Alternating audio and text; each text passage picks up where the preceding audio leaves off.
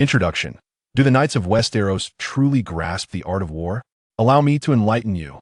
Are the White Walkers formidable? My Greek fire and thunderous artillery have long been thirsting for battle. Are the Dothraki cavalry powerful? I shall demonstrate to you rustic folk what true cavalry is. Daenerys dragons are akin to ancient nuclear weapons?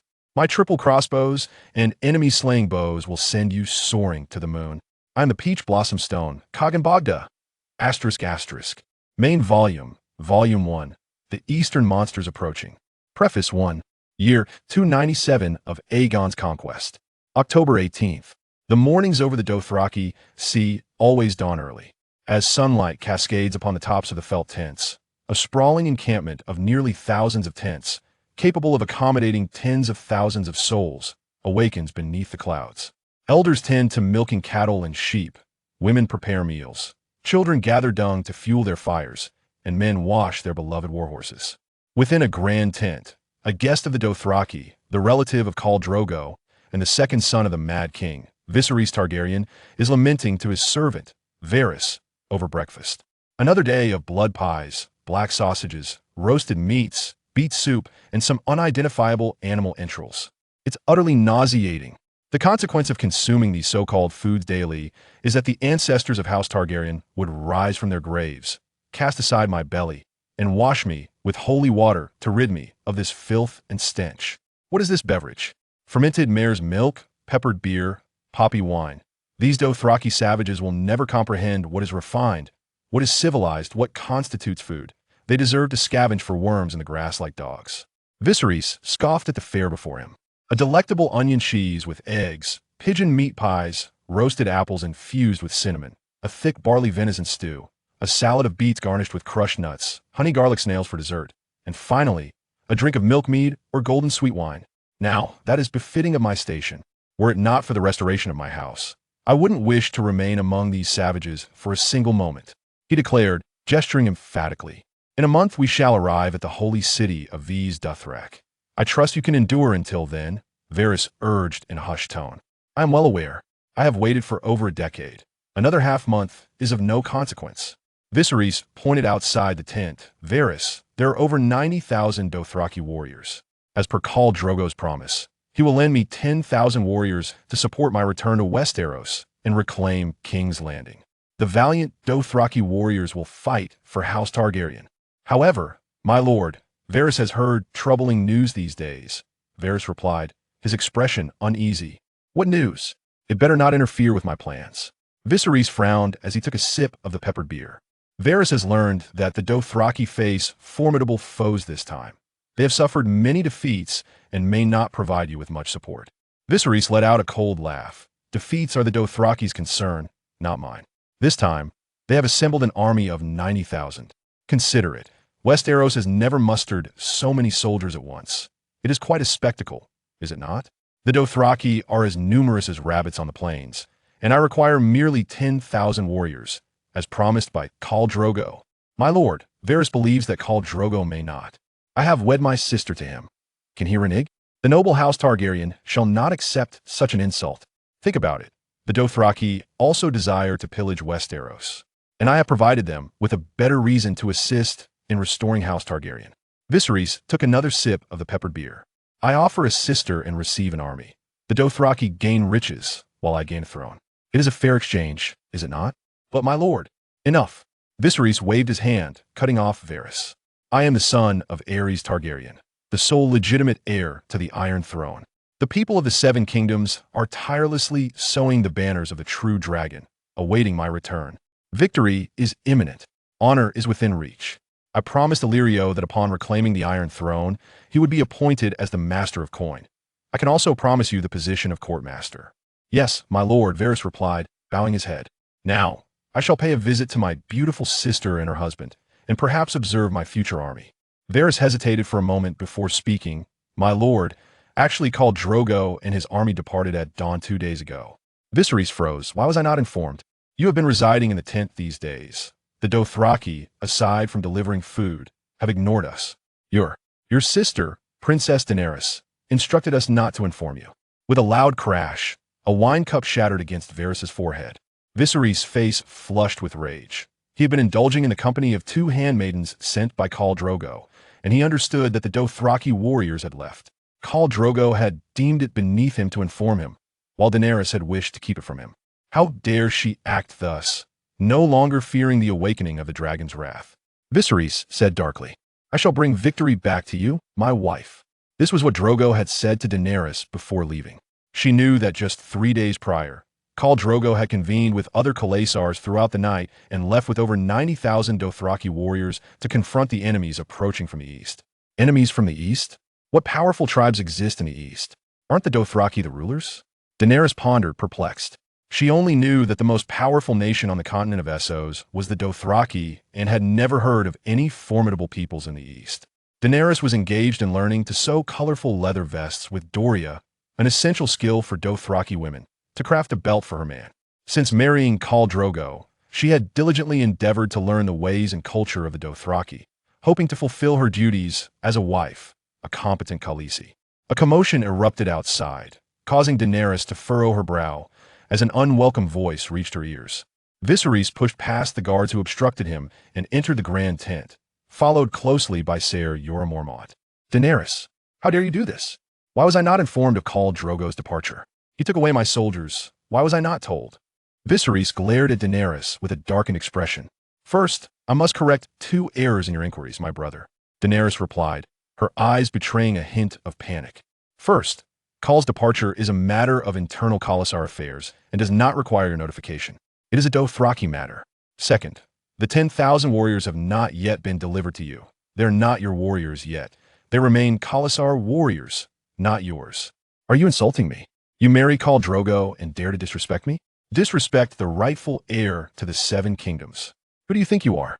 "I am Khal Drogo's Khaleesi," Daenerys replied defiantly. Slap. Enraged, Viserys struck out, knocking aside the hand that was raised to block him. A startled Daenerys stumbled backward, knocking over a pot on the ground and falling onto the soft cushions. At that moment, a hand reached out to block Viserys, who struggled against the grip of an iron-strong hand. The one who intervened was Khval, a Dothraki left behind in the camp by Drogo. Khval shoved Viserys back, and Ser Jorah Mormont stepped forward to support him, locking gazes with Khval without showing any sign of weakness. Kugel cast a disdainful glance at Viserys and addressed Daenerys. "We are in trouble. The enemy has arrived." As they stepped outside the main tent, chaos reigned. Women frantically searched for their children and gathered their belongings, while the elderly tended to the horses, saddling them and feeding them. Young warriors hastily prepared their weapons, mounting their steeds and forming ranks. Kugel swiftly mounted the horse, led by a slave, and pointed towards the distance. "Our scouts have spotted the enemy, approximately 1,000 strong. No need for concern. We have 3,000 brave warriors." He noticed Daenerys' unease and sought to reassure her. "What manner of men are they?" Daenerys inquired. "Tangas, Tabgak. Their pronunciation varies," Kugel pondered. "Togas? Teagisi? Tuaboshi? Peach Blossom Stone." The Peach Blossom Stone Kaganate. In the distance, a solitary rider slowly materialized atop a hill.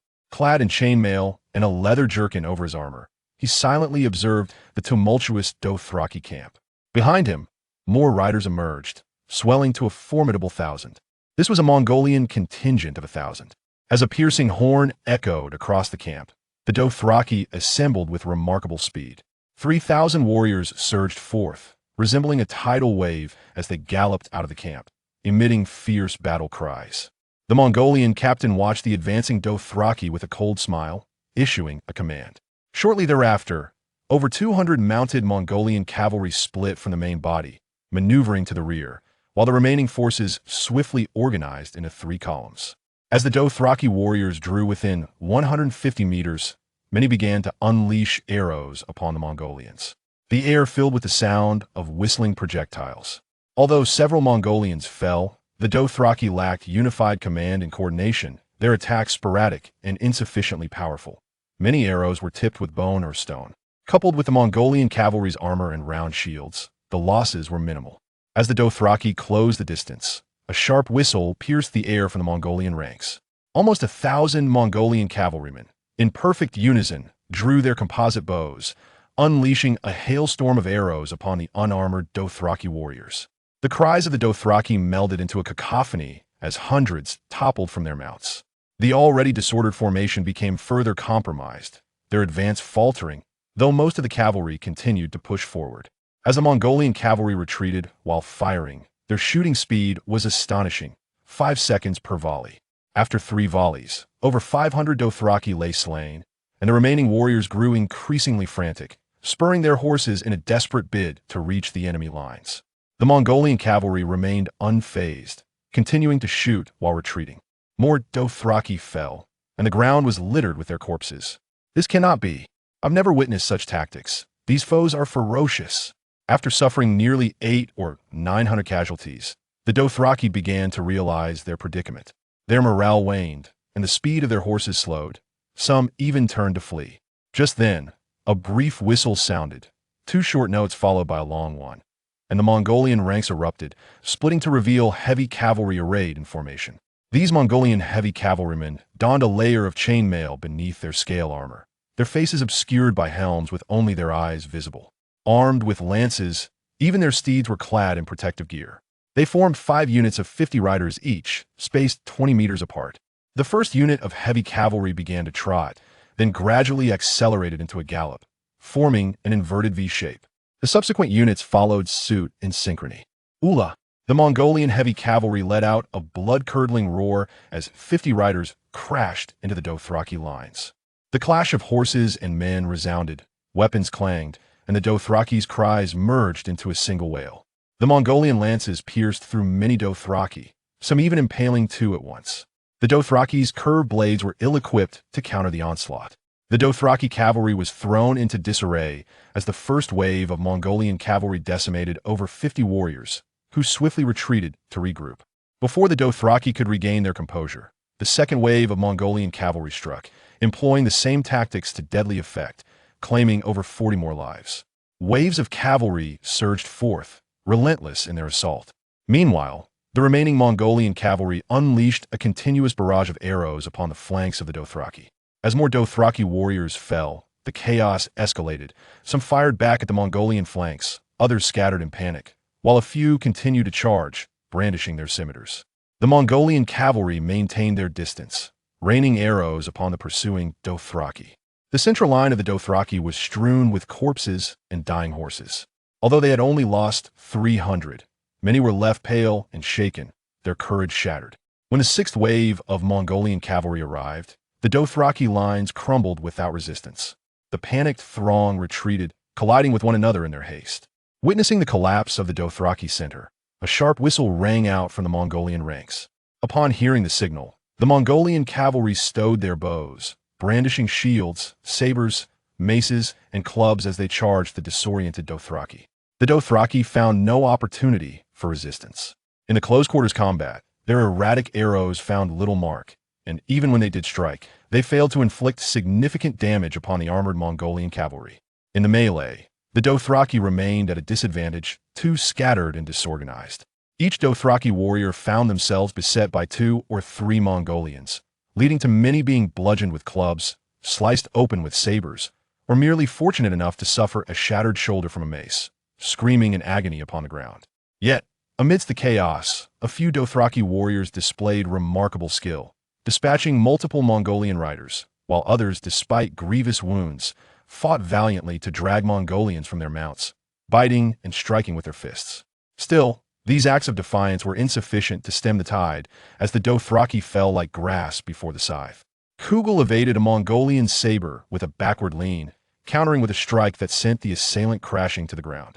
He then deflected another blow with a resounding clang, twisting to disarm the Mongolian before slashing his throat. As a third Mongolian charged from behind, Kugel swiftly drew a small knife from his belt, throwing it with blinding speed, the blade embedding itself in the Mongolian's eye. This marked Kugel's 7th kill. Just as he prepared to rally the remaining Dothraki warriors, a sharp pain pierced his chest. A short spear had struck home. With both hands clutching the spear shaft, he strained to pull it free. Huh! Kugel gasped, blood frothing from his mouth and nostrils. A Mongolian rider galloped past him. With a sickening sound, Kugel's head was severed, spinning through the air before landing with a dull thud, the bell on the back of his helmet ringing a mournful chime. Fewer than 200 Dothraki managed to escape from the battlefield, while the Mongol cavalry suffered losses of less than 200. Outside the great tent, Onlookers were left in stunned silence as panicked Dothraki riders fled past the camp. Viserys murmured, "How could this happen? How could this happen?" Daenerys fidgeted with her dress, her expression betraying her alarm. Sir Jorah Mormont turned to Daenerys and calmly remarked, "Your Highness, I fear you will require the protection of mercenaries now." Soon, 200 mercenaries arrived outside the great tent, comprising 160 heavily armored spearmen wielding large shields and 40 archers armed with yew longbows.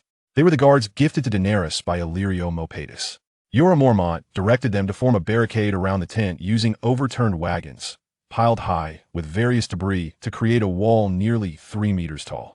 200 mercenaries and the remaining 100 Dothraki warriors fortified themselves within. "This is the plains. 2 legs cannot outrun 4, Jorah Mormont explained to Daenerys. He stood at the entrance of the tent, shield in hand, flanked by several Dothraki warriors, while Daenerys and Viserys remained behind him. Jorah entrusted the command of the operations to the mercenary captain. "Raise your shields. Form tight. Move swiftly, you swine." The captain barked orders while pushing the spearmen into position, establishing a shield wall with the spearmen behind the barricade and the archers positioned behind them, with Dothraki warriors sheltered below the wagon wall. The Mongols approached rapidly, dividing into several groups as they entered the camp. Women unable to flee knelt beside their tents, clutching their children, resigned to their fate. The Mongols ruthlessly slaughtered any Dothraki warriors who dared to resist, gathering women, children, captives, and livestock together. As the Mongols ventured deeper into the camp, they soon spotted the barricade. After a series of signals, hundreds of Mongol cavalry surged towards the tents, calling to their comrades, knowing that this was where the prominent figures resided. Fire!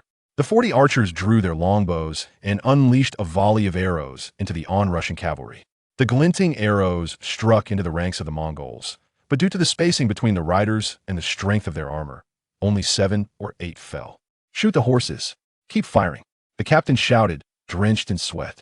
Suddenly, a cloud of grayish-white dust billowed up behind the Mongol ranks. "Archers!" the captain screamed, diving behind his shield.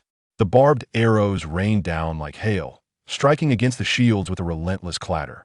Some spearmen and archers, caught off guard, fell with cries of agony, while several Dothraki were also struck down. Leading the charge, 5 or 6 Mongol riders straightened in their saddles, pulling out massive chain hammers the size of a fist, swinging them in the air before launching them at the barricade. With a resounding crash, the hammers struck the barricade with tremendous force, splintering wood and sending debris flying. 2 hammers struck shields, sending 2 spearmen tumbling backward, while others were struck in the head, their helmets knocked off, blood streaming from their wounds as they collapsed without uttering a sound. Once the Mongol riders had thrown their hammers, they quickly turned their horses and galloped away, drawing their recurved bows and preparing to shoot down the exposed helmets. More hammers rained down, further battering the barricade and sending more spearmen flying. Those sheltered behind the shield wall managed to shoot down several Mongol riders, but they too suffered losses. The captain, realizing the barricade could not withstand much longer, ordered the spearmen to abandon it and divide into 2 teams. One crouching beneath the barricade to ambush any enemies that attempted to climb over, while the other team re-established a shield wall in front of the great tent, with the archers positioned behind to provide cover and fire at the opportune moment.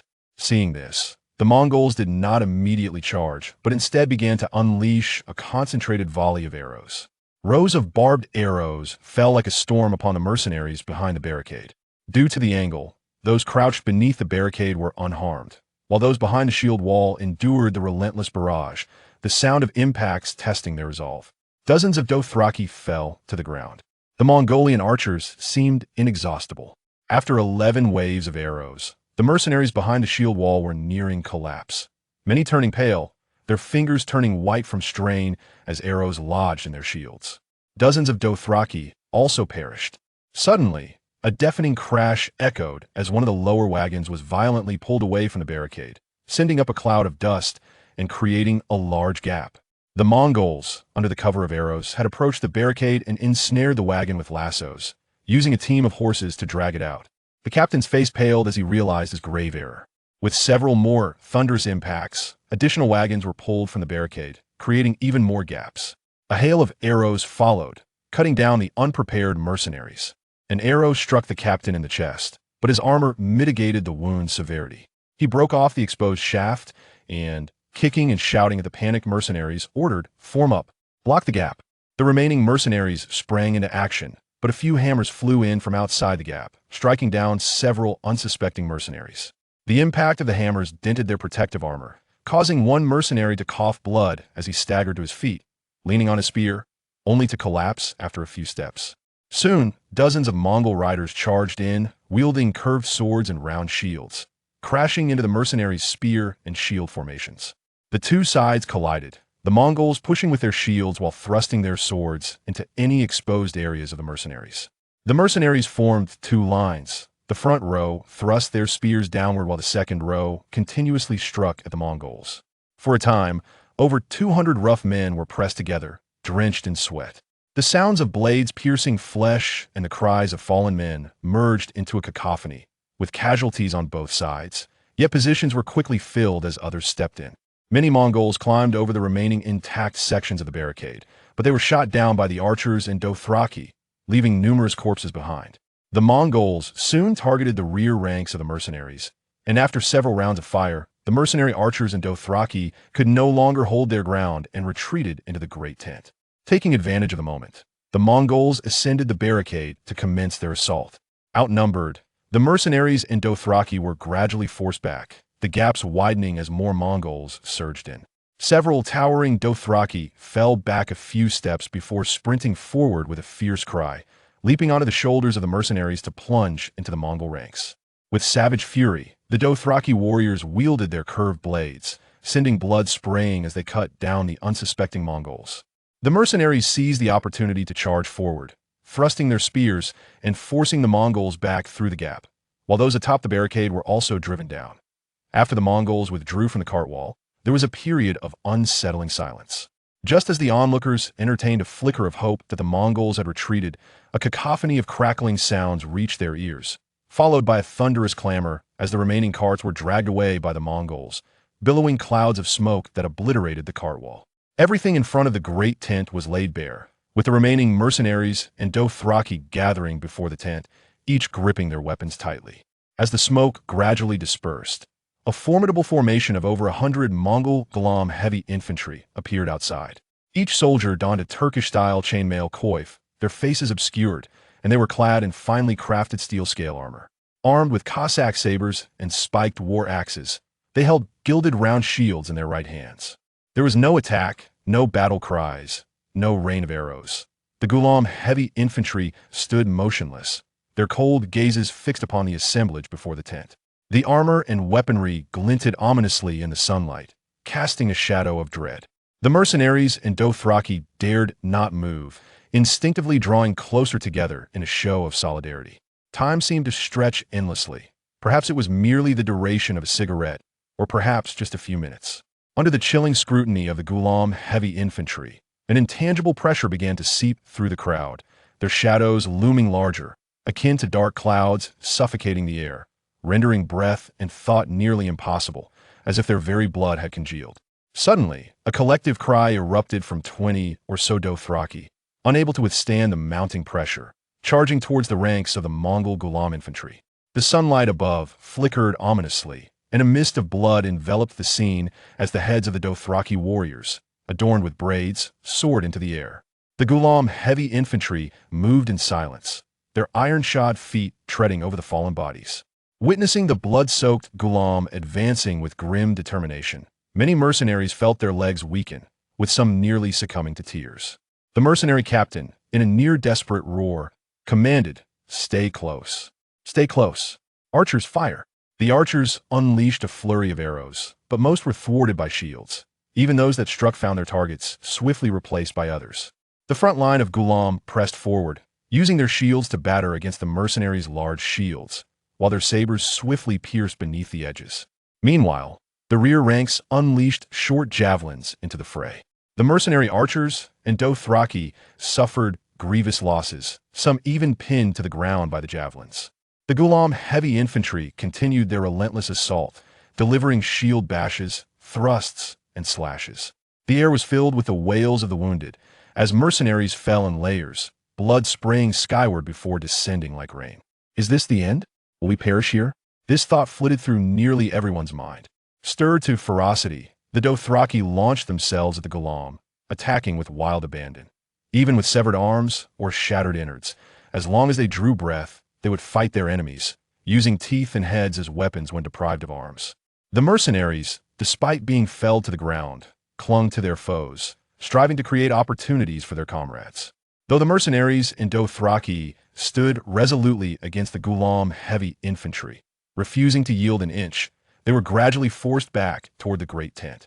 A few trembling handmaidens and Daenerys huddled together, her face pale and gripping a small dagger, her hand trembling uncontrollably. She was terrified, having never witnessed such bloodshed, so many dying before her eyes, the Mongol arrows pushing her to the brink of despair. "Ser Yura, please end my life," Daenerys stammered, her lips quivering as she addressed Yura Mormont. "My hand shakes so violently, please, please." Yura Mormont turned to her, gazing deeply into her eyes. "I will be with you." He then tightened his grip on his sword and pressed it against Daenerys' chest. "It will be swift. You shall not feel pain." With her eyes closed, tears streamed down her cheeks uncontrollably. Chapter 1. Truly Klitsch in the year 283 of the age of the Mad King, as he met his demise at the hands of the Kingsguard, Jaime Lannister. In the city of King's Landing, far to the north, Eddard Stark hunted a white stag in the forests of the Northmere and subsequently prepared it for a meal. Meanwhile, in the south, Balon Greyjoy basked in the sun upon the Iron Islands. To the east, Drogo led his Khalasar in pillaging neighboring tribes. Further north, the Night King's army was devoid of White Walkers. In the same northern expanse, a MS-06F descended amidst flames, accompanied by a tempest of thunder and lightning, landing upon the lands of Northmere. Thousands of White Walkers, with their ashen skin, gaunt limbs, and tattered garments, surged forth, clawing and biting at the machine's outer armor with their sharp nails and viscous teeth, quickly constructing a mound of corpses towering over 40 meters high. At that moment, the machine's electronic eye flickered crimson, and it uttered a mantra. Amit Bha, the infinite compassionate one. Instantly, radiant multicolored light erupted from its frame. With a resounding roar, it proclaimed, the great emperor of martial arts, the medicine Buddha, shining with brilliance, unrestrained and merciless, obliterating the heavens and earth. 19 demonic abominations, wrought with unholy might. Weep in despair, the pinnacle of humanity, treasures of the world, vanquishing all, descending into the void, annihilating currency, an invincible force between heaven and earth. The great health of Demacia, shockwave. A beam of light surged forth from the mountain of corpses, piercing the heavens, and in an instant, the mound was reduced to ash, reminiscent of the aftermath of a nuclear shockwave. The machine then bellowed towards the Night King, "You wretched beast. Reveal your true form at once. We are the fearless warriors of the Thunder Cloud Palace, the diminutive Puto, the Asgardian rulers, the sovereigns of the abyss. The lords of the void, the interstellar rangers, the Dark Knight, the Ninth Angel, the aberrant demon, the arcane rogue, the Tomb Raider, the Master Xuanzong, the iron-blooded warrior, the Orc Emperor, and the Director Wu of the Polling Bureau, mere servants of the sweepers. I represent the Buddha's punishment upon you." With that, it soared into the air, spinning at an astonishing speed, and raised its colossal steel leg, weighing 99,980 pounds, bringing it down with a resounding crash upon the Night King, creating a massive pit several thousand meters deep. The amber sunlight was warm and gentle, casting its glow over the boundless grasslands, a vibrant emerald expanse. As the morning light illuminated the fields, they appeared dusted with gold, while the gentle morning breeze stirred waves of shimmering green. The air was moist and pure, inhaling deeply. The refreshing scent of grass and foliage enveloped the senses, bringing tranquility and ecstasy. Various wildflowers bloomed in the grass, here a cluster, there a patch, basking in the sunlight like a colorful mist drifting across the verdant plains. Soft clouds caressed the azure sky, resembling a tranquil lake on a windless day, undisturbed save for the occasional flight of birds, tracing graceful arcs against the firmament. In the distance, the snow-capped mountains shrouded in mist appeared ethereal, with clouds swirling among the peaks, evoking a sense of wonder. Yet despite the breathtaking scenery, a profound melancholy enveloped Li Muyu as he sat astride his horse, pondering the absurdity of the system and the notion of conquering the world, feeling utterly disillusioned. The events that had transpired were, in truth, quite simple. Merely an hour and a half prior, in the 40th year of the Ming dynasty, Li Muyu, a 30-year-old, somewhat lackluster middle-aged man, found himself idly shirking his responsibilities as the prefect of Jianning Prefecture. The 3-hour server maintenance of World of Warcraft 80 left him with no choice but to delightfully indulge in the game Mount Blade. warband. Incompetent. To hell with it. I demand 100 to 300, he exclaimed, his excitement palpable as he maneuvered his character to assault the city of Jerusalem. Li Muyu stationed his troops outside the city, embarking on a solo siege against the Crusaders, who numbered in the hundreds. Undaunted, he reveled in the superiority of his character's opulent gear, confident that the NPCs posed no threat. His character, dubbed the Prince of Muyu, boasted a formidable array of skills and equipment, a lavish Song Dynasty golden lacquered armor, a helmet adorned with a goosewing design, and sturdy plate gloves and boots, all offering substantial defense. Armed with the precise weaponry of Wang Shunshin and a formidable golden dragon axe, his prowess was unrivaled. Thanks to modifications he had made to the game. Ha ha ha. I am invincible in this universe. He chortled, even as he was pierced by arrows from Crusader crossbowmen. Despite being besieged by numerous Knights Templar, Hospitaliers, and Jerusalem Knights, the Prince of Muyu valiantly felled the last Templar Knight before the Omar Mosque in Jerusalem. Li Muyu erupted in laughter, conveniently forgetting the reality of his cheating. Cheating? Not at all. I merely adjusted the game's mechanics for enhanced enjoyment. It is the prerogative of a true gaming enthusiast, he would often assert. At that moment, a system notification chimed. You have conquered the last city of your enemies. You are now the world conqueror, your achievements unparalleled. Your renown is unmatched. You have created a legacy of conquest. Finally, after 3 arduous days, he had conquered the world. Exhausted, he leaned back in his chair, taking a puff from his cigarette. What a play once World of Warcraft is back up. Perhaps I'll try the Zandalari Troll Druid and hunt down those Alliance pigs. Suddenly, as he prepared to rise, he noticed a new notification on the game's main interface. Your actions during the game have been utterly shameless. Fool. The reputation of the warriors has been tarnished by your deeds. Countless innocents weep because of you. The king's warriors, stained with blood and tears, grasped their swords with a vow to cleanse this humiliation. The notification, emblazoned on a dark background with crimson text, featured a masked panda and skeletal figures weaving through the words, exuding an air of indignation. Interesting. Does version 11 really have this feature? Li Muyu chuckled, emboldened by the challenge. True warriors dare to confront the trials of blood. Fool. Would you dare to play a genuine game once more? To be a real man? Fool. What will you choose? Embark on your authentic life. The notification interface transformed into a pink backdrop, showcasing a pipe-smoking panda. Presenting 2 options. I am a true man of iron and blood. Must choose. And I am a lady, will not choose. After a moment of contemplation, as the prompt interface awaited a selection, Li Muyu swiftly closed the mount and blade screen and opened 360 antivirus. What a nuisance. Surely, he hadn't contracted some Trojan virus. What was this about embarking on a real life, a genuine game? Stagnation. He had indulged in too much of the infinite dread. Sighing, he realized that after downloading a mod, a thorough virus scan was imperative. He began to ponder that if he couldn't eliminate the threat, perhaps it was time to consider switching to Rising or Kaspersky. However, that would entail spending money. He decided to check the forums for any viable crack versions instead. Suddenly, the room descended into utter darkness, an impenetrable black void devoid of any light. Li Muyu discovered that even with his hand placed directly before his eyes, he could see nothing. Simultaneously, silence enveloped him. There was an eerie stillness, akin to wearing noise-canceling earplugs, rendering him unable to hear anything, including his own heartbeat and breath. He distinctly recalled that just a second prior, his computer was playing Demon King's Exxon, while the neighbor's television blared loudly. He sensed that he was experiencing an unfathomable event. Perhaps merely a dream. The main text, Chapter 2. Chung Wumai Qingjiu honed by countless novels and films, he possessed a resilient heart. Thus, he closed his eyes and awaited a moment of awakening or the occurrence of some event. Upon shutting his eyes and then reopening them, light suddenly flooded his vision.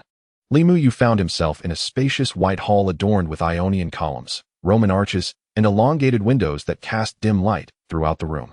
The fireplace at the front crackled softly, the sound of wood gently popping. Along the walls to the left and right, an array of armor and weapons was displayed. Mycenaean bronze armor, Greek hoplite bronze armor, Roman Praetorian armor, Italian plate armor, Turco-style chainmail, Gothic armor, and Renaissance plate armor.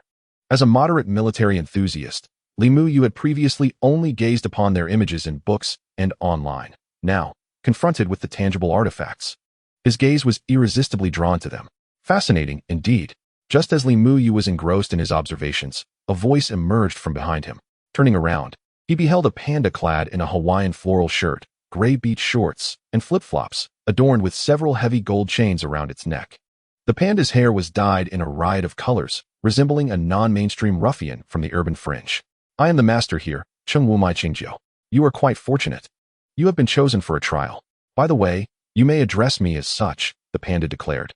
Not allowing Li Muyu a moment to respond before lighting a Havana cigar, its fingers adorned with several large gold rings. Cheng Wu Mai Qingjiu? Li Muyu involuntarily twitched. Was this not the name of his monk character? I refuse to traverse dimensions. Li Muyu replied without hesitation. As a veteran gamer of 20 years and a seasoned web fiction enthusiast who had delved into works like The Night's War, Mercenary Legends, Beast Blood Boiling, the Dark Elf Trilogy, and the most visually captivating saga since the dawn of the cosmos, the Mongol invasion of ice and fire, he would never stoop to asking childish questions like, are you an alien? Kidnapping? Filming a movie? Cheng Wu Mai Qingjiu, with a keen interest, inquired. Haven't you often fantasized about what you would do if you were to traverse time and space, and believed you could certainly perform far better than the protagonists in those novels? Yet now, when presented with the opportunity, you hesitate? Such musings are mere idle talk.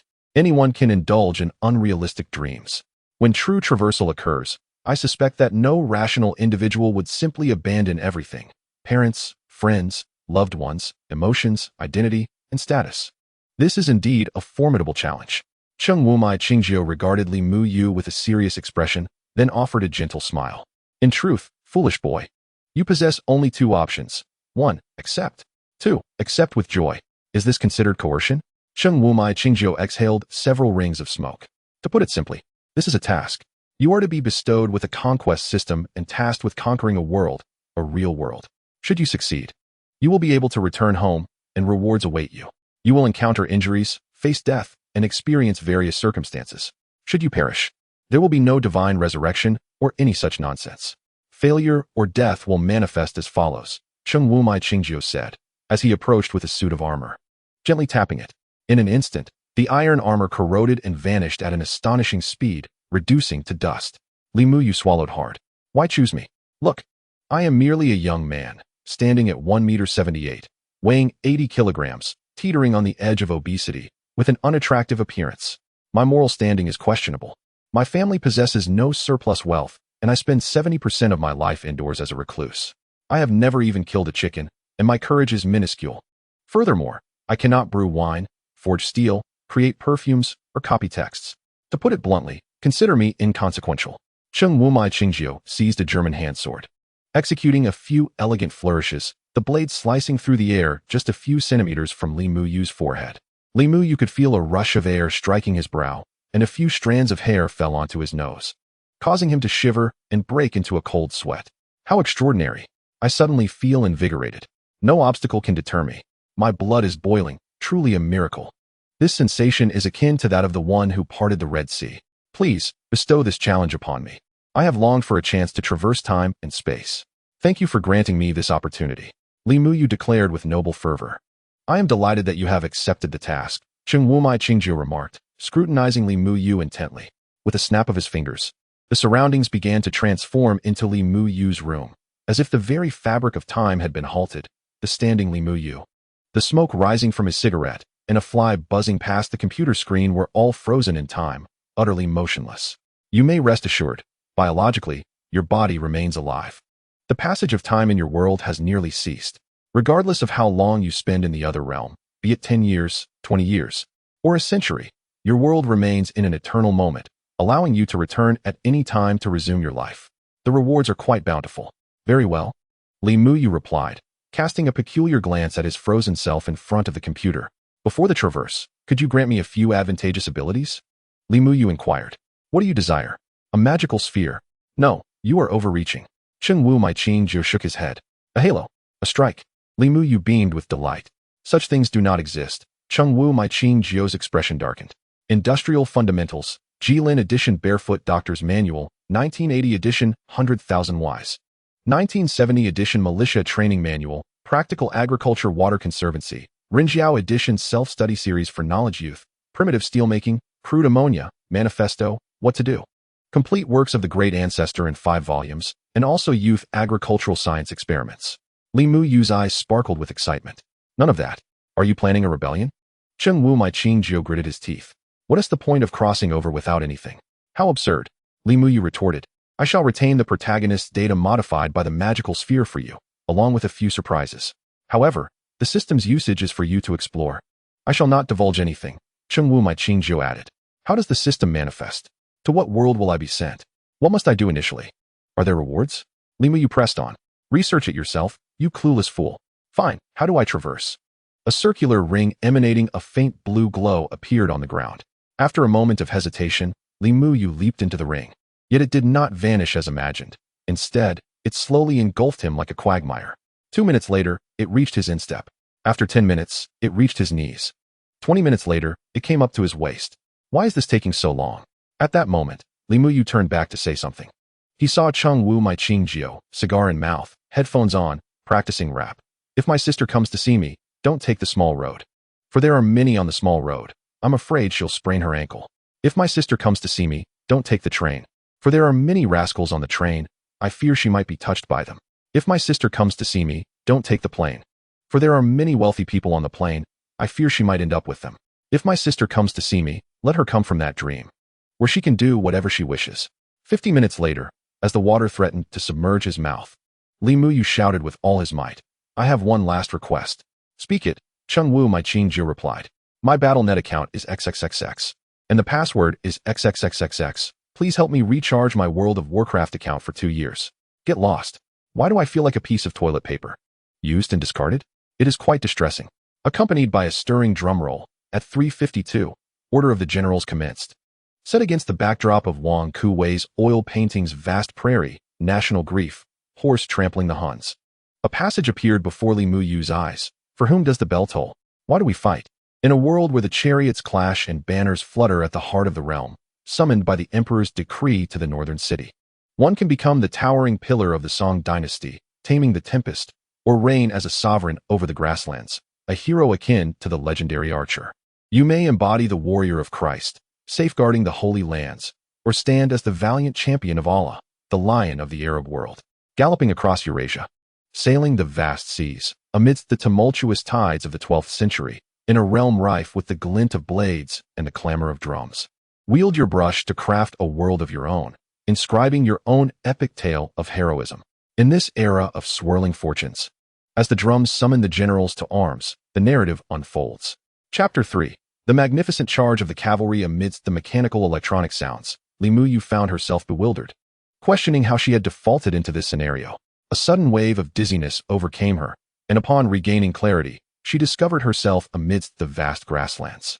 Clad in knee-length heavy plate chainmail, reinforced with additional armor plates for enhanced protection, adorned with a Turkic-style chainmail helmet, she sat astride a brown steed. A curved sword and a dagger hung from her left belt, while her right side bore a quiver filled with iron-tipped arrows and a composite bow crafted from horn and wood. On her back rested a cavalry shield shaped like a hawk. The heavy plate chainmail, constructed with interlocking iron rings in a double helix pattern, featured a dual-layer structure for heightened density, with additional armor plates embedded in the chest, back, and shoulders for fortified defense. The Mongolian saber, forged from Damascus steel, drew upon the strengths of Arabic blades, blending the heft of chitin-long swords with the sharpness of Song dynasty sabers. Employing advanced metallurgical techniques to achieve unparalleled sharpness capable of severing through swords. The iron-tipped arrows, numbering 30, measured 2 feet and 9 inches in length. Crafted from birch wood with feathers from eagles, featuring narrow, sharp triangular tips that possessed extraordinary piercing power. The composite bow, with a bamboo core, was overlaid with water buffalo horn and sinew, encased in layers of birch bark for moisture resistance, and included a layer of cork at the center, sheathed in rare fish skin for added durability. Following the customary gaming practices, Li Muyu opened the system to review her attributes. Heeding the advice of Cheng-Wu-My-Qing that the modifications retained through the magical sphere were indeed preserved, yet verifying them was prudent. Chapter 4.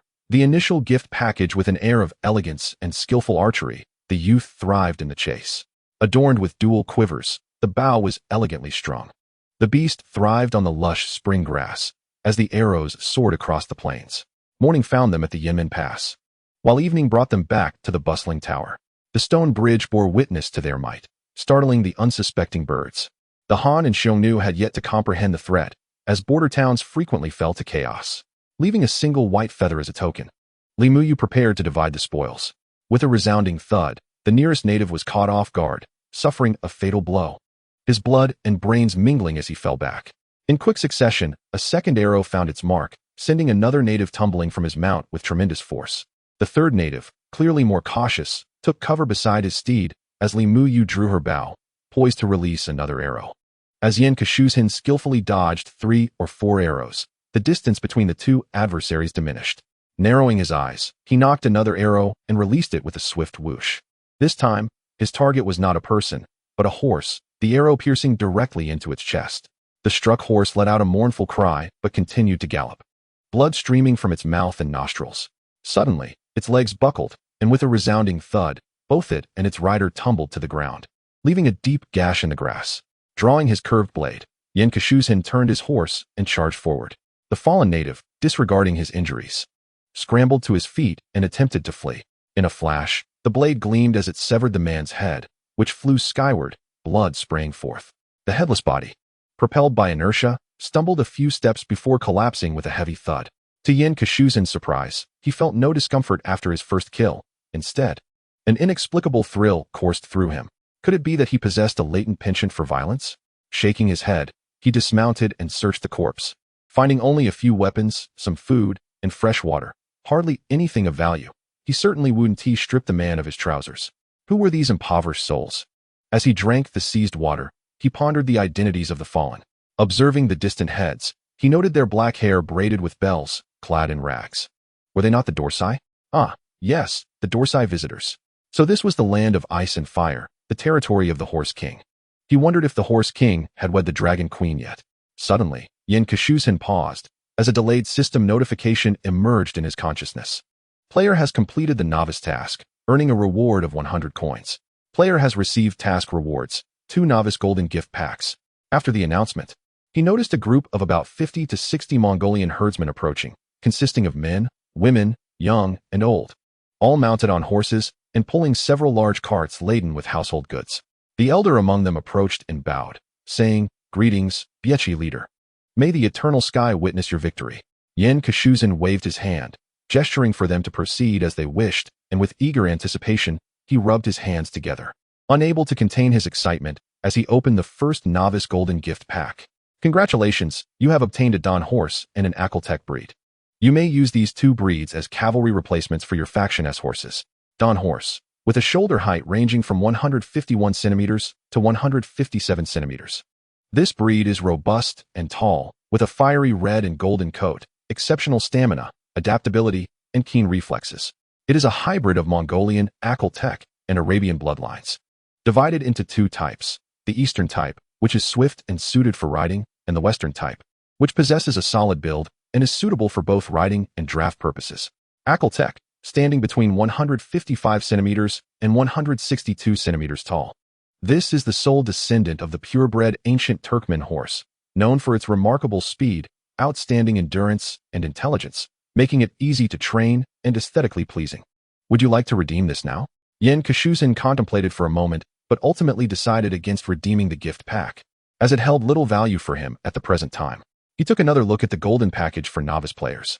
Congratulations, you have received a high-level troop package, which includes special random characters and elite soldiers. Pincushion felt a surge of joy. This was precisely what he had hoped for.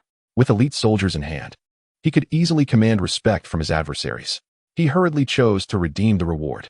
A thin mist began to rise not far away, gradually dispersing to reveal a dozen figures. Among them, several donned complete armor typical of the Central Plains, wearing iron helmets and bearing riding bows and shields, while their horses were draped in leather armor. The others were clad in ankle-length full armor, distinguished by an additional layer of neck protection beneath their helmets. Level with their eyes, even their steeds were adorned with protective gear.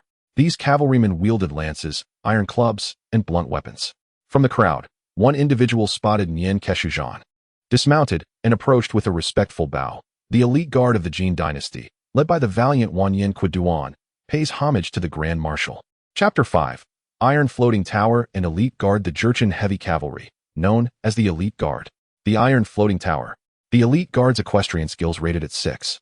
Archery at 8. With a proficiency of 298, the Iron Floating Tower had equestrian skills of 7, iron bones at 8, and a powerful strike of 7. Pincushin's face flushed with excitement. His fortune was indeed remarkable. He had struck gold, for the package contained top-tier heavy archers and cavalry.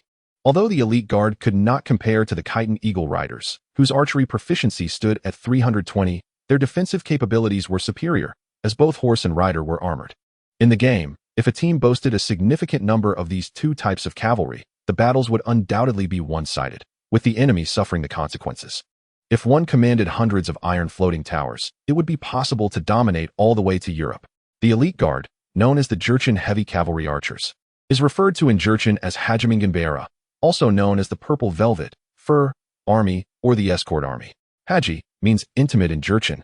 Mingan refers to 1,000 households, and Beara signifies the elite guard, a term that later came to be associated with the Manchu elite troops, known as the Bairala.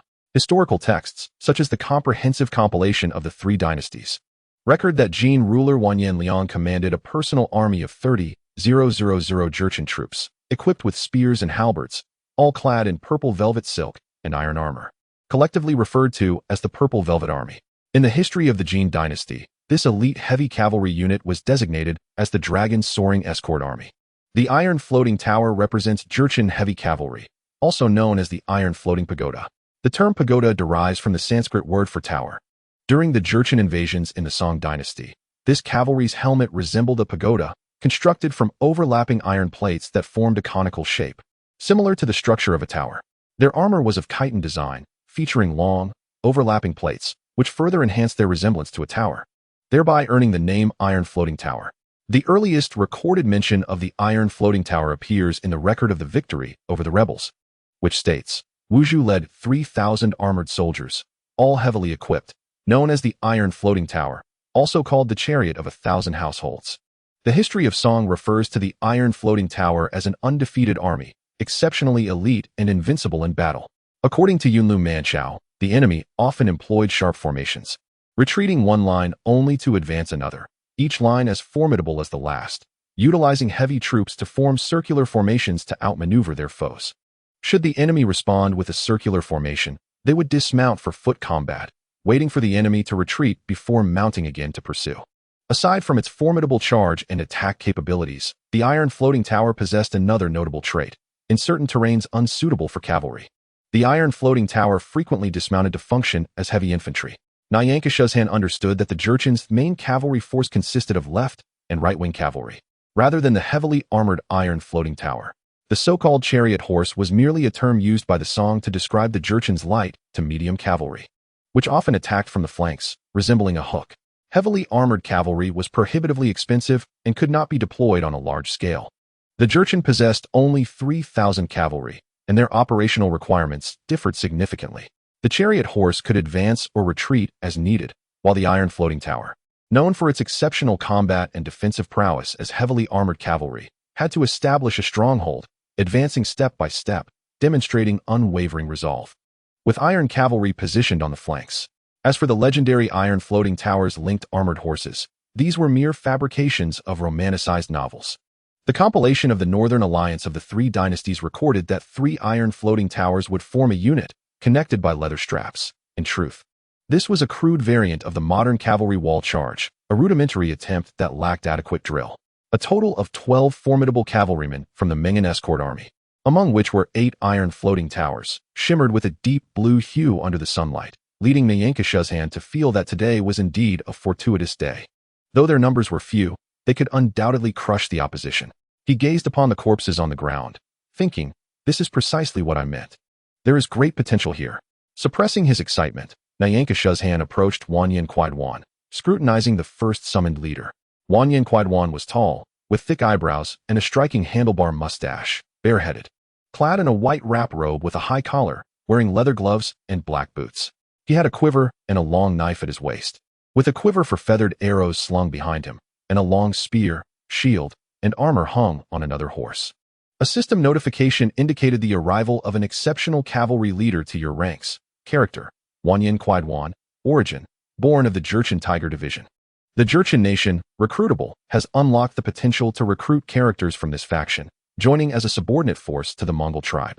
Jurchen Cavalry, Jurchen Tribesmen, Jurchen Cavalry, Jurchen Mounted Archers, Jurchen Heavy Cavalry, Jurchen Spear Cavalry, Jurchen Heavy Spear Cavalry, Jurchen Chariot Horses, Jurchen Infantry, Jurchen Alex, Jurchen Wuwei Infantry, Jurchen Hezamok Infantry, Mingen Escort Army. The Iron Floating Tower is a special unit. The recruitment criteria are left to your discernment. Very good, Nyanka Shuzhan exclaimed, patting Wan Yin Quaidwan on the shoulder. Young man, where is your hometown? What does your family do? What skills do you possess? Nyanka Shuzhan blurted out. Wan Yin Quaidwan appeared perplexed, yet he respectfully responded. I hail from the Tiger Hunter tribe, my hometown being Ningjiang Prefecture. My kin are all hunters. I too was once a hunter, having hunted tigers and bears. Yin Keshujan expressed interest, inquiring if he was adept at tracking and whether he could discern the origins of the deceased. He gestured towards the corpses of the Dothraki. Indeed, Wan Yin Quaidwan replied with a bow, stepping forward to examine the bodies of the Dothraki. He meticulously inspected them, scrutinizing their weapons, attire, and even the horses left behind, as well as those lying dead on the ground. After a brief interval, he returned. General, I have discerned that these individuals are marauders. Marauders? How did you ascertain that? Wan Yin Quaidwan led Yin Keshujan closer, indicating the corpses. General, observe the differing textures of their leather vests. The materials vary, some are crafted from horsehide, others from cowhide. The stitching is a mix of meticulous and coarse craftsmanship. Although these men are assembled together, they are all adults. Yet their hairstyles vary, indicating they do not belong to the same tribe. Furthermore, he continued, using a leather whip to point at the Dothraki on the ground. Their vests are quite soiled, bearing several distinct slashes suggestive of knife wounds, alongside some dark, unidentifiable stains. If they were their own possessions, would they not have cleaned them? It is evident that these are not their belongings, but rather spoils taken from another. Yin Keshujan pursed his lips, thinking that this reasoning seemed somewhat far-fetched, dismissing it as mere bravado, as he lacked the expertise to dispute it. In the following discourse, Wan Yin Quaidwan gestured towards the horses ridden by the Dothraki. Among the 3 horses, one was a draft horse, not a war steed, and each bore different brands, indicating they hailed from 3 distinct tribes. The likelihood of 3 tribes coexisting in the vast steppe is minimal, thus, they must be thieves, horse thieves. These individuals likely served as scouts sent ahead. Yin Keshujan, though somewhat skeptical, acknowledged Wan Yin Quaidwan's deduction.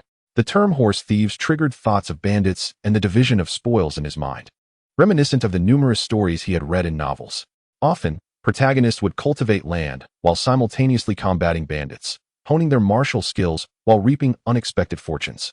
Given his modest capabilities, he pondered the merits of such an endeavor. Yet, the question remained, where was the camp of these marauders? The vastness of the grasslands stretched endlessly, making it difficult to locate. Wan Yin Quaidwan, mounted and surveying the horizon, spotted a small river to the northwest, with a few indistinct hills in the distance. Dismounting, he inspected the provisions carried by the Dothraki marauders, discovering the flatbreads within the supply bags to be intact. He then used a small knife to slice open the belly of one of the fallen marauders, examining the undigested food within. Such brutality, Yin Keshujan swallowed hard, suppressing a wave of nausea.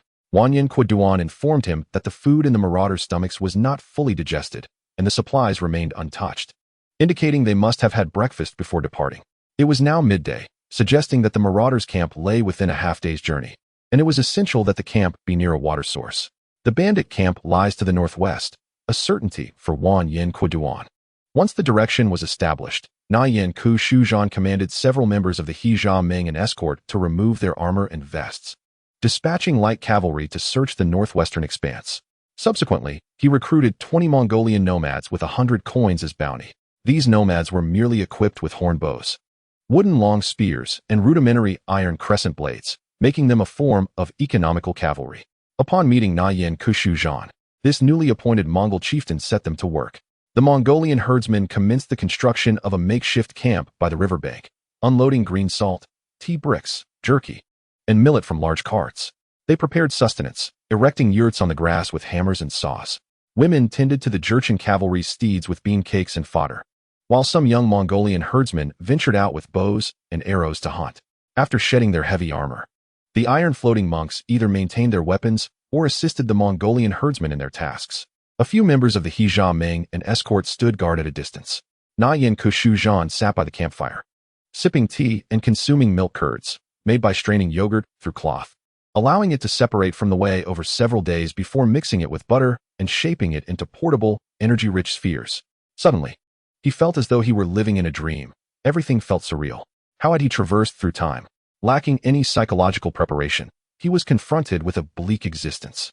Devoid of familiar loved ones, friends, and the society he once knew. It was truly disconcerting. A wave of homesickness washed over him, a longing for his parents, for his mother's cooking, and his father's scolding.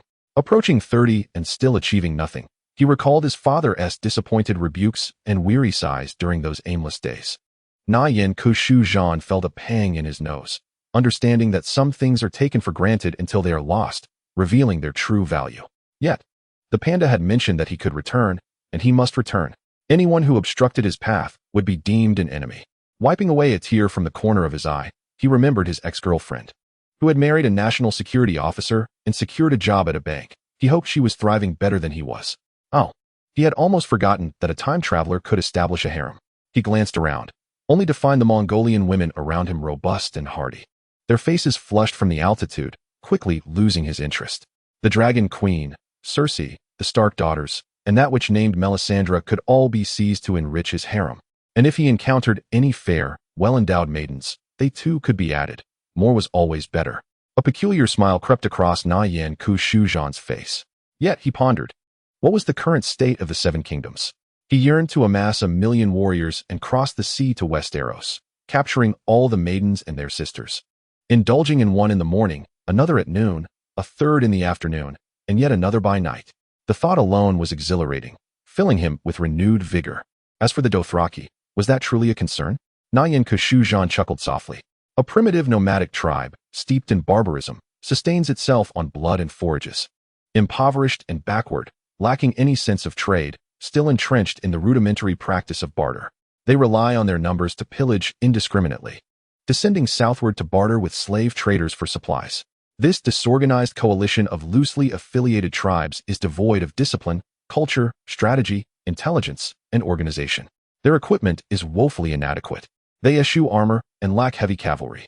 Throughout history, all nomadic peoples, once they attain wealth and development, prioritize the establishment of heavy cavalry, be it the Sassanids, Scythians, Huns, Turks, or Xiongnu. Even the Gauls and Vandals, mountain dwellers of Ur, possessed heavy cavalry. The Dothraki disdain armor, believing it to be the mark of cowards. Ultimately, their plight can be summed up in one word: poverty. They are indeed destitute, the only advantage being their sheer numbers. Can such impoverished beings pose a significant threat? Kushu cast a glance at those around him and the Jurchen cavalry, snorting dismissively. Not a threat, merely an inconvenience. As for the Knights of Westeros, the feudal and conscription systems would crumble before a more organized and disciplined professional army. The White Walkers of the North bear an uncanny resemblance to zombies. Possessing characteristics of contagion and resilience, slaying a White Walker requires dragonglass and Valyrian steel.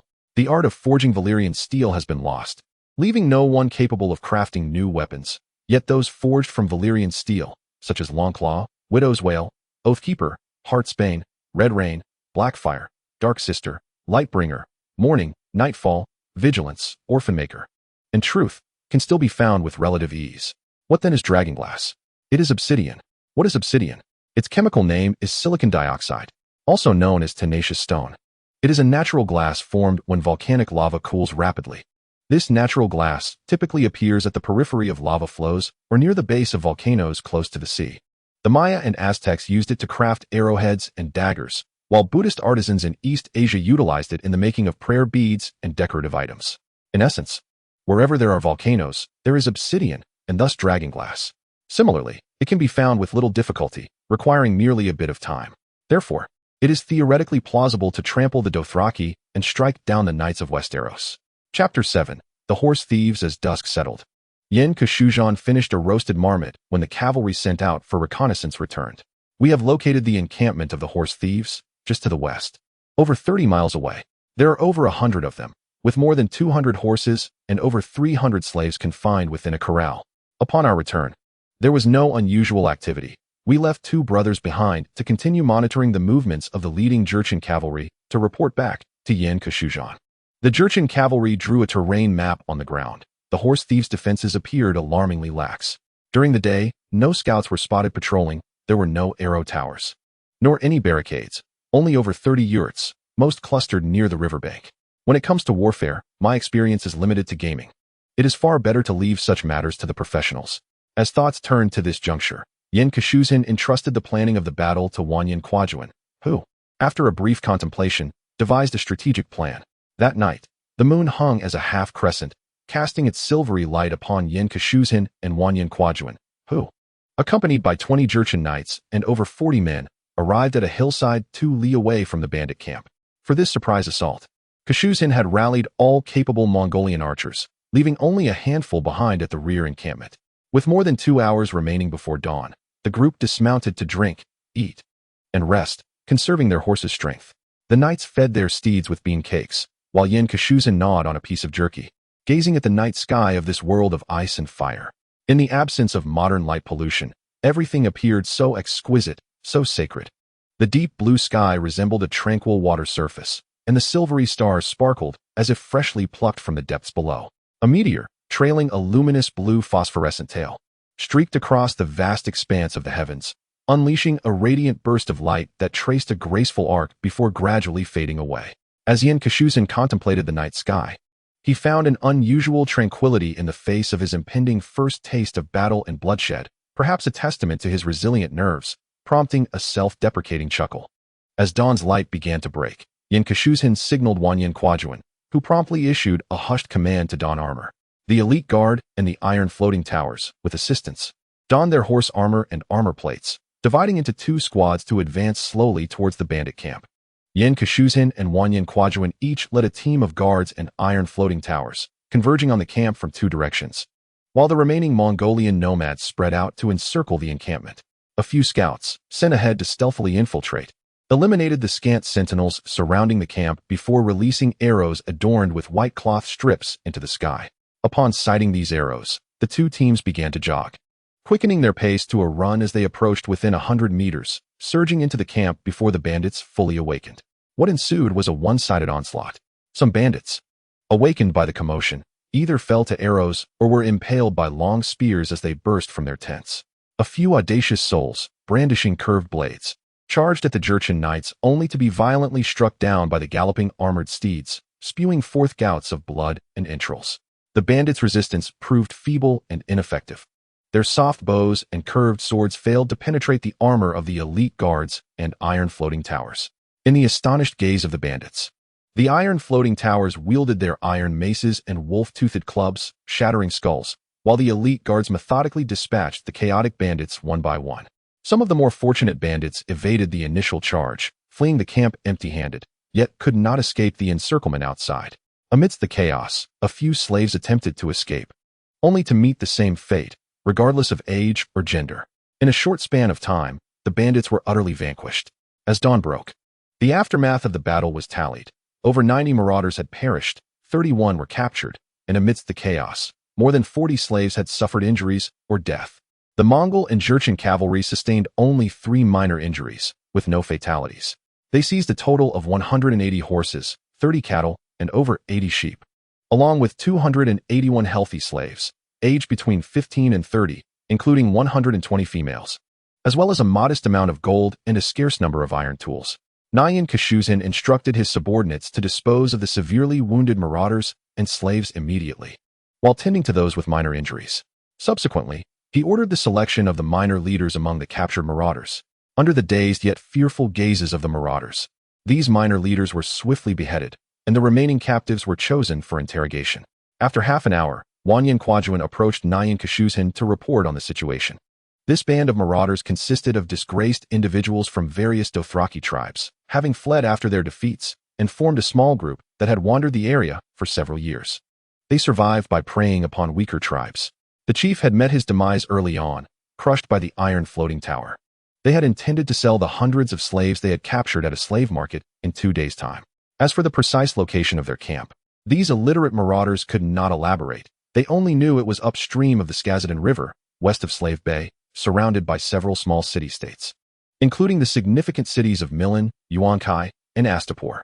To the south lay the Raza region, dotted with many settlements of the Razalan people, while to the north stood the mountains known to the Dothraki as Khalasaras, the white face of the Red Wasteland. They could not provide further details, but mentioned a few Dothraki clans and other bands of marauders located several days' travel away. As Pincushion listened, he sketched a rudimentary map in the dirt, relying on memories from the books of Grandpa Martin and various television series. At last, he discerned their whereabouts, thankfully. They were not situated in the midst of the Dothraki Sea, thus avoiding direct confrontation with the Dothraki. The mere thought of the millions of Dothraki stirred feelings of unease within him. He knew that if he were to appear directly in the Dothraki Sea, regardless of how discreetly he operated, he would soon be recognized as an outsider and swiftly overwhelmed. Remaining in this peripheral position was advantageous. He could evade direct engagement with the Dothraki, akin to playing a strategy game where one builds a new general, embedding oneself within a lesser clan, avoiding the formidable Hojo clan, and lying in wait for years before rising to obliterate the Ashikaga clan and vanquishing the Chiba and Jinrakugi families. Then, seizing the opportunity while the Hojo were embroiled in conflicts at Kawagai Castle and with the various factions of Yasuji, he could strike at Edo Castle and seize control of the Kuni province. After several decisive battles, he could push the Hojo back to their stronghold in Odawara, thus mastering the Kanto Plain, rendering himself unassailable. Surviving and thriving within the cracks of power was indeed a source of joy, Nyan Kashuzen mused to himself. Subsequently, he addressed Wanyan Quidun, remarking that it seemed they would have many adversaries in the future. He instructed a few individuals to return and relocate their temporary encampment, as this location was ideal for establishing a base. Yen Kushu-Zhan surveyed the surroundings. This bandit camp was flanked by water on two sides, with distant hills suitable for the construction of watchtowers. The bandits had operated here for several years, establishing a significant presence. There were vast grasslands and flatlands, providing ample conditions for future expansion. After half a day, the Mongols arrived, driving their carts to the new temporary camp. With the relocation of the camp, the total number of individuals, including Mongols, Jurchen warriors, captured bandits, and slaves, approached 400. However, the provisions they brought, combined with the supplies seized from the bandit camp, sufficed for only 20 days. Consequently, Yen Kushu-Zhan planned to retain 100 robust slaves, with each Jurchen knight receiving 3 male and female slaves. It was impractical to assign the Iron Buddha to tasks such as milking, herding, or haymaking. The remaining slaves were distributed among others, with Yen Kushu-Zhan retaining a few for his personal care. In a few days, the remaining slaves would be taken to the market spoken of by the bandits for sale to further understand the circumstances. From the captured bandits, it was learned that 200 miles away lay a grassy market where various groups, including the Dothraki and the Khalasar, gathered to trade slaves and goods. This market operated on an open basis, frequented not only by Dothraki but also by Jaskari, Lazarene, and even Valyrians, as well as individuals from Westeros. As for the notion of freeing slaves and promoting a new lifestyle of liberty, Yen Kushu-Zhan, despite being born in a modern society and having received a higher education, would never entertain such thoughts. This was due to the incongruity with the prevailing geographical, economic, and military conditions. The limitations of the slave production relations persisted in the slave society.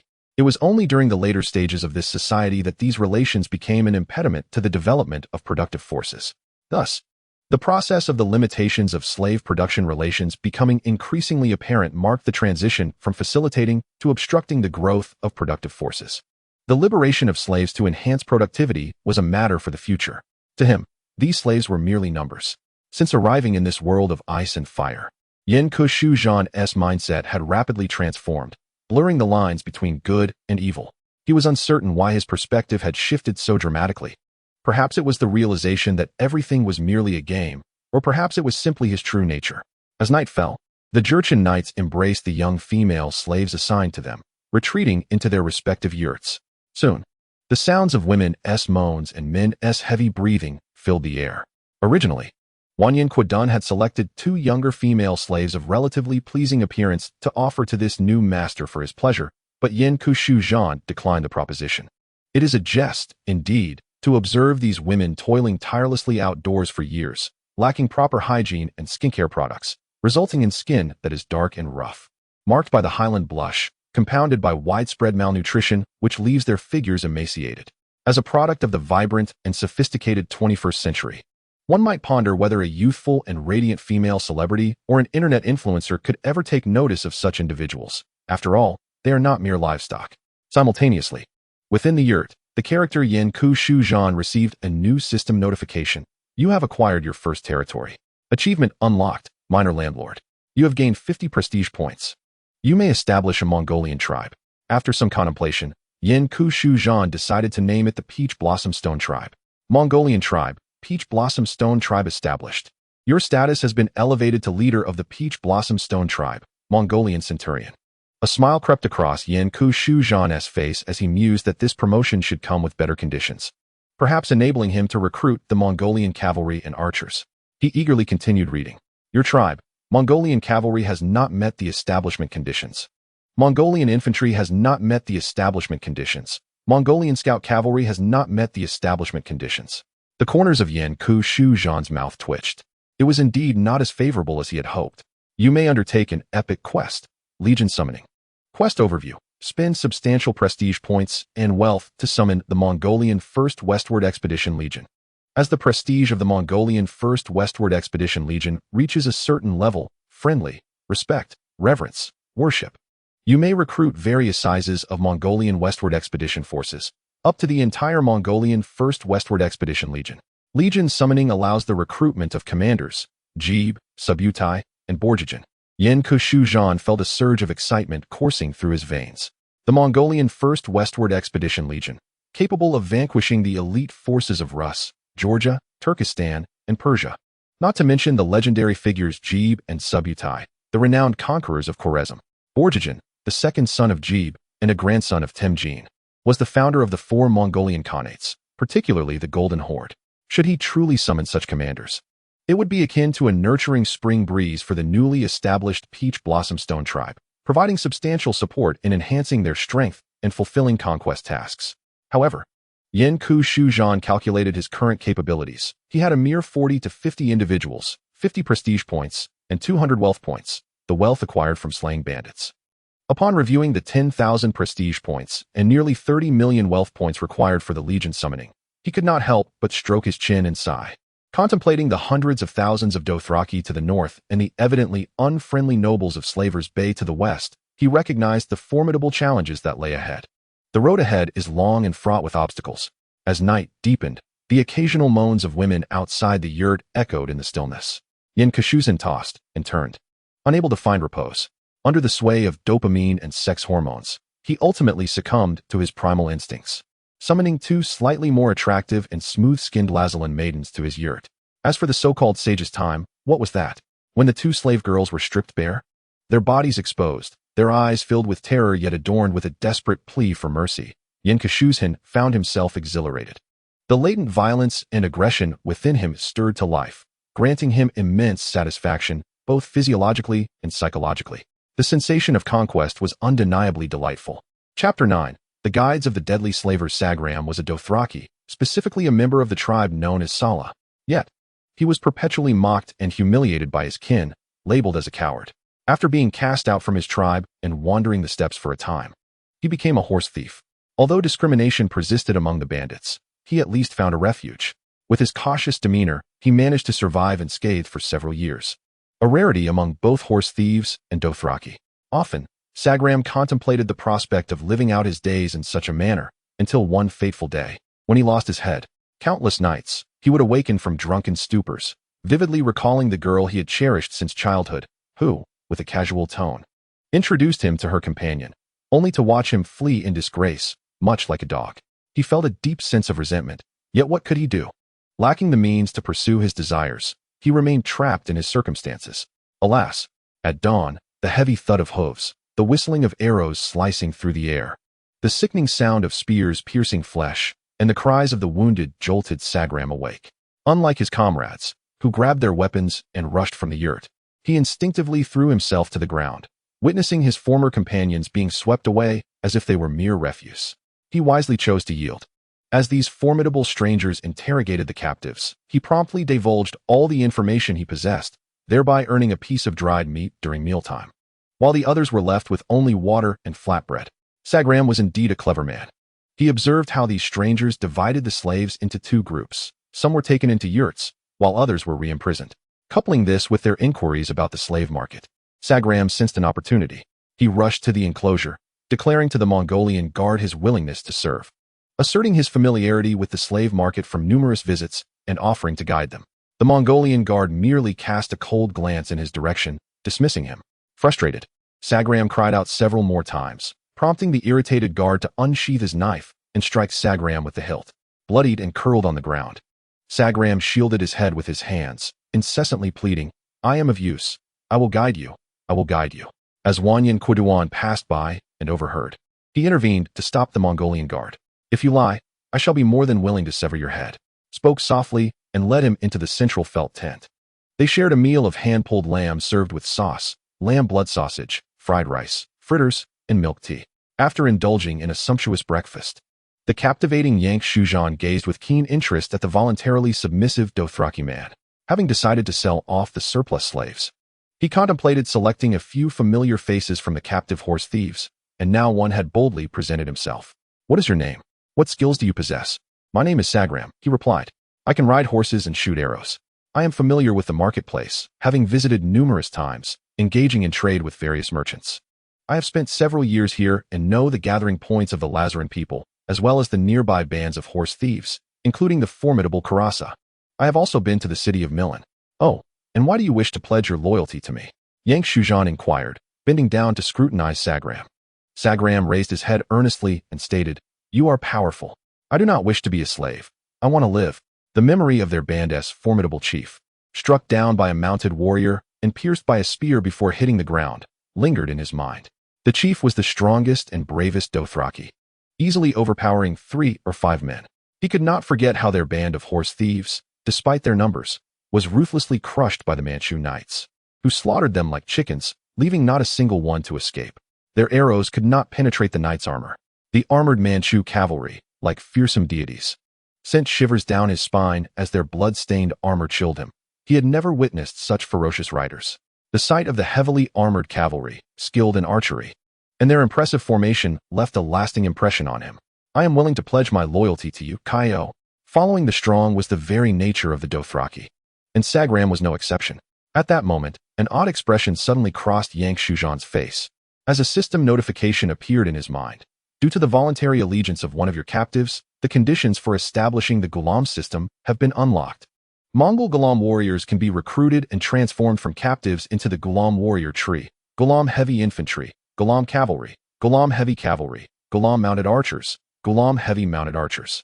The Ghulam slave soldier system is a significant military institution unique to the powers of medieval Central Asia, West Asia, and South Asia, derived from the Persian word ghulam, meaning trained slaves, constituting a professional elite force. In the 9th century, during the reign of the Abbasid Caliphate's 9th caliph, Al-Mu'tasim, the caliph sought to balance the power of military officers by recruiting slave guards through his maternal lineage, tasked with safeguarding his personal safety.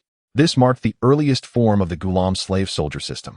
In 874 AD, the Persian Samanid dynasty, emerging in the Iranian plateau, institutionalized and systematized the slave guard system from the Abbasid era to ensure the unity and stability of the dynasty, thereby creating the Ghulam system and establishing the Ghulam slave army.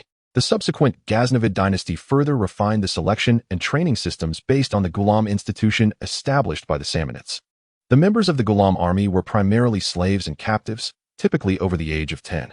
From a young age, they were nurtured in Persian culture, religious doctrines, horsemanship, and martial arts. Upon reaching adulthood, Ghulam soldiers initially served as ordinary infantry, with the opportunity to ascend to officer ranks through demonstrated merit. Even the Ghulam soldiers serving the caliph could rise to become significant state officials, while the Ghulams of the nobility functioned as personal guards and retainers. Within the Ghulam forces, the proportion of infantry was relatively small, with the majority being heavily armored cavalry. The Ghulam heavy cavalry donned Turkish-style pointed helmets and heavy plate chainmail, riding robust Turkmen horses adorned with armor. They wielded blunt weapons, polearms, swords, and composite bows. During Sultan Mahmud's expeditions to India, the Ghulam Guard repeatedly crushed vast coalitions of Indian princes at minimal cost. The Indian allied forces, whether comprised of elite Kshatriya warriors or the expendable armies of Vaishyas and Shudras, were felled by the Ghulam Guard as if mowing down grass.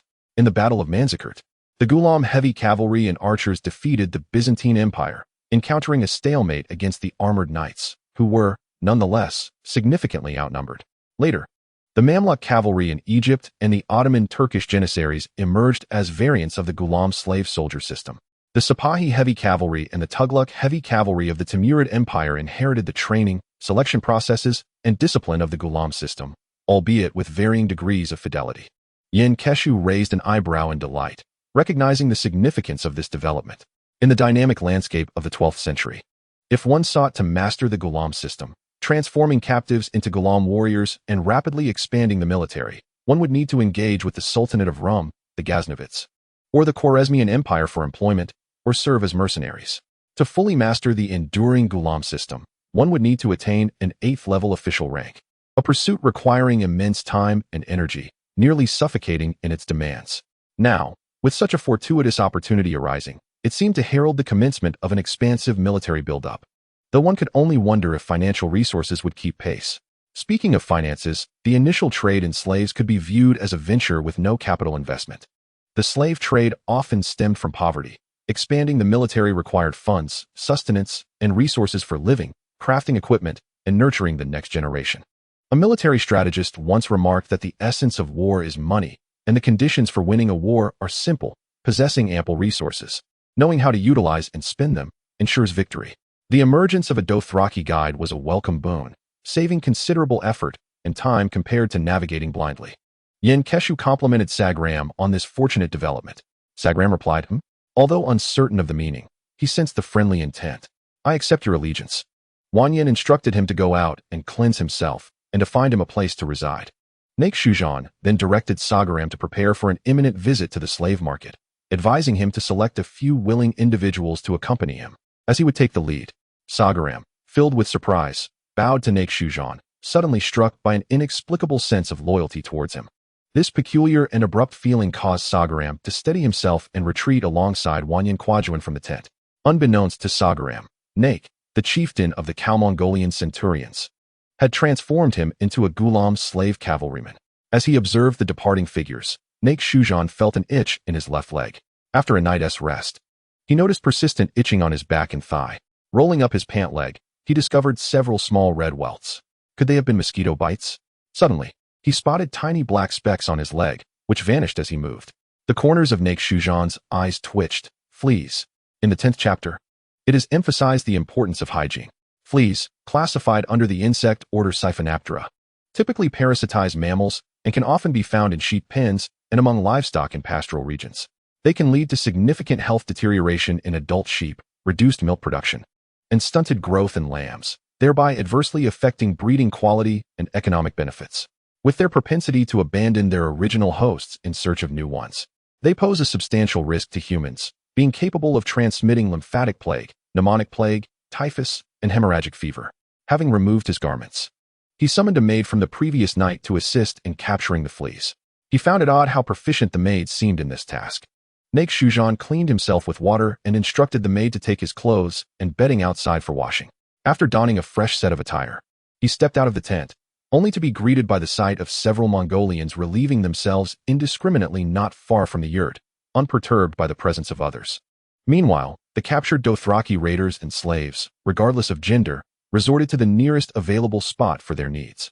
The Mongolian women in the camp merely commented and jested about the scene, showing no concern. No wonder the air around this encampment seemed perpetually infused with an odd odor. Was this the nature of nomadic peoples? He couldn't help but internally exclaim, how can you neglect hygiene? Such practices will surely invite plagues. Naik Shujan's thoughts drifted to the medieval world, where in Europe, everyone wrestled with fleas and lice, from kings to fishermen, from the affluent to the paupers. Some individuals would gather with friends and family, picking fleas and lice from one another's bodies and tossing them into the nearby fire, which crackled. One could imagine that they all thought, today's tasks yield abundant rewards. In every town and village, the act of relieving oneself in public was rampant, with foul odors permeating the air. Residents even enjoyed throwing excrement out of their windows, neglecting baths, while mosquitoes thrived and drinking water became contaminated. Such poor hygiene and living conditions led to the rampant spread of diseases like typhoid and dysentery, culminating in the 14th century with the Black Death claiming 25 million lives across Europe. It is rather peculiar that, despite the abysmal living conditions and unsanitary habits, these nomadic tribes have not succumbed to plague.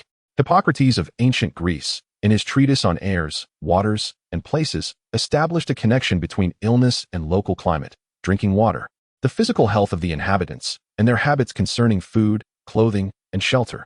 Yet, the leader Nyan Kashuzin does not wish for an epidemic to ravage his tribe.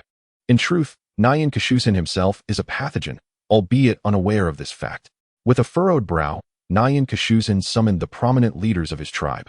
determined to establish some rudimentary public health regulations before expansion rendered the matter more troublesome. The development of preventive medicine and public health actually commenced during the Industrial Revolution in 17th century Europe, focusing on environmental sanitation to enhance living and dietary conditions. It also saw advancements in the epidemiology of infectious diseases, disinfection, pest control, rodent extermination, vaccination, and quarantine measures. However, in the present-day Nyan tribe, devoid of physicians, he opted for simpler measures. After a while, only 3 or 4 individuals gathered. Pincushion addressed them. From this day forth, I shall establish a few rules. First, eradicate fleas. All garments must be boiled in water before wearing. Bedding, blankets, and mats should be scalded with hot water and then sun-dried.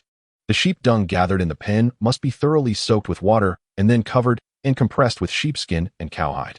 The crowd murmured in confusion, questioning his intentions, as they had grown accustomed to the presence of fleas. Moreover, why cover the dung heap? Fermentation. You may not understand, but it can serve as fertilizer next year. With a wave of his hand, he silenced their chatter. Second, dig several latrines around. From now on, no one is permitted to relieve themselves indiscriminately. All must use the latrines. Third, everyone must bathe every 3 days, including slaves. Repair latrines? There are toilets all over the grassland.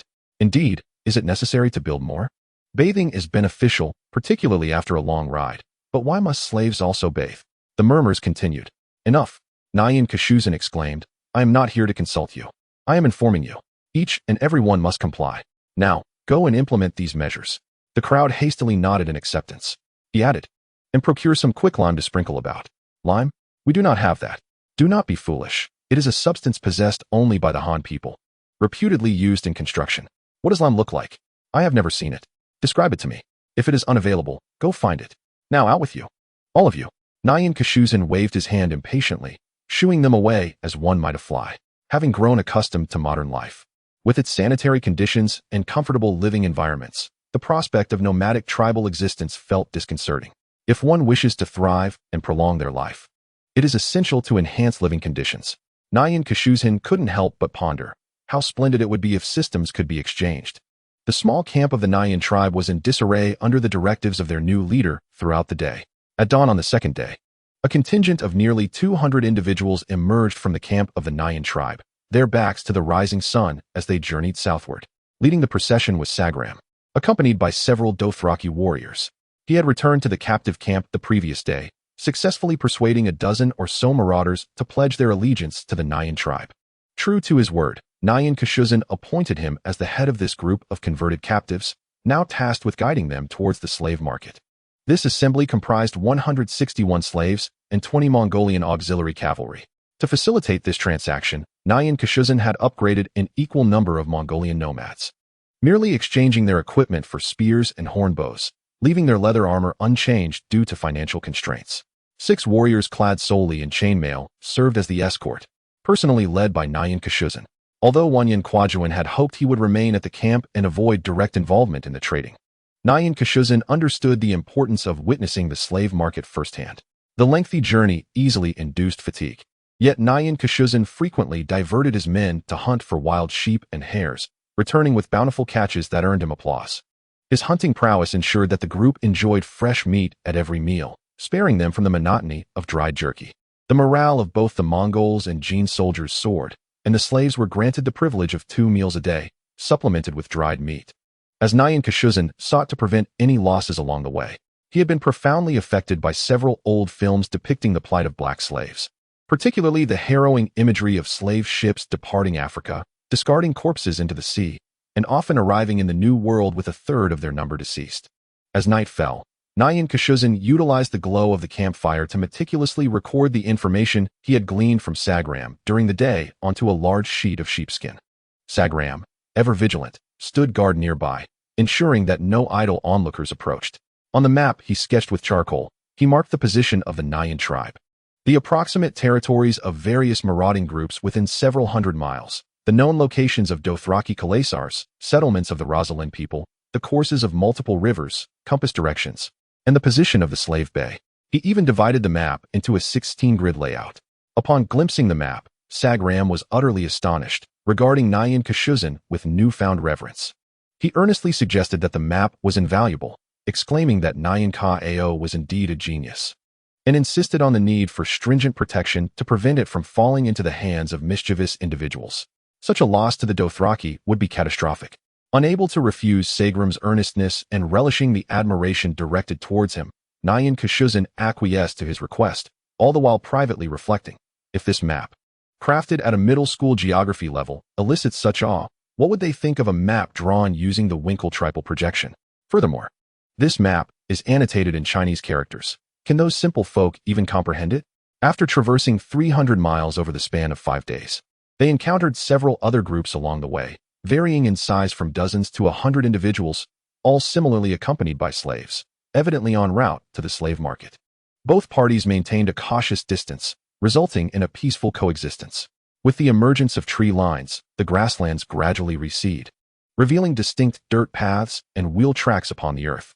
Scattered groups of people, wisps of smoke, and herds of cattle and sheep begin to manifest as signs of human habitation.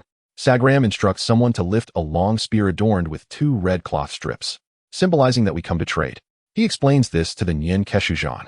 After crossing a small river bend and passing through a clearly cultivated orchard of apple trees, a white marketplace at the edge of the grasslands unfolds before the Nyan Ka-Shuzhan. Sagram turns his head, pointing ahead and declaring, Nadir. The Nadir market, situated at the periphery of the Dothraki Sea, comprises hundreds of yurts and earthen structures, forming a medium-sized trading hub.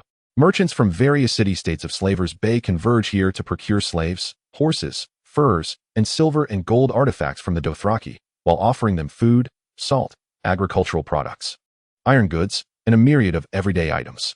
Additionally, the Lazarin, Giskari, and colonists from the Red Waste also partake in trade, and one might even glimpse merchants from the free cities. The Nadir market is divided into distinct zones by several thoroughfares: the trading area, the slave trading zone, and the residential quarter. At the center stands a complex of earth-rammed brick buildings, reflecting the style of agrarian peoples, housing the Merchant Guild of Myr, one of the 3 major trading ports of Slavers Bay.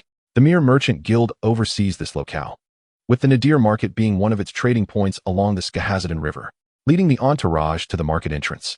The guards merely conduct a cursory inspection of the group, issuing a wooden token marked with a quick tally before waving them through. Upon entering the market, several slave brokers approach, eager to ingratiate themselves, claiming familiarity with fair-dealing merchants and offering to facilitate introductions. The Nyan Ka-Shuzhan dismisses them, while Sagram waves them away. These individuals, recognizing that Kaoyo is a newcomer, swarm like greedy flies seeking to extract their due. In the residential area, they locate a guild scribe. After handing over the wooden token, the scribe records their number and summons a slave to guide the Nyan Ka-Shuzhan and his companions to a vacant riverside plot designated as their campsite.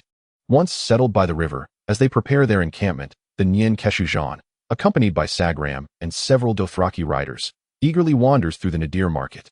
Drunkards, merchants, vendors, courtesans, mercenaries, and horse thieves mingle in a vibrant tapestry of humanity, a myriad of ethnicities flowing through the marketplace. Though the Nyan Ka-Shuzhan and his companions don the garb of foreign peoples, they attract little attention. Merchants hawk a diverse array of goods from distant lands, predominantly comprising food and drink: dates, salted meats, lemons, honeyed locusts, citrus-flavored wine, olive oil, pale dry sherry, and golden sweet wine. Notably, the intoxicating beverages invariably entice the wine-loving Dothraki to make significant purchases. A cacophony of noise erupted ahead, causing the crowd to scatter in a frenzy. A young woman stumbled forth, pursued by several Dothraki men brandishing whips, their shouts echoing in the air. In her panic, she tripped over debris on the ground, losing her balance and crashing into a nearby figure. The accompanying Jurchen guards swiftly stepped forward to intercept her. As she raised her head, the figure was revealed to be Nyan Ka-Shuzhan. The woman appeared to be in her early 20s, clad in a dark, embroidered gown adorned with sequins and fringed leather, reminiscent of a bohemian style from Earth. She possessed a tall and slender frame, with light brown hair and fair skin, her oval face radiating beauty. Her features were striking: brows like emerald feathers, skin as pure as snow, a waist as slender as silk, and teeth reminiscent of pearls. Truly, she was a vision of loveliness. Once captured by the Jurchen knight, the woman fixed her gaze upon Nyan Ka-Shuzhan, her eyes reflecting a plea for salvation. He noted the sapphire hue of her irises, a blue so enchanting that it stirred a yearning to embrace her. In that fleeting moment, Nyan Ka-Shuzhan experienced a stirring of emotions long dormant. Glancing at the approaching Dothraki men, he chuckled softly, choosing to ignore the despair in her eyes. He waved his hand, signaling the Jurchen knights to hand her over to them. The leader of the Dothraki, a towering figure with a thick black braid adorned with bells, was clad in a patterned leather vest and bore tattoos on his face, his lower eyelids painted black. He seized the woman, instructing his men to whip her a few times, cautioning them not to mar her face, for she was indeed a valuable prize. He then nodded in gratitude towards Yen Keshujan, who returned the gesture with a respectful bow as they passed each other. As noon approached, they wandered through the trading district, purchasing various foods and trinkets with small gold coins. Transactions here primarily involved the gold dragons of Westeros, silver stags, copper stars, Dothraki rings, faceless coins, and even copper stars and silver krakens from the Iron Islands. Sagram led the party to the slave trading area of the Nadir market, an expansive space where wooden platforms stood a meter high. Slave merchants energetically hawked their wares from these platforms, while the onlookers below critiqued the muscular slaves on display. Much like selecting livestock, some merchants, eager to showcase their goods, stripped beautiful female slaves of their tops, exposing their alluring forms to the air, eliciting laughter and whistles from the men below. Once a transaction was completed, the merchants would unlock the collars from the slaves' necks, presenting them to their new masters. Among the slaves awaiting sale were Dothraki, Giscari, Lazarene, and even Westerosi individuals. Surrounding the open space were cages containing slaves of all ages and genders, some clearly belonging to the same family, sitting or standing as they awaited buyers, clad in hooded garments, their faces relatively clean, having been washed by the sellers. Sagram introduced the concept of slavery beside him. Slaves can be categorized into single purchases and bulk purchases. A single purchase involves the trade of individual slaves, which can be further divided into categories of young, middle-aged, and elderly men and women, with prices varying significantly. The most expensive are the robust and skilled men, as well as the beautiful young women, while the least expensive are the frail and infirm. Bulk purchases, on the other hand, involve acquiring a family of slaves who, once brought into the master's household, will remain loyal to him as long as they are provided with sustenance. Although the price is higher, such arrangements are often favored. Yen Keshujan navigated through the crowd, and despite having encountered films and literature such as Django Unchained, 12 Years a Slave, and Uncle Tom's Cabin, he realized that only by experiencing it firsthand could one truly grasp the atmosphere. He sensed a pervasive air of darkness, despair, and greed enveloping the market. Suddenly, a vendor's cry seized his attention. "Esteemed gentlemen, allow me to present to you the swan of Lazalan, the nightingale of the prairie, the pride of the nobility, the exquisite and pure Itis. Behold her hair, as smooth as velvet, her skin, as soft as milk, her figure, delicately proportioned, her face, as radiant and enchanting as if blessed by a goddess. To possess her is to fulfill your desires. To own her is to acquire the most precious treasure in the world. Purchasing her is the most prudent decision you shall ever make." Yen Keshujan's gaze fell upon the wooden platform, where stood the very woman he had encountered earlier, now a fugitive. She was clad in a pristine white gown, adorned with a collar around her neck, her long hair cascading down, trembling all over, her face etched with panic and fear, her blue eyes brimming with tears, a sight that evoked profound sympathy. It felt as though his heart had been struck with a heavy blow. A slave trader was vociferously appealing to the prospective buyers below, emphasizing, and most importantly, she is a virgin. Virginitis. The buyers erupted into commotion, gathering around eagerly. She was so precious, so beautiful, that Lord Lorik of Millen City expressed a desire to purchase her, stating that he would comply, for he could not bear to part with her. The crowd chuckled, inquiring, "How much do you want?" The slave trader, rallying the buyer's emotions, spread his hands wide and proclaimed, "Though I am reluctant, good things must be shared, and to avoid Lord Lorik harboring any resentment towards me. 2,000 golden dragons. For just 2,000 golden dragons, she shall be yours." Yen Keshujan, having some understanding of market values, recognized that 10 golden dragons could provide a modest living for a family of 3 for several years, while 1,000 golden dragons could buy a castle in Westeros. Thus, 2,000 golden dragons represented a substantial sum. The buyer's chatter quieted, as 2,000 golden dragons could purchase hundreds of slaves. Noticing the dip in enthusiasm, the slave trader approached, grasping Itis's chin and drawing her fair face closer to the buyer's, speaking with a hint of disdain. "Is such beauty not worth possessing? Is it not deserving of a price? Those inferior commodities cannot compare." He gestured towards the other female slaves. "Consider this. When she lies upon your bed, you become utterly entranced. Your wife and lovers would wish nothing less than to eliminate her and render you impotent, for you have long neglected to comfort them. Laughter erupts from the audience. 2,000 it is. I shall take it. 2,005. 3,000. 3,002. Pincushion clenched his hands. The gold he brought barely amounted to a few hundred golden dragons. 4,000. 4,005. As the bids escalated fervently, a voice boomed from the back. 10,000. An immediate hush fell over the crowd as they turned to see a corpulent man. This hefty figure, in his 50s, sported graying hair slicked back with pomade, exuding a fragrant aroma. Clad in a red velvet coat adorned with a white embroidered lining and a belt embellished with emeralds and sapphires, he was flanked by several guards. The fat man extended his ring-laden hands, arrogantly raised a finger, surveyed the surroundings, and reiterated, 10,000 golden dragons. The slave trader excitedly waved his hands, exclaiming, 10,000 golden dragons, 10,000 golden dragons. Is there no higher bid? The buyers below fell silent, daunted by the staggering sum. After a brief pause, seeing no further bids, the slave trader declared the final result, 10,000 golden dragons. Edie's belongs to this fortunate noble. The rotund man chuckled with satisfaction, lifted his chin, and inquired of the slave trader, where shall you send her? He then strutted away from the scene. The slave trader, beaming with delight, bid farewell to the wealthy patron, his heart brimming with joy. Having spent a mere few hundred golden dragons from the Dothraki, he profited immensely with a sale of 10,000. Pincushion watched the rotund figure depart the trading floor, then turned to Saglam and said, follow him. He gazed deeply at the departing nobleman before silently exiting the slave market. Chapter 12. Have you never tasted fried rice? Upon returning to the encampment, Pincushion found himself in a foul mood, seated beside the fire, lost in thought until the wafting smoke jolted him back to reality. It was time for lunch. However, upon seeing the fare brought forth by his subordinates, his appetite vanished. He sighed, boiled lamb, fried rice, milk tea again. After days of this, I can hardly stomach it. Recalling the provisions he had acquired while meandering through the trade district, he resolved to prepare something for himself. He rummaged through his supplies and soon uncovered some eggs, honey, several bags of rice from the Kays region, and even some dried peppers and peppercorns from Dorne in Westeros. Discovering these ingredients, a smile broke across Pincushin's face. A feast awaits. As a soon-to-be middle-aged recluse, culinary skills were among his essential abilities. He promptly dispatched someone to procure a few chickens, then retrieved a large iron pot. After bringing water to a vigorous boil, he added the rinsed rice, stirred it briefly, then removed it to steam. He cracked several eggs, mixing them thoroughly with salt, ready to create a delightful dish. Once the rice is thoroughly steamed, heat some cool oil in an iron wok. Then pour in the eggs, scrambling them until they are broken into pieces. Next, add the rice and swiftly stir-fry a few times before seasoning with salt. After a few more tosses, the dish is ready to be served.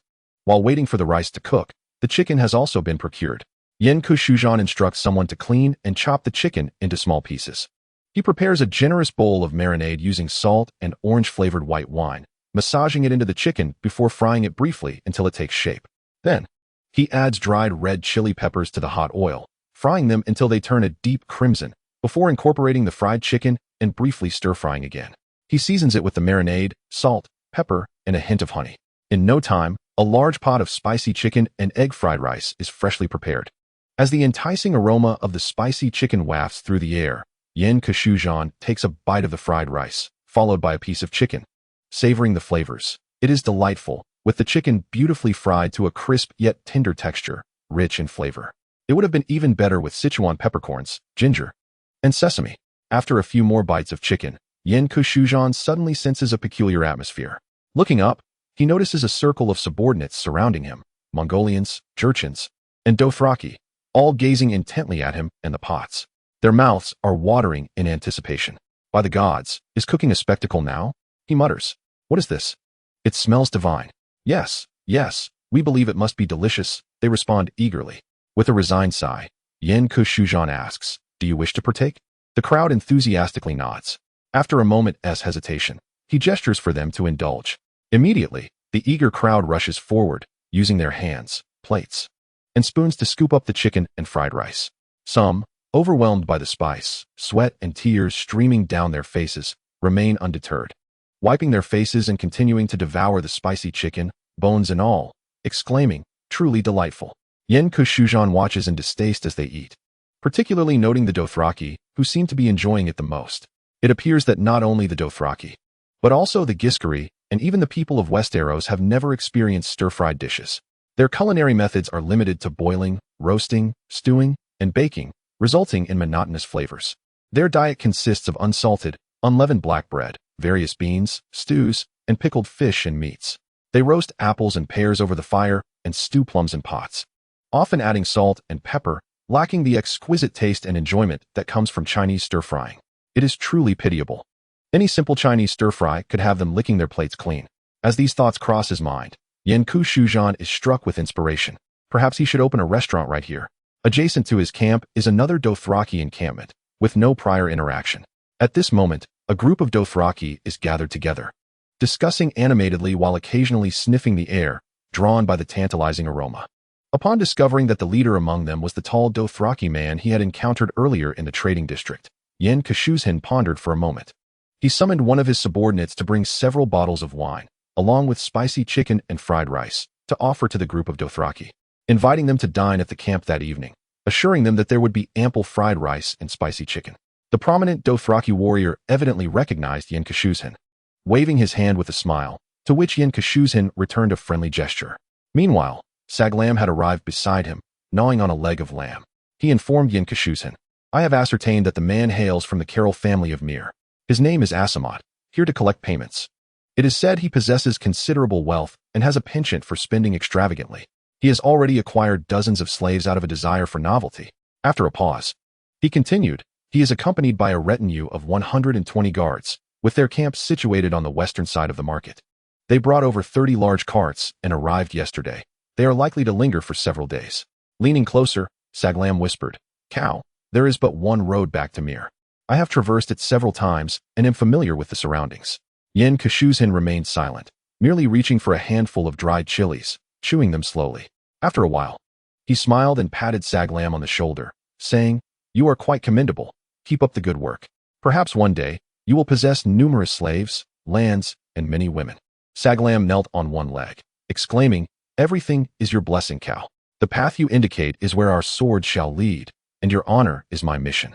Pincushion harbored no doubts regarding Saglam's loyalty, for he was a Ghulam. Rising, he took a few steps and tore a strip of cloth from a nearby pile of odds and ends. Using charcoal, he inscribed several lines in Chinese characters upon it, then turned and handed it to Saglam, instructing, "Immediately find a few men, ride double horses, and depart at once without delay. Deliver this to Wan Yen Kuduan." Saglam stood, performed a bow, and exited. Pincushion contemplated for a moment before returning to rummage through the pile, emerging shortly with several items. A few pieces of brocade. These pieces of brocade had originally been discovered among the carts of the Mongols, and it was unclear how they had come into the possession of the Mongols. Nonetheless, they had been brought along to the Dir market as a benefit. These brocades were the silk produced in Chengdu's brocade workshop, known as shoe brocade, adorned with intricate designs such as pheasants, battling rams, soaring winds, and swimming dragons, referred to as Lingyang style. Pincushion gently caressed the smooth, soft surface of the brocade, revealing a hint of a peculiar smile. "I cannot believe you have seen silk. The history of the Silk Road on Earth is well known. It garnered countless gold coins from the Europeans. The Byzantine Empire introduced the production technology of raw silk in the year 552 AD, successfully cultivating suitable varieties by 568 AD. By the early 7th century, the Phoenician regions, led by Beirut and Tyre, evolved into the center of the silk weaving industry in the West. In addition to processing local raw silk, a significant quantity was imported from the Far East for refinement. Despite the emergence of its own silk industry in the West, the inherent lavishness sought by European nobility has ensured the enduring allure of the Far Eastern silk trade. Furthermore, Western nations have long shrouded the methods of silk production in mystique, as exemplified by Virgil S. Georgics, which posits that Serica wool is a fine fleece harvested by the Saracens from golden leaves using combs. Additionally, countries proficient in the art of raw silk production have maintained stringent technical barriers, resulting in a vast disparity in silk quality across nations, which in turn keeps the prices of exquisite Far Eastern silk exceedingly high. In a world of ice and fire, there is neither the Byzantine Empire nor Far Eastern trade. Thus, Pincushion snapped his fingers, admiring the shoe brocade in his hands, and mused aloud, "Well then, let me see how much you can afford." A quarter of an hour later, Sagaram led the way as Pincushion accompanied by a piece of shoe brocade and several attendants. Leisurely made his way toward the camp of the plump and wealthy Asamot of the Corral family in the city of Milan. In the 13th chapter, titled The Golden Fleece, Will You Buy? Asamot Corral reclined in his chair, surrounded by an array of delectable dishes and assorted fruits laid out on the dining table. The lunch had persisted for 2 hours, with no signs of conclusion. Attendants frequently brought sweet wine from quires to his lips or fed him freshly grated grapes, while Asamot, in turn, would occasionally reach into the garments of the maidens, eliciting blushes from the comely attendants. Today, Asamot was in high spirits, not only due to the smooth collection of payments, but also because the goods brought from Milan had been purchased by the Dothraki, yielding a handsome profit. More importantly, he had acquired a beautiful and enchanting noble girl from the Lazaland in the morning. Upon returning, he intended to gift her to the lecherous chieftain. And with a few thousand gold dragons spent on placating other fence-sitters, his position for next year's council would be considerably more secure. Although he had spent 10,000 gold dragons on the girl, it was worth noting that not all of that money was his own. He was, in fact, due to collect nearly 60,000 gold dragons, but only received 40,000, the remainder being discreetly siphoned off through fraudulent accounting alongside local officials. The thought of the alluring, voluptuous Lazaland maiden made Asamot feel a certain part of his anatomy swell with desire. Alas, she was not to be his. As he pondered this, Asamot could not help but squeeze the chest of an attendant, who let out a pained moan, prompting Asamot to burst into hearty laughter. At that moment, a servant entered the tent to inform him that several foreigners from the east wished to see him, claiming they had business to discuss. From the east? Kakashi or Kors? Upon receiving a negative response, Asamot, in a good mood, waved his hand dismissively. Let them in. Soon, Nyankashuzhuz and his company were ushered inside. Strangers, my time is precious. I hope the business you wish to discuss holds value, Asamot remarked nonchalantly. Nyankashuzhuz observed that the rotund man had changed into a new outfit, donning a wide-sleeved robe of black adorned with white patterns and golden trim, complemented by several chunky gold necklaces around his neck. The ground of the tent is adorned with a white carpet woven from the soft fleece of lambs, while colorful woolen tapestries hang gracefully around. The dining utensils are crafted from gold, and the vessels for water are made of silver. Beneath the table lies an Tao-Hua-Hound, and the cushions on the chairs are upholstered with otter skins, complemented by mats of white weasel fur.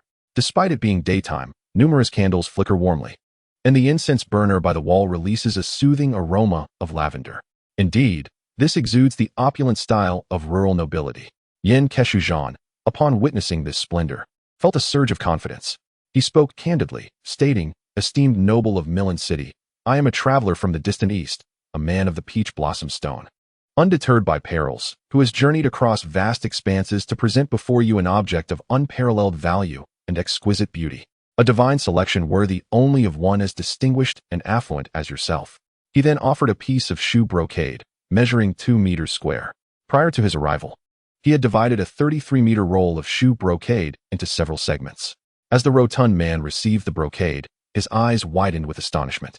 His fingers glided over its surface, which was as soft and smooth as milk, with a delicate, airy texture. The fabric shimmered with an irresistible elegance, reminiscent of the tender skin of a blossoming maiden exuding a gentle mist. The intricate, exotic patterns embroidered upon it displayed vibrant hues, exuding a sense of refinement and nobility. In comparison to linen, wool, cotton, and velvet, this fabric was a world apart. The man, entranced, caressed the shoe brocade and even brought it to his face to inhale its fragrance deeply. After a moment, he asked, "What is this?" Yen Keshujan replied with a composed smile, "This is the Golden Fleece." "The Golden Fleece?" "Indeed, the Golden Fleece," Yen Keshujan affirmed earnestly. "It belongs to a winged sheep that resides in the far-off region of Brooklyn. To reach there, one must traverse vast oceans, towering snow-capped mountains, and boundless swamps, passing through the territory of the malevolent Lich King Arthas. In the depths of the sea lurks an ancient god resembling a 100-meter-long octopus, Cthulhu, whose tentacles can easily rend ships asunder, claiming the lives of thousands. On the snow-capped mountains dwell fierce and warlike Vikings, robust in stature, who ravage and pillage. The swamp harbors the insectoid thunder beasts, towering several meters tall, their shells harder than steel, capable of tearing a man in half with their immense pincers. Finally, one must vanquish the alluring frost maiden, Hatsune Miku, to reach that place. Asamot was left speechless, overwhelmed by the mention of so many unfamiliar creatures. One of our brave and fearless warriors, Tynista Stark, led a company of 108 valiant souls, driven by a resolve to face death. They set sail on a warship named the Northern Lonely Queen, advancing towards the horizon, crossing oceans, scaling mountains, and traversing swamps, defeating countless monsters. Upon finally arriving at Manhattan Island in the Brooklyn region, they encountered 2 divine bulls and dragon-toothed soldiers guarding the Golden Fleece, and thus, they ultimately secured it. At this point, only 5 of the 108 warriors brought by Tynista Stark remained, after our kin acquired the Golden Fleece. It took them several decades to weave it into its present form, smooth, noble, and resplendent. Asimov could not help but exclaim with genuine admiration, "Truly, it is a divine selection." Thus, garments fashioned from the Golden Fleece epitomize opulence and grandeur, driving men to madness and prompting women to sacrifice everything.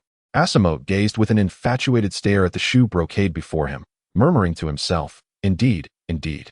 The merchant, Nyan Keshu, captured his expression in his eyes and smiled, suggesting, "Let us discuss the price."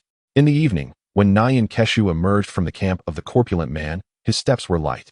He sold a piece of shoe brocade for 1,000 gold dragons, assuring that in 7 days, his kin would bring forth the Golden Fleece. The eager and somewhat dazed man agreed to wait a week, paying a deposit of 500 gold dragons. They executed a contract, stipulating that he should not sell the Golden Fleece to anyone else, to which Nyan Keshu readily consented, remembering to purchase a dozen chickens. Nyan Keshu returned to the camp and prepared several large pots of spicy chicken. As night fell, the neighboring Dothraki arrived with gifts. Nyan Keshu welcomed them with open arms. The leading Dothraki, a robust man, introduced himself, "I am Borbo, of the Cow. We should have met this morning." Nyan Keshu smiled and replied, "It is never too late. I am Nyan Keshu, the Khan of the Tao-Hua-Shih clan." Both parties laughed heartily as they entered the yurt. The feast of roasted lamb, beef pies, sausages, spicy chicken, and egg-fried rice captivated all present. Sweet poppy wine and bitter beer swiftly brought the host and guests closer together, and the inebriated Dothraki sang boisterously, sharing amusing anecdotes. The lively atmosphere seemed to elevate the surrounding temperature significantly. As the revelry heightened, Nyan Keshu idly inquired about the noble Lazaran maiden he had encountered that morning. "Oh." Borbo took a swig of his drink. "She was the result of my recent hunting expedition. She is the most cherished daughter of Partitoya, and indeed, she is beautiful. Alas, we prefer robust women. Ha ha ha. That woman was truly valuable. Do you know, she sold for 800 gold dragons." Nyan Keshu pondered the sum of 1,000 gold dragons, his silence betraying his thoughts. "Who is Partitoya?" he queried. "The king of Lazaran, a coward," Borbo scoffed. "The king of Lazaran? You captured the king's daughter?" Nyan Keshu asked, perplexed. Borbo dismissed the notion with derision. A self-proclaimed king, his title may sound noble, yet his strength is lacking. Our 5,000 men defeated their 20,000 like dogs. Now that king is hiding somewhere, weeping to his mother for pitiful comfort. Ha ha ha. Nyan Keshu raised an eyebrow, deep in thought. In his drunken state, Borbo boasted about his son, his face aglow with pride. He is only 16, yet his braids already cascade to his waist, adorned with a dozen bells. Borbo gestured with his hand. Throughout Karasa, no one could defeat him. Even I could only manage a draw. Trust me, he is destined to be the most illustrious Khal of the Dothraki. My son, Ninshu was about to inquire about his name when he discovered Borbo had succumbed to slumber, snoring on the ground. After bidding farewell to their guest, Ninshu returned to the yurt, rubbing his face as he opened the system notification. "You have completed your first substantial transaction, earning the achievement, a modest windfall, acquiring 500 wealth points, and receiving a random character gift pack. Yes, no to open." Ninshu clicked to open the gift pack. A random character. Who might it be? Moments later, a voice, neither overly respectful nor dismissive, echoed from outside the yurt. "Honorable Sultan, it is a privilege to encounter you here. Ibn Sina awaits your audience." Ninshu stepped out of the yurt and beheld several figures standing in the night. At the forefront was a man in his 40s. With a lean visage, a long beard, clad in a black and white striped dishdasha, wearing a dark kufi, and holding a black wicker medicine box, gazing intently at him. Chapter 14. Recruiting a physician. Ninshu could not help but rejoice. "Ah, I have recruited a physician, well-versed in knowledge. Perhaps he is another Da Vinci-like figure. Save for his lack of artistic prowess, I wonder if he has any expertise in male health." He stepped forward, grasping Ibn Sina's hands. "It is wonderful. I have long heard of your medical skills and knowledge. Your arrival fills this place with hope. Ha ha. By the way, who are those behind you?" Nianshu gestured toward the young men standing behind Ibn Sina. Ibn Sina, somewhat unaccustomed to Nianshu's enthusiasm, slowly withdrew his hands and replied, Sultan, they are all my students, each having studied for over 5 years. Jesse Benjamin, a Jew, Mialbai, a Jew, and Corian, a Persian. The 3 students bowed respectfully to Nianshu, who reciprocated their greetings with equal warmth. What an intriguing world we inhabit, worthy of exploration. Subsequently, Ibn Sina and his students took their leave. In the following days, the impatient corpulent Asamot frequently sent inquiries to Nianshu regarding the arrival of his goods. While individuals continued to lurk around the camp, after several such instances, Nianshu grew weary and decided to visit the wealthy Asamot with Ibn Sina in tow. Asamot graciously hosted a banquet for them. During the feast, Ibn Sina, drawing upon his extensive experiences and knowledge gathered from his travels, captivated the audience. At the prompting of Nankashuzan, he vividly recounted his youthful adventures, the opulence of Samarkand, the beauty of the Mu Darya, the desolation and grandeur of the Karakum Desert, and the passionate allure of the Caucasian maidens. His tales stirred a longing in Asamot, while Ibn Sina asserted that the material world is eternal and immutable, simultaneously acknowledging the everlasting nature of the divine and the immortality of the soul, rejecting notions of resurrection, which left the rotund Asamot speechless and caused Nankashuzan to feel a twinge of anxiety. Fortunately, there was no religious tribunal present. Amidst his drinking, Nankashuzan occasionally glanced outside the tent, and through the gaps, he noticed servants busily packing items onto large carts. The wine flowed swiftly, and as the gathering began to disperse, Nankashuzan, observing the hesitant expression on Asamot's face, extended 2 fingers with a smile and reassured him, Fear not, my friend. Within 2 days, the golden fleece shall arrive. You must trust me and the integrity of our peach blossomstone people. Asamot nodded, I shall wait 2 more days. You know how eager I am to behold those treasures. Rest assured, just 2 days. As fate would have it, at dawn the following day, several weary Dothraki riders, their horses laden with large bundles, entered Nankashuzan's encampment. Asamot, who had kept a watchful eye on the camp, breathed a sigh of relief upon receiving the news. They had finally arrived. The guards who had surrounded Nankashuzan's camp were withdrawn, and Nankashuzan, upon seeing the Dothraki, felt a sense of ease. It had been nearly 5 days since they were dispatched. You have worked hard, now take some rest. Nankashuzan paid little mind to the large bundles brought back, for he knew they contained nothing but dried grass, a mere ruse. The hours dragged on until midday when Nankashuzan finally set out with 3 bolts of shoe brocade towards Asamot's encampment. Upon arrival, he was met with Asamot rushing to greet him. After receiving the brocade and inspecting it thoroughly, Asamot, beaming with delight, exclaimed, These precious treasures have kept me restless for days, like being tormented by ants. To finally behold them fills me with joy akin to savoring the first cup of fine wine in spring. I feel utterly rejuvenated. My favorite is the sweet golden wine from King's Landing. Nankashuzan replied, I have a fondness for the golden dragon. Asamot laughed heartily, pulling Nankashuzan into the tent. Inside, several large sacks of golden dragon awaited them, alongside 2 enchanting maidens kneeling on the ground. Upon their entrance, the maidens rose to greet them, their low-cut white linen gowns revealing enticing glimpses of their figures, causing Nankashuzan's brow to twitch. Asamot raised a cup of wine and declared, All of this is yours. May our transaction be prosperous, and blessings from the 7 gods upon you, my friend. As Nianshu raised a cup, he toasted, To a prosperous transaction. Asamot clapped his hands, and soon the servants presented a lavish spread featuring honey cakes baked with blackberries and chestnuts, cured ham, roasted lamb, fried starfish meat, finger fish, eggs cooked with peppered onions, butter-baked quail, along with jugs of milk and sweet golden wine from King's Landing.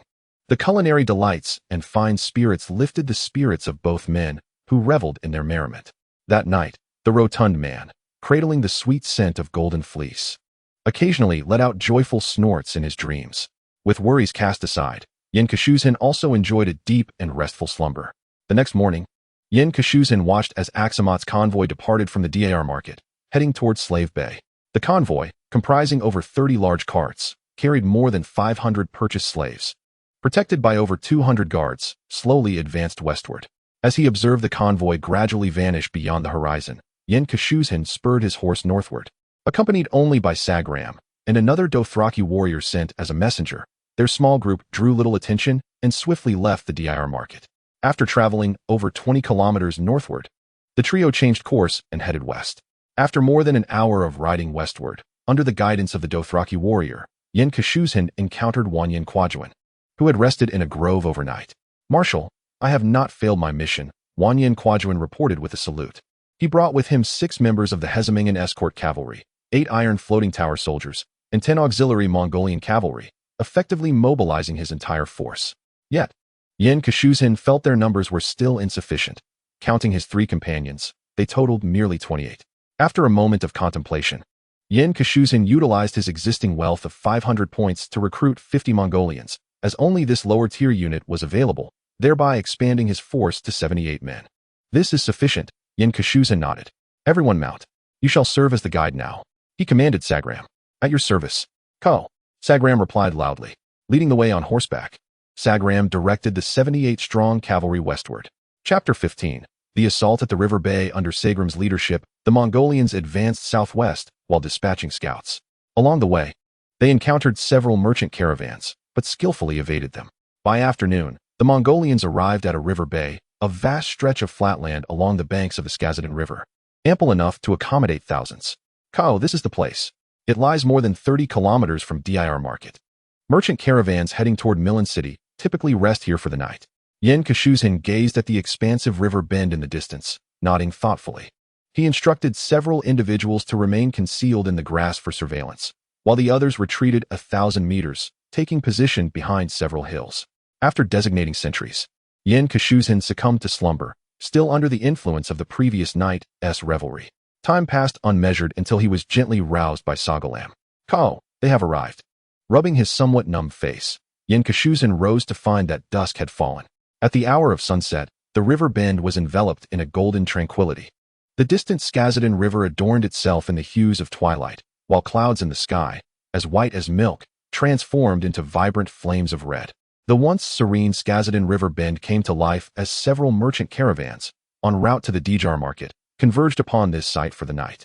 Groups were discernible, each raising their own tents, with wisps of cooking smoke ascending into the air.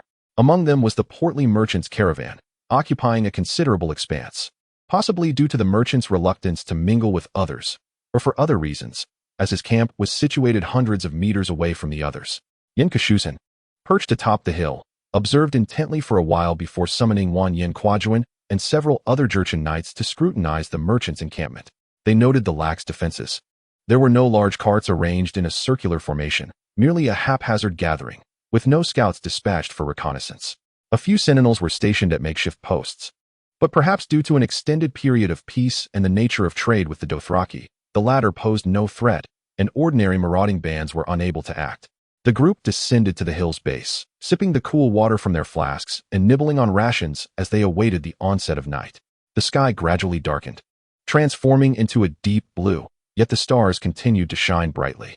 The temperature had plummeted to around 5 or 6 degrees, prompting the Mongols to kindle numerous bonfires at the hill's foot, warming food and their cold hands and feet under the cover of night.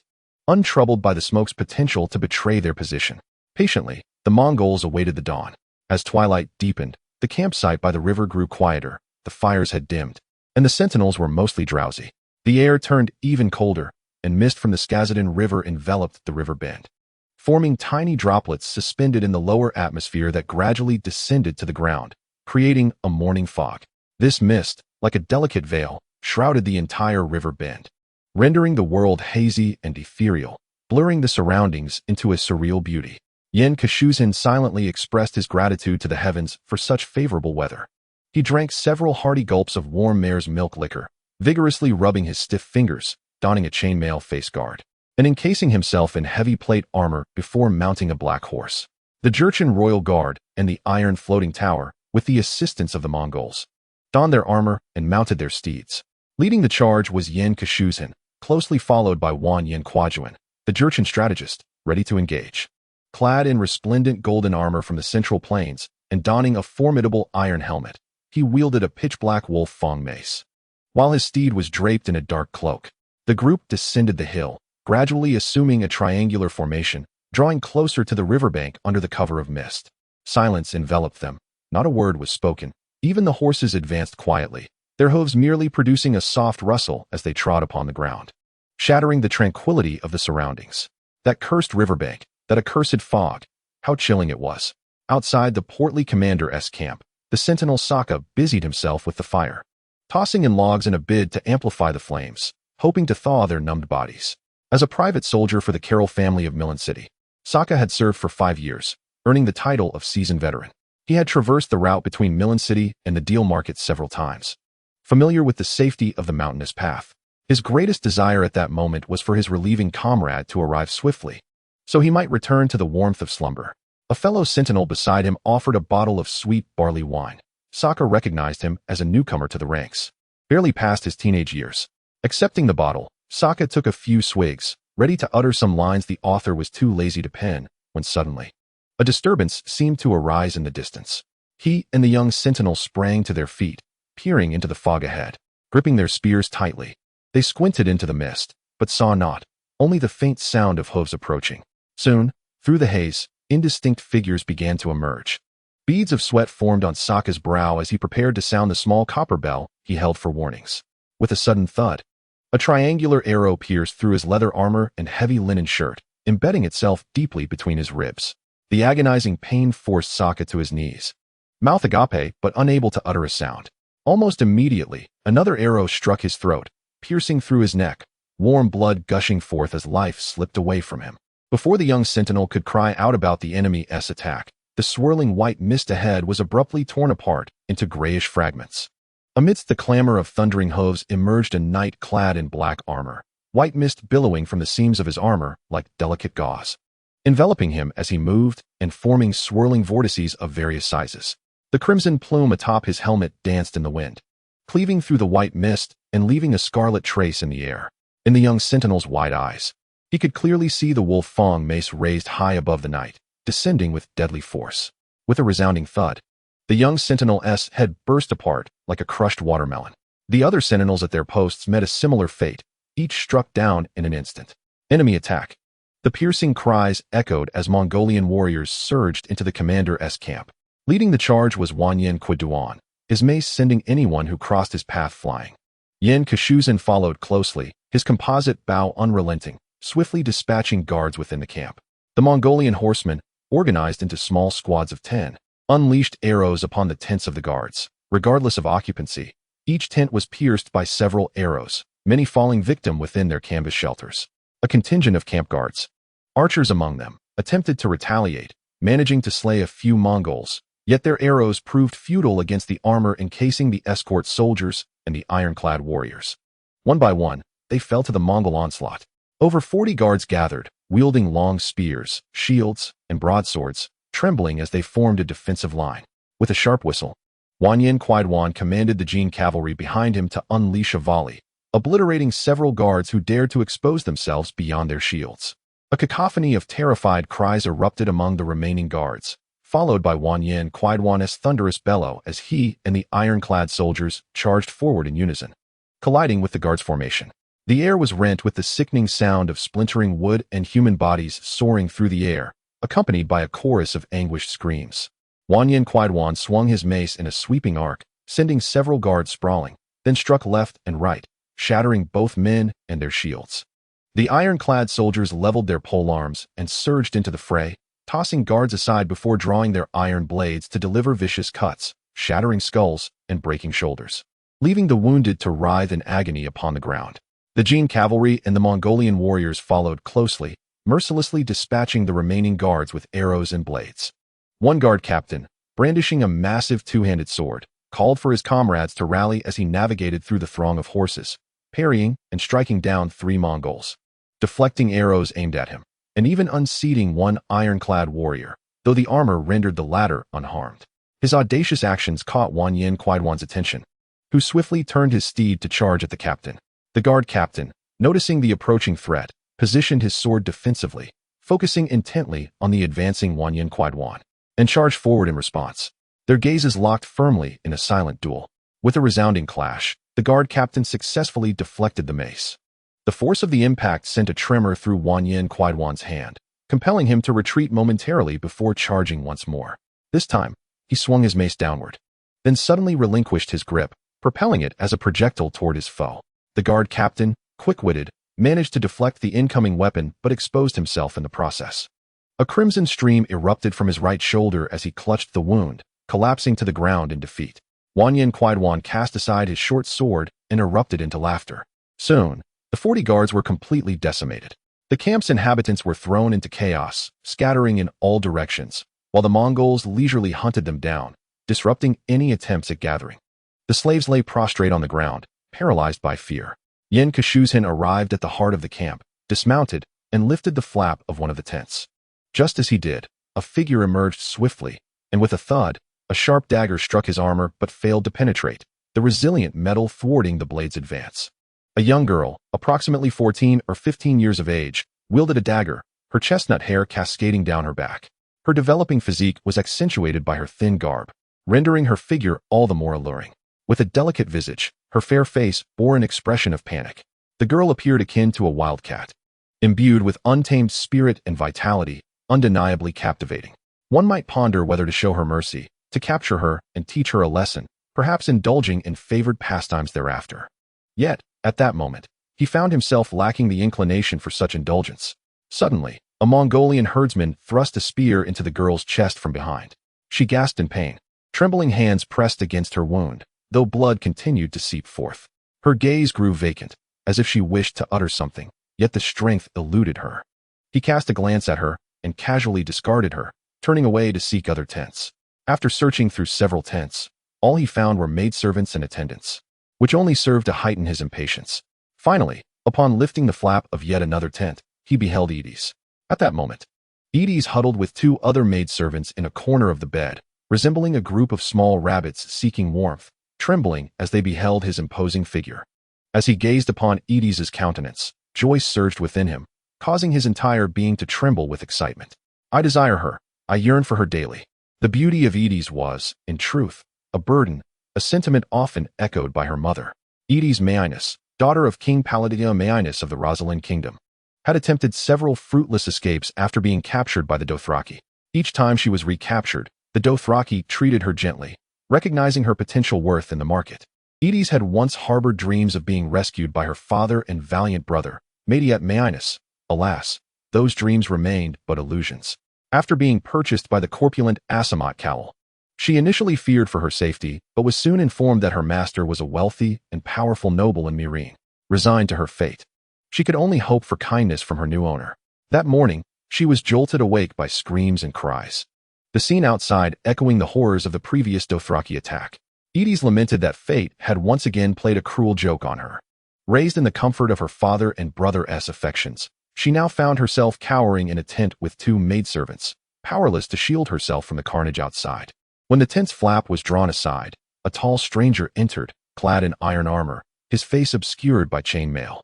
An aura of chilling dread accompanied him, causing Edis to shudder involuntarily. She sensed within him a volatile fury mingled with a hint of exhilaration.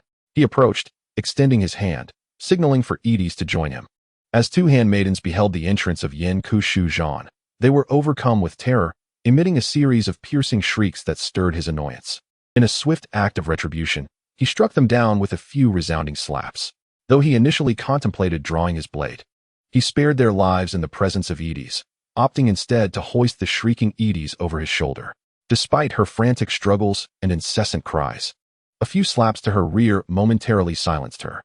The Mongols proceeded to root out those who had hidden beneath beds or feigned death within the tent. Armed individuals were executed on the spot, while the rest were herded together with the slaves. Hundreds crouched on the ground, trembling in fear.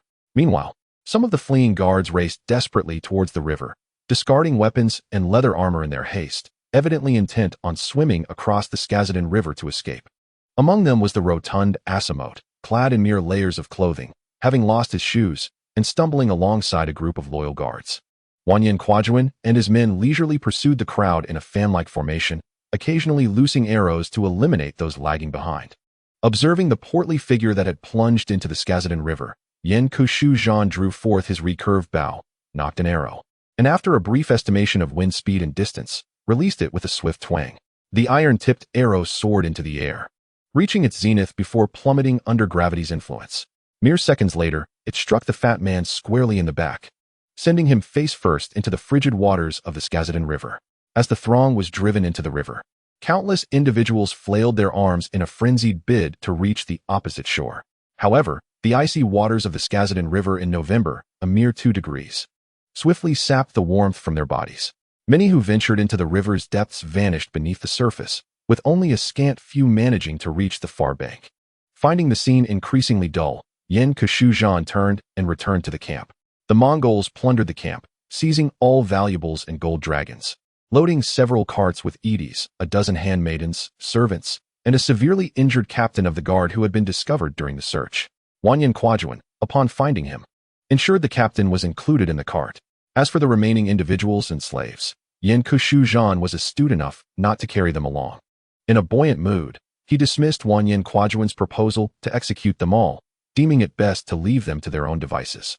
The other merchant caravans camped at the river bend had long been roused, yet they dared not act rashly, merely huddling together for added protection. After a moment's contemplation, Yen Keshuzhan commanded the Mongols to encircle them, executing a few bold guards before loudly demanding they surrender a ransom for their lives. The merchant group, numbering only in the hundreds, was thoroughly intimidated and complied, relinquishing several thousand gold dragons as tribute. Chapter 16. Inventory in the subsequent inventory. This raid yielded over 50,000 gold dragons, more than 30 horses, and various goods. Among the spoils were exquisite gold artifacts, silver tableware, and an array of jewelry made from amber, turquoise, and obsidian, as well as some medicinal herbs and spices from the Duchy of Don, even including a dozen iron pots. Observing the Mongolian cavalrymen, who cherished their iron cauldrons as treasures, Yen Keshuzhan was momentarily at a loss for words. The Mongolians harbor a genuine affection for their iron cookware. As they subsist on the meat of cattle and sheep, the necessity of cooking their food becomes paramount. Iron pots are indispensable in their daily lives, for earthenware is far less durable than iron. The primary use of these cauldrons is for brewing milk tea. As while meat can be prepared in leather bags, milk tea cannot be made using such materials. Consequently, iron pots are often given as dowries. If a man's household lacks one, Mongolian maidens are reluctant to wed. In cases where brothers divide their households and only one pot remains, it is common to split the cauldron in half. As history progressed into the Ming dynasty, the Mongolian iron smelting techniques had regressed, rendering them incapable of producing iron pots. The use of cow dung could not facilitate iron refining, and the trees of the steppes had long been felled. Lacking the technology to produce coke for smelting, the Mongolians faced a severe shortage of iron cookware. Even when their cauldrons broke, they hesitated to discard them, opting instead to patch them with cowhide. The only alternative was to purchase from the Ming dynasty. However, the officials were concerned that the Mongolians would melt the cauldrons down for weaponry, leading to a strict prohibition on exports. History proved their fears unfounded, which consequently stimulated a thriving smuggling trade in iron pots. During the Wanli era, Zhang Jujing eventually consented to the export of iron pots to Mongolia, albeit in the form of low-quality iron that was less suitable for weapon crafting. As the Ming dynasty ceased border trade, the smuggled iron pots became increasingly insufficient. Faced with the dire need for sustenance, the Mongolians resorted to raiding. Thus, within the borders of the Ming dynasty, Mongolian raiders frequently pillaged the frontier, and apart from gold and silver, iron pots were among their most coveted prizes. For a considerable time, it was not uncommon to witness a band of fully armed Mongolian herders, some bearing iron pots on their backs, others tucked under their arms, and still others balanced atop their heads, joyfully singing pastoral melodies as they rode past, leaving behind flustered Ming border guards. Of course, there were also the few bolts of shoe brocade that Yen Keshuzhan sold to the corpulent Aksamoto. Golden Fleece.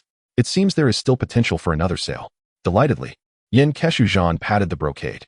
Subsequently, a system notification further elevated his spirits. He had amassed a total of 200 wealth points.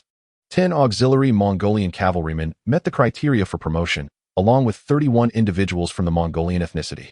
After expending 500 wealth points, he upgraded the 10 auxiliary cavalrymen to true Mongolian cavalry. These newly minted cavalrymen donned uniform iron helmets and leather armor, wielding curved sabers, long spears, and composite bows. Additionally, he spent 310 wealth points to upgrade the remaining Mongolian individuals to auxiliary cavalrymen. His forces had indeed swelled, bringing him great satisfaction. Regrettably, the exchange for the Jurchen Hezeman escort army and the Jurchen Iron Pagoda remains unavailable. No matter, with patience, it shall eventually become accessible. Thus, Yen Keshuzhan could only comfort himself with this thought. The harvest is substantial. However, the subsequent risks are equally considerable. Pincushion surmised that the affluent Milan city would undoubtedly investigate this matter. Fortunately, prior to the attack, Pincushion had made preparations to ensure that Sagurum did not appear. He himself changed horses and donned a face-covering armor, while the assailants had never been seen in the dir market, making recognition unlikely. Milan City has now become a colossal entity, allowing Pincushion to navigate cautiously. Moreover, in just a few months, would they be able to uncover the truth? With several months of buffer time, why should I fear them? Pincushion smiled confidently.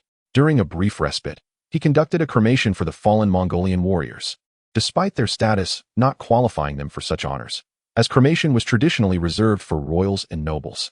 He dressed them in clean garments, personally anointed their faces with clarified butter, filled their mouths with roasted millet, and placed them upon a pyre constructed from wood gathered by the community. After offering a prayer, essentially beseeching the eternal sky to accept the spirits of these brave souls, he ignited the fire. Amidst the flames, the Mongolians bore solemn and fervent expressions. Even Wan Yianquajuan and the Jurchen knights appeared grave and moved. Pincushion believed their loyalty had ascended to a higher echelon. Leading by example is no simple task. The group soon dispersed. Pincushion changed horses and, accompanied solely by Sagurum, returned to the dir market. Wan Yianquajuan, meanwhile, led the others, along with the spoils and eddies, on a detour back. Pincushion and Sagurum, bearing several hunted yellow goats, returned to the dir market around midday, feigning the guise of returning from a hunt. Upon entering the market, they observed a flurry of merchants and their guards hastily heading westward, while the market's defenses had tightened, with armed personnel roaming about. Sagurum discreetly slipped a few silver deer coins to the guards of the Merchant Association, who conducted a cursory inspection before allowing them entry. Shortly after returning to the campsite and taking stock of their possessions, Pincushion noted that all the slaves brought along had been sold, yielding approximately 9,000 gold dragons. He instructed Sagurum to procure grains and essential supplies from the trading zone and to acquire more slaves from the slave market, primarily skilled artisans. They needed leatherworkers, carpenters, jewelers, wheelwrights, as well as young women and children. Before dinner, the neighboring Dothraki approached with an invitation to a feast, which Pincushion gladly accepted. Enjoying the richly flavored Dothraki roasted meats and beer, Balba shared tales of their recent raids on several villages of the Lazalan people, having defeated the grand army of the Lazuri king and reaped considerable rewards. Inquiring about the specifics of the Lazalan people, Pincushion learned that they worshipped the supreme shepherd, were numerous, and represented a semi-agricultural, semi-nomadic populace. The Lazalan kingdom was merely a loose confederation of tribes, with its so-called king being the leader of a more powerful clan, lacking in military prowess, thus rendering them vulnerable to the Dothraki, who treated them as sheep to be sheared at will.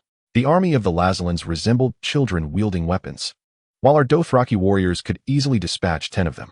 Subsequently, a slightly inebriated Borb expressed his indignation towards the Milanese. They perpetually purchase our slaves at meager prices and sell us goods at exorbitant rates, which is quite deplorable.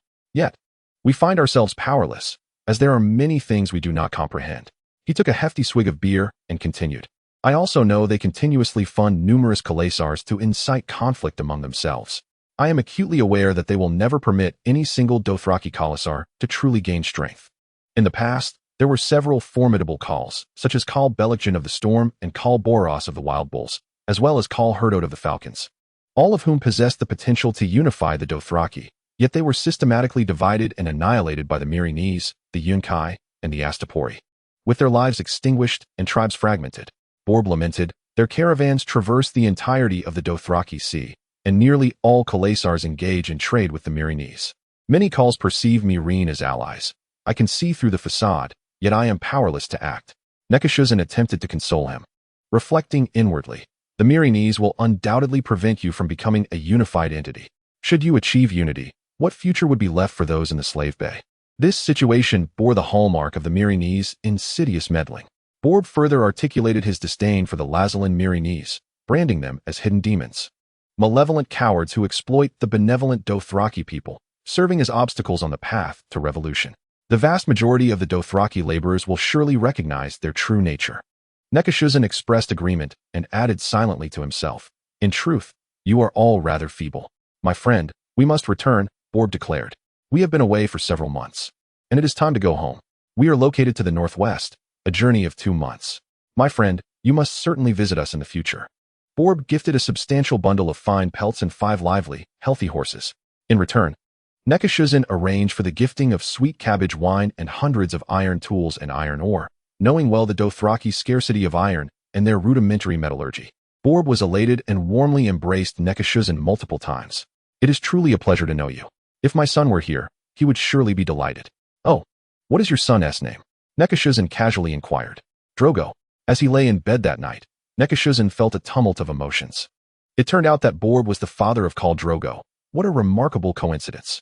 It seemed that Khal Drogo was not yet a leader, likely in his early 20s. Where was Daenerys Targaryen now? She appeared to have been only 13 at the time of her marriage to Drogo. Thus, it could be inferred that Daenerys Targaryen was still merely a young girl at this point, uncertain of the current timeline within the realm of ice and fire. One wonders if the North still battles the wildlings, whether the White Walkers have made their appearance, and if the Lannister family continues to conspire in secrecy. He never anticipated that he would so swiftly become entwined with the characters of the television series. Having arrived in this world less than a month ago, transitioning from the Dothraki Sea to a slave market, the myriad of diverse individuals he encountered hardly registered in his consciousness. He instinctively regarded them as mere NPCs. Despite their flesh, blood, and emotions, he could not persuade himself that this was a genuine world, not merely a reflection from a television screen. Now, as the characters of the narrative gradually manifest before him, they are no longer just names or mere images from a show. Instead, they elicit a sense of confusion and dread within him. All fear emanates from the human heart, stemming from mankind's trepidation of the unknown. At this moment, he finds himself at a loss regarding how to approach Drogo, the son of Khal, the future king of horses. Should he dispatch an assassin to eliminate Drogo, thus removing a potential adversary? After contemplating this notion earnestly for a while, he shook his head in self-reproach for harboring such cowardly thoughts. This was an expression of insecurity and timidity. Is it justifiable to eliminate someone simply because one foresees their potential to become a formidable opponent? To fear confrontation and shy away from challenges is to deny the inevitable emergence of exceptional individuals within any society. For instance, had one sought to preemptively eliminate Li Zicheng or Zhang Xianzhong during the late Ming dynasty, would that have prevented other rebel leaders from arising? Casting aside these ill-timed thoughts, he engaged in a moment of self-mockery before drawing forth his short sword, methodically polishing it. The blade caught the flickering light of the candle, casting a cold gleam upon his visage. After a prolonged silence, he thrust the sword into the low table, a chilling smile gracing his lips. I shall possess Mongolian archers. The cavalry of the Bakway army, the armored holy knights, the Varangian guard, the heavy infantry of the Song dynasty, the divine archers of the Song, and mechanized warriors. Whether it be Drogo, the Stark family, the Lannisters, or the White Walkers, I shall ultimately prevail over you all. After indulging in such chaotic musings for a time, weariness overwhelmed him, and he succumbed to the depths of slumber. Unfortunately, it was but a brief interlude before a system notification burst forth within his consciousness. Extraordinary news. Extraordinary news. The illustrious and sagacious young master Chung Wumai, having endured numerous trials and expended countless time and effort over a journey of 1 month and 3 days, has finally conquered the great secret realm, Wealth Mines, level 12, at 21:30 this evening. Huzzah! Let us all applaud. To which he retorted, what the hell? How is this considered good news? Can we not be more serious? In celebration of this occasion, a special event has been introduced, a roulette lottery where participants can obtain gift packs. For a mere expenditure of 500 wealth points, one can partake in the lottery once, guaranteeing a gift pack, with a chance to win a 5-star gift. The duration of this event remains undetermined. For just 100 wealth points, you may preview the contents of the gift pack. Yangshi's Huzin's expression darkened. A stagnant system. Are they really resorting to pay-to-win tactics? It feels reminiscent of those mediocre web games like the Breathing Jianghu, where only the foolish fall for such tricks. In the past, we were known as the online gaming grasshoppers, playing without spending a single cent. Very well. The player has confirmed the expenditure of 200 wealth points to view the gift pack contents. Hey, what the heck? I clearly did not confirm that. What is this? Forced sales? I would rather die than succumb to this. Frustrated, Yang Shizhuzhen could only watch as his wealth points dwindled by 200. Yet, with an insatiable curiosity, he ultimately succumbed and checked the contents of the gift pack. The gift pack included books, agricultural species, armory, NPC packs, and guaranteed roulette items. Books, encompassing a variety of texts such as Fundamentals of Industry, the Barefoot Doctor's Manual, A Million Whys, the Militia Training Manual, Practical Agricultural Water Management, self-learning series for young knowledge workers, primitive steel production, rough ammonia, Marx, Engels, and Lenin's manifesto. Complete works of the great ancestor, youth agricultural science experiments, the Prince, the Gallic Wars, the Empire of the Steppe, the Wealth of Nations, and the Mongolian invasion of ice and fire. Agricultural species, corn, soybeans, cocoa, quinine, rubber, three-season rice, sorghum, sweet potatoes, cotton, walnuts, spinach, tulips, alfalfa, and sheepgrass. Upon seeing the sweet potatoes and potatoes, Yang Shizhusen muttered, "I recall reading a book stating that the nutritional value of sweet potatoes and potatoes is rather low. Prolonged consumption may lead to a lean physique and reduced height. While large-scale cultivation of these crops can sustain a massive population, the quality of the populace would be compromised." Character packs, featuring various individuals from the 12th to 13th centuries. Their abilities, ages, and genders remain unspecified. Armory, including Maximilian full-plate armor, Qingtang ward armor, Gothic knight armor, Flanders half-plate, Greenwich foot armor, Anton Pienhauser half-plate with carbon fiber lining, titanium alloy plate armor, diamond-coated armor, hardened ceramic scales, Kevlar cloaks, powered exoskeletons, and HCA, pulley composite bows. Upon reaching the final entries, Yang Shizhusen found himself engulfed in an overwhelming, transcendental state of emptiness. What are these items? Why do they instill a sense of fear in me? It must be an illusion, surely a trick. Such things are utterly grotesque. If I could truly obtain these, next month I could effortlessly crush the meek of the forest.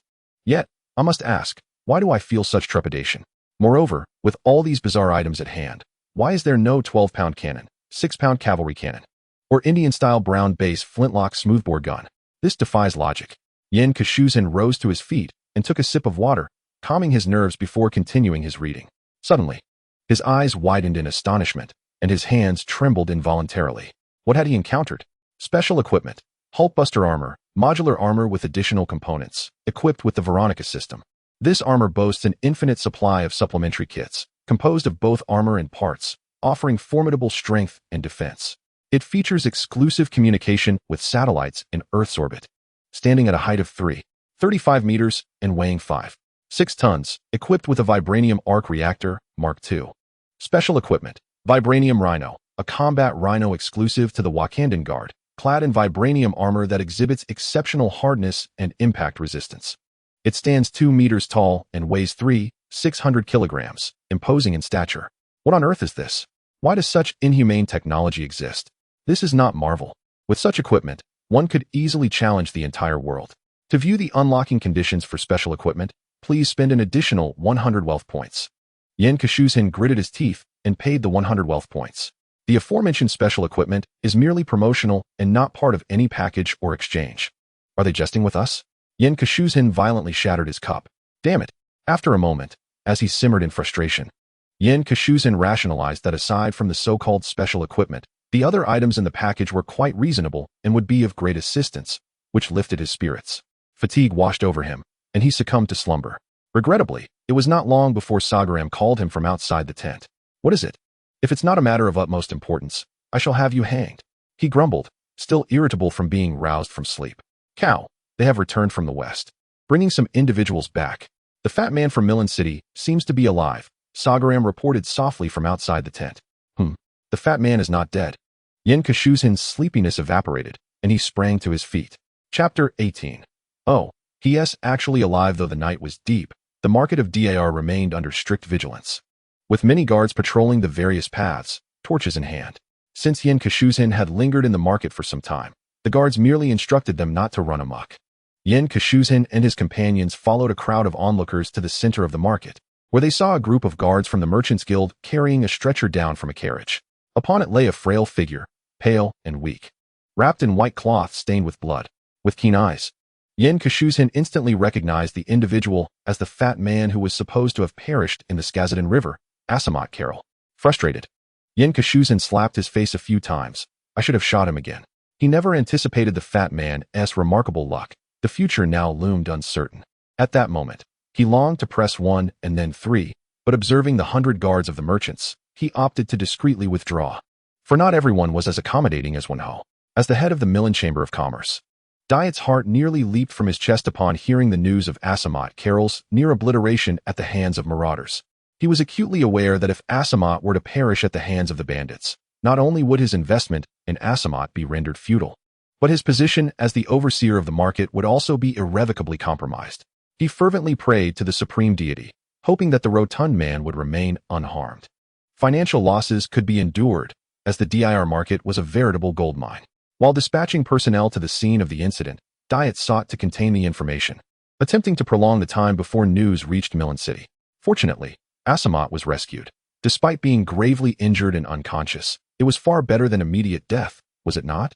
Diet ordered the search for the finest physicians and the best medicines, determined to preserve Asamot's life. In the shadowy confines of a tent, Pincushion paced restlessly. He harbored a strong desire to flee the dir market under the cover of night, to distance himself as far as possible. Yet, another voice within urged him to remain calm, to seek solutions, and to transform adversity into opportunity. Overwhelmed by his thoughts, he stepped outside for fresh air. Wandering aimlessly through the camp, he suddenly caught a whiff of medicinal scents, and upon looking up, found himself unconsciously standing outside Ibn Sina's tent. The tent glowed with light, suggesting that the esteemed physician was either preparing remedies or conducting research. After observing the tent for a moment, Pincushion stroked his chin and smiled. When dawn broke, following treatment from several doctors, Asamot's injuries had stabilized, yet he remained plagued by a high fever, with a barbed arrowhead still lodged within him. The physicians were at a loss, as their lack of surgical knowledge and instruments rendered them unable to extract the arrowhead without risking Asamot's life. Some suggested that perhaps he should be bled more. Diet, of course, vehemently rejected this proposal. After compensating the physicians and sending them away, Diet, bereft of options, instructed his men to retrieve winter-stored ice, crushing it to place beside Asamot to cool him down, while administering medicinal brews and restorative substances. Seated beside the unconscious Asamot, Diet felt a wave of despair wash over him, for a physician had already cautioned that if the fever did not abate and the arrowhead remained, Asamot could only be expected to survive 3 to 5 more days. The death of Asamot would spell disaster for him. In his stupor, Diet was roused by a servant announcing the arrival of a figure known as the Peach Blossom Stone Man, accompanied by a doctor claiming to have the means to treat Asamot. Diet recognized this self-proclaimed traveler from the Far East, who had previously sought him out, wishing to purchase land in the dir market for business purposes, and had discreetly offered him several hundred gold pieces. Yet, finding the sum insufficient, Diet had brushed him off with vague responses, to which the Peach Blossom Stone Man had merely smiled, assuring that he would return in the future. With a mindset akin to that of a drowning person grasping at any straw, Diet summoned the Peach Blossom Stone Man. After Ibn Sina examined the injuries of Asamot, he instructed someone to heat sweet cabbage wine. He then washed his hands and opened a cloth bag, revealing a delicate silver spoon, a sharp triangular-tipped awl, a knife as thin as a willow leaf, needles of various lengths, a minuscule crescent-shaped, curved knife, and small silver scissors.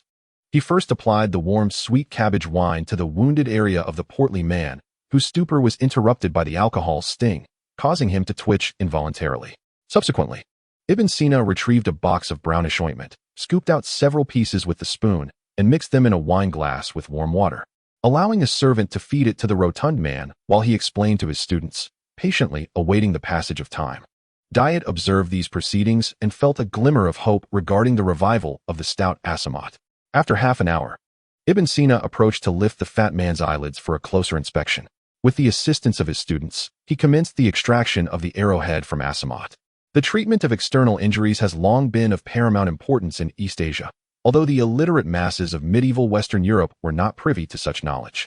The divine mechanism against the Aegon channel documented various ailments and remedies within the military: plagues, skin diseases, occupational ailments, dysentery, cholera, muscle cramps, horse bites, and various weapon-inflicted wounds, alongside injuries from falls. The Tiger Bell scripture states in its 103rd chapter, "For those injured by weapons, if bleeding occurs, they will be exceedingly thirsty. They must not eat or drink immediately, lest they suffer dire consequences. They should consume dry food." Eating fatty foods like Asamot is not harmful. It merely serves to quench thirst. However, excessive consumption of porridge may lead to a boiling of blood, and the individual is doomed. In the 104th chapter concerning the treatment of metal wounds, for the extraction of an arrowhead, take 1 dung beetle, 3 soil dogs, and a small amount of women's hair.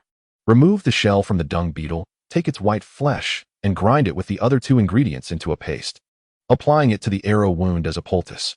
When the flesh begins to itch, squeeze it with both hands, and the arrow will come out. For the extraction of arrowheads lodged in flesh, take 1 peeled head of a buckthorn, 1 part fatty powder, a pinch of arsenic, and half a tail of magnetite. Grind finely. Combine it with 1 dung beetle and form into pills the size of a kidney bean. First, use a needle to pierce the abscess. Then apply a pill made from the mixture, sealing it with vinegar-soaked paper. If it itches excessively, the arrowhead will emerge. After approximately a quarter of an hour, Ibn Sina successfully extracted the arrowhead, using a fine needle and sheep gut to stitch the wound closed. He sprinkled some white powder over the area and wrapped it in white cloth. Subsequently, he produced a small jar, extracted several pieces of black ointment, and instructed Diet's servant to mix it with warm wine and administer it to the portly man several times a day. Finally, he presented several bottles of elixirs for the man to take daily. The black ointment and its medicinal fragrance caught the attention of Yen Kujuan, who was observing from the sidelines, prompting him to glance more intently. Diet observed that Asamot had peacefully succumbed to slumber, his body temperature seemingly having lowered. In his delight, he instructed someone to present 100 gold dragons as a reward. However, Ibn Sina accepted only 10, candidly stating that was all it was worth. Ibn Sina's conduct left Diet in admiration, while the bystander, Yen Kushu-Zhan, could only stare in astonishment. Ibn Sina advised that the portly man must be kept clean, insisting that the white cloth be changed daily and that he refrain from consuming meat. Amidst Diet's expressions of gratitude, he departed the merchant association alongside Yen Kushu-Zhan. On their way, Yen Kushu-Zhan marveled at Ibn Sina's advanced medical skills. Ibn Sina suddenly remarked to Yen Kushu-Zhan, "Sultan, in truth, his fortune is far greater." Yen Kushu-Zhan, puzzled, inquired further, "How so?" "That arrow, by all accounts, should have pierced his back and left no chance for survival. This individual, with his physique." Ibn Sina gestured. "Quite rotund." Yen Kushu-Zhan interjected. "Indeed, and moreover, his heart is positioned slightly to the right. The arrow merely grazed the heart upon entry, thus sparing his life. Otherwise, not even the Almighty could have intervened." Realization dawned upon Yen Kushu-Zhan. It was not a matter of poor aim, but rather the peculiar constitution of the portly man. Curiosity piqued. Yen Kushu-Zhan asked Ibn Sina, "What was the potion you administered to him at the outset?" "Oh, that was a concoction made from the vibrant red mandrake flower imported from India, designed to induce slumber, facilitating the surgery." "Isn't that the legendary soporific?" Yen Kushu-Zhan blinked in surprise. "And what did you apply to his wound?" "A hemostatic powder derived from black-boned fish," Ibn Sina replied succinctly. Finally, Yen Kushu-Zhan posed his most pressing question. What was the black salve left for him? Ibn Sina smiled as he answered, "It is an ointment made from Anatolian poppy flowers, serving to soothe and alleviate pain, also known as poppy balm." In the ensuing days, Yen Kushu-Zhan ceased to contemplate leaving and instead meandered through the marketplace daily, gathering various artisan slaves. Ibn Sina, on the other hand, dedicated time each day to diagnose the portly Asamot, as per Yen Kushu-Zhan's request. Time sped by, and after 3 days, having amassed dozens of diverse artisan slaves, a servant of the Merchant Association arrived with an invitation. "Master Asamot has awakened and wishes to see you." Asamot Carol lay upon a soft couch, his complexion pale, yet his spirits relatively high. Upon seeing Yen Kushu-Zhan, his first words were, "Thank you, my friend. Your physician has saved my life. I apologize for not being able to greet you in person. Milan City shall forever welcome you." Yen Kushu-Zhan, feeling a twinge of modesty, waved his hand dismissively. "You are too kind. I could not stand idly by and watch a friend perish. Your physician, Ibn Sina, provided me with a remedy that proved highly effective. After taking it, I found the pain in my wound had subsided significantly, allowing for a more tranquil sleep, and even alleviating a persistent cough that had plagued me for years." Moreover, Asamot appeared somewhat flushed as he subtly leaned closer to the alluring Yen Kushu-Zhan, whispering, "It has invigorated me numerous times throughout the day. Had I not been injured and unable to rise, these women would have undoubtedly witnessed the true essence of masculinity." Upon finishing his words, the rotund gentleman gestured towards the surrounding young maidens, a soft chuckle escaping his lips. "Indeed, it is a remarkable remedy. What is its name?" he inquired. "It is called Afulong ointment, a rare and precious Eastern elixir," Yen Kushu-Zhan replied, somewhat apprehensively. "However, we shall acquire an abundance of Afulong ointment in the future."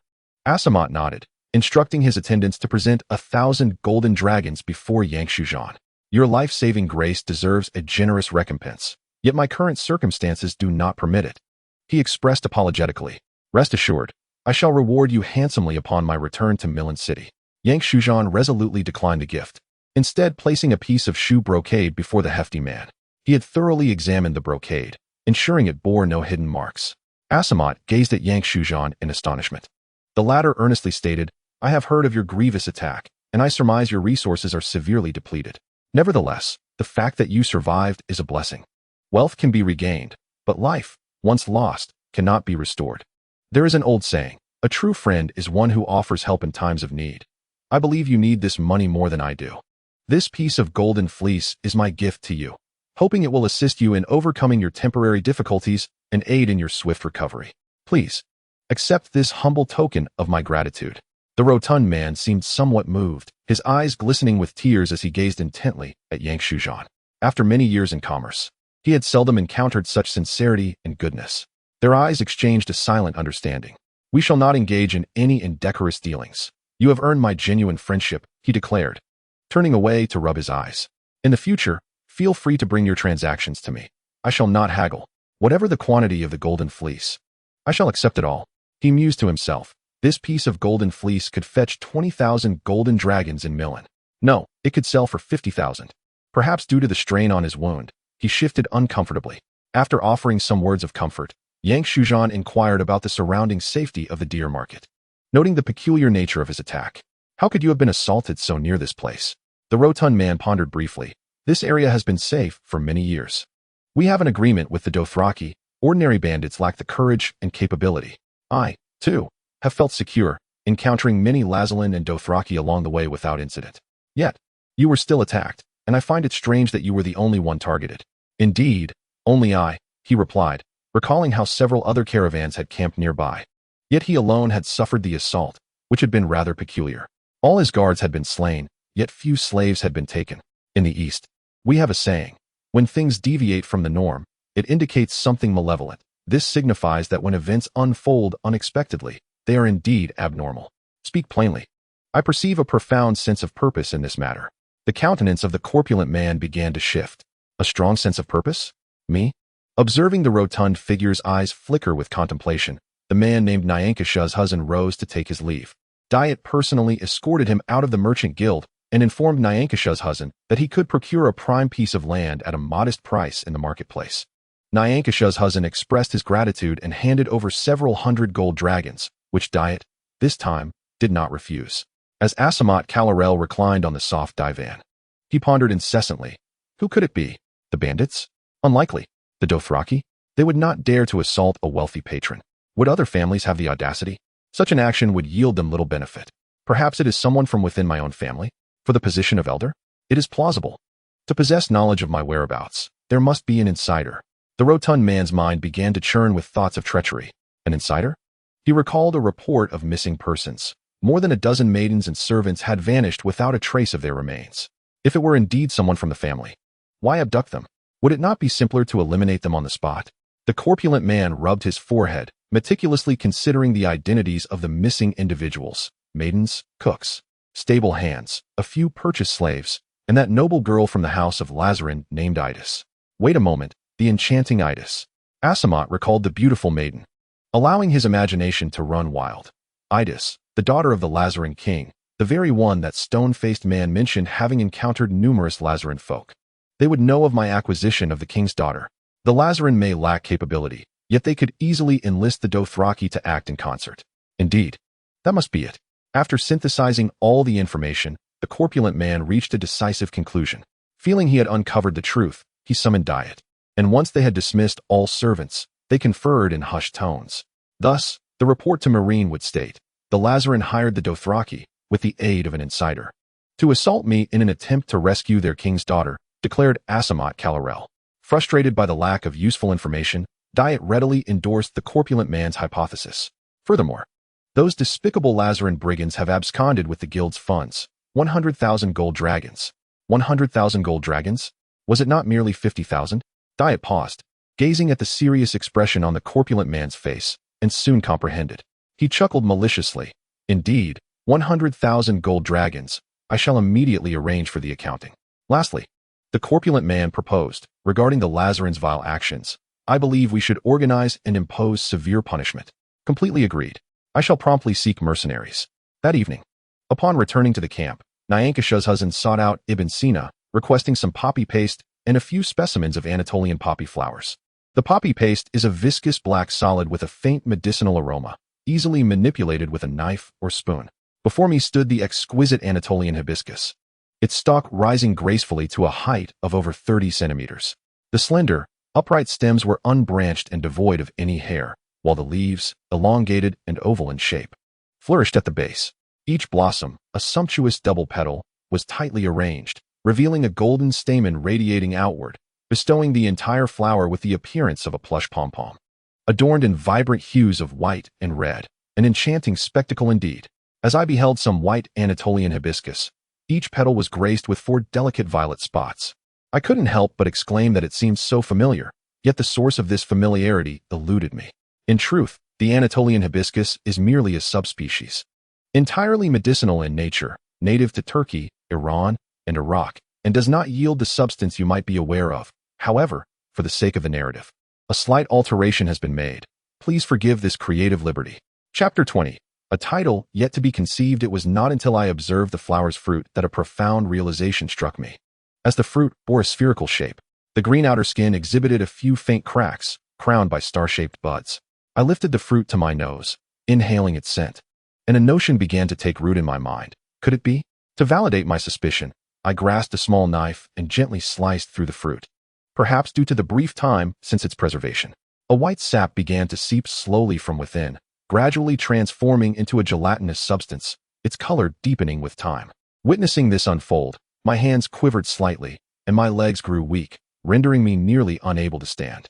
I wiped the cold sweat from my brow. This was unmistakable. The poppy fruit.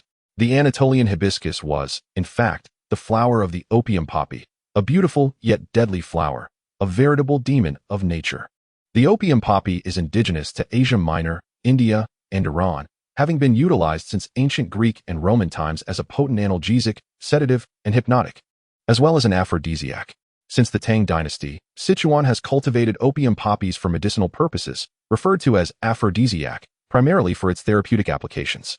In the elixirs consumed by Emperor Wanli of the Ming dynasty, opium was included, branded as Fushigong. The Great Ming Code mentions it as wuxiang, recording that tributaries from Asian vassal states presented Fushigong to the Ming imperial family. Siam contributed 200 pounds, the Queen 100 pounds, Java 100 pounds, and Bengal 200 pounds, with the price of Fushigong at the equivalent weight of gold. Despite annual tributes, the demand remained unfulfilled, prompting the Ming emperor to dispatch eunuchs across the land in search of procurement. In 1624, during the 4th year of the Tianqi era of the Ming dynasty, the Dutch introduced the practice of mixing refined opium with tobacco for smoking to the Far East. Thus, opium officially entered the annals of history, commencing its centuries-long affliction upon the Chinese populace. To elucidate, the genus Papaver encompasses over 180 species. However, not all plants within this genus yield opium. It is solely the designated subspecies, the opium poppy, that possesses this capability.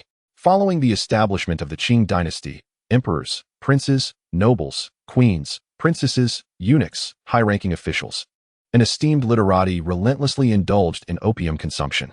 Opium evolved into a fashionable indulgence among the upper echelons of society, symbolizing an elegant and refined lifestyle as the aristocracy and affluent reveled in its smoky embrace.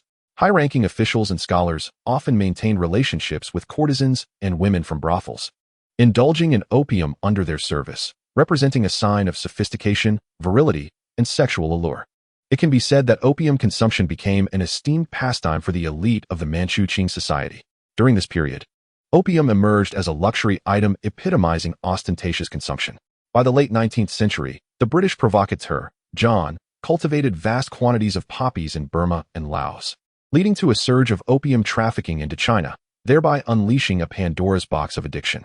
The influx of opium smugglers drove prices down, allowing even the lower strata of society to partake in this once exclusive indulgence. As opium, once a symbol of high-class luxury, became accessible to the common folk, its detrimental effects began to permeate society, inflicting severe damage upon the socio-economic structure of the Qing dynasty and impacting 3 generations of Chinese people over nearly a century. As a modern Chinese individual growing amidst the era of national rejuvenation, Yin Shuzhan is undoubtedly aware of the perils of opium. The opium wars remain a poignant memory etched in his mind. Yet, his current contemplation revolves primarily around the potential benefits and ramifications that this substance may confer upon him. Channeling opium ointment towards the aristocracy of Millen City presents the most lucrative opportunity. The rotund individual serves as a catalyst, and under his influence, the nobility of Millen City finds themselves irresistibly drawn to this miraculous balm. For a fleeting moment, Yin Shuzhan even begins to feel a twinge of sympathy for the rotund man. However, after receiving 9 years of foundational education, 3 years of secondary education, and 4 years of higher learning, Yin Shuzhan hesitates under the moral and humanistic scrutiny. Time elapses, and Yin Shuzhan places the opium bomb alongside Anatolian poppy flowers into a wooden box. As he closes the box, he sighs, pondering whether to delay the decision, especially as tobacco remains elusive. Days pass, and Yin Shuzhan once again visits Asamat Carol. At this juncture, the rotund man has shown significant improvement and can now sit up. He declares, "My friend, I have identified my assailants. They are the despicable Lazalan people." Yin Shuzhan raises an eyebrow, questioning, how could it be? Those sheep-like people? Are they not frequently bested by the Dothraki? Do they possess such capability? Wouldn't that mean warring against Millen? The rotund man grits his teeth and asserts, "Indeed, I will not be mistaken. It is them. Do not underestimate them. There is a saying, even bees can sting. Moreover, they have Mediat Mayinus." Mediat Mayinus? Who is that? The name Yin Shuzhan had not been unfamiliar to him. The son of the king of Lazalan, renowned for his valor and martial prowess, was celebrated as the Lion of Tuul, with Tuul being the capital of Lazalan, a rarity among the knights of the Lazalan people. The portly man elucidated to Yin Shuzhan, stating that he had triumphed over the Dothraki on several occasions. A notable feat indeed. Indeed, he has bested hundreds of Dothraki, the portly man reiterated with a light chuckle, adding, "But even the fiercest beast is still a beast." Unable to withstand a skilled hunter, he took a sip of sheep's milk and continued, "Perhaps this time, he will lead the charge. It is not in our Myrish nature to remain passive when assaulted. We are preparing to organize a punitive expedition against the atrocities of the Lazalan in the spring of next year." "Will Mir be sending troops?" Yin Shuzhan inquired, aware that the market boasted only a few hundred merchant guards. The portly man replied, "No, such trivial matters do not warrant the deployment of Myrish forces. We shall enlist some mercenaries, and perhaps recruit a few Dothraki as well, sufficient to teach those audacious rascals a severe lesson." Yin Shuzhan remained noncommittal. Waving his hand to dismiss the servants, the portly man turned to Yin Shuzhan and said, "My friend, are you not from the east? There are many Dothraki there, known for their savage pillaging. I can see your warriors are valiant, yet hungry wolves lurk nearby. This is unsettling, I mean no offense. My friend, what I wish to convey is that I know many Khalasars and can communicate goodwill to them." Yin Shuzhan regarded the portly man with a bemused expression, thinking to himself, "Of course, you could just as easily transmit malice." After a pause, the portly man continued, "Would you be interested in joining the expedition? This is a splendid opportunity to acquire wealth and forge friendships. 10,000 golden dragons a month. The spoils will be divided based on the number of warriors you can bring. What say you?" Feigning contemplation, Yin Shuzhan lifted his head. "I would be most willing." In the ensuing days, he procured a piece of land in the market, intending to establish a medical clinic. The ever-restless Ibn Sina had traversed the market, treating various ailments and gaining considerable renown. Yin Shuzhan understood that bringing Ibn Sina along would yield little benefit. It was wiser to leave him in the market to nurture relationships and lay the groundwork for future plans. He had already conceived a name for the clinic, the Sacred Love Medical Center. Ibn Sina inquired about the meaning of sacred and love, which were readily comprehensible, but asked what medical signified. Yin Shuzhan, with a gravitas befitting the moment, explained, "Medical signifies balance, righteousness, and goodness, reflecting a certain attitude toward life." Ibn Sina pondered for a long while, ultimately expressing admiration for the name, as it encapsulated the clinic's ethos and philosophy. Yin Shuzhan left a few slaves and warriors in Ibn Sina's care, entrusting the portly man to oversee them, to which the portly man readily agreed. Already enamored by Ibn Sina's medical skills and dualistic philosophy, on the morning of November 19th, Yin Shuzhan embarked on his journey homeward. The caravan, laden with copious provisions and accompanied by hundreds of enslaved artisans, gradually emerged from the marketplace under the vigilant escort of over 20 Mongolian and Jurchen guards. Not far from the market, Yin Shuzhan rode up a small hill, casting another glance at the white marketplace. The white tents, having just awakened from the night's slumber, were adorned with a delicate golden hue by the dawn's early light, while the rising smoke from cooking fires unfurled a mist above them, as if proclaiming the passage of time. In that moment, Pincussion's heart finally found tranquility. For many days, anxiety had been his constant companion. Even though this journey had yielded rich rewards, including the acquisition of a captivating young maiden, that unease lingered. He took a deep breath of the crisp air, exhaling forcefully. Before turning away from the small hill, the Mongolian contingent proceeded towards the direction of the rising sun, the nascent rays casting orange halos around them. And soon their figures faded into the distance. Chapter 21. Aspiring to forge an advanced civilization, year 284 of the Aegon calendar. Early March. The climate of the Dothraki Sea is often inscrutable, although it is early spring, and other regions may soon embrace a vibrant tapestry of colors. The grasslands still seem untouched by the scent of spring, remaining cold and dreary. The early spring prairie is stark yet elegant, tranquil yet vast, where the boundary between heaven and earth appears to dissolve, and the wind continues to blow as usual, sweeping away troubles and sorrows. The thick snow has begun to melt, yet stubborn patches remain on the prairie, shrouding the landscape in restlessness and confusion. Sunlight filters through the gossamer clouds, gentle rather than intense, illuminating all creatures of the grasslands and conveying the promise of spring. A group of ground squirrels, having hibernated since autumn, emerged from their burrows, their hunger compelling them to seek sustenance. Just as they joyfully nibbled on the tender shoots of grass, one squirrel perched on a mound suddenly emitted a sharp cry of alarm. The squirrels swiftly bolted towards their burrows. Yet, an arrow swiftly struck one of them in the neck, pinning it to the ground. A Mongolian rider soon galloped in, balancing on one stirrup, bending low to swiftly grasp the squirrel in a seamless motion as he passed. He remounted his horse, raising his prize aloft to boast to his companions. The cheers from several Mongolians behind him echoed in celebration, while more Mongolians, grouped in clusters of 3 to 5, equipped with quivers and hunting gear, along with hunting dogs adorned with red-tasseled collars made from fragrant leather, scoured the area for prey. Amidst a chorus of jubilant shouts, a thunderous sound erupted from the sky, heralding the dazzling arrival of Pincushion donned a pristine white leather robe, grasping a hunting bow, while mounted upon a chestnut Don horse.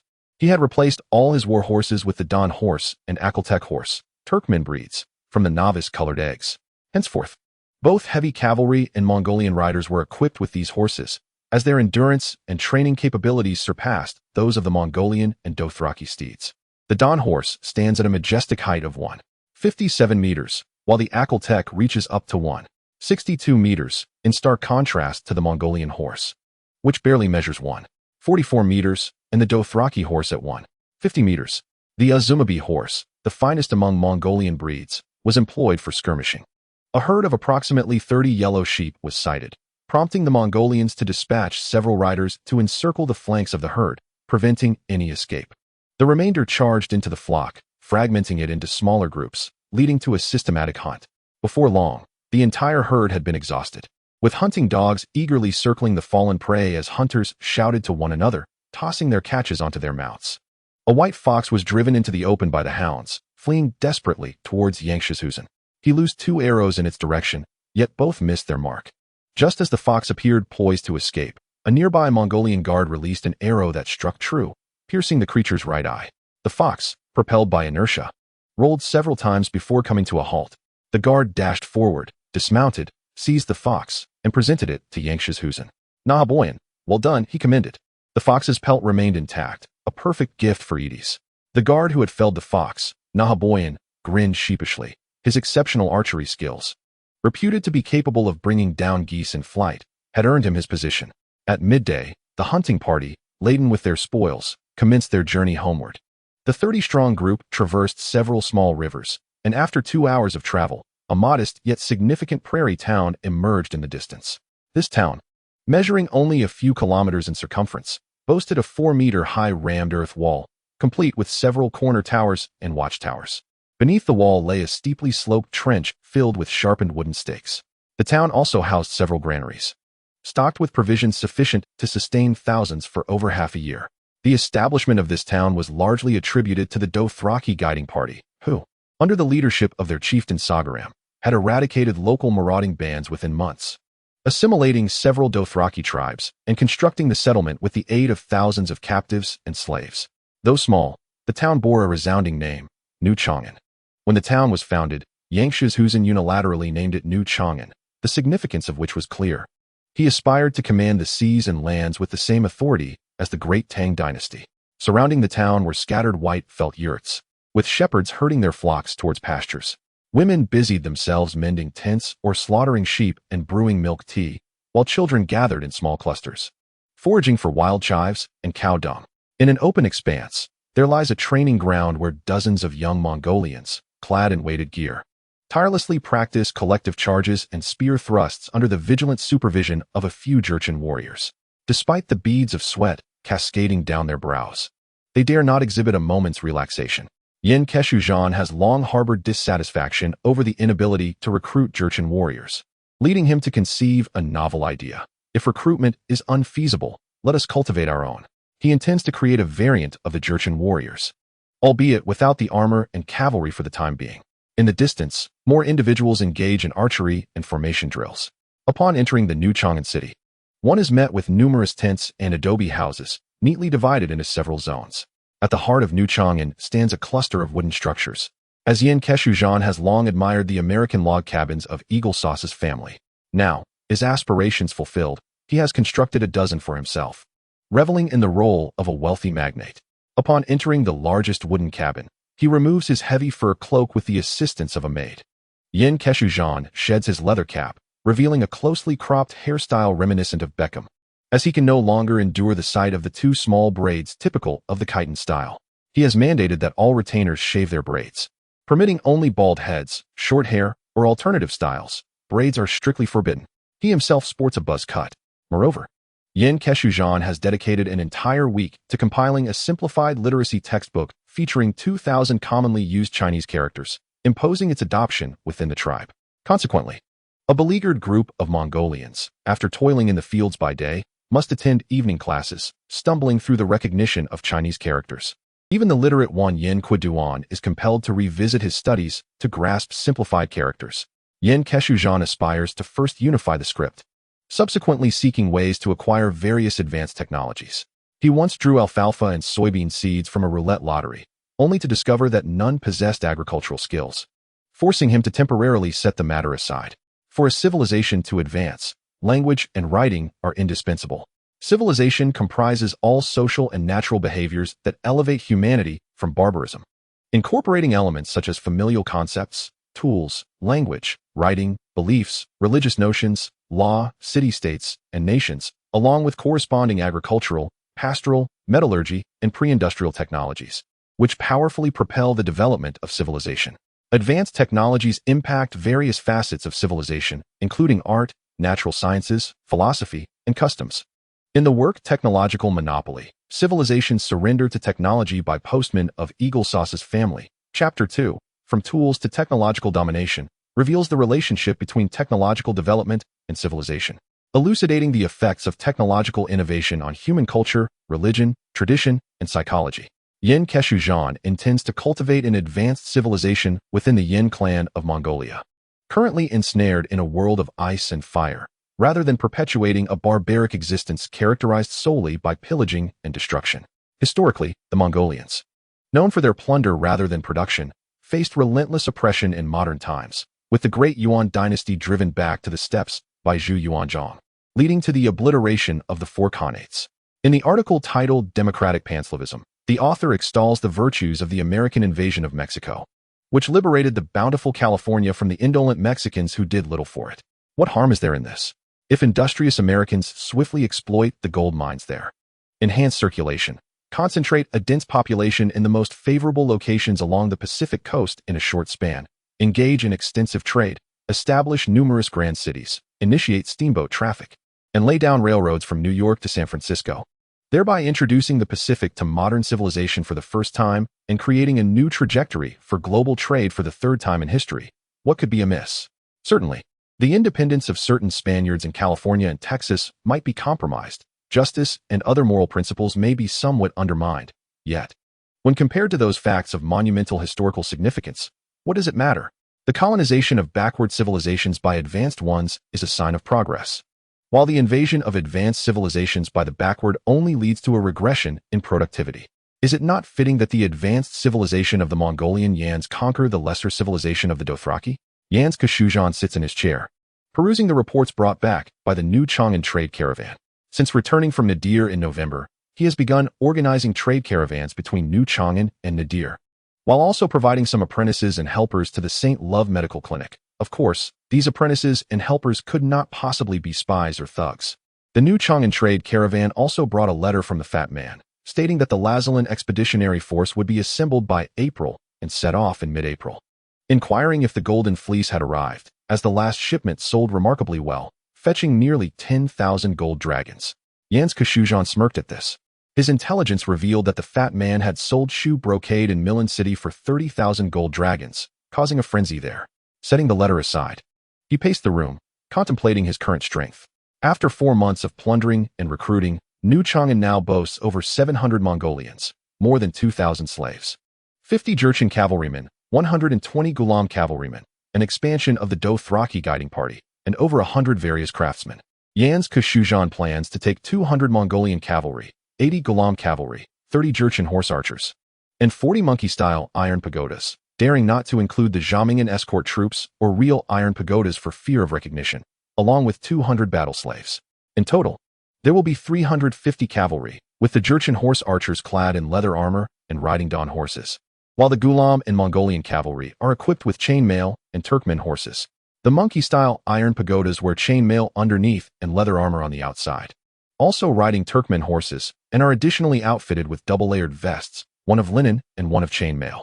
The chainmail for the monkey-style iron pagodas alone cost nearly 30,000 gold dragons and took over a month of labor from more than 10 craftsmen to produce. In the future, it is essential to create genuine iron pagodas with proper armor and vests. Chapter 22. Novianum as a tributary of the Skazadin River. The Oxenai River flows through the entire Salazalan region for hundreds of kilometers. Ascending along the river's upper reaches, one encounters a town inhabited by the Lazalan people. The very heart of the Salazalan region, Novianum. This town, nestled upon the mountainside, has the capacity to accommodate tens of thousands.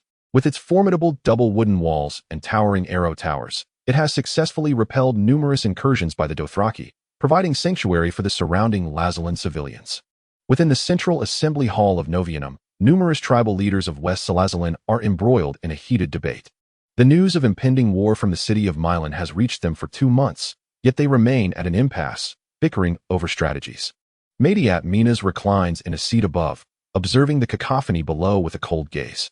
In his 30s, he possesses a robust physique, with long golden hair cascading down his shoulders, adorned in the long, collared robes customary among Lazalan nobility. A beautifully embellished dagger hangs from the armed belt at his waist.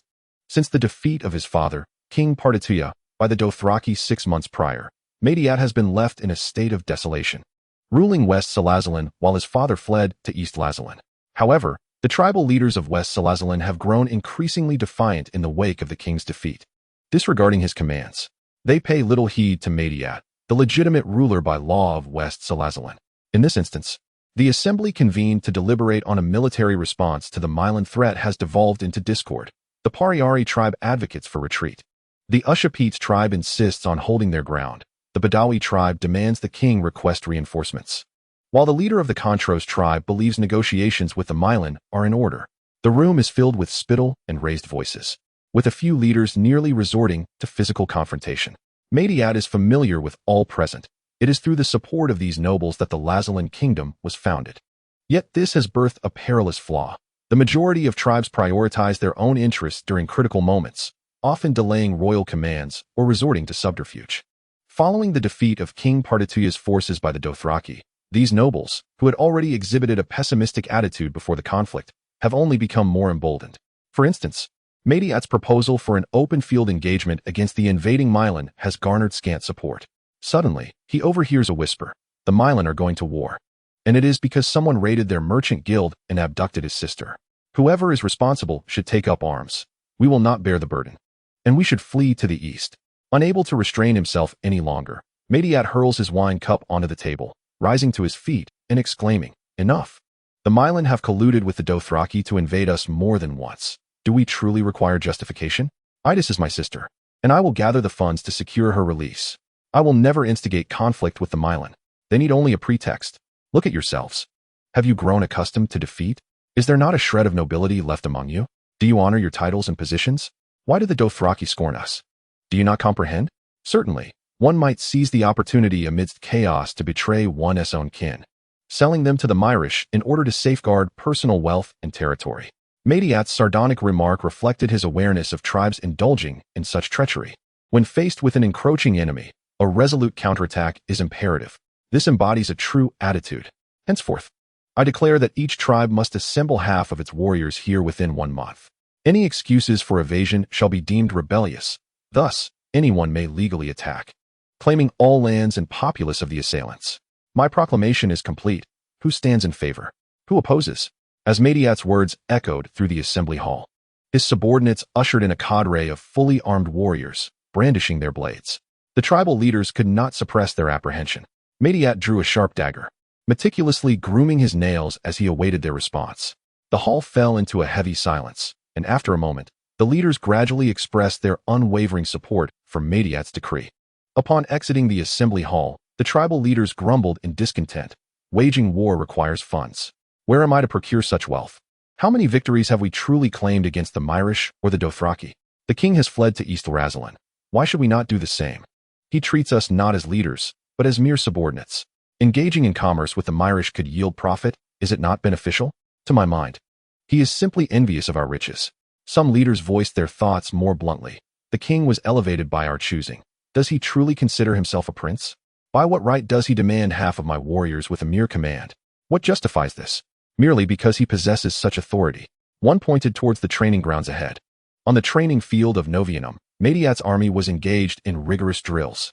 Before hundreds of straw dummies, a contingent of Lazalan warriors clad in simple garb wielded 4-meter-long spears. Their left arms adorned with small eagle shields, forming a rectangular formation in 4 lines. The front row's spears angled at 30 degrees towards the front, while the second row held their spears aloft, and the remaining 2 rows laid their spears flat. On the flanks of this formation stood swordsmen bearing round shields, and behind them, dozens of warriors armed with crossbows prepared for action. Not far off, a group of armored cavalry maneuvered, while the crossbowmen were arrayed in 3 ranks. After the first rank released their bolts, they would step back, drawing back their strings, allowing the second rank to advance and fire, followed by the third. Once the crossbowmen had released their shots, the spear wielders would rise to form a tightly packed rectangular phalanx, pushing forward with the swordsmen providing flanking cover. As the spearmen and swordsmen engaged their targets, the armored cavalry swiftly enveloped from the flanks. Soon, the hundreds of straw dummies were riddled with bolts and scattered foliage. During their defensive drills, the spearmen formed a double-layered hollow square, interspersed with swordsmen, while the crossbowmen occupied the central position of this formation. This is the tribal warrior Madiati's new army, a strategy that has surpassed the comprehension of tribal leaders. It is no longer the conventional combat style employed by the Lazalan people, who typically form a shield wall with spear-wielding warriors, interspersed with those bearing axes and swords, alongside a few crossbowmen and archers. Consequently, Madiati's new army has achieved several victories against the Dothraki, marking one of the rare highlights for the Lazalan in their conflicts with the Dothraki. After observing for a while, the tribal leaders began to murmur among themselves. His army boasts 3,000 men, along with 500 cavalry, a formidable force indeed, while my warriors number merely 1,000, remarked a leader from a larger tribe. It would be disingenuous not to envy him. The cost of equipping a single armored cavalryman could recruit 20 swordsmen or 60 spearmen. I have heard he has invested all his wealth into recruiting and training his army. Indeed, he has even sold some of his mines and lands. So, are we not wealthier than he? Is he a poor man? Perhaps he will soon find himself borrowing from us, one leader mocked. I fear he may not be able to repay the interest, and will retreat to the east. Ha ha ha. He wishes to command us despite his lack of funds. The crowd erupted in laughter, entirely forgetting the capabilities of Madiati's new army. Madiate stood with his arms crossed outside the hall, observing the tribal leaders below, lost in thought. After a long pause, he solemnly declared, the Lazalan must speak with one voice. In New Chang'an, after concluding his administrative duties, the Yen Kushujan stretched and returned to the wooden house at the back. Inside, Edis was engrossed in embroidery with a few handmaidens. Yen Kushujan waved his hand, and the maidens curtsied and withdrew, leaving Edis alone. On the very first night of his return to New Chang'an, he had forcibly claimed her, an experience of exquisite sensation that could only be understood, not articulated. Pincushion plopped down beside Edie's, gazing intently at her. Edie's appeared somewhat flustered, hastily setting down her embroidery, inquiring, "What is it? Have you not seen enough after 3 months? How could one ever tire of such a sight? A year is but a fleeting moment, 100 years too many. At the very least, I wish to gaze for 50 years, he replied. Edie's blushed slightly and murmured, "You are quite sweet-tongued. Do you speak so to other women as well? Only when addressing you do I employ such sweetness, to let you savor its richness." With that, Pincushion kissed Edie's, and amidst her soft gasps, he gently pushed her onto the bed. "Are you about to depart for West Lazalan?" Edie's asked, leaning against his shoulder. "Yes, to serve as a mercenary." "What of it?" he responded. Edie's bit her lip and finally produced a turquoise necklace, offering it to Pincushion. "This is a necklace I have always worn. My mother gave one to my brother and me. Even if I were to fall into the hands of the Dothraki, it would not be lost. If you have the chance, could you please return it to my brother, so he knows I am safe?" Pincushion squinted slightly and readily consented, "Of course." Edie joyfully nudged him with her head. Yet, within Pincushion's mind, he pondered, "You remain oblivious to the reasons behind the Millen people's war. By handing your necklace to your brother, are you not inadvertently revealing my troubles? Am I truly that foolish?" Thus, he decided to placate her for the time being. In the subsequent days, Pincushion simply forgot about the matter. Chapter 23. Entering Salazalan as the Frankish army stood closely beside a dense forest, they huddled together, motionless behind a wall formed by their shields, guarding every direction. Now, they were commencing their counterattack, hurling a weapon they referred to as the heavy dart.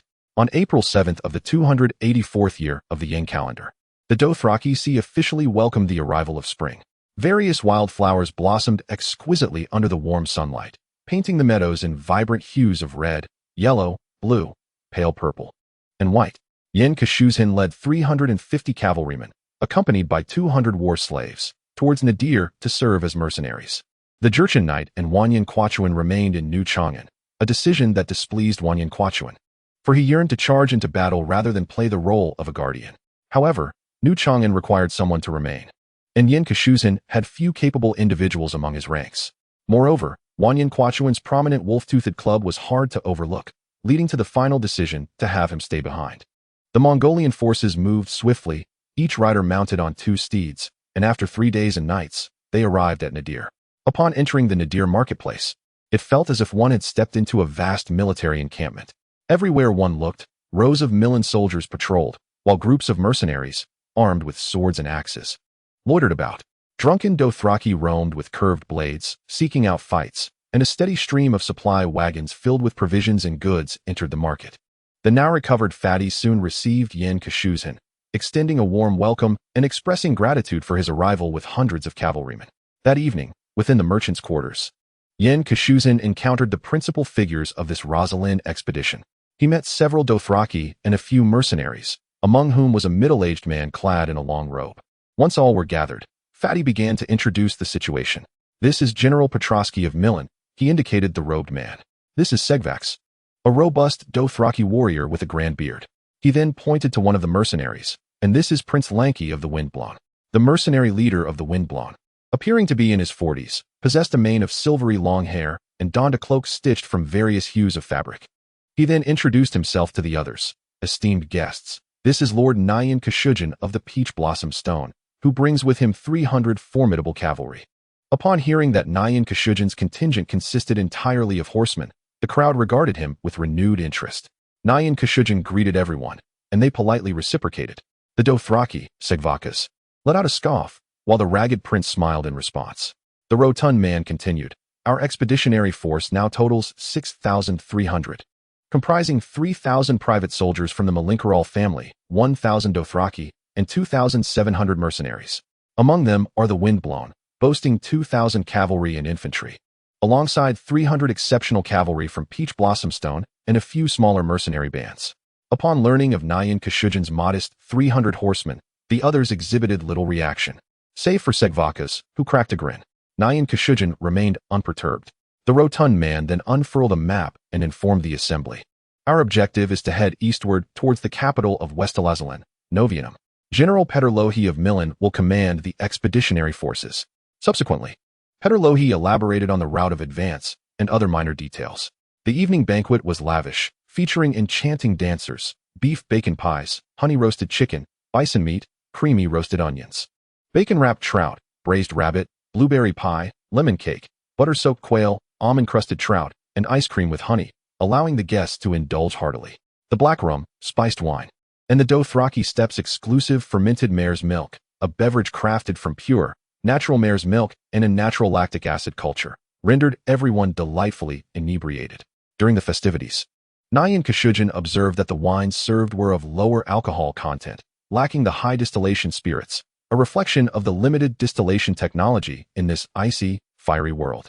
Adhering to his cultural customs, Pincushion raised a toast to the assembly, and the ragged prince reciprocated with a few drinks, engaging in conversation about the customs of Pantos, the myths of the eastern lands, the origins of Slave Bay, and even the Valyrian Empire. The night passed in silence. On the 12th of April, after awaiting a few smaller mercenary bands, the total number of the expeditionary force swelled to over 7,000. Following an oath-taking ceremony that was neither overly boisterous nor too subdued, the expedition set forth. 1,000 Dothraki served as the vanguard, departing ahead, while the main body followed, stretching nearly 5 miles. The forces of Milan and the Windblown were positioned centrally, with other mercenaries and Mongolians trailing behind, a detail that Pincushion paid little mind to. Behind the army trailed a throng of opportunistic slave traders, assorted merchants, groups of prostitutes, barbers doubling as physicians, and hundreds of common folk who followed the expedition, resembling a leisurely outing. Upon entering the region of Zalazalan, the expeditionary forces remained surprisingly unguarded, with the atmosphere among the troops remaining casual. As evening descended and they set up camp, only a few sentinels were loosely positioned, while the camp bustled with activity, people drinking, trading, and seeking the company of courtesans. Pincushion observed that the people of Meereen and the Dothraki, including the mercenaries, held the Zalazalans in contempt. In the ensuing days, the Zalazalan settlements encountered were abandoned. Apart from the Dothraki cavalry returning with a few captives, no further Zalazalans were encountered. The Dothraki rode with severed heads tied to their horses, their curved blades stained with blood, loudly boasting of their exploits. According to their reports, the Zalazalans had forsaken their smaller settlements and retreated to larger towns. This news filled the expeditionary troops with delight, as it seemed to facilitate their conquest. Soon, they encountered their first substantial town, fortified with wooden walls and trenches. Teeming with approximately 10,000 inhabitants, likely the surrounding Zalazalans had sought refuge within its confines. General Petrosky observed numerous Zalazalans armed with spears and bows atop the wooden walls and smirked disdainfully, orchestrating an assault. He stationed the Dothraki and Mongol cavalry on the periphery to prevent any escape, while the Meereenese forces and mercenaries encircled the town. Cavalry, not being adept at siege warfare, found the Mongols content to observe how the Meereenese would approach the siege. Pincushion, curious about the tactical prowess of the Meereenese, shook his head upon witnessing Petrosky's strategy. Lacking the fundamentals of siege warfare, how could they expect the Zalazalans, knowing their fate, not to fight desperately? As customary, an envoy was dispatched to urge the Zalazalans to surrender, but they responded with silence. The envoy, finding the endeavor uninteresting, returned to his own lines. With a command from General Petrosky, the archers of the expeditionary forces approached the Zalazalan town, bearing shields crafted from long wooden stakes, and commenced a volley of arrows. The Zalazalan archers atop the wooden walls, and the expeditionary archers took aim at each other, filling the air with the sounds of arrows whizzing and striking wood, accompanied by the cries of the wounded. The Zalazalan archers and crossbowmen, outnumbered, were soon suppressed by the expeditionary forces, who then advanced with ladders and massive wooden battering rams. The Zalazalans atop the walls fought fiercely, yet the shield-bearing troops of the expeditionary forces sustained minimal casualties. As the infantry placed wooden planks over the trench outside the wooden walls and approached the base, many fell victim to arrows, dying in the trench. The expeditionary forces ascended the ladders, supported by archers who moved within 30 meters to provide cover. Numerous Zalazalans were struck down, tumbling from the walls, while the defenders desperately retaliated with arrows and stones, attempting to dislodge the ladders. Some expeditionary soldiers met their end pierced by spears or struck by stones, collapsing with wounds. The ladders were frequently toppled, sending men tumbling down to the ground below, creating chaos. The besieging forces had managed to scale the wooden walls, only to be swiftly vanquished by a multitude of Lazalan warriors, their lifeless bodies discarded over the battlements. A dozen robust crusaders, wielding hefty battering rams, braved the hail of arrows and javelins as they relentlessly assaulted the city gates. As some fell to arrows, others quickly took their place, continuing the onslaught. After several minutes of incessant battering, a resounding crack echoed as a substantial breach was made in the wooden gates, invigorating the spirits of the valiant men, who redoubled their efforts. Soon, the gates were completely shattered, and the cheers of the Crusaders rose triumphantly, their faces alight with exhilaration. More and more of them ascended the wooden walls, claiming portions of it, while a throng amassed at the gates, numbering over 100. However, the jubilant clamor abruptly ceased, and their spirits plummeted as they discovered that beyond the gates lay not treasures and women, but yet another wall.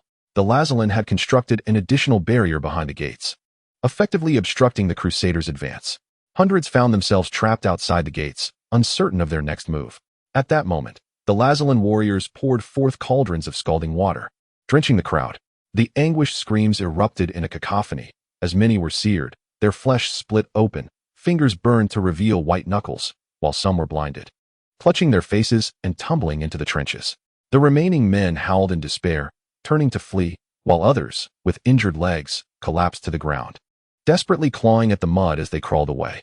The Crusaders stationed near the walls, hearing the chilling cries from the gates, felt their morale plummet.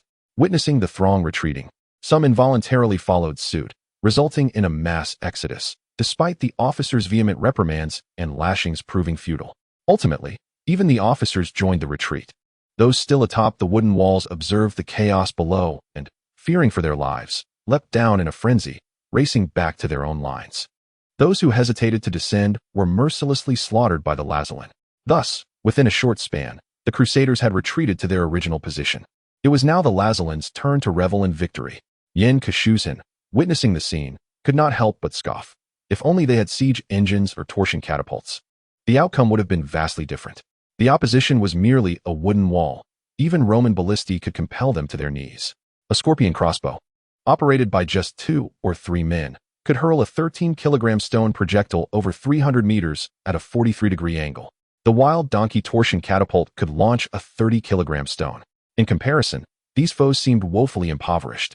Pincushion shook his head as he observed the Crusaders' camp.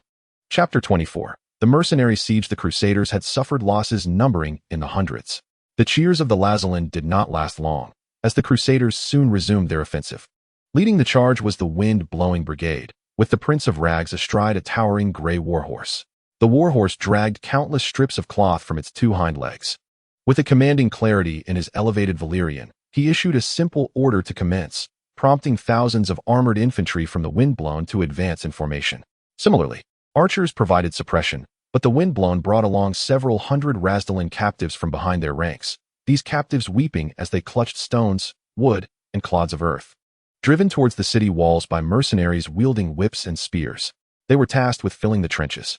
The Razdalan on the wooden walls became aware of this, and, disregarding their kinship, turned their bows upon the captives, resulting in the tragic deaths of many elders and women at the hands of their own people. Terrified, the Razdalan captives attempted to flee, only to be seized by the mercenaries, pressed down, and executed. Others continued to brave the rain of arrows as they were herded to the trench's edge, casting their stones and other debris into the pit below. The trench outside the wooden wall, less than 2 meters deep, was soon filled, creating a passageway. Hundreds of armored infantry from the windblown, donning iron helmets and wielding broad round shields to protect their heads and bodies, cautiously approached the wooden wall. Meanwhile, archers gradually concentrated in this area to cover the advancing infantry. The armored soldiers braved the Razdalan arrows as they approached the wooden structure, many shields punctured by several arrows. Upon reaching the wall, they swiftly divided into several teams, charging towards their respective targets. A few burly men wielded hefty axes, striking the base of the wooden wall with vigor. The Razdalan, in a state of panic, desperately unleashed arrows, hurled javelins, stones, and oil jars. Yet, most were deflected by the infantry's shields, while the oil jars inflicted only minor casualties. The archers of the windblown advanced closer, targeting any visible Razdalan as they shot, resulting in numerous fatalities. A young Razdalan, approximately 17 or 18, lifted a lit oil jar in an attempt to throw it down, but as he emerged, a prepared archer struck his arm with an arrow. The jar slipped from his grasp, spilling flaming oil and igniting him aflame. Before he could utter a cry, a heavy javelin whistled through the air and struck him in the eye, sending him tumbling backward off the wooden wall. The burly men below continued their relentless assault on the wood, and as they fatigued, others took their place to carry on the labor. Soon, several sections of the wooden wall began to sway precariously. The armored soldiers quickly tossed several ropes, ensnaring the wall, and dozens of men pulled with all their might. Amidst the Razdalan's gasps of horror and the windblown's cheers, the wooden wall collapsed with a resounding crash, revealing several breach points. The wall had fallen. General Petrosky turned to the ragged prince beside him, his tone laced with dissatisfaction. "Is this your strategy? Why did you not intervene sooner?" The ragged prince smiled in response. "You are the employer. You did not command us to act." The armored infantry of the windblown company surged through the breach in the wooden wall, shields raised. Despite the valiant efforts of the Lazaran defenders stationed behind the barricade, they were utterly overwhelmed. The formation of the armored soldiers forged a shield wall, crashing into the ranks of the Lazaran, delivering blows, slashing, piercing, and mercilessly dispatching wave after wave of their foes. The Lazaran, realizing they faced a dire struggle for survival, fought back with desperation.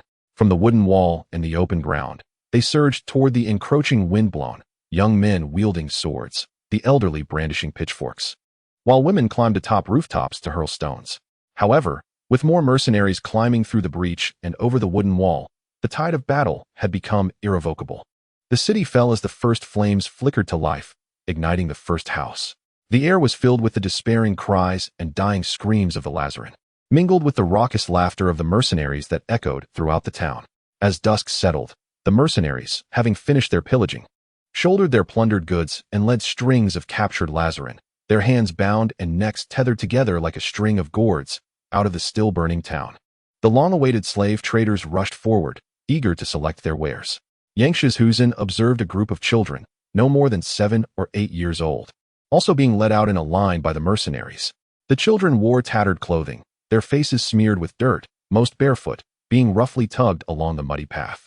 Some cried out for their parents, only to be met with the stinging crack of whips from the mercenaries. Among them was a 5 or 6-year-old girl clad in a white linen dress, her curious gaze taking in the scene around her, the distant captives, the burning town. The menacing adults, unable to comprehend the chaos that had overtaken her life, or why her once loving parents were nowhere to be found, watching her wide-eyed wonder. Her clear gaze inexplicably reminded Yangshi's of the little Jewish girl in red from the film Schindler's List, the only color lost amidst the grim procession toward the crematorium. After a moment of silence, he beckoned to Nahubayan, instructing him to negotiate with the mercenaries to purchase the children.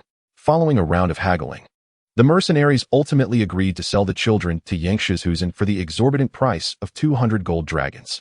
"These children are hardly worth such a sum," Nahubayan grumbled, displeased with the inflated price. "A trivial matter," Yangshi's reassured him with a pat on the shoulder, urging him not to dwell on it. He then commanded, "Provide them with some food, and seek out clothing and shoes." The loyal Nahubayan turned to carry out the orders of the Mongolian captain. The mercenary leader, having secured his payment, chuckled with his men, jiggling the coin pouch and gesturing toward the children, then tapping his head and shaking it, which elicited another round of boisterous laughter. Yangshi's tightened his grip on the reins, while Nahubayan and the Mongolians readied their bows. For a moment, he relaxed his hold, halting his men's actions. "Not worth it," he declared before leading his furious companions away from the scene. Behind him echoed the raucous laughter of mercenaries. After walking a few dozen meters, Yangshi's turned to Nahubayan and declared, "Enough." Nahubayan unfurled his reflex bow, drew an arrow, and with a swift turn, aimed without hesitation, releasing an arrow towards the still chortling mercenaries. One mercenary, leaning against a wooden post and laughing heartily, suddenly saw a shadow dart past his eyes. With a thud, he felt a chilling sensation on his scalp. The mercenaries were startled upon realizing that an arrow had grazed his head and embedded itself in the post. Its fletching still fluttering, the mercenary slowly sank to the ground, trembling as he touched his head, unharmed, save for a tuft of hair severed by the arrow. A faint dampness was noticeable in his trousers at that moment. Just then, a twang of bowstrings was heard, and a flurry of arrows flew, landing on the ground in a row around the mercenaries. The mercenaries gazed in horror at the Mongols, who were seen in the distance, Nahubayan circling on horseback. A dozen Mongols drawing their bows, eyes glinting with predatory intent. Some brandished swords, yet upon seeing the arrows embedded in the post and the encircling Mongols, none dared to move. Observing the mercenaries' capitulation, Yangshi's sneered and led his men away. In the ensuing days, the Crusaders resolutely advanced towards Novionum, encountering the towns of Lazalan, which either surrendered or were obliterated, with no effective resistance to speak of. It was as if the Lazalan forces had vanished.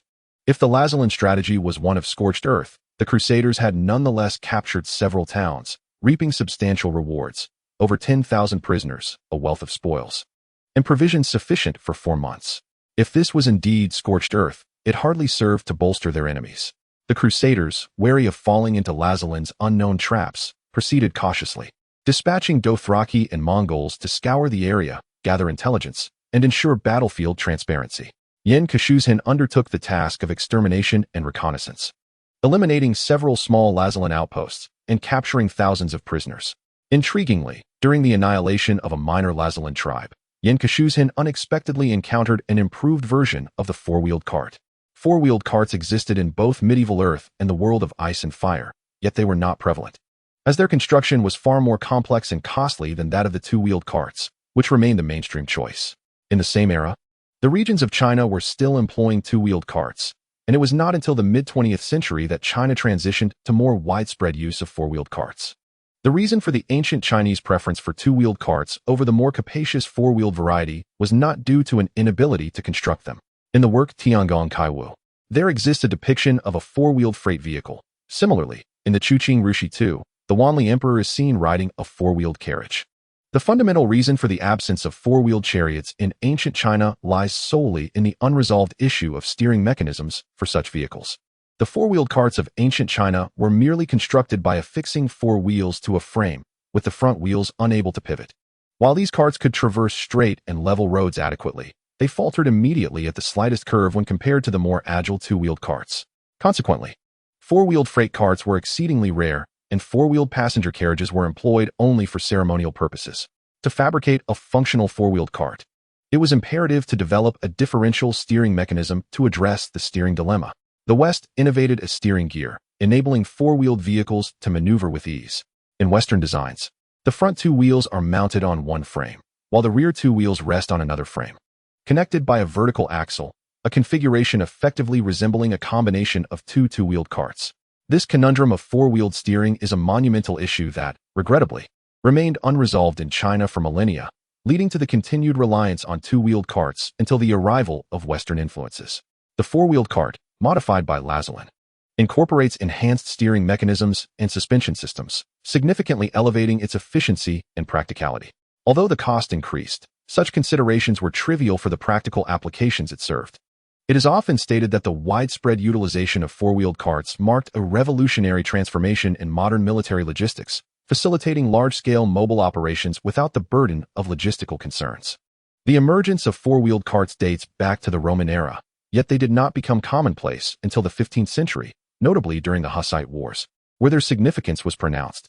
The zenith of the four-wheeled cart era coincided with its use in transporting heavy artillery and military supplies. During the campaign against Russia, the French army mobilized 700 heavy and light four-wheeled carts, each capable of carrying 1.5 tons of supplies, supported by an astonishing 621 horses for towing. Though seemingly unremarkable, this innovation was one of the pivotal military reforms that established modern armies, greatly enhancing their mobility, a crucial distinction from medieval forces. Moreover, the carts themselves could form defensive formations. During the westward expansion, American pioneers famously arranged four-wheeled carts in circular arrays, enabling them to withstand assaults from numerous Native American adversaries. Technologically, the steering mechanisms of four-wheeled carts laid the groundwork for subsequent railway vehicles. Even today, the term, beyond its original association with four-wheeled carts, also denotes railway freight and passenger cars. In the strategic vision of the renowned Pincushion, the future Mongolian army is envisioned to comprise not only cavalry units, but also a substantial number of infantry and logistical forces. The advent of an improved four-wheeled cart will significantly enhance the mobility of the infantry, enabling them to keep pace with the rapid march of the cavalry. Imagine each centurion unit equipped with several heavy four-wheeled carts, laden with ample supplies, thereby reducing dependence on logistics and allowing for an advance of 80 miles per day, sufficient for conducting operations across a vast expanse of several hundred miles. Before the indigenous inhabitants of the icy and fiery realm can react, they will be decisively subdued. The ability to mobilize and ensure logistical support is all that is required for the Mongols to dominate their foes. Joyfully, Chairman Pincushion graciously received the craftsmen from the Lazaran clan who pioneered these technological innovations, assuring them of their safety and security. Consequently, these initially anxious craftsmen, along with their families, were incorporated into the rear camp established by Chairman Pincushion on the 21st of May, in the year 284 of the Aegon calendar. After lingering for over a month, the expeditionary forces approached the capital city of Novianum in the western Lazaran region. The high command of the expedition understood that the Lazaran people would not relinquish Novianum easily, prompting them to consolidate their forces and dispatch additional cavalry for reconnaissance. Now just 85 miles from the city, scattered sightings of Dothraki cavalry began to emerge outside Novianum, while nearby Lazaran residents either fled into the city or continued their eastward exodus. Inside the city, over 10,000 Lazaran troops had gathered, among which Mediate's forces comprised 3,000 men. Mediate listened attentively to the reports from scouts regarding the movements of the expeditionary forces. He was well aware that the expedition had captured numerous towns along their route, most of which had been reluctant to heed his commands. Frankly speaking, Mediate had intentionally allowed these towns to act independently. Most Lazaran tribal leaders believed that Mediate would defend Novianum, instilling confidence among them. However, Mediate had different plans, marking a precise spot on the map. Here it would be. Before the Milan forces could reach Novianum from the west, they would have to traverse a wetland, a floodplain characterized by treacherous muddy terrain interspersed with several streams and countless bogs. The only solid ground lay along the main road connecting the Oxoni River and Novianum, which meandered around the city to the south, forming a river bend. This main road lies 9 miles south of Novianum, crossing the Oxoni River bend, and the topography of the road is further constrained by adjacent woodlands. Should the Milan expeditionary forces attempt to circumvent these geographical limitations, they would need to shift to the right. However, the land on the right is exceedingly marshy due to the river's tidal influence. Anticipating this, Mediate had excavated numerous pits in the Oxoni River bend, each measuring 30 centimeters in length and knee-deep, with wooden stakes inserted within and concealed by branches and foliage. This defensive measure is known as a wolf pit. It is lethal for the Dothraki, these pits scattered along the roadside, throughout the entire expanse of open ground, wherever he believes the Myrish army must pass on its way to the city of Novianum. In Chapter 26 of the Battle of the Oxoni River, the Scots did not flee. They formed dense ranks to resist the onslaught of the English forces. Beneath gleaming helmets and behind shields, they withstood the initial attacks from the English archers, yet the front line of soldiers suffered fatal blows. On the afternoon of May 23rd, Segvax led 800 Dothraki as vanguard toward the bay of the Oxoni River. Originally, General Petrosky of the Myrish intended to send the Mongols as the forefront, believing that these well-equipped cavalry had performed admirably over the month of battle. Whether for flanking cover or as rearguard, they had proven capable. Now, as they approached Novianum, it seemed prudent for these horsemen to test the mettle of the Lazalans. However, Segvax vehemently opposed this decision, for reasons unbeknownst to him. He had harbored disdain for the Mongol leader from the outset, mocking him and his cavalry as if they fought like women. He regarded the Mongols with contempt, constantly vying for recognition, while the Mongol leader perceived his gaze as that of a poor man enviously eyeing the affluent. Their horsemanship was lacking, and their unfamiliarity with the Lazalan terrain might hinder their efforts. These were his arguments. Moreover, they were numerous, a compelling reason that compelled General Petrosky to acquiesce to his request. The Dothraki charged down the avenue, but soon, misfortune struck as some fell into wolf pits, their horses impaled on wooden stakes, bones snapping. Riders were thrown off, and after a brief moment of chaos, the Dothraki discovered the abundance of such traps, numerous and unavoidable. After dispatching the injured horses and tending to their wounded comrades, Segvax pressed on from the riverbank shallows, cursing the accursed Lazalan swine in his heart. Upon traversing a thicket of low shrubs, the Dothraki formed into a narrow column and spotted a group of Lazalans. Like hunters catching sight of their coveted prey, the Dothraki surged toward them with excitement. Mediate, accompanied by 400 fresh recruits, had arrived at the bay of the Oxoni River for reconnaissance. Upon spotting the Dothraki, he swiftly commanded his 50 guards to form a rectangular formation. The first wave of Dothraki struck, instantly slaughtering dozens of the Lazalan newcomers, nearly causing a rout. Seeing this, Mediate charged forward with his guards, wielding a battle axe in one hand and a hawk-shaped knight's shield in the other, deflecting the Dothraki's curved sword strikes. With a swift motion, he dispatched a Dothraki, parried another blow, and counterattacked. In no time, Mediate had slain 4 or 5 Dothraki. His face and armor splattered with their blood, as his guards followed suit, using long spears to unseat the Dothraki from their mounts. As Maediat swung his weapon with fervor, he shouted loudly for his troops to rally and form ranks. The new army, invigorated by Maediat's valor, regained their morale and gradually assembled, wielding their 4-meter-long spears to unseat the Dothraki riders. The formidable reach of their weapons thwarted the Dothraki's approach, while crossbowmen unleashed a relentless barrage of bolts, inflicting grievous wounds upon the unarmored Dothraki. Observing this, Segvax commanded his cavalry archers to retaliate, yet the Dothraki archers were unable to suppress the ground-based crossbowmen, and were instead gradually pushed back. The new army continued to converge, forming a hollow square, their long spears preventing the Dothraki from closing in. Although the Dothraki encircled the formation, they suffered heavy casualties as the new soldiers thrust repeatedly, knocking many Dothraki from their mounts. The perspiring crossbowmen tirelessly reloaded and fired, systematically bringing down the trapped Dothraki in small clusters. Some Dothraki warriors attempted to charge into the new army's ranks, but after severing a few spears, they met their demise beneath the thrusts of those long weapons. Segvax, drenched in cold sweat, was astonished by the resilience of these Lazarene warriors, which shattered his previous beliefs. The Dothraki were crowded together, a layer of bodies accumulating on the ground. The Lazarene spears began to systematically unseat the immobilized Dothraki, and while some brave warriors fought back on foot, their shorter weapons proved inadequate. After slaying a few Lazarene soldiers, they too fell victim to the long spears. As the courageous ones perished, fear began to ripple through the remaining Dothraki, with some contemplating flight. In response to this unfolding scene, Maediat commanded the crossbowmen to target the Dothraki flanks. In a synchronized volley, 80 crossbowmen brought down over 100 Dothraki, causing their wings to collapse and scatter in disarray. Segvax, caught in the midst of the chaos, shouted in fury, "You cowardly wretches, return." Before he could ponder further, the spear formation advanced upon the hundreds of Dothraki, driving them towards the river, pushed them into the water. Maediat bellowed.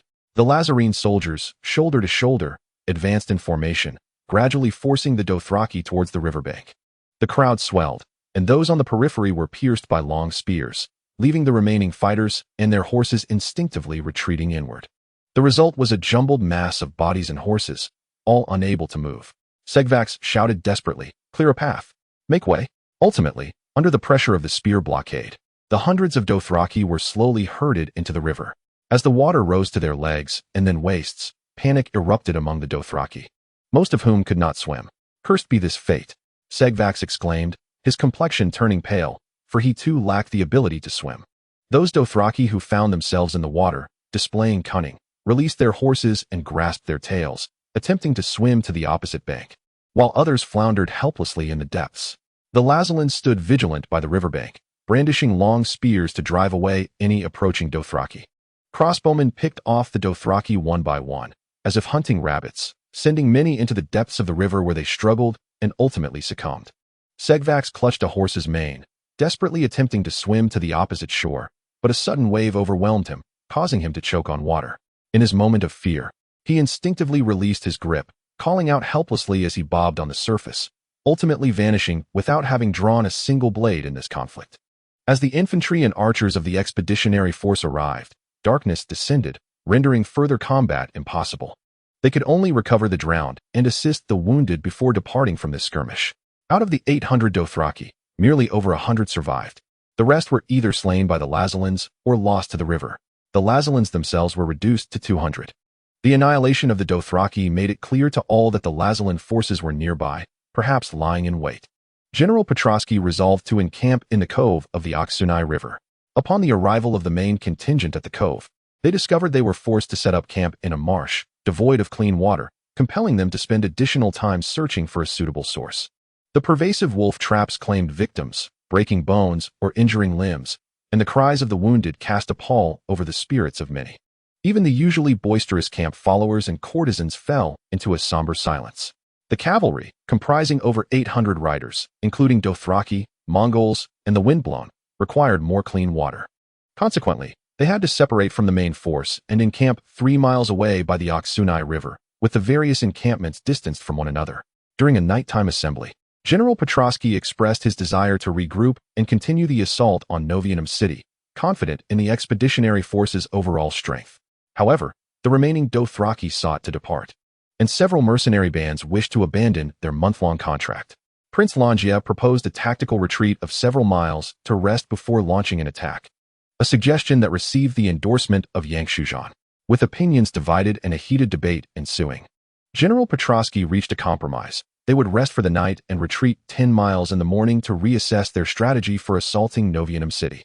In the dead of night, a Lazalan noble appeared at Novianum City, initially intending to surrender to the Mirians and provide provisions to the expeditionary force. He informed Madiat that the expeditionary troops were now fatigued, disorganized, lacking morale, and suffering from a deficiency in command. Recognizing the enemy's superior numbers and equipment, Madiat had previously avoided a decisive battle. However, upon receiving this crucial intelligence, he altered his course of action. Madiat made a bold strategic decision. At the first light of dawn, he would launch an attack on the Mirian expeditionary force. Chapter 27. The Battle at the Oxonai River. 2. The vanguard archers of England were securely positioned in the marshy terrain, yet their efficacy was significantly diminished. For the French cavalry was well protected by their iron and leather armor, rendering the arrows either broken or lost to the heavens. Geoffrey Le Baker, Chronicles, May 24th. In the early summer, dawn broke with great haste. At 3 in the morning, the gates of Novionum quietly swung open. Madiat led his 3,000 soldiers, accompanied by an additional 5,000 from other tribes, totaling 8,000 warriors, who streamed forth from the city gates and, once assembled, commenced their advance towards the bay of the Oxonai River. 2 hours later, the Lazalan reached the bay and began to organize their ranks. Nayangshan was awakened by Nahubayan. Something was amiss. Upon stepping outside the tent, the sky still shrouded in darkness. Nayangshan followed Nahubayan's pointed direction and discerned a dark line on the horizon, which, upon closer inspection, evidently approached the infantry encampment. Sound the alarm and withdraw all artisans from the rear camp, Nayangshan commanded Nahubayan. Others, don your armor and follow me. As the signal arrow soared with a sharp whistle into the sky, the alarm bells of the infantry camp echoed in a cacophony, clearly indicating the approach of the enemy. Although the Lazalan had detected the threat, they bravely mobilized, dividing into 3 infantry formations, brandishing their pikes and forming dense lines of weaponry, with crossbowmen and sword-and-shield soldiers trailing behind. They hastened forth, quickly engaging the expeditionary forces. At the forefront stood the Millennians, arrayed in formation under the guidance of their officers. They clashed head-on with the Lazalan. Archers from both sides unleashed volleys upon each other's flanks.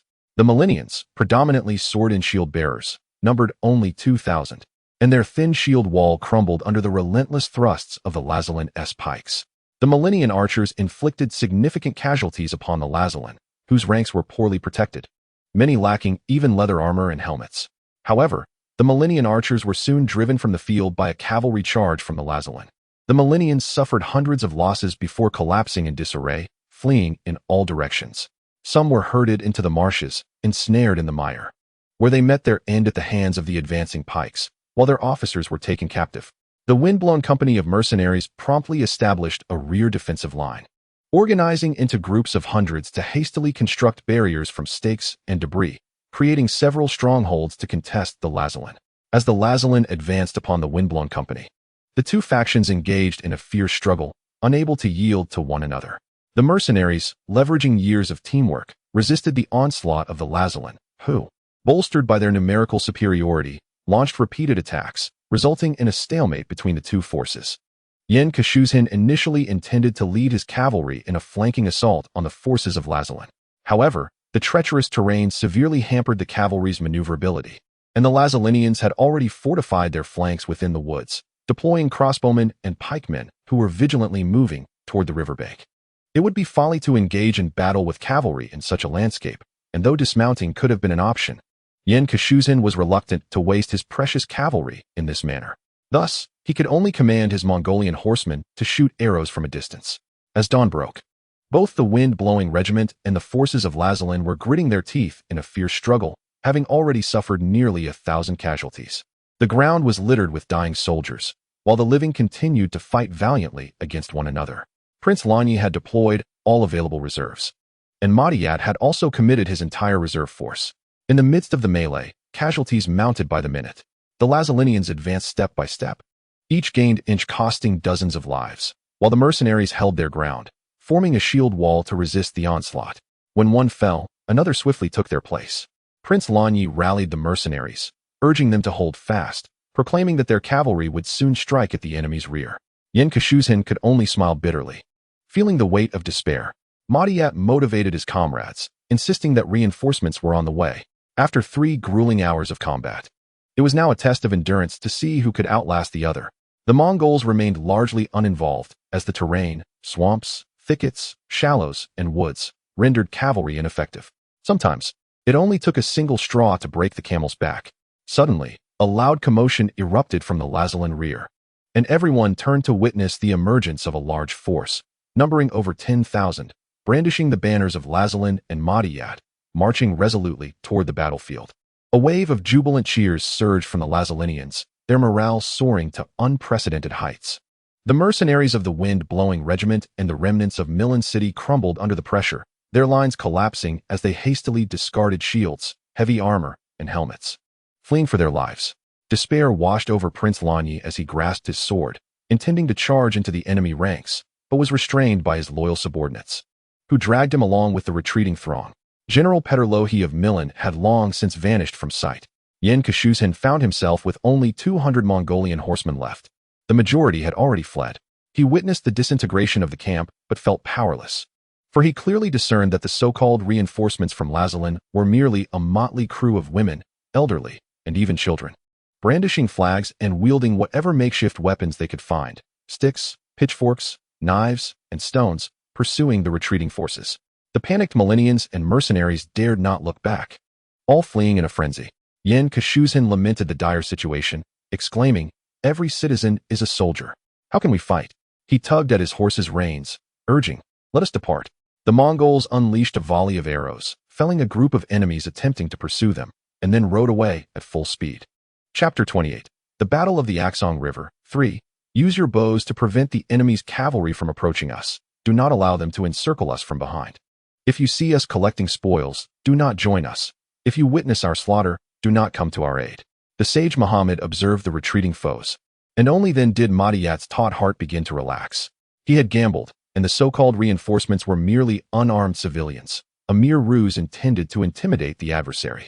Ultimately, the Milanites were frightened away, and he emerged victorious. The Milanites and mercenaries scattered in all directions, many of them ensnared in wolf traps, injuring their legs, while those pursued by the Rosalyn met their demise. Some fled into the marshes, becoming mired in mud, while others jumped into the river, only to drown. In fact, a small stream was filled with their corpses, and the pursuing Rosalyn crossed over with dry shoes. The exhilarated Rosalyn continued their chase for several miles before finally pausing. Still unsated, the battlefield was strewn with the lifeless bodies of the enemy, in the grass, the river, the woods, and the marshes. A rough estimate placed the enemy's dead at 3,000, while over 1,000 slave traders, prostitutes, and vendors had not escaped, aside from a few unfortunate souls mistakenly slain. They were all captured. The nearly 10,000 Rosalyn slaves previously seized by the Milanites were also liberated. The vast resources and a significant amount of gold dragons from the enemy's camp became Maudiyat's spoils of war. Maudiyat addressed the trembling slave traders, "You are now my slaves. Longing to return home?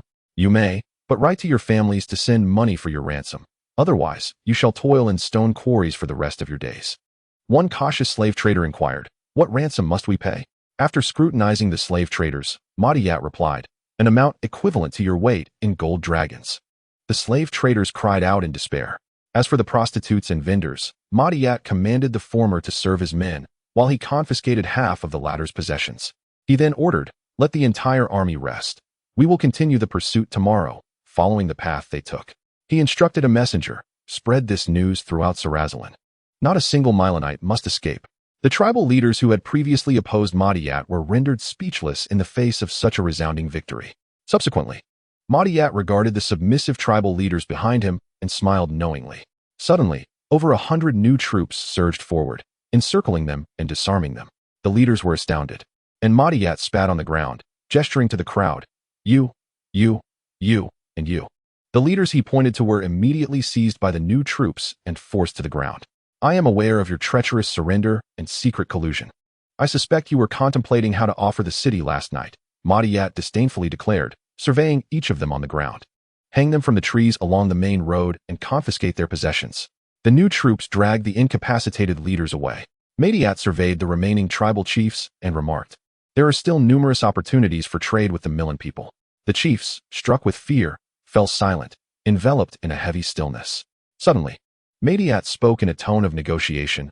"Would it be agreeable for you to entrust all your warriors to me, so that we may pursue our enemies come tomorrow?" After evading the pursuit of the Lazalan, Pincushion caught up with the rear convoy that had retreated early. Upon seeing that the craftsmen were all unharmed, he let out a sigh of relief. After a brief respite, the Mongolian contingent continued its advance. As they journeyed, they assessed their losses. Over 20 Mongolians had been wounded, a toll within acceptable limits. The captured Lazalan prisoners, aside from a few dozen craftsmen, had all been lost, rendering their efforts a considerable financial setback, the extent of which was unknown. As Pincussion's forces traveled for some distance, he decided to veer northwest, deviating from the original route of retreat. As he deemed it too perilous, there was no need to return westward to the Dill Market. A direct return to New Chang'an sufficed. Along the way, they occasionally encountered scattered stragglers and pursuing Lazalan soldiers, who kept their distance from the Mongolians, who paid them no heed and pressed on. By the afternoon of the following day, scouts reported that mercenaries were surrounded by Lazalan forces 1,000 meters ahead. Initially intending to bypass the situation, Pincushion reconsidered upon noting the blue and white colors of the mercenaries' banner. Prince Lanyi, under the protection of his loyal subordinates, had fled the battlefield, gradually gathering 100 or more stragglers along the way. The Lazalan had already learned of the Millen army's defeat and began organizing to hunt down the fleeing soldiers. When the Lazalan discovered Prince Lanyi, they dared only to follow stealthily. The remnants of the windblown troop had not managed to shake off their pursuers, and as the Lazalan called upon reinforcements, more and more surrounded them. The remnants of the windblown troop found themselves besieged by nearly 1,000 Lazalan warriors, most of whom were local civilians armed with spears and clubs, with fewer than 100 armored soldiers and dozens of archers among them. Yet they outnumbered the mercenaries significantly. The mercenaries formed a tight circle, using their limited shields for protection while wielding long swords and spears to fend off the Lazalan. A ring of the fallen lay around them, but the Lazalan, undeterred, pressed forward with their long spears and broadswords, firing arrows and hurling stones. The windblown troops' archers managed to fell a dozen Lazalan, yet this did little to deter their advance as they continued to probe the mercenaries' defenses. Blood dripped from Prince Lanyi's sword, having slain several Lazalan fighters. Under normal circumstances, he was confident that 100 mercenaries could easily overpower over 1,000 Lazalan. With 200 mercenaries, he would have pursued the Lazalan without hesitation. However, the Windblown Brigade has been fleeing the battlefield for a day and a night to escape relentless pursuit. Coupled with a scarcity of sustenance, the mercenaries are utterly fatigued, their physical strength greatly diminished, and their combat efficacy severely compromised. The Lazaran forces, clearly aware of this predicament, continue to besiege the Windblown Brigade with audacity. Are we not allowed to surrender? Some mercenaries lament, unable to endure any longer. It is futile. They are not noble lords. They care not for our lives, only seeking our heads for the bounty. Prince Lanyi admonished his subordinates. Although mercenaries fight for coin and surrender is not out of the question, it is contingent upon the enemy's acceptance. Indeed, the surrounding Lazaran warriors, their eyes glinting green, are fixated on the mercenaries' heads and armors. Mediat dispatched a message, heads for rewards. Presently, the Lazaran cannot breach their defenses, nor can the Windblown Brigade break free, resulting in a stalemate. The longer this impasse endures, the more disadvantageous it becomes for the Windblown Brigade. Anxious, Prince Lanyi resolved to launch a full-scale assault under the cover of darkness. At that moment, a cacophony of panic erupted from the Lazaran's rear, causing several to turn. The pikemen also restructured their formation to face the noise. Could it be reinforcements? Prince Lanyi could hardly contain his excitement. Encountering such a mass of infantry on flat terrain is a cavalryman's delight. 300 Mongol horsemen galloped forth in formation, raising clouds of dust and the rhythmic sound of hoofbeats, agitating the Lazaran's nerves. Amidst their leaders' shouts and curses, the Lazaran formed ranks of pikes, preparing to confront the Mongol charge, while their archers loosed arrows towards the Mongols. Alas, their accuracy was lacking. Even when they struck, the arrows failed to penetrate the Mongol armor. As the distance closed to 50 meters, a sharp whistle rang out, and the Mongol cavalry split in two. Fanning out to the flanks, they encircled the Lazaran's battle line, and from above, it appeared as if a grand goose had unfurled its wings, enveloping the Lazaran forces. The Mongols formed a Cantabrian circle, encircling over 1,000 Lazaran tribesmen, Yet the Lazaran had ensnared the wind-blown brigade in the center. The Mongols soon began to rotate clockwise, drawing their reflex bows, raining arrows from all directions upon the encircled Lazaran. Outside the circle, Pincushion, accompanied by the ironclad monkey version of the floating pagoda and Mongol Ghulam cavalry, leisurely circled, awaiting the collapse of the Lazaran formation. Chapter 29. The conclusion of the battle at the Oksonai River. Every cavalryman should bear a shield and spear, a longsword and short sword, a bow, a quiver, and arrows. Your carts should carry various tools, axes, rubble tools, digging implements, iron spades, and all necessary equipment for an army.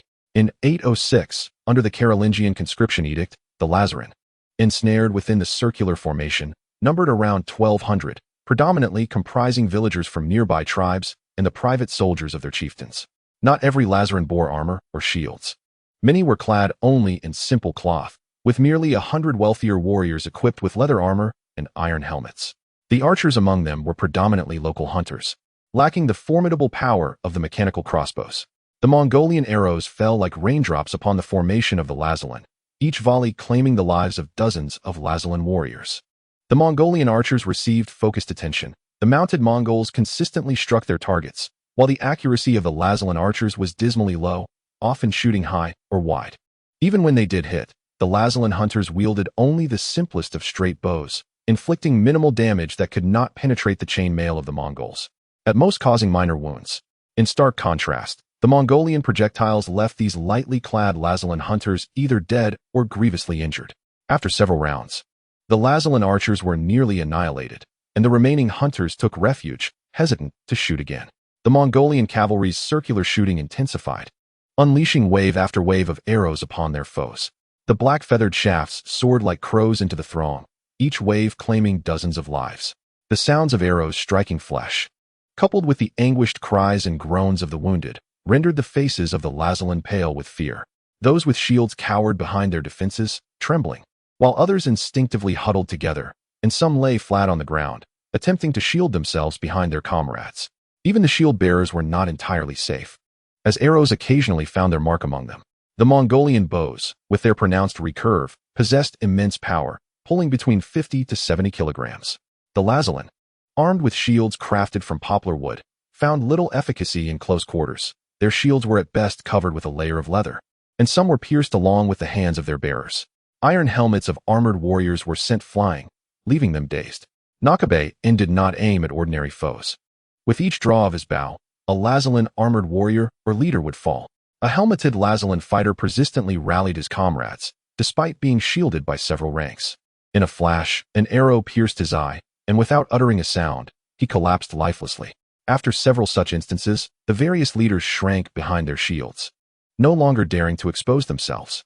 Nyankashuzhan lacked Nakabe's precision, yet still managed to slay a dozen Lazalan warriors with his relentless volleys. After several rounds of Mongolian fire, the periphery of the Lazalan formation lay strewn with hundreds of corpses. The relentless sound of arrows slicing through the air, the thuds of shafts striking wooden shields, and the anguished groans of countless wounded soon overwhelmed the once peaceful Lazalan hunters. Some broke under the pressure, frantically fleeing, only to be struck in the neck, collapsing in a spinning fall. As one led the way, many followed suit, and in a tumultuous rush, hundreds scattered in all directions. Despite the wise counsel of a few urging, "You cannot outrun four-legged beasts. Return and regroup." Yet, the fleeing Lazalan held on to a misguided sense of luck, among so many. Surely it would not be their misfortune. The ragged prince, who had been observing from the center of the encirclement, sensed the opportune moment and raised his sword, exclaiming, "Now is the time, let us charge."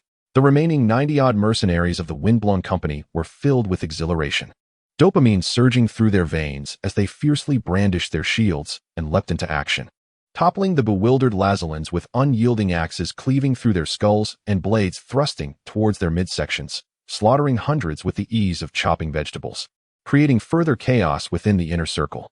With a sharp blast from a horn, the mounted archers of Mongolia swiftly carved out a path. The ironclad cavalry and the Ghulam horsemen formed two lines, leveling their lances as they accelerated towards the disarrayed Lazalans. The sound of hundreds of armored steeds thundering together resonated like a cacophony of war, their heavy hooves pounding the ground with such force that the very earth trembled, as if determined to shatter all that lay ahead. Dust billowed in their wake, Resembling an advancing wall of steel, the cavalry, instinctively synchronized with the speed of their mounts, unleashed their might, adrenaline surging as they galloped forth, resolute in their mission to obliterate every foe. The front line of Lazalan spearmen, hearing the thunderous approach of the cavalry, felt the tremors of the ground beneath them. Their legs weakened, involuntarily trembling, faces pale, and drenched in cold sweat. At that moment, only those soldiers who were well-trained and steadfast in their faith could withstand such pressure. Clearly, the Lazalans did not possess such valor, nor could they embrace death without fear. Thus, they screamed in panic and discarded their spears, fleeing backward. The Soviet film crew, during the filming of War and Peace, staged a battle scene to depict the Russian line infantry confronting the charge of French cuirassiers. They summoned thousands of Soviet soldiers to portray Russian infantry. Yet when these soldiers formed ranks against the charging cuirassiers, even knowing it was a mere performance, they could not withstand the pressure and disbanded.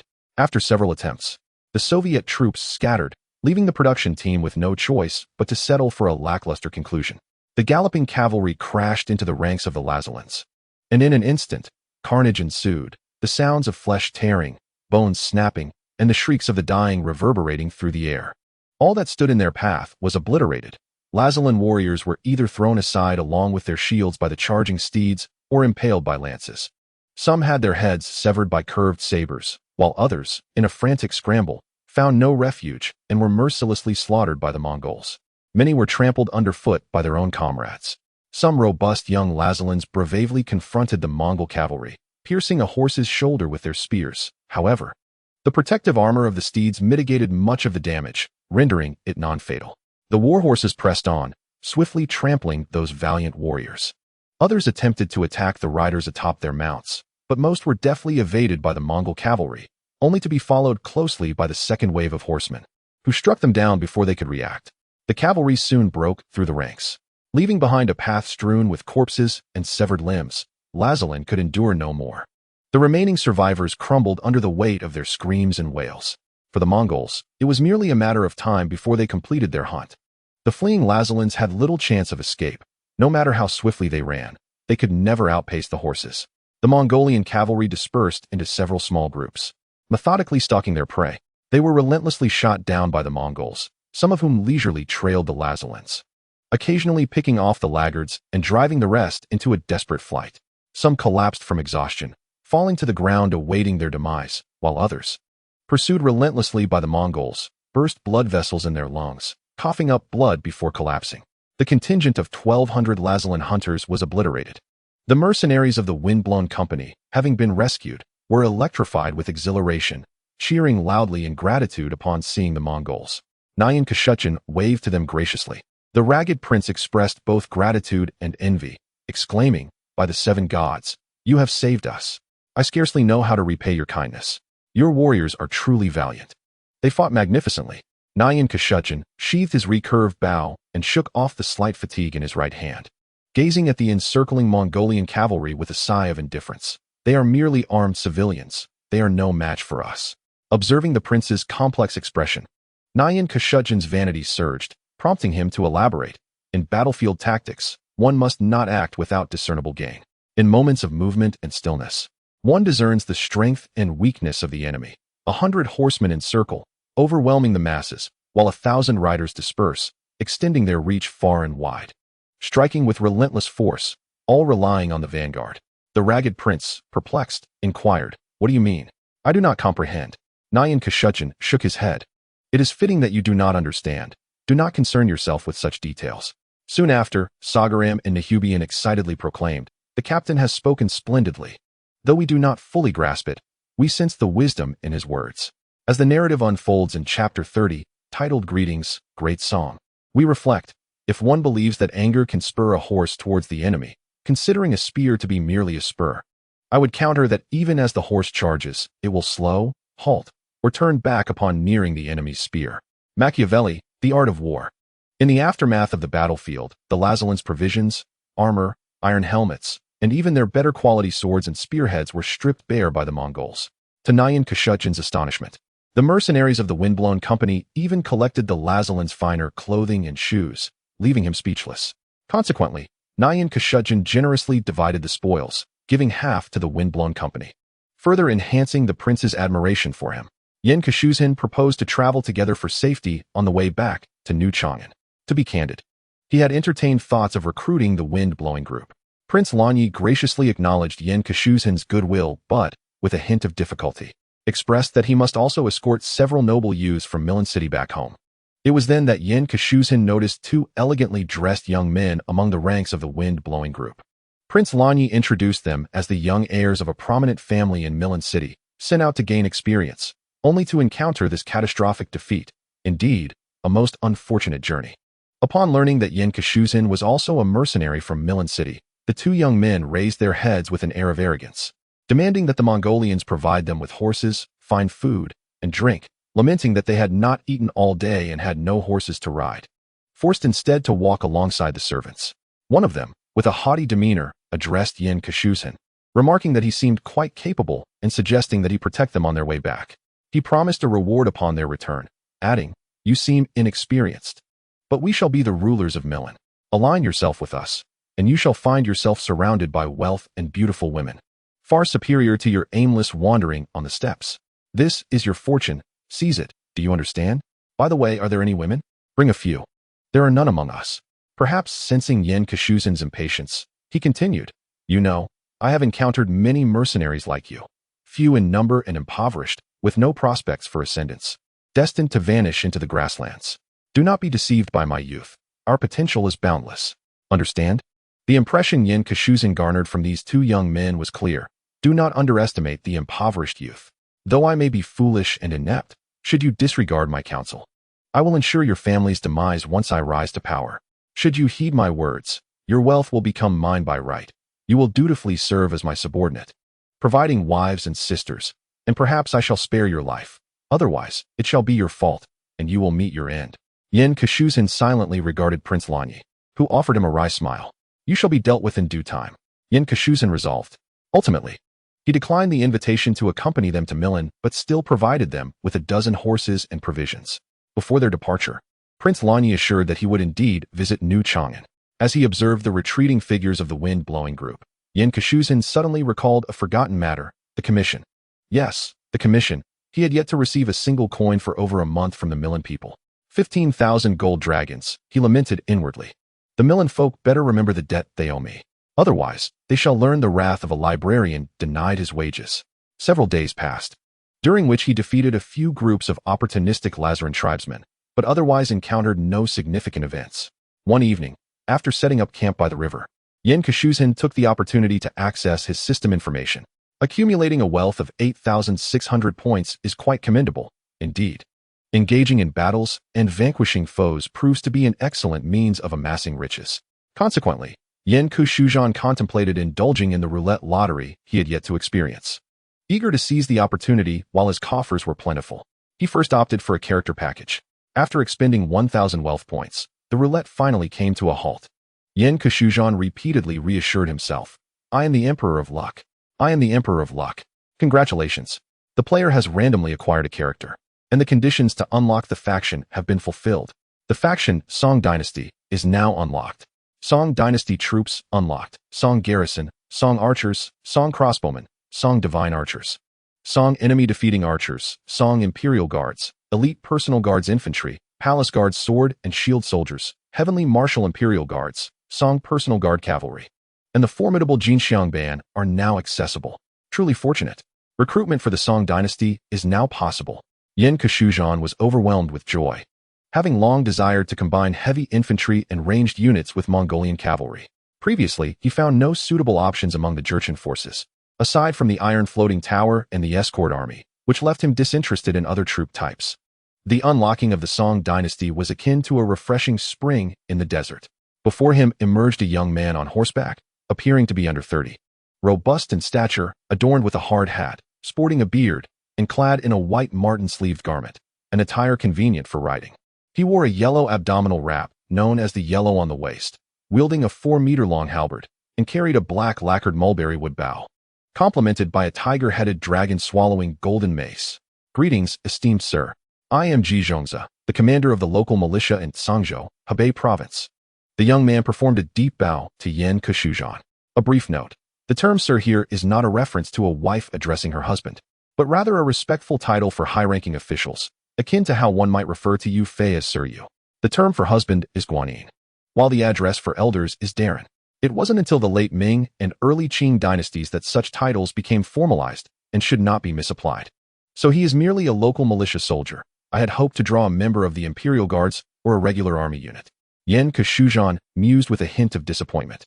The Song military is categorized into Imperial Guards, regular army, militia, foreign troops, elite forces, archers, and garrison troops. The garrison troops of the Song dynasty during the 12th century were indeed regular troops, both in the northern and southern Song dynasties. Yan Keshuzhan inquired. From Hebei province, are you familiar with Lin Chong, the instructor of the Imperial Guards in Dongjing? Ji Zhongzi pondered for a moment and shook his head. I am not aware. I have spent 5 years in Dongjing and have not heard of this individual. Oh, what of Gao Qiao and Kai Jing? I have not heard of Gao Qiao either. It is said that Kai Daiji has since been reassigned to Chengda, changing his post to Yingzhou. Kai Jing originally served as a Dragon Pavilion official and was in charge of Kaifeng Prefecture. In the 8th year of Yuanfeng, 1085, Ji Zhongzi's year, he was transferred to Chengdu. So, it appears he hails from the era of Emperor Shenzong of Song Jiaosu, 1048 to 1085. Yan Keshuzhan let out a sigh of relief, for he was aware that his team included Jurchens. If a Southern Song individual were to be drawn, the situation would become quite tumultuous, as the Jurchens and the Southern Song were historical adversaries, and reconciling their relations would be a daunting task. However, now that they were dealing with individuals from the Northern Song during the reign of Emperor Zhizong, the matter was considerably simpler. As Yan Keshuzhan observed Ji Zhongzi, he noted the man's handsome demeanor, which was subtly imbued with an air of arrogance and a faint aura of authority. It struck him as unlikely that a commoner would possess such traits. Reflecting on his own 5 years spent in the capital, he inquired, "Did you hold an official position in the capital?" Ji Zhongzi's expression darkened, and after a moment's hesitation, he replied, "I dare not conceal the truth from you, my lord. I entered the Imperial Guard at the age of 15, later appointed as an inner palace attendant, and served as a marriage official for the imperial city. I was a guard of the 6th rank, but I offended a noble and lost my position, being demoted back to my hometown, where I became a mere captain." Yan Keshuzhan gasped in astonishment. "You were a bearer of imperial weapons." During the reign of Emperor Taizu, individuals were selected based on their military prowess and loyalty to carry imperial swords known as the imperial belt. They were granted the privilege to enter the inner palace armed with swords and bows. In the first year of the Xianping era, this title was renamed Bearer of Imperial Weapons. From the ranks of hundreds of thousands in the Imperial Guard, a rigorous selection process winnowed them down to 3,000, from which merely 6 were chosen to represent the elite bearers of imperial weapons, akin to the United States Navy's DevGru Special Forces, formerly known as SEAL Team 6. After expressing his admiration, Yan Keshuzhan comforted Ji Zhongzi. "It is a trivial matter. A true man can thrive anywhere, and the prospect of noble titles is within reach." Finally, Yan Keshuzhan expressed curiosity about Ji Zhongzi's name. "Ji, is it possible you are a descendant of King Wen?" Ji Zhongzi nodded. "My ancestors settled in Xiufu, Shandong, and I am a descendant of the House of Zhou." Intrigued by his whimsical nature, Yan Keshuzhan remarked, "In this foreign realm, your name lacks grandeur. Might I assist you in changing it?" "My lord, my name was bestowed by my parents. It would not be appropriate," Ji Zhongzi responded. "How about Ji Luofu?" Yan Keshuzhan suggested, speaking to himself. "Not to my liking. Let us choose something more majestic," he said with a mischievous smile. "Ji or Jaden?" Ji Zhongzi exclaimed in exasperation. "My lord, this is unacceptable. Please do not jest." In the main text of Chapter 31, Yan Keshuzhan spent over 4,000 wealth points to recruit 300 soldiers of the Song stationed army. Additionally, he enlisted 100 archers from the Song Archery Society. Shortly thereafter, a group of Song individuals appeared before him, most wearing headscarves and clad in white or blue robes, their feet adorned with straw shoes. The soldiers bore short spears, while the archers wielded mulberry wood bows, with 25-ring knives secured at their waists. Observing their appearance, Yan Keshuzhan inwardly sighed, recognizing the inadequacy of the basic troops.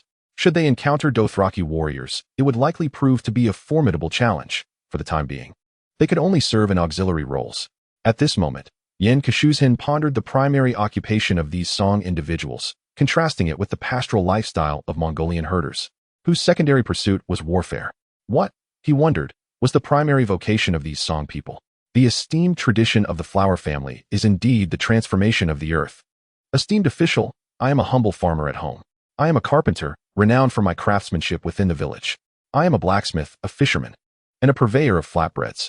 Esteemed official, I am a vendor of sundries. I am a cartwright. I am a wine broker. Soon, a multitude of soldiers from the Song dynasty eagerly responded to Yen Kashuzhan's inquiries.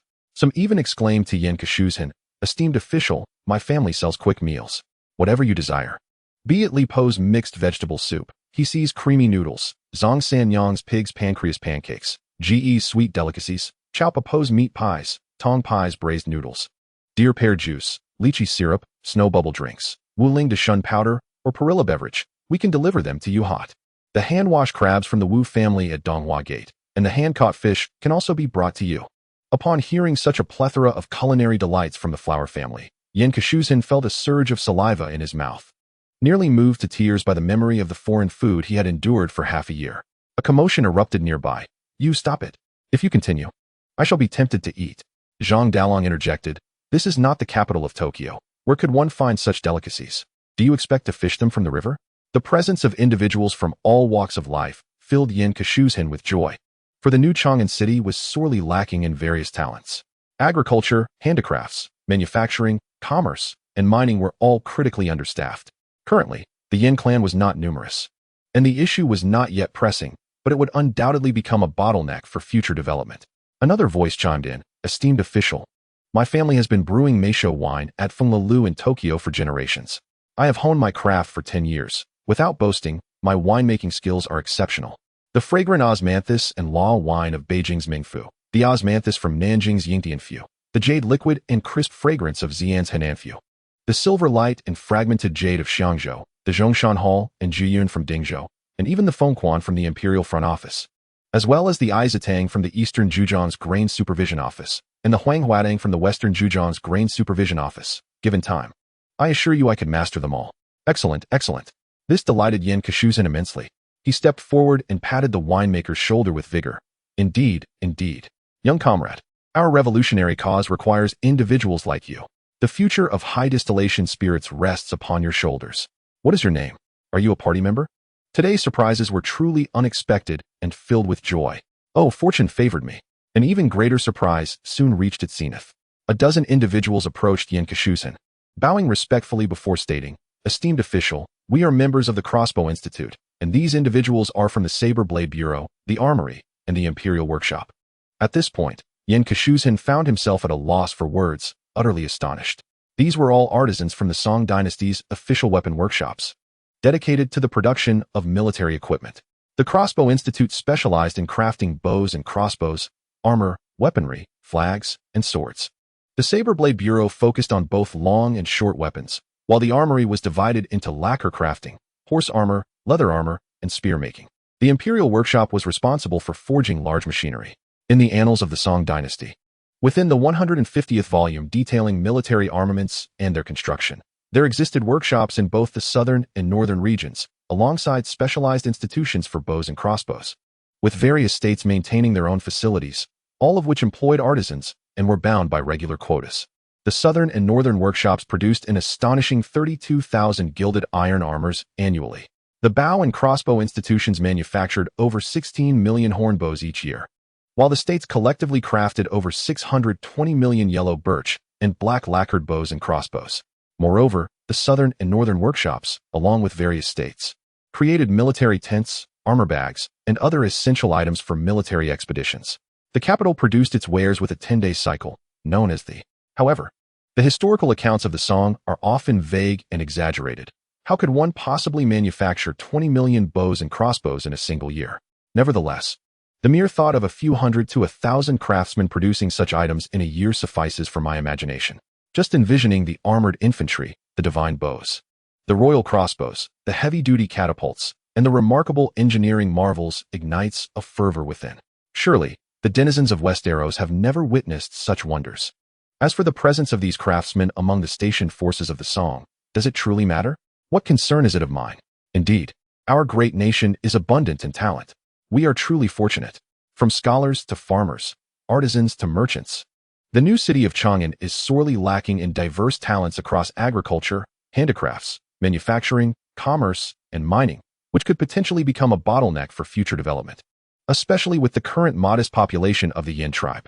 With an insatiable desire to acquire more, Yin Ku-Shu-Zhan decided to recruit the remaining wealth to enlist 300 soldiers from the Song. Subsequently, he appointed Ji Zhongzhe as the commander of these troops, while the craftsmen were organized into a separate battalion. However, the 700 stationed soldiers of the Song were initially unimpressed by the young man with a fair complexion and a smooth chin.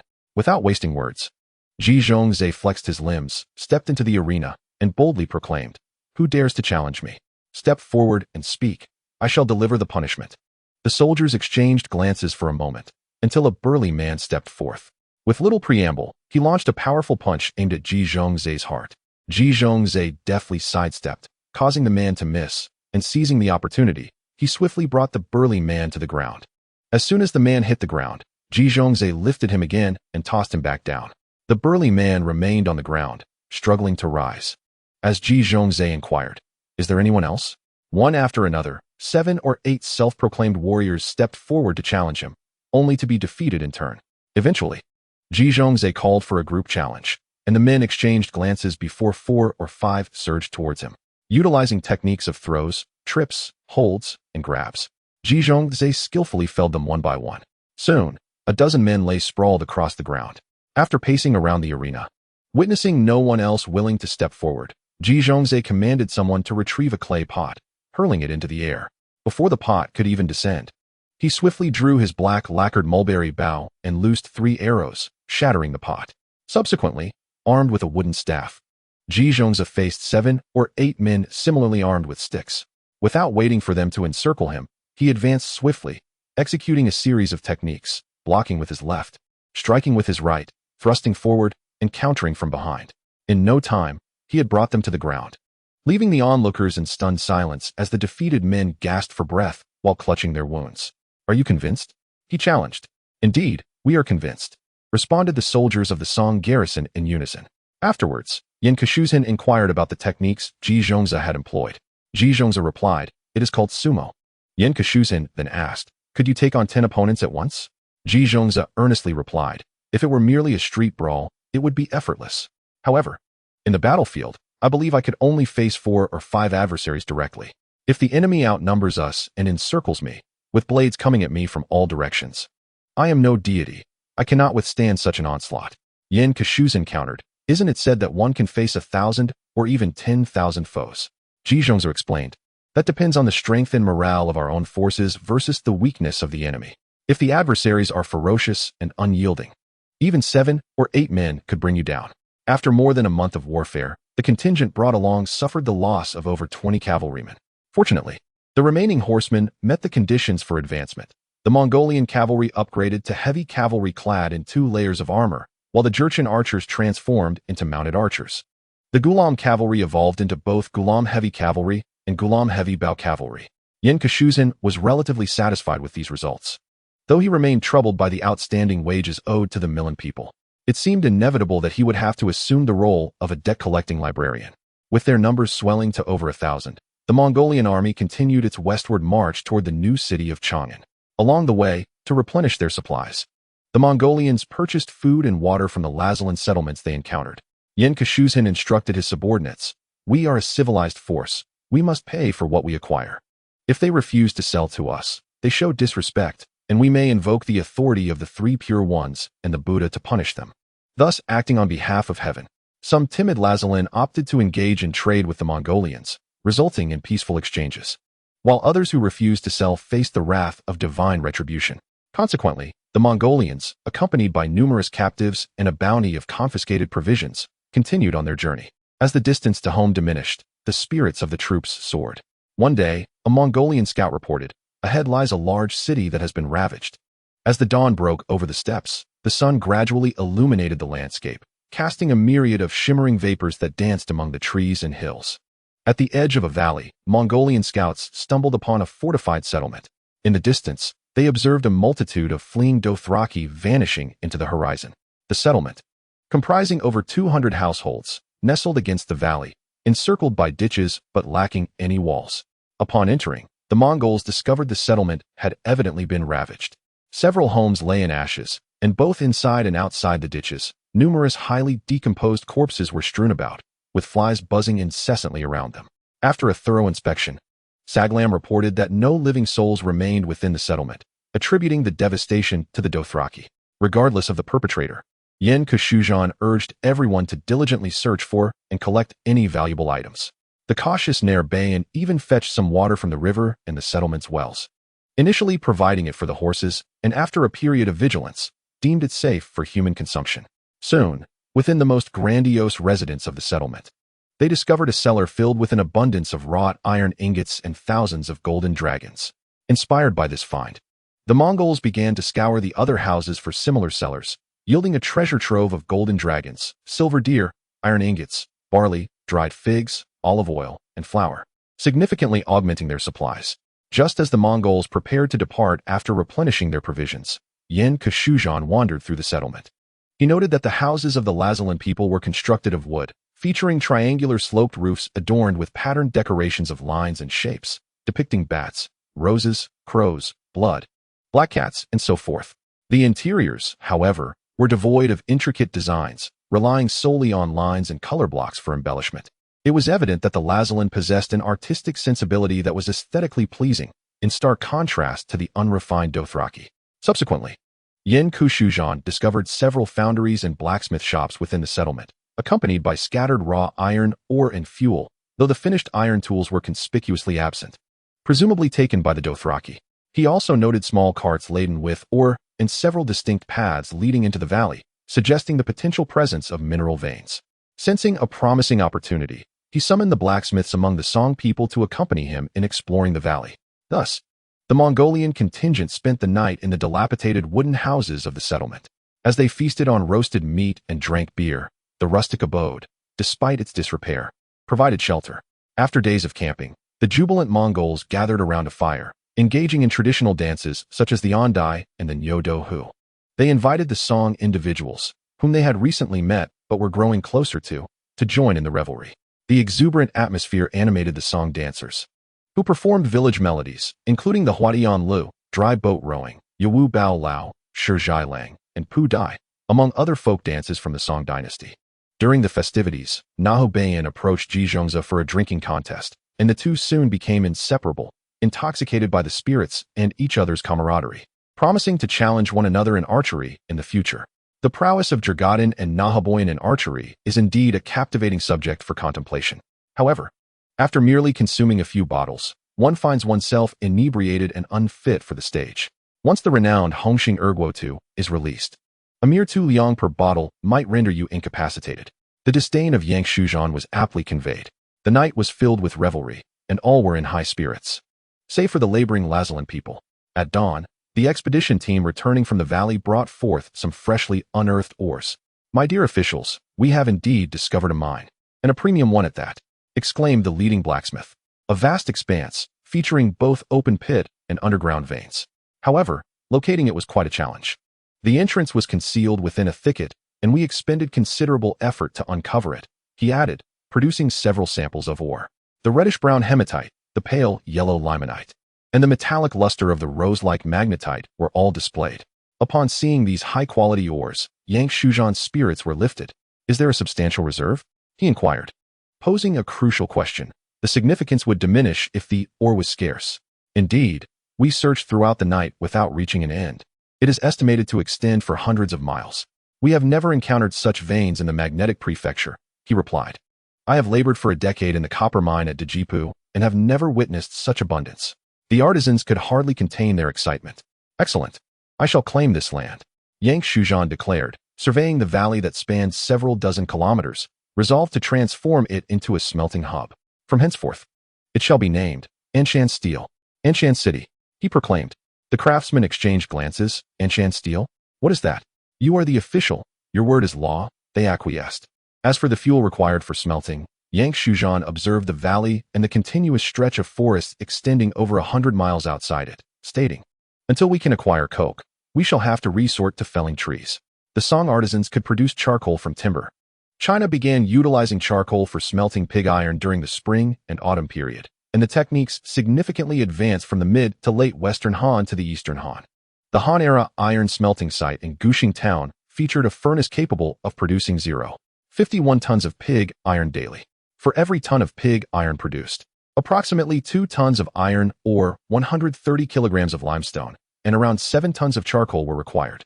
There are 2 methods for producing charcoal: the kiln method, where a clay kiln is constructed, filled with wood, and ignited through the kiln door or fire door to carbonize the wood within, resulting in charcoal as the volatile substances escape, and the dry distillation method, which involves the dry distillation of wood, depending on the extinguishing method upon exiting the kiln. There are 2 types of charcoal, black and white. We shall not depart. Yang Shuzhan began issuing orders, having finally discovered a rich iron ore district. There was no intention of allowing the Dothraki guests to benefit, nor would they return anything to the Lazalan people. The previously fleeing Dothraki guests were evidently lingering, and it was apparent that some had also discovered this place, intending to claim it for themselves. Yet, for reasons unknown, only a few dozen remained to guard it. The Mongols swiftly drove the captives to commence the construction of Anshan City. After clearing the bodies and renovating the dwelling, they employed over 1,000 captured Dolaza as laborers, spending 2 days constructing a rammed earth wall. Naturally, these Dolazalan individuals were unfamiliar with the technique of rammed earth construction. Instead, they were guided by skilled artisans from the Song dynasty. Initially, a deep trench was excavated, followed by the laying of a foundation using large pebbles.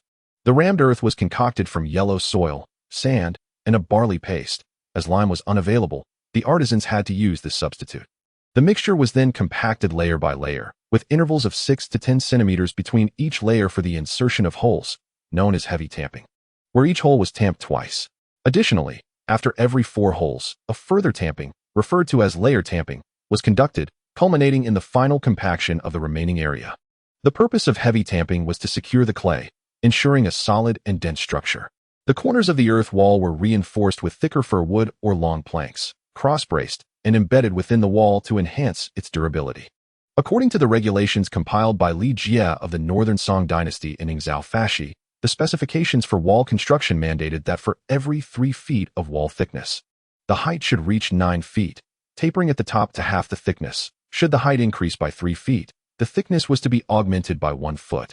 Following the same principle, ultimately, they erected a rammed earth wall stretching 1 kilometer in length and standing 4 meters high over several days. During this time, Mongolian scouts were dispatched several dozen miles ahead to provide surveillance.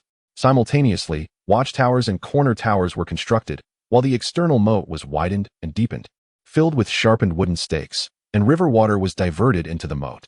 The Song artisans felled timber, gathered horsehair, and animal sinews, attempting to create a torsion spring crossbow and small defensive catapults for the defense of Anshan.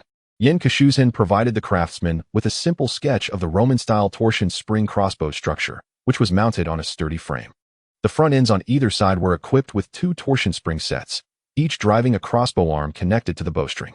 The top beam featured a long dovetail groove, allowing a sliding block with a long guide rail to move back and forth along the groove, with a sophisticated firing mechanism attached to the rear of the block for easy engagement and release of the bowstring. The end of the beam was fitted with a winch, enabling the user to cock the crossbow by pulling a handle. He irresponsibly handed the sketch to the craftsman, casually remarking that they should take their time without urgency, before drifting away, leaving the artisans puzzled and scratching their heads. In the 13th chapter titled Military Preparedness, those soldiers who were originally infantry or had become infantry due to financial constraints, as some nobles had lost or sold their equipment and horses, advancing on foot amidst the thronged ranks, retreated to the rear to evade the arrows shot by the Turks. Tokmak, drenched in sweat, rose from the woman's side, playfully slapped her face, and after tidying up, exited the tent, leaving behind a young woman in tears. Outside the tent, a long spear impaled the head of a middle-aged man. This was the woman's father, another casualty of the Khas forces.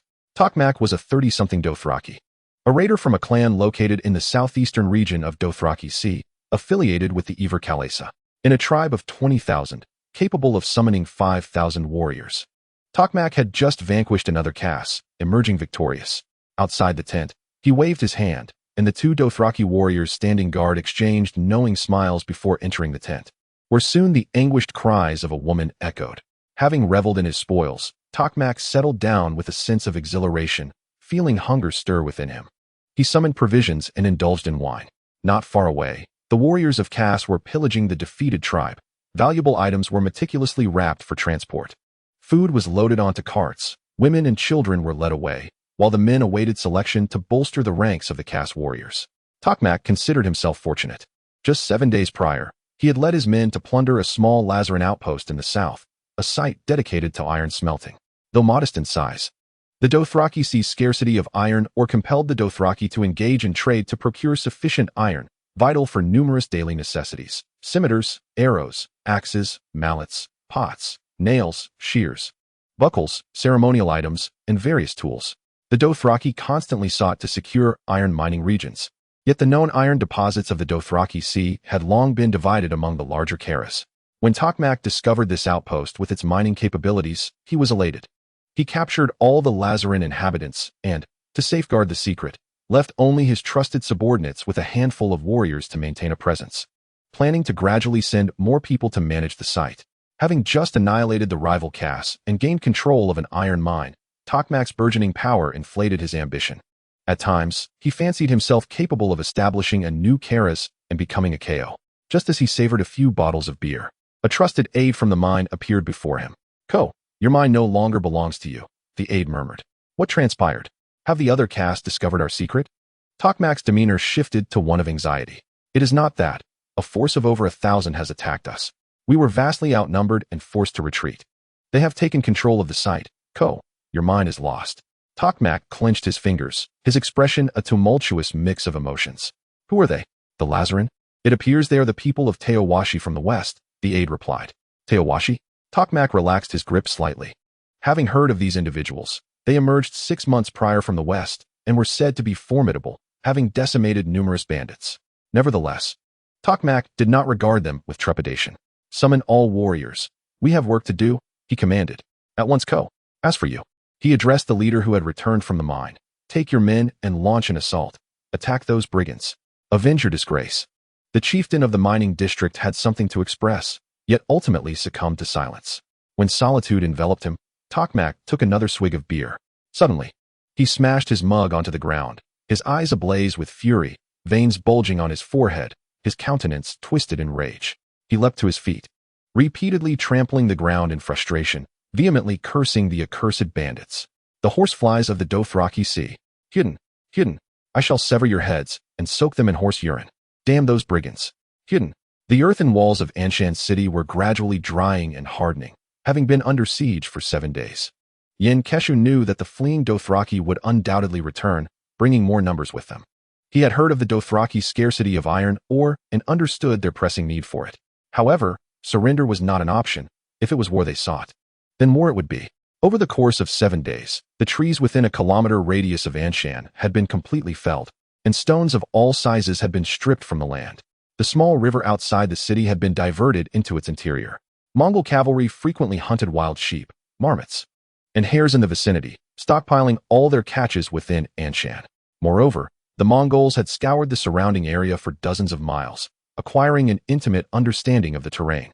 The artisans of Song had constructed 3 lever catapults and 2 torsion catapults as defensive armaments.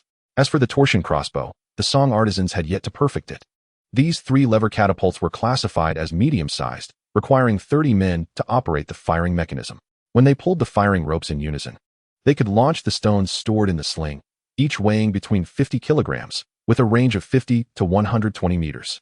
The torsion catapults also fell into the medium category, composed of a beam, a base, a throwing arm, and a twisted sinew bundle. Utilizing the kinetic energy generated by the twisted sinew, the throwing arm could propel stones. Under normal circumstances, the elastic force of the twisted sinew kept the throwing arm tightly pressed against the beam. Upon launching, the throwing arm was pulled down by a winch, locked in place, and after loading the projectile, released, allowing the arm to rebound against the beam, sending the projectile flying due to inertia, with weights ranging from 20 to 70 kilograms, and a maximum range of 100 meters. Yen Keshu remained unconcerned, as he was already satisfied with the 3 lever catapults and 2 torsion catapults. As small area weapons, they sufficed for the modest defenses of Anshan City. Within the city, the captured Lazaran were industriously crafting various stone projectiles with iron picks, stones the size of human heads and fists, as well as egg-sized stones. The blacksmiths were mending damaged armor, most of which had been seized, and whatever could be repaired was. The main force of the Song garrison could only be allotted fewer than 200 sets of chainmail and padded armor, which was already quite commendable. The archers of the Bow and Arrow Guild displayed little interest in the captured Lazaran stirrup crossbows, as these utilized short, straight arrows without fletching, ensuring accuracy only within 30 meters and lethality within 50. In contrast, the Jujube bows wielded by the archers had a range extending to 120 meters. Nevertheless, Yen Kasho commanded the swift production of a batch of crossbow arrows with tail feathers, for the crossbow remains an invaluable asset in defense. The leader of the mining district, accompanied by over 100 Dothraki, hastened towards the current city of Anshan, despite taking 3 days to return to Kars. Upon receiving orders from Ko, the leader of the mines reluctantly took on the role of vanguard, embarking on a journey fated to be one of no return. Aware of having offended Ko, he dared not engage the Mongols and fled instead. Yet, this Dothraki did not regret his decision, for when the Mongols appeared, his years of equestrian experience led him to swiftly ascertain their exceptional horsemanship and superior equipment. I fear not death, only a death devoid of purpose, he mused. And thus he retreated. Consequently, he found himself compelled to seek the Mongols with a heart laden with tragic resolve. Chapter 34. The Dothraki arrived. The Byzantines pushed forward their shields, quickly thrusting their long spears to robustly safeguard themselves against enemy harm, while deliberately striking their shields to produce deafening sounds, seeking to terrify the horses of their foes. Procopius, Gothic Wars. Outside the city of Anshan, the Mongolian scouts had already advanced 30 miles away, and the vanguard of the Dothraki was soon discovered by the Mongols. 3-man teams of Mongolian cavalry emitted a war cry, carefully observing the Dothraki from a distance. Undeterred, the leader of the mining district pressed onward toward their objective, with the Mongols trailing closely behind. Before long, the war cry was met with a response, as a cavalry unit of over 10 men positioned themselves before the Dothraki. Upon sighting the Dothraki, they unleashed a barrage of arrows, and screams erupted from the Dothraki ranks as 4 or 5 fell from their steeds. Before the Dothraki archers could retaliate, the Mongols turned and fled. Infuriated, the Dothraki bellowed angrily as they pursued the retreating Mongols, unleashing their arrows. 100 Dothraki chased a mere handful of Mongolian riders, the two sides engaging in a harrowing pursuit through the woods and fields. The Dothraki relentlessly loosed arrows at the Mongols ahead, yet their accuracy was woefully inadequate. Even when they struck, it merely resulted in minor injuries, as the Mongols donned thick leather armor. The Mongols, in turn, would occasionally turn to shoot back, their heavy arrows proving lethal against the bare-bodied Dothraki, who, upon being struck, would fall lifeless from their horses, pierced by the Mongolian bolts. Despite recognizing the peril, the tantalizing prospect of annihilating the outnumbered foes lured the Dothraki to continue their relentless pursuit. The Dothraki formation spread like wings, attempting to encircle the Mongols. Yet the Don horses and Turkmen steeds outpaced the Dothraki mounts, rendering any hopes of catching up futile. Instead, their ranks grew increasingly fragmented and diminished. Wielding their curved swords, the Dothraki longed for a face-to-face clash, yet the Mongols maintained a distance of 40 to 50 meters, persistently releasing arrows that steadily eroded their strength. A flurry of arrows descended, and several Dothraki warriors fell from their steeds, either struck down by lethal shots or trampled underfoot by their own horses. Observing the scene from a linear perspective, one would discern a trail of corpses along the Dothraki's path, with bodies strewn at regular intervals. By the time the leader of the mining district recognized the futility of the situation, he was astonished to find that of the 118 Dothraki warriors he had brought, only a little over 60 remained unscathed. The others had been whittled down in the pursuit. At that moment, additional Mongolian scouts joined the fray, swelling their ranks to over 20. Faced with these newcomers, the leader of the mining district found his courage to advance had evaporated, and his confidence in battle waned. He hesitated for a moment, surveying the equally astonished expressions of his subordinates. With a decisive gesture, he commanded, "Halt the advance. Strategic retreat." Every inhabitant of Anshan City was acutely aware of the impending assault. The vengeance of the Dothraki would soon descend upon them. Each person labored fervently, striving to buy precious time. No one dared question the necessity of remaining. The last individual who suggested such a notion had been dragged out by the Mongolians and mercilessly lashed.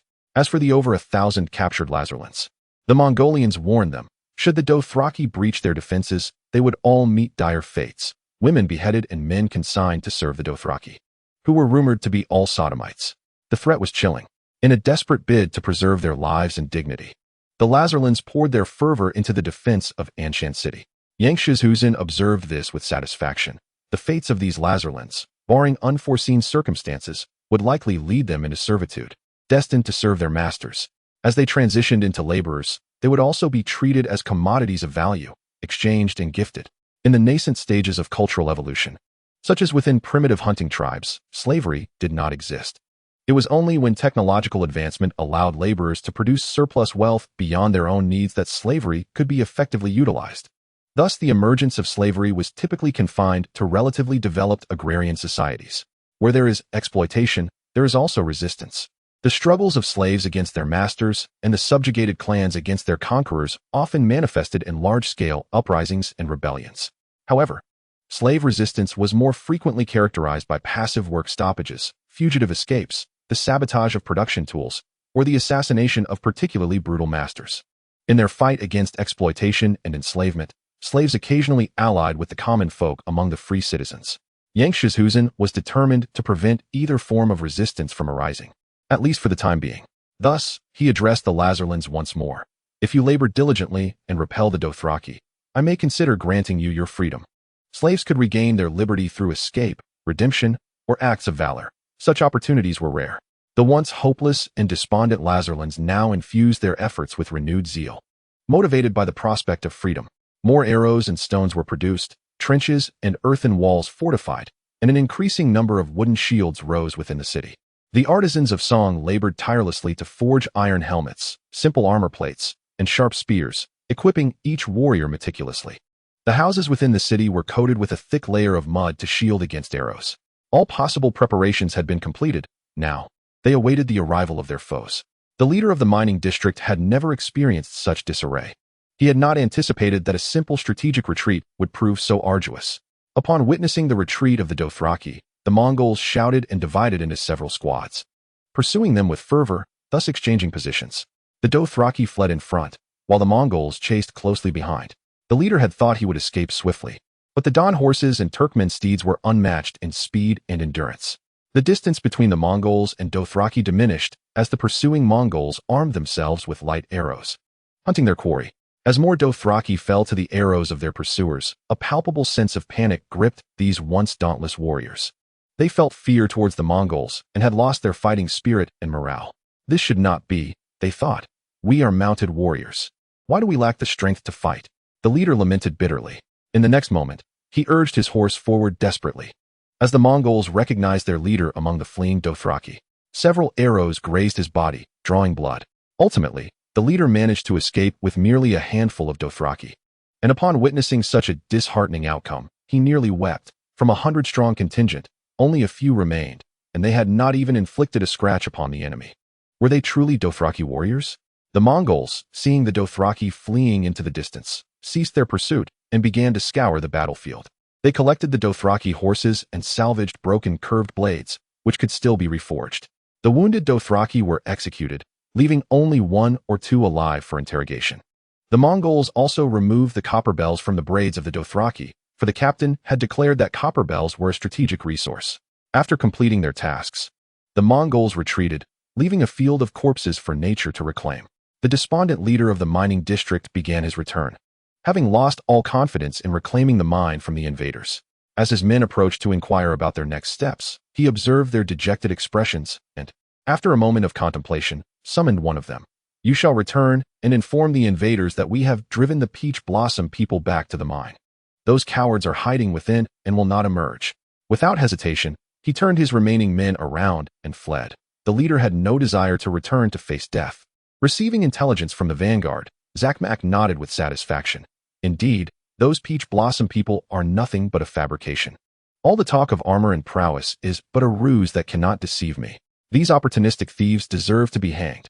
He paid no heed to the fact that the vanguard soldier who had reported the situation quietly slipped away after delivering his message. Zakmark, accompanied by over 6,000 Dothraki warriors, advanced toward Anshan City with an imposing formation stretching for miles. Had not the scouts already driven them back to the mines? As the Dothraki approached Anshan, they were swiftly detected, and alarm bells rang throughout the city.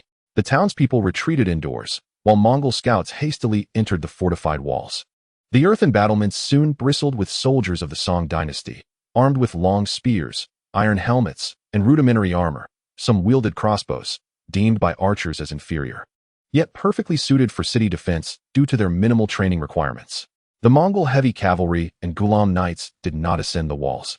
They remained within the corner towers or rested beneath the earthen fortifications, serving as a rapid response unit. For Yen Keshu's self-interest dictated that these elite forces not be squandered on mere sentry duty. 100 archers formed ranks beneath the walls, shielded by arrow slits, while the trebuchets were readied with ammunition, creaking as they were drawn back. Aside from the reserves and those transporting arrows, all others were ordered to remain indoors, with severe penalties for disobedience. Yen Keshu, fully armored, stood atop a watchtower alongside Ji Zhongzi, who donned a phoenix-winged iron helmet and the armor of a Song general. Together, they gazed into the distance. After a wait of over 3 hours, the distant sound of hooves heralded the arrival of the Dothraki, first appearing as a few figures, then dozens, and finally a throng of thousands, darkening the landscape before Anshan.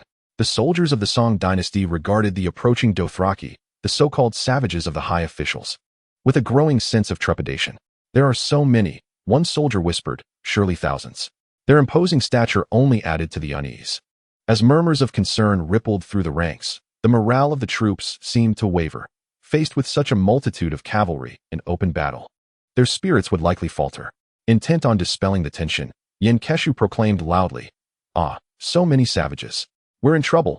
This will be quite a challenge." The soldiers were startled. How could their commander utter such defeatist words before battle? He continued, "With so many of them, we are few. I fear we may not be able to slay them all or capture so many prisoners." His remarks elicited hearty laughter from the ranks, lightening the atmosphere. Yen Keshu added with a grin, "Each of us may only slay 3, lest we frighten them away. If they flee, we shall not be able to pursue them." More laughter erupted, and a witty soldier retorted, "Fear not, my lord. We shall only slay 2. We'll merely cripple the others, and they won't escape." With the morale of the troops at hand, Yen Keshu proclaimed to the crowd, "Excellent. The more we slay, the greater our glory." He specifically pointed to the captured Lazalan, among whom a third were young women, promising a beautiful bride for his efforts. This announcement stirred the soldiers of the Song dynasty into a fervor. Finding a spouse in these times was no easy feat. "Is this true, my lord? I assure you, I shall not go back on my word. My lord, I desire to." "Very well, if we triumph, all shall receive their due."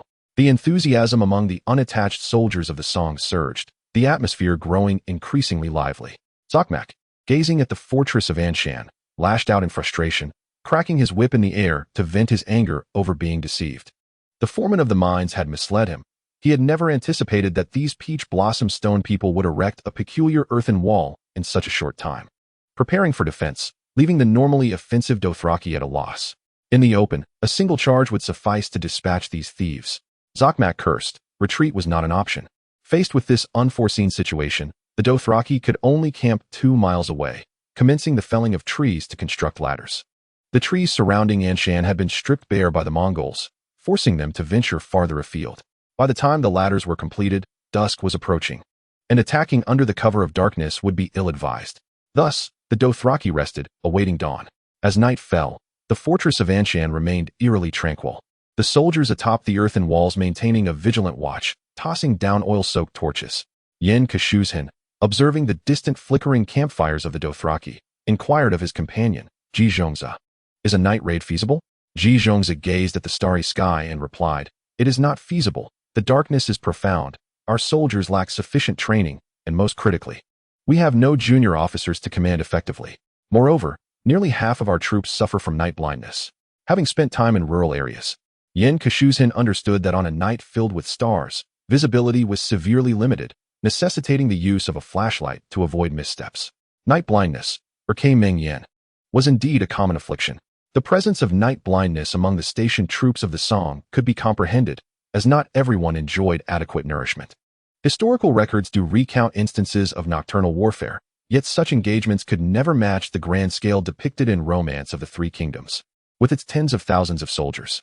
The ancient world lacked controllable light sources. Unless the moon illuminated the night, the starlit sky rendered visibility nearly non-existent. Even with torches, their efficacy diminished with distance.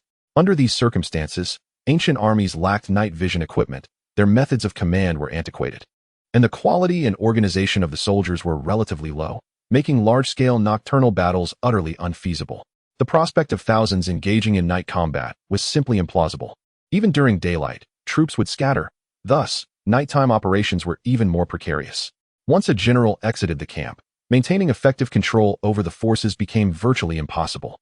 In an era plagued by night blindness, the use of torches in open battle would likely serve as a target, and the chances of friendly fire would not be less than those of enemy attacks. Soldiers could easily lose their way, become trampled, or even perish at the hands of their own comrades, with casualties from confusion likely equaling those inflicted by the enemy. A select few, under the illumination of moonlight or torchlight, found it feasible to engage in stealthy ambushes and harassment. It was indeed a pity that a night raid was not possible. However, they could not allow the enemy to slumber peacefully. Pincushion smiled, and Zhizhongza reciprocated with a grin. Thus, they selected several dozen Mongolian cavalrymen, quietly opened the city gates, and slipped out. The Dothraki encampment was surrounded by numerous bonfires, with sentinels vigilantly stationed beside them. Despite their heightened alertness, beyond the glow of the fires lay an impenetrable darkness, obscuring all visibility.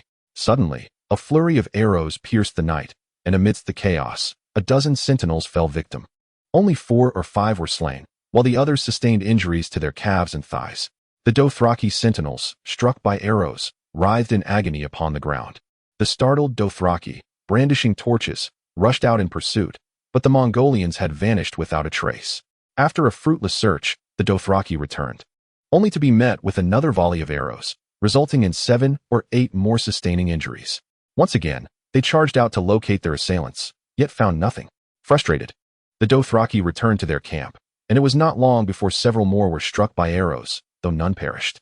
Pincushion had deliberately instructed the Mongolians to inflict injuries rather than fatalities, for the rationale was simple: the wounded required care, and their anguished moans would surely dampen morale. The enraged Dothraki dispatched multiple squads, ignited torches in hand, to search for the Mongolians.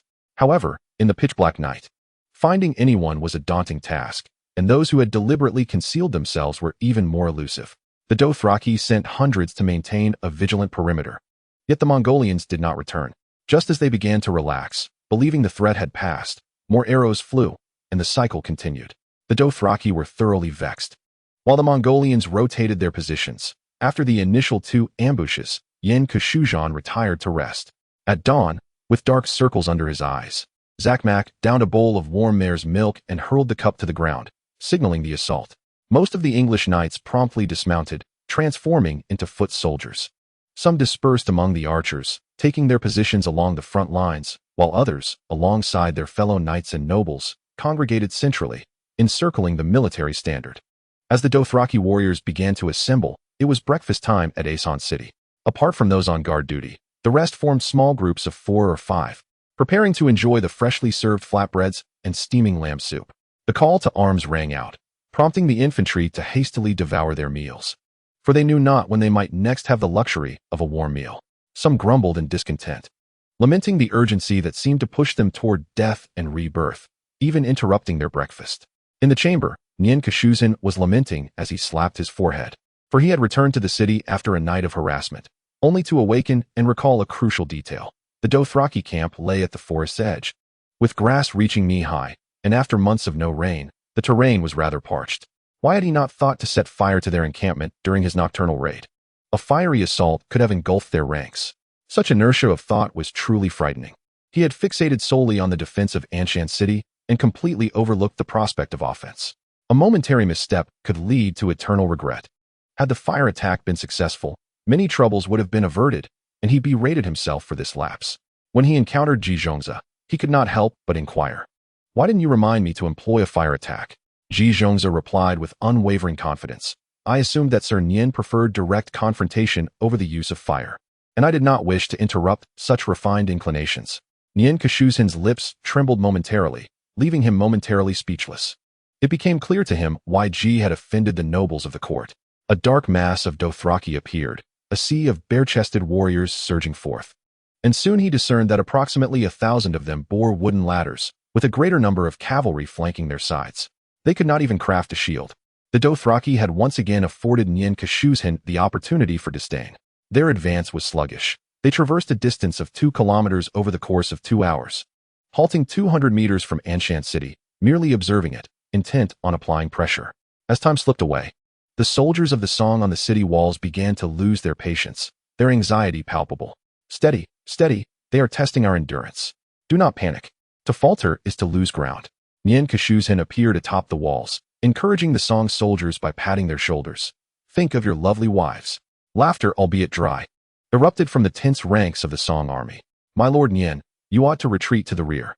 Ji Zhongzi urged from behind him. Very well. I leave this in your capable hands, Dragon. Pincushion descended the walls with a few companions. Upon his return to the watchtower, the Dothraki made their move. A contingent of 500 to 600 archers broke away from the main force, galloping toward Anshan City, knocking their arrows and unleashing a chaotic barrage. No one gave commands. No organization was present. They shot as they pleased. Pincushion could not help but chuckle as he witnessed some Dothraki riders squatting on their mounts to shoot. Controlling the trajectory in such a manner seemed absurd. It was as if they were all street performers engaged in some bizarre act of artistic expression, akin to a contest against African warriors, reliant entirely on faith for their aim. Yet, despite their chaotic artistry, the combined volley of 500 to 600 archers was not to be underestimated. The arrows soared through the air before descending like raindrops upon Anshan City, a cacophony of thuds echoing through the atmosphere. Arrows were embedded in the rooftops, the ground, and the arrow shields. The soldiers of the Song dynasty huddled beneath the earthen walls, curling their bodies as much as possible. The archers below took refuge behind the shields, while others concealed themselves within the houses and towers. Hardly anyone was exposed in the open, and aside from a few unfortunate souls struck by arrows, there was little loss to speak of. After the Dothraki riders unleashed several volleys, the city of Anshan showed no response, emboldening them to close the distance. As these riders approached within 100 meters, they remained oblivious to the white-painted stones scattered across the ground. When they reached 80 meters, a command was issued from the Tower of Anshan. The trebuchets, previously concealed beneath wooden boards, revealed their presence. Gustav, Karl, fire. Gustav and Karl were the names of 2 of the trebuchets, while the others were named Dora, Anzio, and Bruno, names bestowed by the commander without dissent.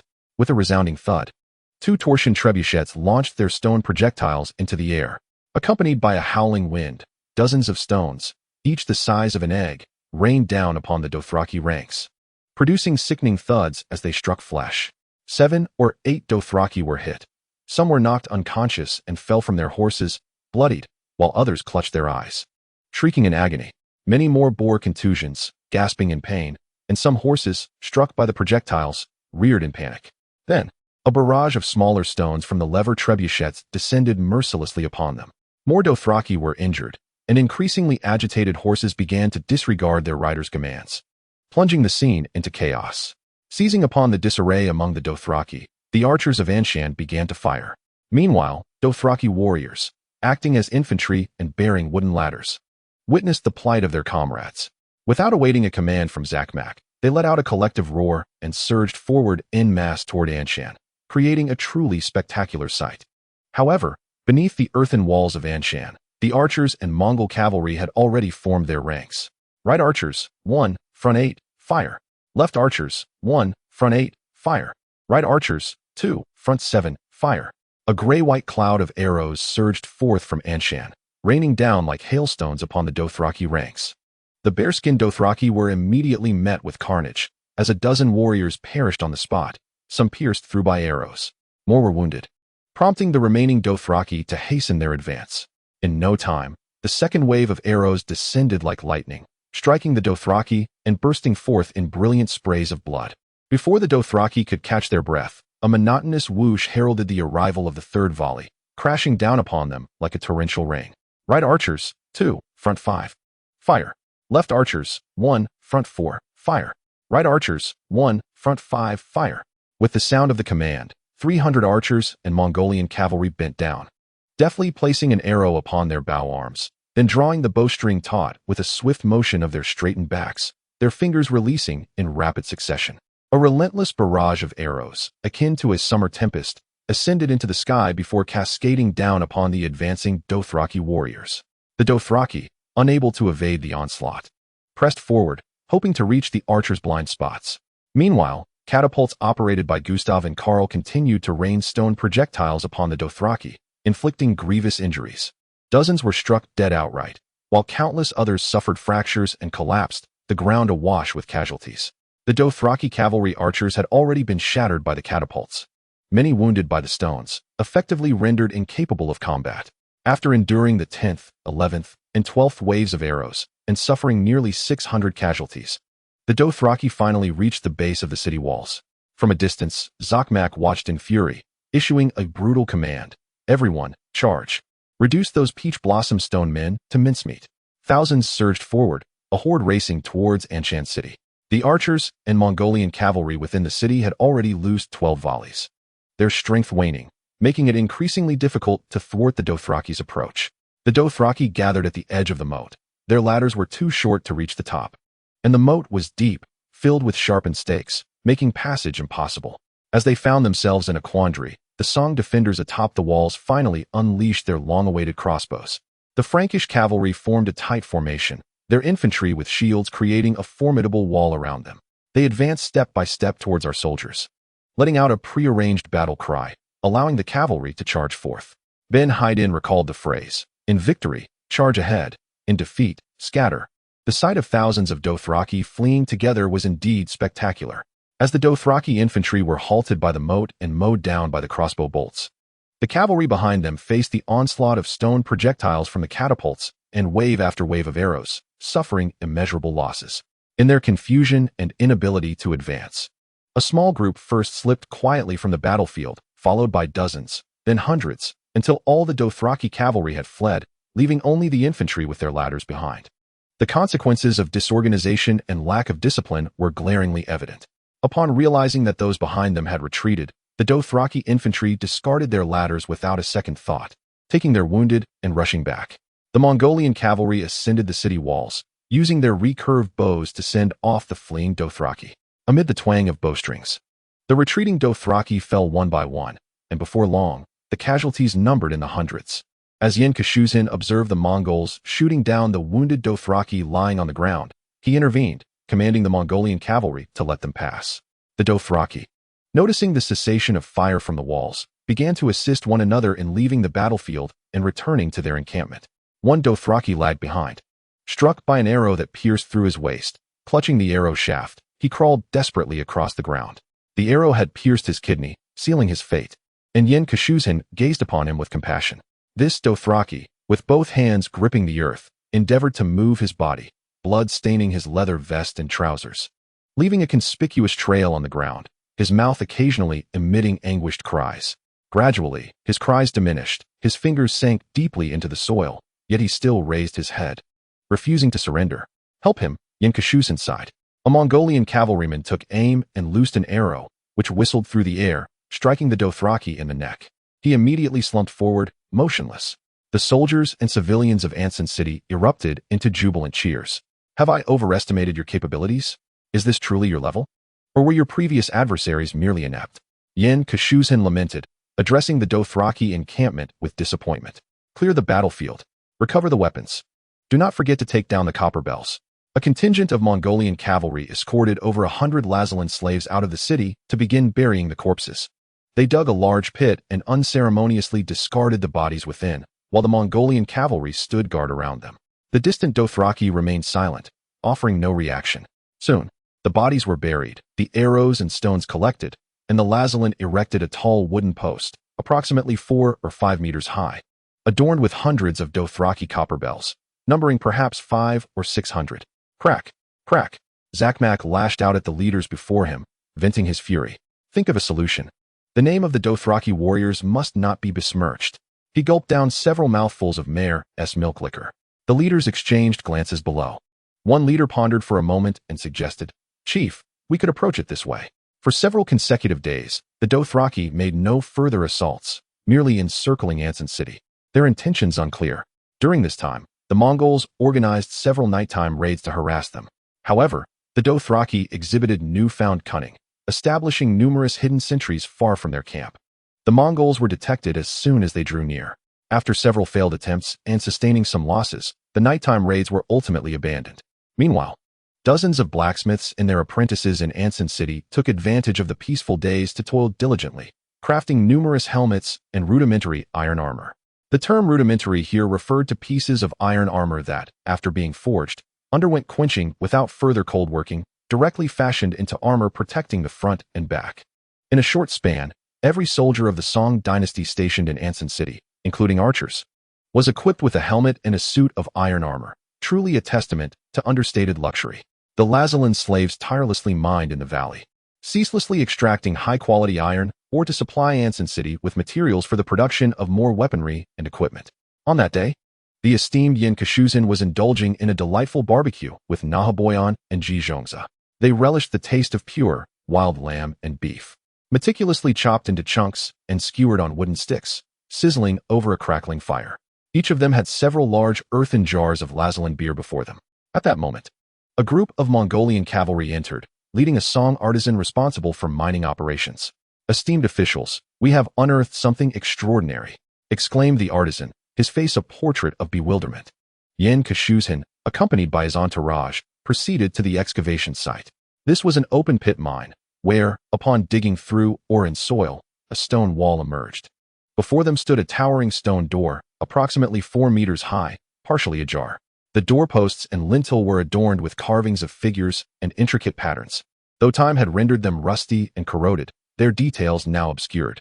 After dismissing onlookers and clearing the mud from the entrance, the stone door was fully revealed. A dozen Lazalan men exerted their strength to push the partially opened door aside, unveiling a passageway engulfed in a chilling atmosphere steeped in the weight of ages. Armed with torches, Pincushion and his retinue of dozens ventured into the corridor. Within the dimly lit passage, the stone-paved ground remained dry and firm. Gazing upward, they noted the vaulted ceiling, with stone columns symmetrically lining the walls. To their astonishment, some columns bore lamps and bases, and remarkably, the lamps still contained oil. Upon igniting them, the frigid air seemed to dissipate slightly. The corridor stretched several meters, and as they advanced deeper, a palpable drop in temperature caused shivers to run through the group. At the end of the passage stood a grand wooden door, tightly shut and embellished with yellow decorations. Nahaboyan stepped forward, prying off a piece of decoration with a small knife to inspect it, even biting into it. "Gold," he exclaimed, turning to address the others. Pincushion led the group back, instructing someone to fetch fur coats, anticipating an even colder temperature beyond the wooden door. Soon, the fur coats were brought back. The Mongolians donned their thick garments and, using axes and iron bars, created a large opening in the wooden door, eventually forcing it ajar. Beyond lay a spacious hall, approximately 500 to 600 square meters in size, featuring a stone altar adorned with golden decorations and artifacts. Surrounding the altar were several mummified corpses dressed in long robes. The walls and columns of the hall were composed of marble, embellished with relief sculptures depicting figures and colossal dragons, illustrating battles between dragons and human armies. Pincushion noticed that some figures were mounted on small dragons, charging into battle against foes. Adjacent to the hall were several dark passageways leading to other chambers. After observing for a while, Pincushion pointed to the mummified corpses and commanded, "Sever their heads and limbs. Drag them out and burn them." The Mongolians exchanged puzzled glances, yet complied with the orders, reducing the long-deceased bodies to mere remnants. As they proceeded along the passage to the right of the grand hall, the Mongols arrived before a chamber, pushing open the wooden door to reveal meticulously stacked metal ingots, towering to the height of a person. A rough estimate suggested there were thousands of them. Pincushion, wiping away the dust from the surface of the ingots, uncovered a smooth and lustrous sheen, faintly emanating a ghostly blue glow. He tapped one of the ingots, relishing the crisp and melodious sound, and a smile crept across his face. Valyrian steel? In the subsequent room along the central corridor, the temperature noticeably dropped, and the wooden door outside had even begun to frost over, frozen in place. The Mongols resorted to force to break through the door. Inside lay several rows of stone pedestals, upon which rested hundreds of egg-shaped objects. The low temperature caused a thin mist to linger over the floor. Upon sighting these egg-shaped entities, Pincussion's eyes widened in alarm, cold sweat trickling down his brow. As the Mongols approached the eggs to investigate, the creatures within sensed the presence of life and began to hatch rapidly. The tops, encased in layers of membrane and slime, unfurled like blooming petals, revealing beings with 8 slender tentacles and a grotesque maw at their center. They lunged forth, tightly grasping the faces of the Mongols with their tentacles, while their tails coiled around their necks, rendering them breathless and forcing them to open their mouths, thereby implanting embryos within. The Mongols quickly succumbed to unconsciousness. Awakening to a state of bewilderment, their short-term memories clouded, unaware of the preceding events. Soon, however, excruciating pain erupted in their chests. They clawed at their torsos in agony as their chests erupted outward, ribs fracturing, flesh tearing, and blood gushing forth. Following this, a grotesque creature with a round head burst forth from their bodies. Subsequently, a sleek, alien spacecraft appeared in the sky, ejecting several orbital pods. Upon landing, indistinct, translucent figures emerged. As the optical cloaking disengaged, a towering extraterrestrial being, 2 meters tall, adorned with a mask capable of multiple spectral scans. Equipped with a plasma shoulder cannon and wrist blades, and wielding a collapsible spear, materialized before Yenkeshu. In response, Yenkeshu knelt and called out, "Grandfather." "By who? What has happened to you?" He was jolted from his reverie by his subordinates, awkwardly chuckling to mask his embarrassment. Observing the egg-shaped objects, he noted their speckled white surfaces, some marred by mold that had turned black. They measured approximately 10 centimeters in height and 8 centimeters in width, and Yenkeshu concluded they were slightly smaller than ostrich eggs. As he picked one up for examination, he discovered the shells were remarkably robust, with surfaces riddled with numerous uneven pits rather than being smooth. The Mongols did not linger in the frigid chamber for long, and upon exiting, Yenkeshu touched his face contemplatively, pondering, could it be that our family is truly blessed? Anyone who has delved into the realms of A Song of Ice and Fire might entertain a bold conjecture.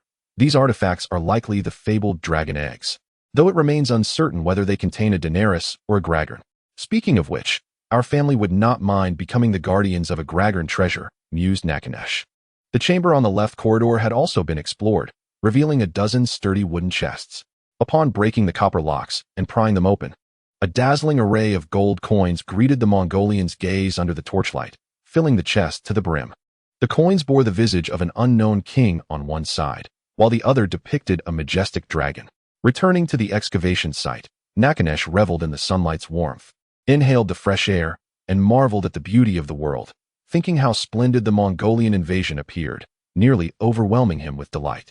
After basking in the sunlight for a moment, he turned and commanded, "Seal this place. No further digging shall occur.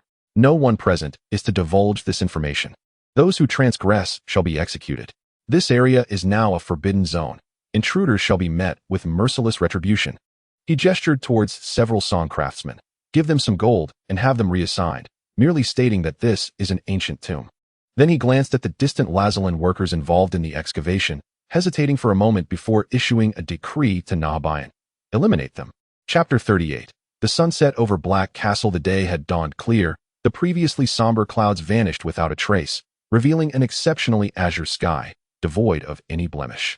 The cerulean expanse mirrored the stillness of a windless lake, undisturbed save for the occasional flight of birds tracing elegant arcs across the firmament. The distant Great Wall remained imposing and grand, its crystalline ice walls towering steeply. Bathed in sunlight, they exuded a subtle dark blue hue, resembling shadowy giants overlooking the stirring forests, while their snow-capped summits adorned the blue sky with a silver lining. The snow-laden firs and cedars sparkled brilliantly, dazzling in the sunlight, their icy tips glistening like precious jewels against the backdrop of the azure sky. A delicate layer of snow blanketed the ground, akin to the clouds above, pure and untarnished, evoking a reluctance to disturb its tranquility. Only the gentle tracks of small creatures venturing out for sustenance disrupted the pristine surface, infusing the scene with a whisper of life's joy. "This scenery is truly exquisite," remarked Daenerys to Jon, who stood beside her. "Indeed, such rare and splendid weather causes one to forget the ice and snow of Black Castle," Jon replied. "In such delightful conditions, I often hunted in the woods with Sam and Ghost, typically returning with grouse and hares, and if fortune favored us, we might even catch a reindeer. Those moments, sharing our bounty with many, are indeed fond memories." As Jon reminisced about days gone by, his expression reflected nostalgia. Daenerys listened quietly to his recollections. The wall protects the north with its might. Its white splendor radiates against the steep mountains, while the shifting green snow brings sweetness to the clear sea, and Black Castle, adorned with pristine snow, embellishes the landscape. Jon recited a peculiar verse in an unusual tone. Noticing Daenerys's curious expression, he elaborated. "This poem was composed by the Mongol Khan in tribute to the north. I only recently discovered it." Daenerys cast a fleeting glance at him. Jon hastily remarked, "Although I do not fully comprehend the essence of poetry, I sense there is something remarkable about it. That Mongol Khan truly is an extraordinary figure. Indeed, quite extraordinary." Pursuing from the Dothraki Sea all the way to the north, Daenerys responded with a hint of melancholy. Jon recalled the tangled rumors surrounding Daenerys and the Mongol Khan and quickly shifted the topic. At that moment, someone approached to report, "A messenger has arrived outside the castle." In the great hall of the Black Castle, ravens perched upon the lofty wooden beams. There, Jon encountered the messenger. "Ser Aemon Fry, you are still alive?" Jon inquired with a sardonic tone. The messenger was indeed Ser Aemon Fry, the head of House Fry of the Riverlands and the younger son of Lord Walder Fry. "I have heard you surrendered to the Mongols. So, did you gain more lands in the process?" The balding Ser Aemon Fry replied nervously, "Please understand. It was all for the sake of family and territory. The Mongols are too powerful." "Yes, the Mongols are formidable indeed. It is no surprise you would surrender. After all, you have already violated the sacred rites of hospitality," Jon scoffed. "Now what brings you here?" Jon picked up a piece of black bread and began to munch on it. "The Mongol Khan wishes to meet with you privately, accompanied only by 2 guards," Ser Aemon Fry stammered, revealing his purpose. Jon remained silent for a moment before nodding in agreement. Ser Aemon Fry exhaled in relief. Just as he was about to leave, Jon called him back. "Wait a moment. Do you recall the Red Wedding?" I was not involved," Ser Aemon Fry replied, beads of sweat forming on his brow. "True, you were not involved.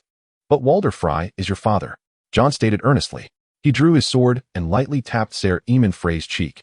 "You are fortunate today, for you are merely a messenger." The latter's face turned pale with fear. "Cut off his ears," Jon commanded. The Mongol encampment stretched for miles, housing over 80,000 men, surrounding the entirety of Black Castle. In a clearing beyond the range of arrows, the Khan scrutinized Black Castle, which had reinforced walls on its eastern, southern, and western sides, with the Command Tower, King's Tower, and Hardened Tower now completed. The tallest tower within, the Spear Tower, rose sharply and could be seen from a great distance. He knew that 7,000 to 8,000 individuals gathered within Black Castle, comprising stubborn factions, rangers, Night's Watchmen, wildlings from the north, and some remnants of Dothraki. Disposing of them would be simple, yet the Khan still wished to explore the possibility of peace. As the appointed time arrived, the drawbridge of Black Castle lowered, and the gates opened. Jon Snow rode forth on a black steed. The Khan observed Jon up close. He was lean and tall, with a long, stern face that betrayed little emotion, his form agile, with dark brown hair and striking gray eyes, resembling his television portrayal almost exactly. "Jon Snow, good day. I am the king in the north, the Lord of Winterfell, the guardian of the wall, the Raven King of the glaciers, the commander of the Night's Watch, the savior of the free folk, the messenger of the light, reborn from the ashes, the reincarnation of Azor Ahai, Jon Stark, first of his name, Jon Snow." Yen Keshujan listened with a faint smile as Jon introduced himself. In return, he coolly stated, "Good day, Conqueror, Mongolian Peach Blossom Stone, Bogda Khan." He continued, "Jon, it is a pleasure to see you again. Let us dispense with pleasantries and speak of my purpose. Lay down your arms. For more blood will only lead to greater grief, Jon." He gestured toward the Black Castle, emphasizing, "Everyone can survive. You understand my meaning." Jon refrained from a direct answer and recited the Night's Watch vow. "The long night is coming. From this day forth, I shall stand watch until my death. I shall take no wife, hold no lands, father no children. I shall wear no crown, seek no glory. I shall faithfully serve, living and dying in this place. I am the sword in the darkness, the watcher on the wall, the shield that guards the realms of men. I dedicate my life and honor to the Night's Watch. Tonight and every night henceforth." Then Jon asserted, "I am the commander of the Night's Watch, and my duty lies here. I am of House Stark, and my family is here. Our ancestors have lived in this land. Any who wish to take it must contend with my blade. Lay down your weapons, and you shall remain the Lord of the North. Winterfell will still be yours. King's Landing can also grant you the lands you desire." Yen Keshujan persisted in his attempts to persuade Snow. "If you surrender, I will build you a small wooden abode, and you may live freely in the north." Jon retorted, and Yen Keshujan gazed earnestly at him in silence. After a moment, he slowly addressed Snow. "I will ensure that Arya's children inherit your title and lands." Jon replied, "I appreciate your kindness. That would be well, as House Stark shall endure. Please convey my regards to her." Yen Keshujan added, "I grant you one day. Let the women and children depart. I assure you of their safety." Jon acquiesced. The two stood in silence for a while, each preparing to depart. "Jon," Yen Keshujan called back to Snow, "were it not for war, we would be friends," he declared. Snow smiled faintly, nodded, and then rode away. The gates of the Black Castle swung open, and women with children boarded the carts, bidding farewell to their husbands and fathers. Each man embraced his wife and children one last time before sending them out of the castle, while the Mongolian army had already cleared a path in the distance. "Your son must be a brave and great leader," Jon remarked to Tormund. Tormund gazed at the departing convoy and replied, "His father was indeed a great man." Jon paused for a moment. Then, with an expression of remorse, addressed Tormund, "I apologize for making you all wait at the Black Castle for the sunset." Tormund burst into hearty laughter, his red beard dancing in the air. "We are friends who will fight to the death." Soon, dawn broke the following day, and the Mongol army's camp began to stir with activity. Colossal trebuchets commenced loading stones. Gunners were filling 8-pound bronze cannon with powder, crossbows clicked as they were drawn, and heavily armored infantry started donning their gear. The supply troops prepared various provisions. In the central command tent, Yang Shuzhan sat at the center, flanked by the commanders of the Mongol army on his right and the noble lords of Westeros, House Baratheon, Targaryen, Lannister, and Royce, on his left. Everyone noticed that this morning, the Khan's spirit seemed notably amiss, his mind wandering, even as the time to attack approached. After a considerable pause, Yang Shuzhan regained his focus and commanded, "The entire army shall pay tribute to the Black Castle." The order swiftly spread throughout the ranks, prompting the Mongol forces preparing for the assault to cease their tasks and lower their weapons. The ironclad knights sounded their stirrups, the Varangian guard beat their shields. The Song Dynasty's elite archers rhythmically struck their weapons. The Jurchen cavalry and escort troops pounded their chests in a fervent shout, while the Gulam warriors and ASU cavalry roared together, Moharjeb. The Mongolian cavalry placed their right hands over their left chests and shouted thrice, "Batter, batter, batter." Each race and unit paid homage to the Black Castle in their own unique manner, their collective roar startling flocks of birds into flight. Atop the Black Castle, Daenerys, who had dealt with the Mongols for many years, remarked to Jon Snow, "They hold you in the highest regard."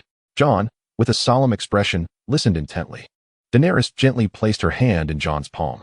He said nothing, merely gripping her hand tightly as they shared a long moment of silence. After a while, Jon turned to Daenerys and stated, "I have prepared a substantial amount of oil in the room." Daenerys smiled, tears of joy streaming down her face. Yet her happiness was unmistakable. Chapter 39, The Legendary Beginning. Offense and defense. Catalonian light infantry brandished their javelins fiercely, akin to demons, and during their initial charge, over 100 French knights and their steeds succumbed to death. The infantry then severed their pikes, slicing open the chests of the horses to retrieve their entrails. The alarm bells of Anshan city rang once more, as the Dothraki, who had been quiet for several days, stirred again. A group of 3 or 4 men hoisted a massive wooden shield nearly 2 meters high and over a meter wide, with 3 large shields arranged in a row, followed closely by a dozen Dothraki warriors. Hundreds of large wooden shields, accompanied by thousands of Dothraki warriors, slowly advanced. Witnessing this spectacle, Yang Shuzhan felt a tightening in his heart. They have grown clever and learned swiftly. Indeed, war serves as a catalyst for the advancement of science, technology, and societal progress. It is through war that civilization is forged. The ancient sage was not mistaken. The potency of simultaneous arrows released from bows has significantly diminished. The Mongolian cavalry's volleys resulted in only a handful of casualties among the Dothraki. The stones hurled by the siege engines of Gustav, Karl, Dola, Anzio, and Bruno were utterly ineffective, merely thudding against the great wooden shields. However, the larger round stones did manage to breach some of these shields, inciting a cacophony of anguish among the Dothraki behind them, though their numbers were too scant to pose a genuine threat. As the Dothraki approached the trench, they aligned their large wooden shields into 3 deep rows, forming a formidable barrier against the arrows raining down from the city above. The Dothraki archers took refuge behind these shields, retaliating against the wall, while warriors surged through the gaps in the shield formation to fill the trench. Just as the Song army on the wall readied their crossbows to fire, a surge of hundreds of Lazalan emerged from behind the shields, clad in tattered garments. They wielded small wooden shields in their left hands and leather slings in their right. They swiftly spun the slings above their heads, and upon reaching the peak of their velocity, released one side of the sling, sending round stones hurtling forth. Hundreds of stones struck the rammed earth wall with a thunderous clatter, sending debris flying, while some unprepared crossbowmen and Mongolian cavalry were struck in the face, leading to numerous casualties. Even those donning iron helmets were not spared, as they too succumbed to the devastating impacts. Nien Keshujan witnessed a man, bloodied and battered, tumble from the wall. The Lazalan fighters, exuberant, divided into several teams, alternating their fire to suppress the counterattacks from above, allowing more Dothraki warriors to pour forth from behind the shields, desperately filling the trench. A stone struck the watchtower, producing a resounding thud and leaving a white mark on the wood, startling Nien Keshujan. These Lazalan were indeed the Vikians, and their proficiency with slings was noteworthy. We have suffered losses at their hands. If they were truly formidable, would they be so easily suppressed by the Dothraki? Nien Keshujan pondered, soon realizing that these ragged slingers, under the onslaught of Dothraki cavalry, had only managed to launch one stone before facing brutal slaughter and a swift rout that disrupted their formation. As the proficiency of slingers evolved alongside the improvement of bows and crossbows, the stones became less capable of inflicting lethal harm on heavily armored soldiers, leading to their inevitable decline on the battlefield. Yet, their sudden reappearance caught the Mongols off guard. Zakmak, witnessing the effectiveness of the hired Vikians, erupted into laughter and subsequently dispatched more Dothraki warriors into the fray. The enemy had encroached upon the blind spot of the trebuchets, rendering them ineffective against the Dothraki who were filling the trench. The archers and crossbowmen could only inflict minor casualties upon the Dothraki below. Undeterred by these losses, the Dothraki accelerated their efforts to fill the trench. Yen Kashuzhin clapped his hands firmly, reluctantly commanding the Mongolian cavalry and archers to retreat to the shooting platforms, situated a few meters behind the earthen wall. These wooden platforms, rising 3 meters high, were constructed specifically to counter the enemies attempting to scale the wall. As noon approached, the trench was nearly filled, and the Dothraki erupted in jubilant cheers, hoisting wooden ladders and placing them against the wall, eagerly climbing upwards. Some Dothraki even tossed ropes to ensnare the parapets, clutching curved blades in their mouths while scaling the ropes with both hands. Just as a Dothraki warrior peered over the parapet, a sharp spear swiftly pierced his eye socket, its tip protruding from the back of his skull. He uttered not a sound before plummeting from the ladder, crashing heavily to the ground. The stationed soldiers of the Song dynasty stood resolutely, tightly gripping their spears, and one by one, they thrust them into the exposed bodies of the Dothraki. Others who managed to reach the top of the wall were not spared, as a hail of arrows rained down upon them, mercilessly unleashed by hundreds of Mongolian cavalry and archers from the platforms. The Dothraki warriors, bereft of shields or armor, either succumbed to death or sustained grievous injuries. Yen Kashuzhin too was on the shooting platform, surrounded by dozens of arrows. With each shot, he swiftly seized another arrow, continuing to rain death upon the Dothraki, akin to hunting turkeys. The Dothraki warriors fell like dumplings from the wall, quickly forming a macabre pile of bodies both atop and below the wall. Yet, the fervent Dothraki, undeterred by their losses, recklessly leapt from the parapet, engaging in fierce combat with the Song dynasty troops. Objectively speaking, the Song soldiers were physically inferior to the towering Dothraki warriors, clearly lacking in close-quarters combat prowess. Even clad in armor, they were forced to retreat, creating more openings on the wall as an increasing number of Dothraki scaled the heights, establishing multiple points of breach. At that moment, Sagram rushed forth from the corner tower with Mongolian heavy cavalry and Ghulam heavy cavalry. Clad in heavy armor and wielding shields, curved blades, maces, and bone clubs, they advanced upon the Dothraki warriors. Their combat skills were evidently superior. The Mongolian heavy cavalry deftly blocked the Dothraki's assaults with their shields, closing in to drive their curved blades into the chests and abdomens of their foes, or to sever limbs and deliver fatal strikes. The Ghulam heavy cavalry expertly wielded their maces and bone clubs, shattering the arms of the Dothraki, crushing their skulls, and striking at their chests, forcing them to expel clots of blood mixed with entrails in agony. One Dothraki warrior swung his curved blade at a Ghulam heavy cavalryman, but the blade merely glided past. In the blink of an eye, the Ghulam heavy cavalryman swung his bone club, splattering white brain matter and red blood across the scene. In an instant, the Dothraki warriors engaged with the Mongolian and Ghulam heavy cavalry were thoroughly annihilated. They stood in silence, their armor and weapons stained with droplets of fresh blood, resembling a row of metallic golems, advancing relentlessly towards the other Dothraki. One line of Dothraki warriors clashed against them, meeting a brutal demise. Another line of Dothraki charged forth, staining the heavy cavalry's armor and shields with a ghastly shade of pink, a bizarre spectacle in the sunlight. In the forefront, a wall of pikes and halberds shimmered under the sun. Anyone witnessing the Flemish formation would declare that they were emboldened by immense courage. Their commander repeatedly emphasized the necessity of maintaining a tight formation, ensuring no one could breach their ranks. The sky was obscured by thick clouds, suddenly dimming. A howling gale swept through, lifting a dense mist of blood that danced like flames, casting shadows of death everywhere and claiming vibrant souls. The heavy cavalry, armed with weapons forged from refined steel, mowed down the Dothraki with ruthless efficiency. Their shields not only deflected Dothraki attacks, but with each shield bash, sent the opposing warriors staggering and dazed. More Dothraki surged forward to support their comrades. Despite their bravery and ferocious struggle, their curved blades merely left shallow marks upon the shields, glancing off the armor. The Dothraki scimitars could not pierce the adversary's scale mail, let alone the additional layer of chain mail, while the heavy cavalry's weapons, when swung, painted the battlefield in blood. The disparity in weaponry, training, and military organization was strikingly evident. Over 40 heavy cavalry inflicted nearly 300 casualties upon the Dothraki without sustaining any losses.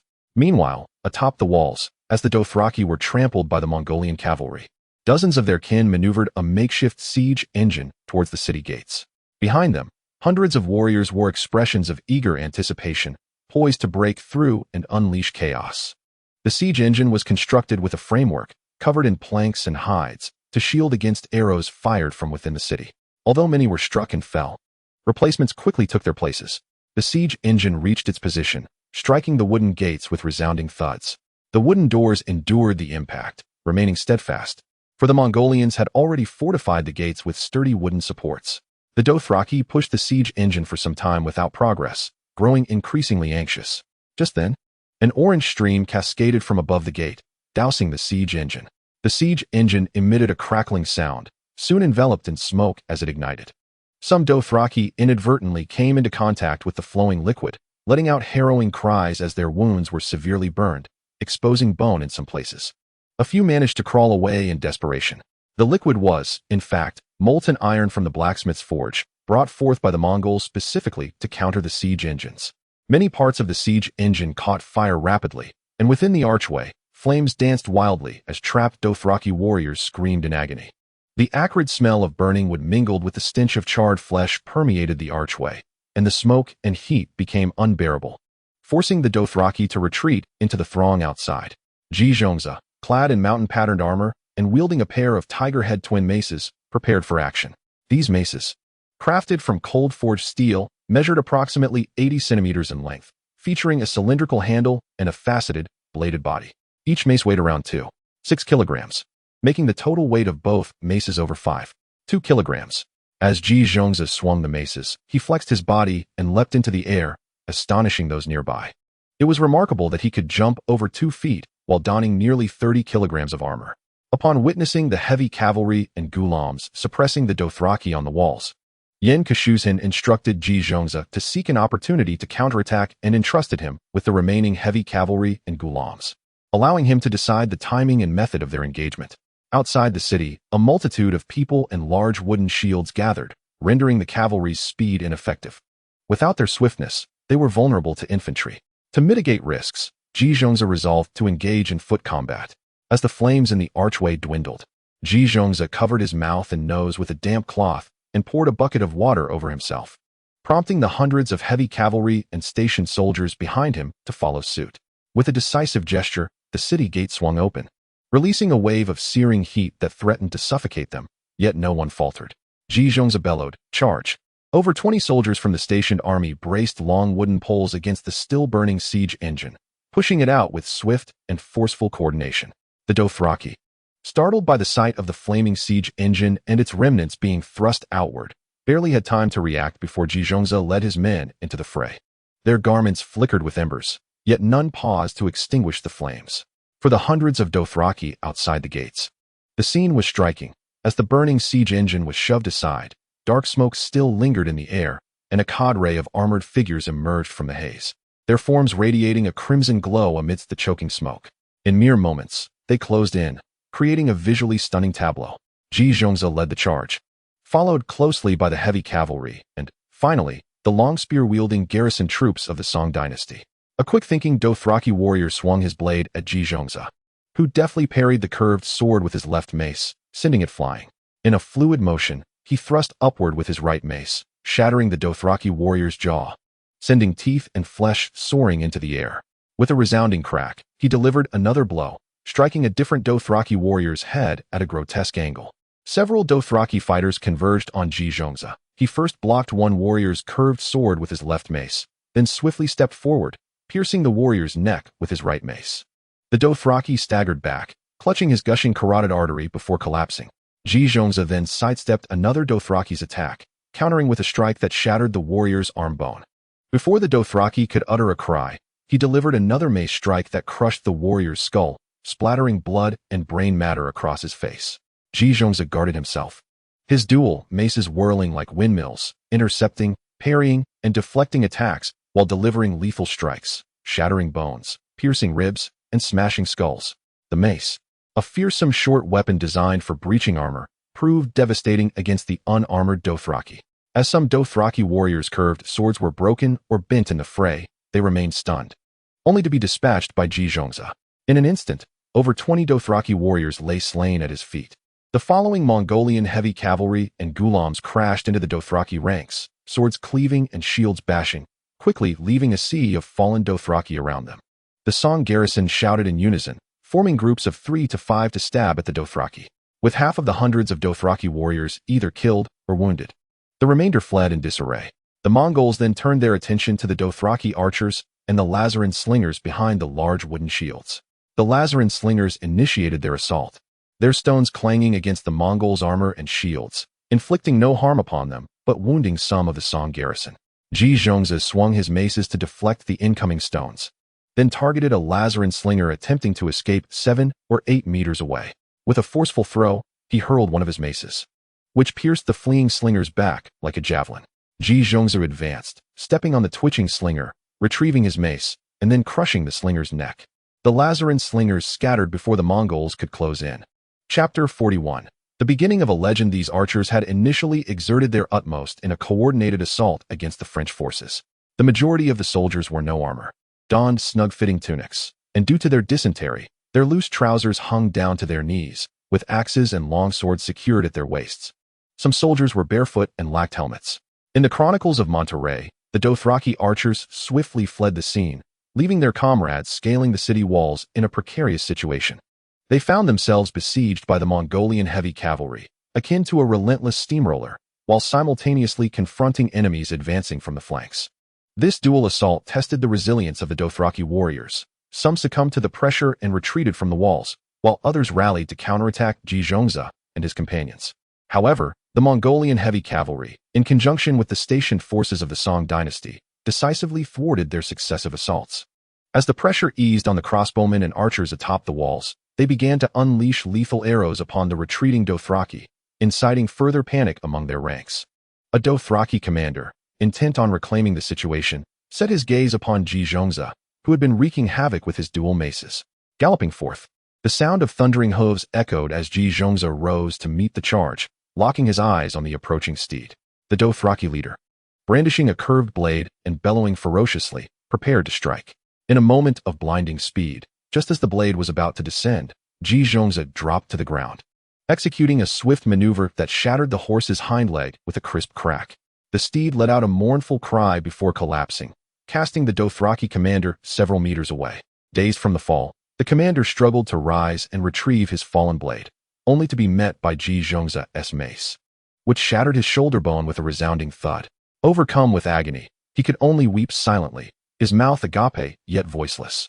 Zhongza cast a cold glance at him, delivering a powerful strike to the commander's head, resulting in a sickening crack. Blood streamed from the Dothraki leader's eyes, nostrils, ears, and mouth as he crumpled to the ground, lifeless. Track is dead. Track is dead. Some Dothraki, witnessing the demise of their commander, erupted into frantic cries. With the death of their leader, the disheartened Dothraki lost their resolve and began to retreat from the walls in disarray. The once cohesive siege force disbanded, and Zhongza, having shattered their ranks, chose not to pursue them upon noticing a contingent of Dothraki cavalry poised in the distance. Thus, the Mongols positioned themselves defensively against the city walls. The rout of nearly 1,000 warriors obstructed the path of reinforcements from the Dothraki camp, further disrupting their formation. Observing the chaos, Zakmak could only sigh heavily and withdraw his forces to the encampment. The second assault of the Dothraki ended in failure, and they retreated to their camp, disheartened. Meanwhile, the Mongols, accompanied by their Lazalan slaves, began to scour the battlefield. After burying the dead, They collected the large wooden shields and ladders left by the Dothraki, transporting them back to Anshan City for use as fuel. Additionally, the Mongols gathered an abundance of copper bells, adorning the central wooden post of the battlefield with them. Curiously, the Dothraki had not destroyed this post. They irregularly planted numerous short wooden stakes on the battlefield, intending to thwart the Dothraki from once again arranging their massive wooden shields. After repelling the Dothraki assault yet again, cheers erupted within the walls of Anshan City. The soldiers of the Song dynasty celebrated their survival while tallying their enemy kills for the rewards that awaited them post-battle. The archers began to unstring and maintain their bows, their hands covered in blisters, many of their arms aching and weak. The heavy cavalry removed their burdensome armor, soaked in sweat, and sat down to breathe the refreshing air while enjoying their beer. The wounded tended to their injuries, while the slaves repaired the damaged city walls. This attack left over 700 Dothraki corpses in its wake, with countless others injured. The victory was indeed magnificent. However, Yen Kashuzin's heart ached as he reviewed the casualty reports. The Song garrison had suffered over 200 losses, the Mongolian cavalry and Ghulam heavy cavalry more than 20, and the Lazalan slaves over 60. The losses amounted to 20% of the total forces. If the Dothraki continued such assaults, their numbers would dwindle, and Anshan City would not withstand the onslaught. Such arrogance was perilous. The good news was that 12 Mongolian heavy cavalry had met the criteria for promotion, but Yen Kashuzhin chose to delay their advancement, pondering that this could not continue. The Dothraki encampment was filled with lamentations, a scene of desolation. Some drank deeply and feasted on meat, only to remain silent and dazed, while others fell asleep at once. The wounded cried out in agony, and the shamans hurriedly chanted incantations, using herbs to heal them. This could not persist. Zakmak also realized that this second siege had cost him 30% of his forces. The camp resonated with the painful groans and curses of the injured. Although his subordinates remained silent, Zakmak sensed their discontent. If he lost more troops, instability would surely arise within the tribe. What to do? Zakmak had not anticipated the difficulty of taking Anshan City. Doubt began to creep into his heart. Yet retreat was not an option he could entertain. Without securing the mines, his chance for development would vanish, and who knew when the next opportunity would arise. Retreating without any spoils or achievements while suffering such losses would surely spell the end of his leadership. After a moment of contemplation, he summoned several Lazalan captives captured from the mines. Is there no path leading to the rear of the city? Before the Lazalan could respond, he slashed the throat of the first man. Approaching the second, he inquired once more, and the terrified Lazalan could only stammer incoherently. Impatient, Zakmak plunged his knife into the man's abdomen. The third Lazalan, fearing for his life, hastily exclaimed, there is a way, I know. Satisfied, Zakmak patted his cheek with the bloodied blade, saying, very well, lead us. As Yen Kashuzhin activated the system, he discovered that after 2 rounds of offensive and defensive battles, his wealth points had accumulated to over 6,000. Coupled with the remaining points from the previous recruitment of the Song garrison, he had a total of 700 points, which he calculated could allow him to recruit approximately 600 Mongolian herdsmen or 400 Song garrison soldiers. Observing the distant Dothraki camp, an idea took shape in his mind. He summoned his companions and conveyed his decision. I intend to exit the city and circle around to ambush the Dothraki from behind. Ji Zhongzhou inquired, how many people do we need? Crossing the Dothraki's defensive line is more feasible with fewer individuals. I will take only a few with me. Once we reach their rear, I will arrange for reinforcements. They are all system characters, and no one will question where the reinforcements come from or where they are headed. I will depart in the dead of night, and I estimate we can commence our operation at dawn. At that time, you will act according to my signals. We will launch a simultaneous assault from both sides. The group fell silent, pondering how they would interpret his signals from behind enemy lines. However, they all understood that it was merely a matter of seizing the opportunity. Under the luminous moonlit sky, the gates of Anshan City quietly opened just wide enough for a horse to pass through. Yen Kashuzhin, accompanied by 6 upgraded Mongolian heavy cavalry, led his horse and swiftly vanished into the night. Simultaneously, hundreds of Dothraki warriors selected by Zakmak, under the guidance of the Lazaran miners, quietly embarked on their expedition. Chapter 42, The Legendary Beginning. The Legion of the Count of Champagne posed a threat to the Flemish, dispatched by the St. Medard Monastery. These retainers were renowned for their ferocity. Each one, mounted on their war horses, gleefully leapt about in their armor, brandishing their long swords and lances. They hailed from the valley of the Sawasan River, where they forged their robust physiques. A gentle breeze caressed the earth, and the moon hung bright in the sky. instilling a sense of tranquility. Under the cover of night, Pincushion and his entourage gradually distanced themselves from Anshan City, leading their horses while evading the Dothraki sentinels. Pincushion upgraded the accompanying Mongolian heavy cavalry into 3 Mongolian Kashik soldiers and 3 Mongolian bowmen. The Mongolian Kashik served as the elite guard of Temujin, originally consisting of 70 men for the day shift and 80 for the night shift, specially selected from the noble households for their agility, strength, and stature. Initially numbering 1,000, they became the vanguard in times of war while serving as Temujin's bodyguards during peacetime. In the year 1206, after the Great Kuriltai, their ranks expanded to 10,000, earning them the designation of the most elite troops, also known as the Great Central Army. The entire Kashik consisted of 10,000 men, 1,000 bowmen, 1,000 bodyguards, and 8,000 troops in various formations. The Mongolian bowmen, known as Horchi, were among the Kashik's elite, skilled in archery, and held honorary titles, such as those belonging to Izan Teague and Bugida, collectively referred to as bowmen. However, the elite cavalry of the Mongol Empire, known as the Keshkar army, had, by the later stages, transformed into a liability for the capital. In the mid to late Yuan dynasty, as long as one catered to the Great Khan's pleasures and maintained a comfortable lifestyle, enjoying the highest wages and receiving housing from the court without ever stepping onto the battlefield, the Keshkar army became akin to a haven for the Mongols to indulge in leisure. Even skilled Han individuals could find a place among them, enjoying a similar status. 3 members of the Keshkar army donned iron helmets and were clad in full Mongolian armor, wielding lances and shields, with curved sabers at their waists. Mounted on heavily armored steeds, their strength measured 30, agility 24, proficiency in one-handed weapons at 300, proficiency in polearms at 340, and archery skill at 250, with 8 points in strong strikes and 9 points in resilience. Meanwhile, 3 Mongolian archers were outfitted with iron-reinforced helmets, Mongolian iron ring armor, and iron boots, wielding the Kai Yuan bow while riding lightly armored horses. On their saddles rested 3 quivers, each containing 30 arrows. Their strength stood at 27, agility at 22, with riding and archery skills both at 10, proficiency in one-handed weapons at 265, archery expertise at 340, and 6 points in both strong strikes and resilience. As the gentle night breeze swept across the vast and expansive grasslands, it emitted a mournful sound, as if lamenting the souls lost during the day. At the boundary between the grasslands and the woods lay a sprawling Dothraki encampment, with thousands of tents scattered about, flickering lights dotting the area. A group of patrolling Dothraki gathered around a fire, one of them polishing his curved blade. Remarked to his companions, "We have been out here for so many days without encountering such a situation. Those feeble sheepmen are no match for us. Who would have thought those peach blossom stones would be so difficult to conquer? We lost many men and still could not overcome them. Several of my acquaintances have perished. During the day, when I saw their armored figures, I felt we genuinely could not prevail." Discussing the day's battle, a sense of despondency settled among them, when suddenly a Dothraki warrior spoke mysteriously. "I have heard that our foes have sent someone to attack their rear. Is that true?" "Of course. Have you not noticed that many brave warriors have gone missing?" Just then, someone furrowed his brow and questioned, "Did you hear that sound?" The other Dothraki warriors remained silent for a moment before feigning nonchalance, laughing. "You must have misheard. It was just the wind. You know, sometimes it makes a hissing sound."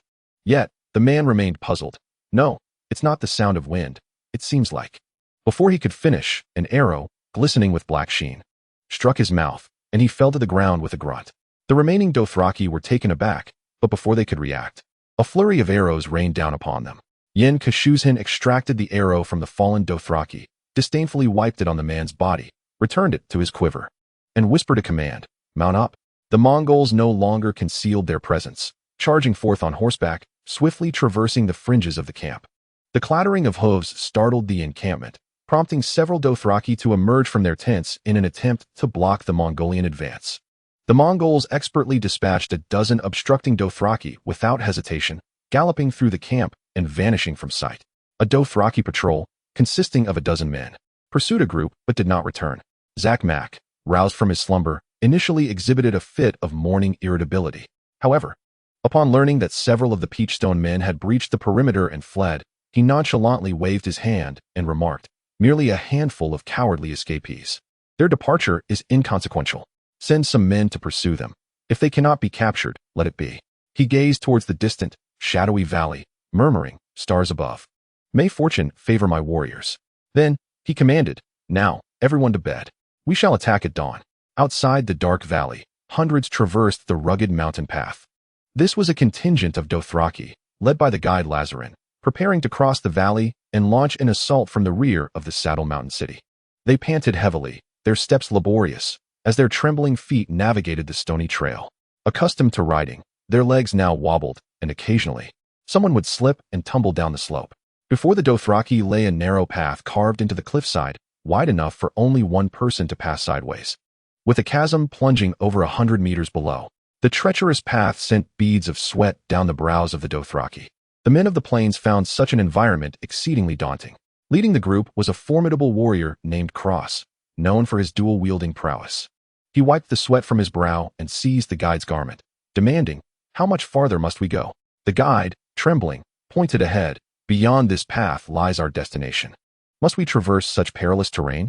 Cross retorted, slapping the guide across the face in dissatisfaction. The guide, shielding his face, murmured, "This is a very secret path. The mine lies just ahead." Cross, in frustration, kicked the guide, exclaiming, "By the stars above, if we do not arrive soon, I shall have your head."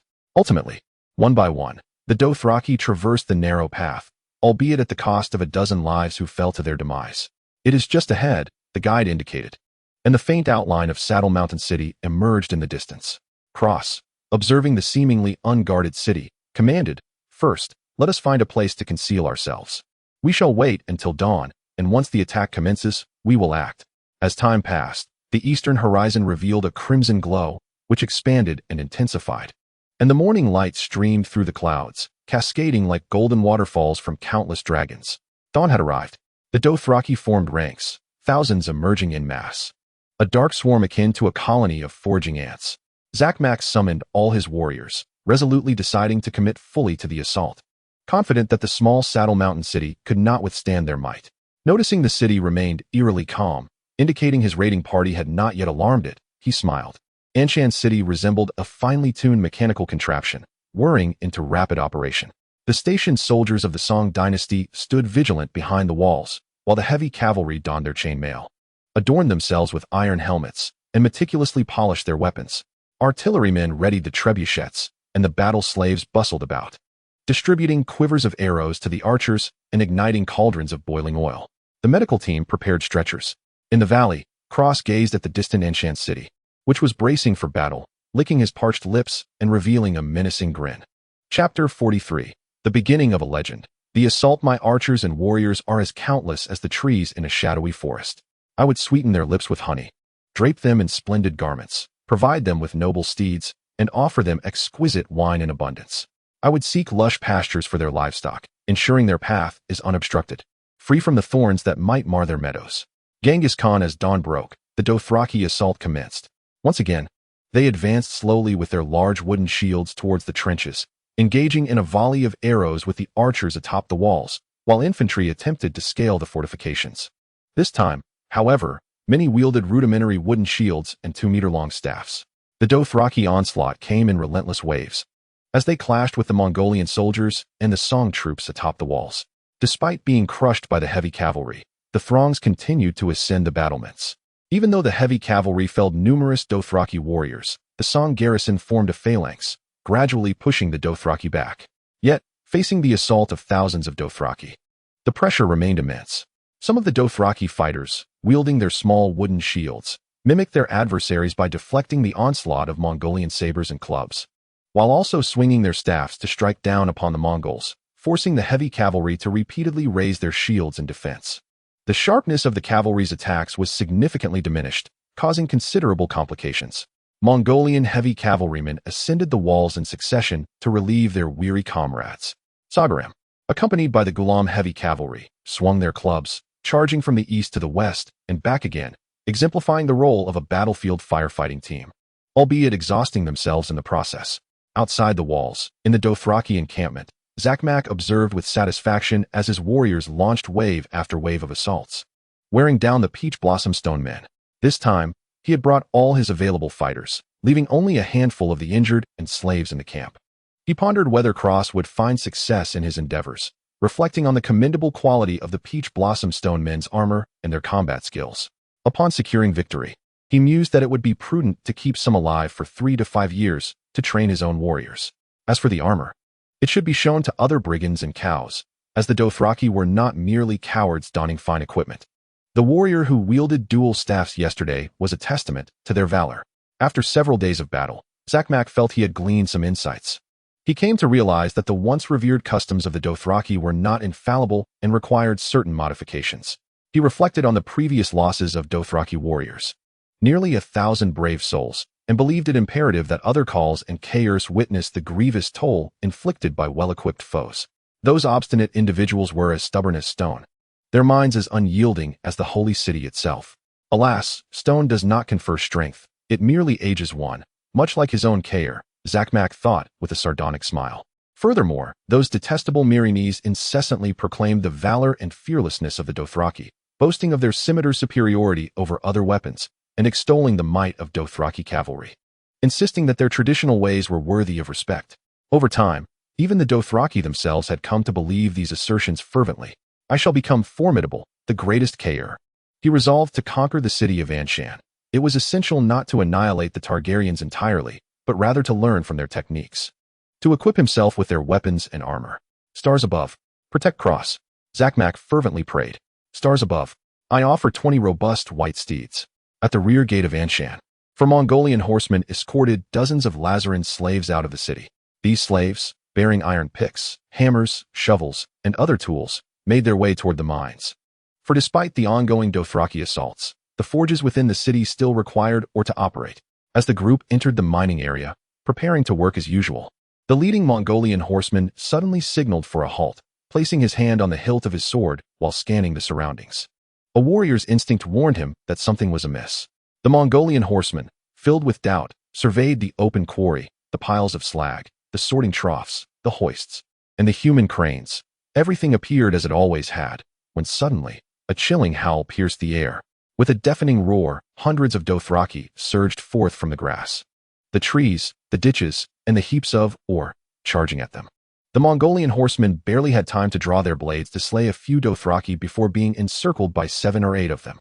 Some grasped the Mongolian horsemen, rendering them immobile, while the others lunged forward, tearing open their armor. The curved blades struck mercilessly at their armpits, necks, abdomens, and thighs in a frenzy of stabbing. The Mongolian horseman, pierced by dozens of blows, spewed blood and collapsed in despair.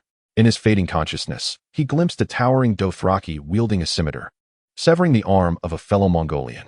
In an instant, all 4 Mongolian horsemen and dozens of Lazaran slaves lay slain.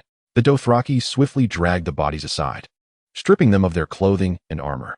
Down them all, Cross commanded. Facing the valley, Anshan's wooden palisade stood no more than 3 meters high, with its gates firmly shut.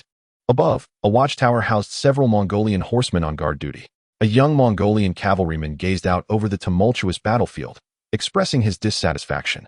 We are condemned to remain here, idle and unable to engage in the fray. It is truly disheartening.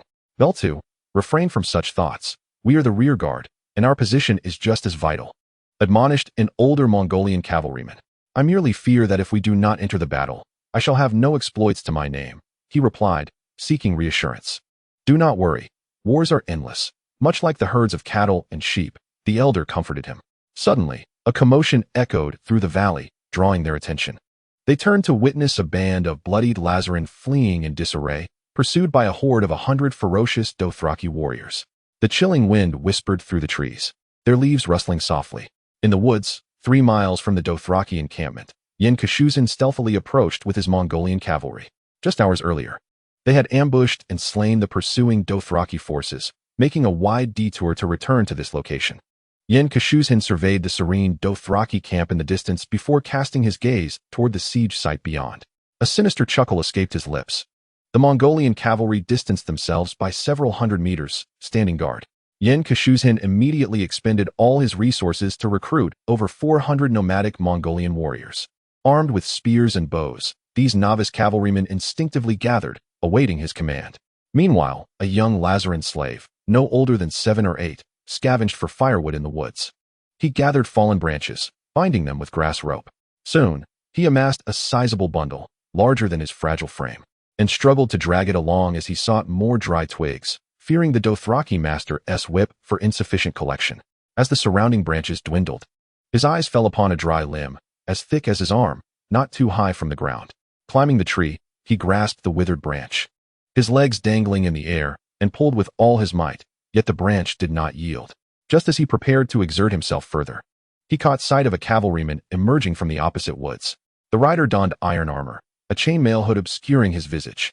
As he approached, he drew his sword, and the young slave's heart sank. Pincushion severed the branch, which fell at the feet of the grimy little Lazarin. He then tossed a pouch of jerky with a sharp thud before riding away. The young Lazarin picked up the meat, cradling it against his chest, and watched as more cavalrymen appeared. The world around him was filled only with the rhythmic thudding of hooves and the rustling of fabric. As he found himself surrounded by towering horses and armed adults, the sense of sweat and horseflesh enveloping him with a palpable fear, the young Lazarin, instinctively frozen in place, attracted the attention of passing Mongols, who chuckled and remarked, "Hey, boy," before tossing him a piece of cheese and flatbread. Clutching some jerky, cheese, and yogurt, the young Lazarin watched as the Mongols gradually faded from view. In the narrative's Chapter 44, the legendary beginning, the unfolding. Life unfolds like a carefree calf at 2 years old, yet in the throes of battle, it resembles the fierce struggle of an eagle. During feasts and festivities, one is as carefree as a foal, but in combat, one strikes like a hawk upon its foe. By day, one waits for the enemy like a cunning wolf. In the dim light, one guards the night like a vigilant raven. On the watchtower of the rear wall of Anshan City, Mongol cavalry observed the Lazarin slaves galloping back, pursued by the relentless Dothraki. Where did these ruffians come from? Where are Nahia and his men? Nahia was the Mongol cavalryman escorting the Lazarin slaves to the mines. As the Lazarin slaves drew closer, crying out for the gates to be opened, a young Mongol archer loosed an arrow at the pursuing Dothraki and commanded the sentinels below to open the gate. As the wooden door creaked open, the Lazarin slaves, unable to contain their ecstatic joy, erupted in loud cries and quickened their pace. The older Mongol cavalrymen, observing the approaching slaves, instinctively sensed something amiss. Their clothing appeared ill-fitting and significantly shorter, and each was clad in boots, an anomaly, for these slaves could not afford such luxuries. They wore shoes instead. Furthermore, their hair was braided. Realizing the gravity of the situation, the older Mongol cavalryman shouted down to the sentinels, "Close the gate. Do not let them in. They are the enemy." In that fleeting moment of confusion, the Lazarin slaves reached the threshold, and seeing their cover blown, the Dothraki drew their daggers, killing the sentinels and forcing the gate wide open, surging into the city in a throng. The subsequent wave of Dothraki warriors followed closely behind. Once inside the city, the Dothraki unleashed chaos, catching the defenders of Anshan City off guard, plunging the military and citizens into disarray. The Mongol cavalry atop the watchtower shot arrows at the invaders while ringing the copper bell to sound the alarm. The resounding clang of the bell echoed throughout Anshan City.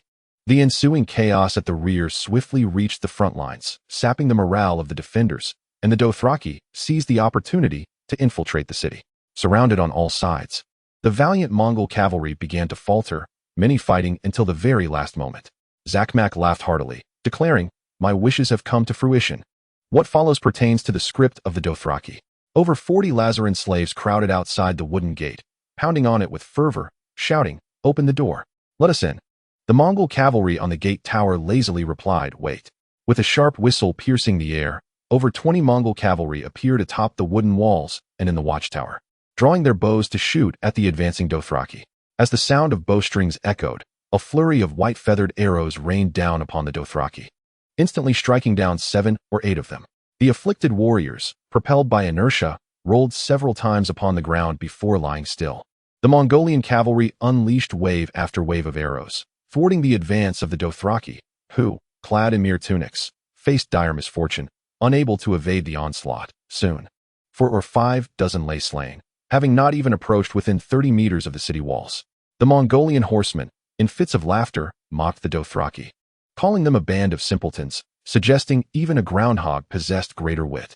They lack wooden shields yet dare to charge forth. They must be afflicted with horse plague. One quipped, "This is a veritable gift of heads from 1,000 miles away."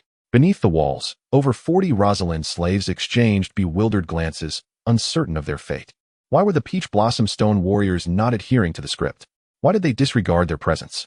Logic dictated that the Peach Blossom Stone warriors would open the gates, leading to their entry into the city. What were they to do now? The remaining Dothraki outside the walls found themselves in a predicament as well. Their original plan hinged on assaulting alongside the foe opening of the gates, yet the gates remained firmly shut. To refrain from charging meant enduring relentless attacks from the Mongolian archers, while the charge forth would invite the same fate. Disguised as a Rosalind slave, Cross tore off his garments, revealing a formidable physique, and shouted, "Seize the city." He then unsheathed his whip, cracking it in the air, and with a deft motion, ensnared the wooden wall, beginning his ascent. The others joined in, forming a human ladder and climbing upward. Dothraki warriors, previously hidden, emerged upon witnessing the attempt to capture the city, brandishing wooden beams as hundreds rushed forth with thunderous intensity. The Mongolian sentinels atop the watchtower ceased their laughter, their demeanor turning grave. They rang the alarm and began firing upon the Dothraki below. Zhizhongza and Nahobayan exchanged troubled glances upon hearing the distant alarm. By this juncture, they had no reserves left. The Dothraki's relentless assault had depleted their ranks, and all reserves had been committed. Nahobayan knocked several arrows, declaring, "I shall go." With that, he led 3 Mongolian heavy cavalrymen toward the rear. Within the Dothraki encampment, some Rosalind slaves tended to horses, prepared food, and cared for the wounded, while several Dothraki dragged a female slave into a yurt, pinning her to the ground as they began their coarse revelry. At that moment, the ground began to tremble slightly, and a flock of startled birds erupted from the trees, circling toward the horizon. The people paused their tasks, and the Dothraki hastily adjusted their garments, emerging from their tents with puzzled expressions, looking back in curiosity. Soon, the thunderous sound of hooves grew unmistakably clear, heralding the arrival of the Rex Tyrannosaurus. The Mongolian cavalry emerged, shrouded in dust and an aura of menace. Panic ensued as people screamed in terror, discarding their belongings and scattering in all directions. Yen Kushujan raised his blade, proclaiming, "Those who flee are warriors. Those who stand still are disciplined warriors. Those who surrender are cunning warriors." The Mongols, exhilarated, shouted Allah as they brandished their spears and charged forth. Nyan Kashuzhan, leading over 400 Mongols, surged into the Dothraki camp with the ferocity of a tempest. There was no resistance. The slaves scattered in terror, and even the lightly wounded Dothraki fled. Some grievously injured struggled to mount their horses in a desperate bid for escape. The Mongols penetrated the camp, mercilessly shooting at every moving target. Driven by a bloodlust that blurred the lines between civilians and warriors, the panic-stricken slaves and Dothraki were felled by errant arrows or had their heads severed by curved blades. Some were impaled by hurled spears, their anguished cries echoing as they were pinned to the ground. Female slaves were ensnared by Mongolian lassos, dragged away, while Dothraki wounded were shot dead in their beds. Nyan Kashuzhan dispatched several Dothraki warriors attempting to flee on horseback with his arrows and bellowed, "Burn!" Flames swiftly erupted within the Dothraki camp, orange tongues licking at tents, leather, fodder, and even flesh, billowing black smoke that soared into the heavens. "Drive them out." The remaining inhabitants screamed in terror as the Mongols prodded them with their spears, hurting them towards the exit. Hundreds of survivors from the camp frantically raced towards the Dothraki lines, with the slower ones falling victim to arrows. In a fervent plea, Genghis Khan invoked the heavens. "O eternal sky, I have armed myself to avenge my uncle Hanjin Bear and the blood debts of Urbakai Khan. Extend your arm to assist me from above, and command the deities of good and evil below to unite in support of my cause." Cross, unable to bear his weight on the whip, fell midway up. Reluctantly, he had to rely on others to form a human ladder to scale the wooden wall. Undeterred by the arrows raining down from above, hundreds of Dothraki charged towards the wooden barricades, some ramming timber against the gates while others fashioned makeshift ladders from chopped wood to ascend. Although the Mongols managed to shoot down the Dothraki who dared to expose themselves, the defenders of the 100-meter-long wooden wall were clearly overmatched, and soon the wall teemed with Dothraki warriors. The Mongol cavalry had no choice but to draw their curved blades and fight to the death. After vanquishing approximately 60 Dothraki warriors, the Mongol cavalry fell, and the Dothraki surged over the wooden wall, bursting through the gates, their comrades outside flooding in. Cross laughed heartily, set fire. Zokmak, witnessing the thick smoke rising from behind Anshan City, threw his head back in laughter. My plan has come to fruition. Just as he was about to command his entire army to advance, he noticed many around him turning to look back in alarm. Curiosity piqued, he glanced behind, his expression freezing in horror as his entire body trembled. The rear camp had ignited into a conflagration, flames reaching skyward, black smoke coiling like a monstrous dragon, swirling with countless particles of debris. The very ground where thousands had lived was reduced to ashes beneath the relentless blaze. A multitude of hundreds, wailing for their fathers and horses, rushed toward this direction, pursued by a dark tide of Mongolian cavalry. As they drew nearer to the Dothraki encampment, the Mongolian horsemen unleashed a volley of arrows, mercilessly slaying dozens of stragglers. The remaining survivors hastened their flight, many losing their shoes and running disheveled, yet filled with hope as they sprinted toward their kin. Witnessing the desperate throng about to collide with their ranks, Zakmak's expression shifted. Block them. Do not allow those vile slaves to break through. The Dothraki warriors knocked their arrows, prepared to halt the fleeing survivors, only to discover that those at the forefront were their own soldiers, breathless and empty-handed. Upon seeing their brethren poised to strike, they cried out in panic, "Captain, do not shoot. It is us, our own." The Dothraki warriors turned to their leader, awaiting his command. After a moment's hesitation, Zakmak ordered, "Clear a path, let them in." The Dothraki ranks parted, allowing the fleeing Dothraki to enter, followed by a surge of Lazaran slaves, who poured in with a tumultuous rush, disrupting the Dothraki formation. Once among their own, many collapsed onto the ground, gasping for breath. As the survivors infiltrated the Dothraki camp, the Mongols formed an attacking line, hundreds raising their bows in unison, launching arrows at a 45-degree angle. A dark cloud of arrows ascended into the sky before plummeting down into the chaotic Dothraki ranks, claiming countless lives. Another wave of black feathers blotted out the sun. Some Dothraki archers attempted a counterattack. However, their disorganized efforts resulted in only a handful of Mongolian casualties, while a single volley of arrows sent 70 or 80 Dothraki screaming to the ground. Panic erupted among the survivors as they scattered in all directions. Some attempted to flee but could not rise, sitting helplessly on the ground, shrieking in terror. Others dashed about like headless flies, disrupting the once orderly formation. Some pushed against their comrades in a frantic search for safety, inciting chaos among the Dothraki warriors, who spun in confusion, their disorder spreading like a plague through their ranks. Zakmak uttered in fury, "How dare the villagers challenge us?" The turmoil began to engulf an ever-growing number of individuals, and the Dothraki's morale plummeted. Meanwhile, news of the situation at the rear spread throughout the battlefield, unsettling the Dothraki warriors still besieging the city, prompting many to retreat as they glanced back, uncertain whether to continue the assault or await further orders. The turmoil outside the city, along with the flames and thick smoke from the Dothraki encampment, was also visible from Anshan City. This was an opportune moment, yet the circumstances at the rear were equally dire. After a brief contemplation, Ji Zhongzi swiftly commanded, "Prepare the horses. Out of the city. Charge." He resolved to first defeat the Dothraki outside the walls, then turn to confront the enemy at the rear, clearly discerning the gravity of each threat. The gates of Anshan City swung open, and Ji Zhongzi led the charge, followed by 100 Mongolian cavalrymen. Outside the city, the chaotic Dothraki infantry was caught off guard as hundreds of heavily armored cavalrymen surged into their ranks. Countless Dothraki were impaled, trampled, and wounded, their formation sliced through as if it were mere tofu. Ji Zhongzi, along with the 100 elite cavalrymen behind him, advanced towards Zakmak like a razor-sharp blade, an irresistible momentum propelling them forward. A multitude of Dothraki riders rushed to intercept them. Before Zakmak could fully comprehend the unfolding scene, a yellow stallion galloped across the center line, its rider wielding a formidable spear. The armor glinted brilliantly in the sunlight, while the crimson plume atop the brass helmet traced arcs in the air, fierce light emanating from his penetrating gaze. Amidst the swirling dust, the spearhead, measuring 60 centimeters in length, shimmered with a cold glint. Ji Zhongzi brandished his long spear, piercing through the Dothraki warriors, who were impaled and left hanging on the spear's tip, caught by the mercy clasp, an iron guard designed to prevent excessive penetration. The spear shaft bent violently, and as the Dothraki warrior was yanked from the horse's back, the shaft's incredible elasticity propelled the body off the spear tip, sending a cloud of crimson mist into the air. With a flick of his wrist, Ji Zhongzi swung the spear, sweeping through several Dothraki. One warrior felt a sudden chill in his chest, only to look down and discover his torso had been ruthlessly sliced open, his entrails spilling forth. Another Dothraki soldier had his right hand severed at the wrist, howling in agony, while a third, though unharmed, saw his horse's neck swept by the spear, blood gushing forth as the steed let out a mournful cry before collapsing, crushed by the advancing Mongolian heavy cavalry.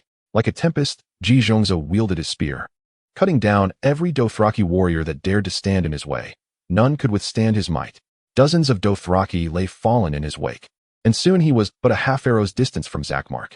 Zakmark ordered his archers to fire, arrows whistling through the air toward Zhizhongza. Most were deflected by the whirling spear light, while the remainder struck true, yet failed to penetrate the mountain-patterned armor, bouncing off harmlessly to the ground.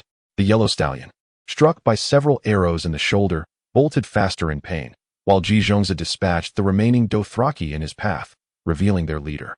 Zakmark, armed with a curved blade, prepared to engage, his focus locked on the approaching Zhizhongza. A seasoned warrior, he remained calm under pressure, calculating distance and angle, readying himself to sever the opponent's arm or slice through his throat. In a flash, a dark glimmer flickered, followed by a sharp crack, and a burst of crimson engulfed the sky. Suddenly, Zakmark felt his vision distort. The blue sky, white clouds, and green grass spun before him, morphing into a world awash in red, a bizarre tableau. Could it be that he had entered the secret realm spoken of by the shaman priest? The thought crossed his mind. Subsequently, Zakmark recalled his own experiences. The first time he received a curved blade from his father, the first time he took a life, the first time he embraced a woman. Next, he beheld his own headless body slowly sliding down from the horse's back. Oh, it turns out I am dead. This was his final consciousness. As the blood mist descended, Zhizhongza thrust his spear upward, and Zakmark's head conveniently landed upon its tip, eliciting gasps from the surrounding Dothraki warriors. Zhizhongza raised the spear high, circling his horse to display Zakmark's head to all. Ko is dead. Ko is dead. Ko is truly dead. Initially, a few voices cried out, soon swelling to dozens, then hundreds, their shouts reverberating across the battlefield like a shockwave. Defeat, defeat. A snow avalanche surged from a single point, swiftly spreading outward, penetrating deep within their ranks, as the already panicked Dothraki completely crumbled. Like a swarm of startled bees, they scattered in all directions, discarding their curved blades and wooden ladders, fleeing in a frenzy, tumbling as if bereft of their very souls. The Mongolian cavalry drove them mercilessly, like herding sheep, relentlessly pursuing and slaughtering them. Some Dothraki riders, trapped within the throngs, found themselves unhorsed by the crowd's surge, only to be trampled into the mud by countless heavy boots, their original forms unrecognizable. The Dothraki had utterly disbanded. Previously, in preparation for the siege, Zakmark had dismounted over 3,000 men to serve as infantry and had set up numerous large wooden shields, which now impeded their escape. They were fragmented into small groups, unable to flee swiftly, surrounded by obstacles. The exhilarated Song soldiers closely followed the Mongolian cavalry, overtaking the Dothraki, who outnumbered them 7-1, stabbing them down one by one, as effortlessly as cutting grass. A single squad could pursue 100 Dothraki, and even a mere 2 or 3 could chase dozens, without the slightest concern that the latter would dare to retaliate. Cross, along with the remaining 200 warriors, stood in stunned silence, scarcely believing the scene before them. They had suffered over 100 casualties just to reach the central square of Anshan City, a distance of less than 300 meters from the back gate to the square. Though the defenders were few, a single peach blossom stone archer had given them considerable trouble, his precise shots striking down many Dothraki warriors, some perishing with arrows lodged in their throats. Cross witnessed a warrior hiding behind a building, revealing only half his face to assess the situation. Yet he too was struck dead by an arrow in his right eye from the peach blossom stone archer. Nearly every step forward demanded a toll of lives, and Cross was compelled to lead everyone in a desperate charge to barely reach the center of the square, only to witness the complete collapse of the Dothraki. Cross muttered in disbelief. How could this be? Impossible. Ko had assured him. The siege would attract the attention of Anshan City while Cross executed a surprise attack from behind. It was a foolproof plan. How could an army of thousands have crumbled so swiftly? In a fleeting moment, Cross seemed to catch a glimpse of Kwa's head being held aloft and paraded around. How could this defeat happen? How could such a vast force succumb to defeat and collapse? In a state of bewilderment, some of the Dothraki warriors dropped their weapons to the ground. As a throng of grinning Tao-Hua stone warriors closed in, burly blacksmiths wielding hammers, archers, and Mongol warriors bandaged up, while four catapults were turning with a steady creak. My life is forfeit. Chapter 46, The Legendary Beginning, San Yuan. Your Hebei and Shandong territories are now under my dominion. All you possess is merely the city of Beijing. Heaven has weakened you, and I now compel you with peril. What does heaven say of me? I intend to return my forces to Mongolia. What offerings do you have to appease my wrath and that of my generals? Genghis Khan, devoid of battle spirit. Cross and over 200 Dothraki swiftly found themselves routed by the encroaching forces of the Anshan City militia. The disheartened Dothraki fled like lost dogs, as the militia pursued them with anything that could serve as a weapon. Some climbed rooftops to rain arrows or stones upon the Dothraki. Cross, accompanied by a few loyal confidants, turned to sprint towards the rear city gate, but the militia relentlessly pursued them and soon cornered them near the gate. Several of his confidants were quickly felled by a flurry of clubs, while Cross, relying on his towering stature and wielding twin curved blades, ferociously dispatched several of the obstructing Song soldiers, roaring in fury to intimidate the surrounding militia. Suddenly, an arrow struck his right knee, causing him to tumble to the ground. Rolling several times, he struggled to rise on his left knee, only to be struck again in the left thigh, sending him crashing back down, screaming in agony. The militia seized the opportunity, surging forward to subdue him, dragging him up. Nahu-Bayan released his bow, his fingers trembling slightly from prolonged use, despite the bone finger guards. His index finger was still swollen and red. The Mongol cavalry split into numerous small units, continuing to hunt down the fleeing Dothraki, while the Song army rounded up the surrendered Dothraki, commanding them to sit with their hands on their heads. An estimated 1,000 had surrendered. When Pincushion saw Zhongza, he excitedly patted him on the back, declaring, "The first credit belongs to you." Zhongza, equally exhilarated, replied, "Without your strike from behind, I would not have been able to charge the enemy and slay their chieftain." Indeed, I concur, it is truly a case of heroes sharing the same vision. Pincushion showed no modesty. Thus, the credit for the victory ultimately belonged to the leadership. In this exhilarating triumph, post-battle statistics revealed that approximately 3,000 Dothraki had perished, with over 1,200 pursued and captured. One could say that the contingent led by Zokmak had been utterly annihilated. However, the Mongolian forces also suffered considerable losses. The Song garrison, comprising a total of 700 soldiers, endured over half of their ranks, with more than 320 casualties. Among the archers, 100 faced a loss of 28. The second recruitment of 600 Mongolian cavalry incurred 60 losses, while 80 heavy cavalry from the Ghulam suffered lighter casualties, losing 11 men. The Monkey Iron Pagoda heavy cavalry lost 8. Notably, the 30 Jurchen horse archers sustained no losses. The Rosalind slaves also faced grievous outcomes, with over 300 casualties. The losses exceeding one-third left Pincushion in a rather somber mood. He learned that the Dothraki had nearly succeeded in a surprise attack from the rear, had it not been for the prior defeat of the enemy outside the city. Anshan might not have withstood the siege. Contemplating the planned smelting base and the mysterious relics of the rich mineral region, Pincushion felt a vain throb on his forehead, his expression remaining stoic as he pointed towards Khalasars and the captives apprehended at the rear gate of Anshan city, commanding, "Plant the stakes." Subsequently, Pincushion attended to various matters, the placement of the wounded and the distribution of spoils. He also proposed orders to clear the battlefield, melting all captured copper bells into a grand copper column. He then accessed the system interface. Achieving an epic victory, he celebrated his first significant triumph, earning 6,000 wealth points and 1,000 prestige points. The Song garrison met the conditions for an upgrade. Thus, Pincushion promoted the Song garrison to the Song Blade Unity, upgrading the archers to the Song Archer Unity, enhancing their equipment level beyond that of the initial tier, with at least iron-studded leather armor. Initially, he intended to recruit more Mongolian herdsmen, but the system alerted him that he had exceeded his official capacity. Remembering his title as a Mongolian 100 household leader, he pondered the recruitment limitations, finding it rather unfriendly. To recruit the next tier of soldiers, he needed to be promoted to 1,000 household leader. Unsure of how to achieve this promotion, Pincushion was frustrated, contemplating whether he could not continue to bolster his military strength. With a flicker of inspiration, he decided not to remain idle. Spending 3,000 wealth points, he recruited 300 Jurchen horse archers. Pincushion chuckled mischievously. The recruitment limits mattered little, as he still had the Jurchen at his disposal. Now possessing nearly 1,000 cavalry, he faced no restrictions on upgrading troops. Consequently, Pincushion expended his wealth points to enhance the Mongolian cavalry, a contingent of Mongolian Sheshua soldiers and Mongolian archers, totaling 12.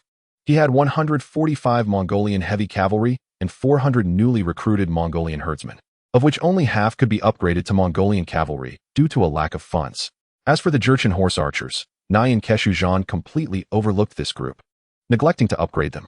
After completing the military upgrades, he ordered Zhongza to maintain a garrison in Anshan city with the infantry.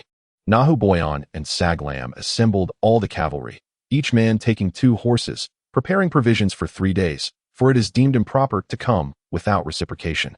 The sun cast its final rays upon the dilapidated rooftops of Anshan City, while several brilliant stars twinkled in the orange-hued sky.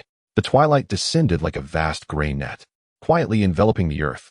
Cross and the other captives were dragged to a vacant area outside the city, surrounded by numerous burning torches that illuminated the surroundings. Nearby, over 1,000 Dothraki captives had been compelled to witness the scene. Cross pondered. Were they to be executed here? The Mongols had brought dozens of sharpened wooden stakes, each as thick as a bowl. Cross watched in horror as a Dothraki was pulled from the crowd and forced to the ground, lying face down with legs apart and hands bound behind his back. Several Mongols sat upon him, rendering him immobile. Cross, petrified and pale, observed as one person after another was dragged away, his mouth agape, uttering meaningless sounds of despair. When the Mongols approached to seize him, Cross's body went limp, and he lost control of himself. Yet the Mongols pinched their noses as they hoisted him onto the stake. Dozens of stakes adorned with human bodies rose in the clearing, and the air was filled with the anguished groans of the suffering, who lamented for hours, some even for days, before succumbing. The Dothraki captives, paralyzed by fear, remained silent, obediently following the overseers to labor as workers. After an afternoon of preparation, the Mongols, equipped with 2,200 horses, having seized over 3,000 and selecting the strongest, armed with weapons and 3 days' worth of supplies, took only 2 hours of rest before 1,000 Mongolian cavalrymen, donning quivers and carrying water bags filled with jerky and provisions, mounted their steeds and resolutely followed their captain northward toward the Dothraki Pass, 200 miles away. As dawn broke, a Dothraki camp adorned with felt tents began to awaken, this being Zakmak's Pass. However, most of the camp's forces had been led away by Zakmak to assault the Peach Blossom Stone people, leaving only 900 warriors and nearly 10,000 women, children, the elderly, and the infirm. The news of Zakmak's downfall had yet to reach this place, and the people remained blissfully ignorant. A dark line appeared in the distance, stirring the camp into commotion. It was the Mongolian cavalry, who had ridden tirelessly through the night. In a hasty response to the approaching Mongols, the Dothraki warriors attempted to engage, but were swiftly overwhelmed in the initial clash. The Mongolian cavalry surged into the camp like a tempest, slaying all who resisted. Yin Keshu lifted Zakmak's severed head and paraded it around the camp, shouting, "Do you recognize this man?" The Dothraki, realizing it was their chieftain, stood frozen in shock and trepidation. The Mongols bellowed, "Your chieftain is dead. Kneel." Some defiant Dothraki attempted to resist, only to be impaled where they stood, while others tried to flee, only to be shot down by Mongolian cavalry patrolling the camp's perimeter. At noon, aside from the more than 1,000 valiant souls who had perished, the remaining individuals surrendered. The Dothraki Khalasar regained its calm under high pressure. Khal-Koshsin entered the central tent, accompanied by Mongol cavalry who brought several tightly bound Dothraki captives, all of whom were noble leaders within the Khalasar. These individuals awaited the judgment of their fate, trembling in fear. At that moment, Sagaram entered with 5 or 6 more Dothraki and proclaimed, "Call. They are all eager to serve you." The young men knelt upon entering, declaring, "We are willing to serve the great Khal." Khal-Koshsin cast a questioning glance at Sagaram, who awkwardly explained, "These men were once part of my Khalasar, captured and enslaved. Upon seeing them, I brought them to serve the Khal. They are exceptional warriors." Khal-Koshsin regarded them. They were all young, likely in their 20s, their hair unkempt and appearing as though they hadn't been groomed for some time.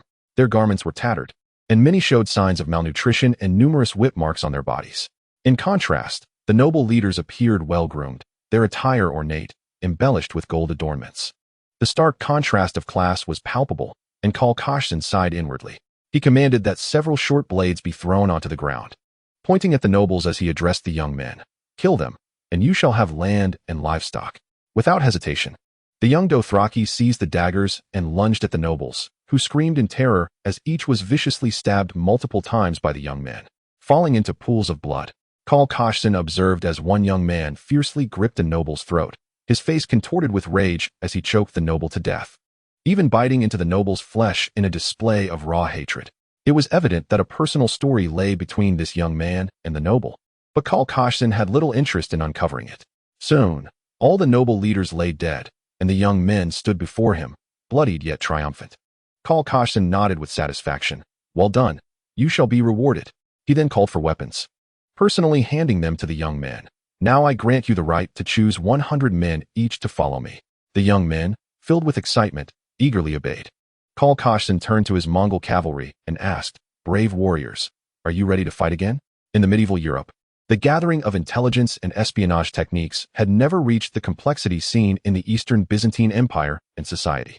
Khalasars was aware that atop Zakmak's ranks was another Khal, capable of mobilizing nearly 10,000 men.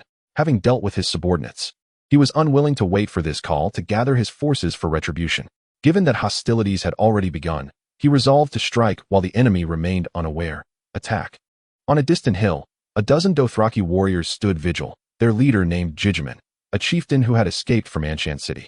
He had desperately sought to flee back to Conquest, only to discover that the Mongols had already arrived, annihilating the camp. With a mournful sigh, Jijiman urged his men to proceed eastward towards Khalasars and Khal. After resting for a night, at dawn the following day, the Mongolian cavalry resumed their journey, this time accompanied by 600 Dothraki warriors. The group, organized in formation, set off towards Khalasars, 300 miles to the east.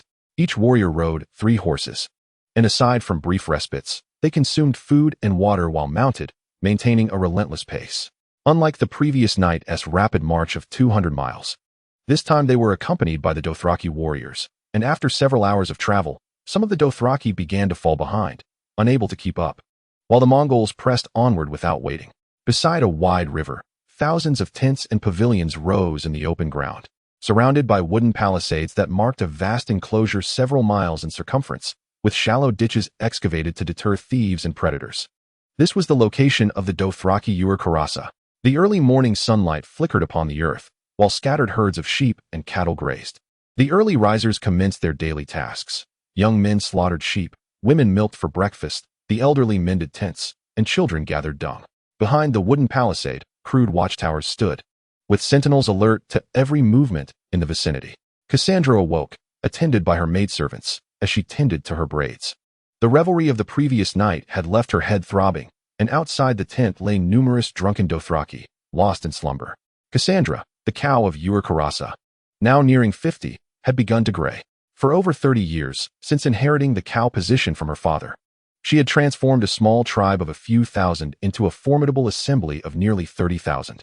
Cassandra felt a sense of pride in her lineage. However, of late, she had been plagued by restlessness, as several of her subordinates had grown increasingly ambitious, eyeing the position of cow. Among them, the most formidable was Zakmak, who had recently escalated his attacks on the Lazalans and other Quas, augmenting his own power. As someone who had traversed this path, Cassandra understood the ambitions of a chieftain. Yet, as a mother, she found such behavior distasteful. Sighing at the thought of her sons, Cassandra lamented that none of them were fit to lead. Were they destined to be mere pawns for Zakmak?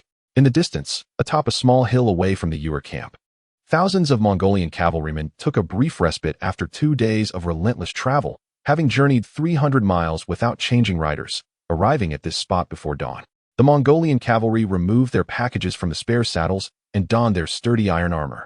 They led their war horses in a slow, measured gait nearby, stretching their stiffened bodies from prolonged riding while allowing their steeds to regain strength. Some of them took out feed wrapped around eggs and roasted soybeans, seasoned with salt, to nourish their horses. Once they observed that the cavalry had readied themselves, Yank Shujan waved his hand, signaling the Mongolian horsemen to commence their actions. In the watchtower, a sentry rubbed his forehead, still feeling the lingering effects of last night's revelry. At that moment, he heard the sound of hooves and felt a slight tremor in the ground. Looking up, he saw a line of cavalry gradually emerging in the distance. Squinting to discern the identity of the approaching riders, he froze in disbelief as they drew nearer, their hostility palpable. In his mind, they were always the assailants, and he had never experienced being attacked.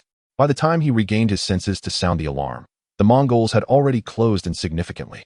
Amidst the swaying tall grass, a Mongolian rider galloped forth, drawing his bowstring taut, an arrow tipped with oilcloth already ignited.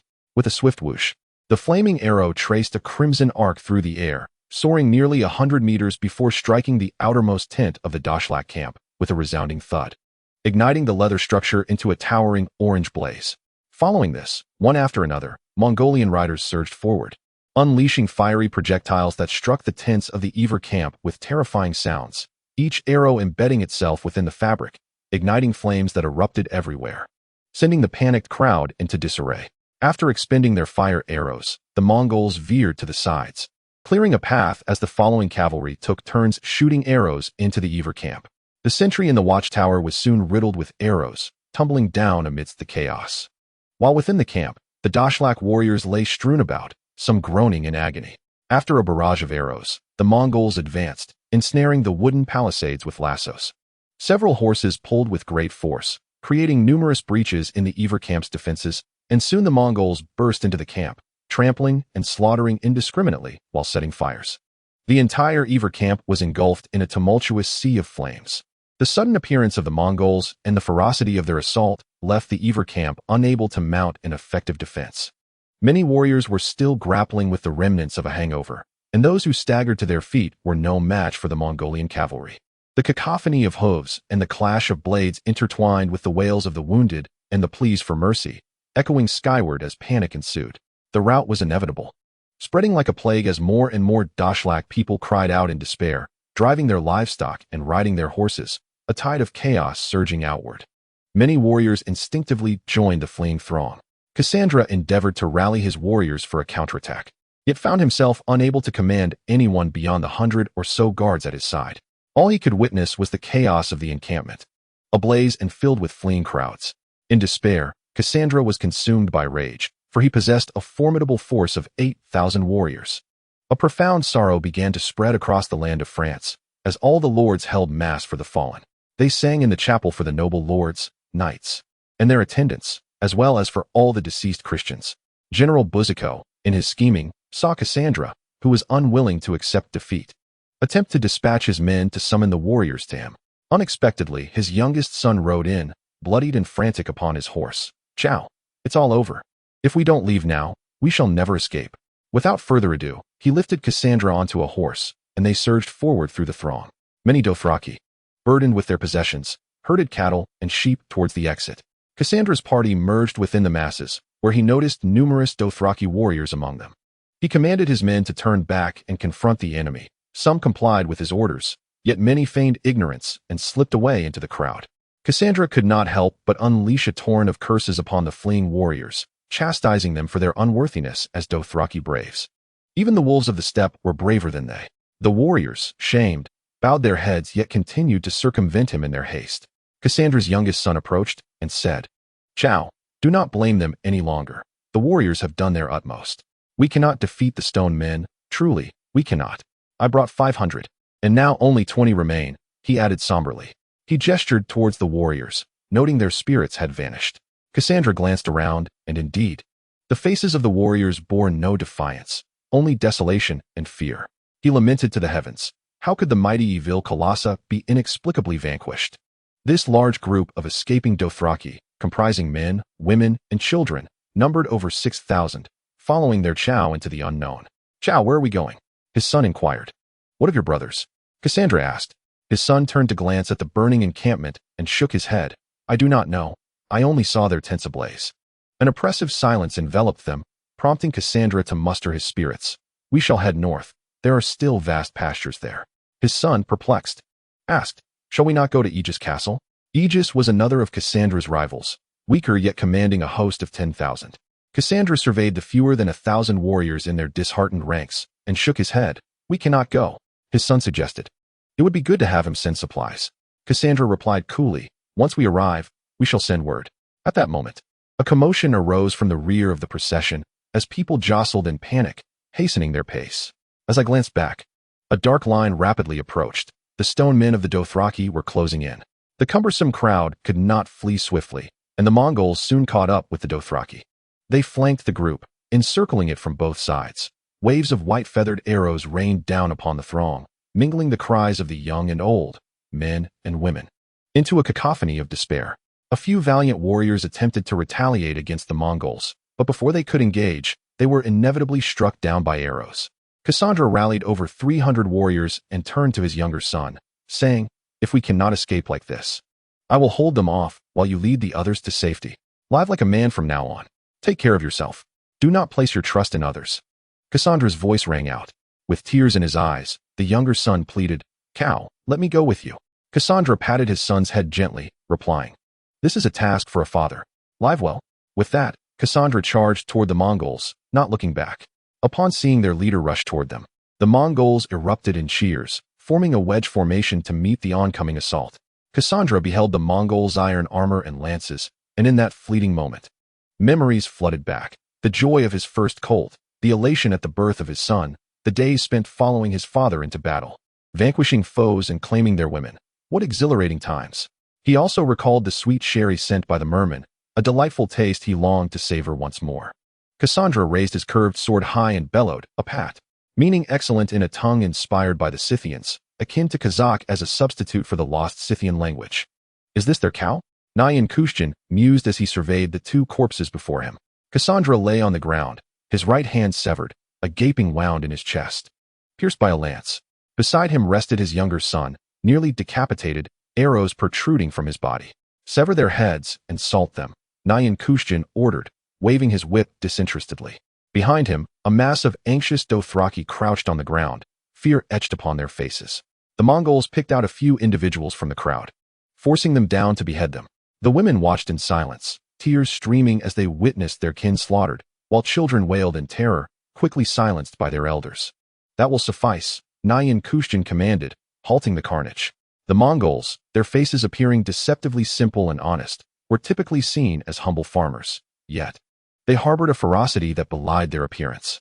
For Pincushion, the concepts of good and evil held no stark boundaries. An act of kindness brought little satisfaction, while wrongdoing evoked minimal guilt. Goodness or malice was dictated solely by circumstance and necessity, though, more often than not, goodness prevailed. Such was human nature, as long as one had not descended into utter depravity. In the course of navigating this world, a modicum of slaughter is deemed necessary. Not everyone is willing to be driven and utilized at one's whim. Pincushion is neither a leftist idealist, nor a saintly figure, nor a public intellectual. Yet, he harbors no desire to devolve into a butcher or a demon, killing for the sake of killing.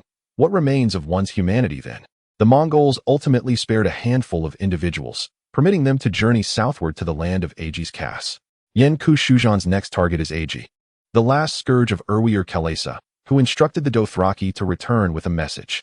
2 days hence, upon a vast expanse of grassland, Aegon encountered the Mongols. This Dothraki warrior, whose visage had taken on a yellowish hue and who appeared to be in his 40s, bore the marks of age upon his face, with several wrinkles etched by time. Aegon scrutinized the Mongols before him. Mounted on towering steeds, clad in iron armor, they exuded an aura of fierce intimidation. Standing in disciplined rows, silent, yet radiating a palpable sense of menace. In stark contrast, Aegon's own warriors were a chaotic sight. They clustered in groups of 3 or 5, their whispers resembling the clamor of a marketplace. Aegon sighed. Although he led 3,000 warriors, the disparity was unmistakable. The leaders of both factions approached on horseback for a face-to-face dialogue.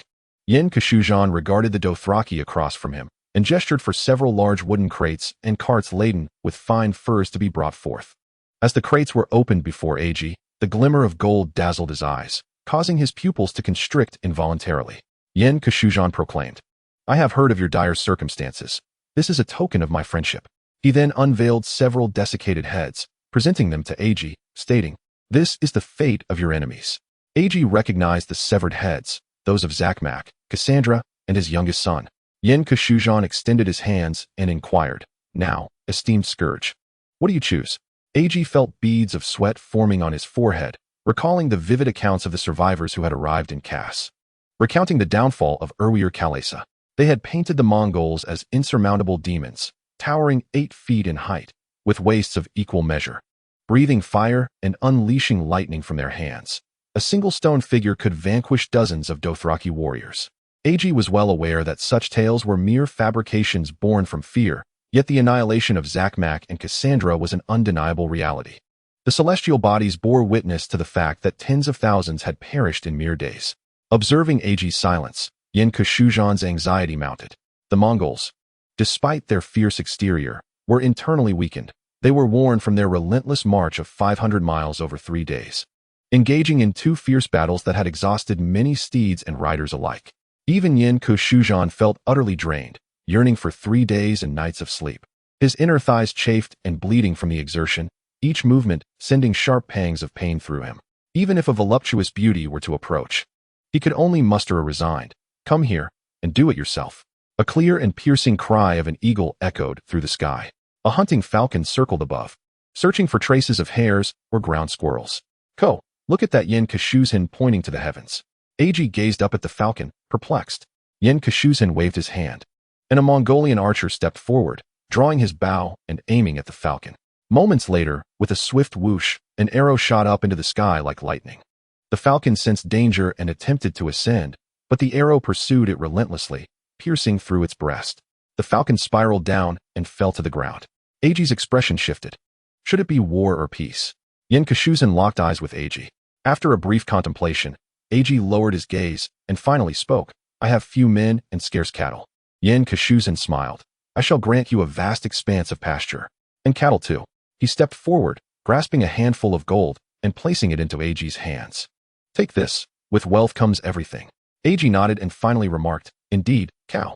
Yen Kashuzhin's smile widened, and he continued. You must provide me with 600 warriors as a tribute, in return for my assurance of your safety and the promise of wealth. When Jejiming arrived at the once thriving Khalasa, he was greeted by a scene of desolation. Several Dothraki, under the supervision of Mongolians, were burying the dead and clearing the ruins.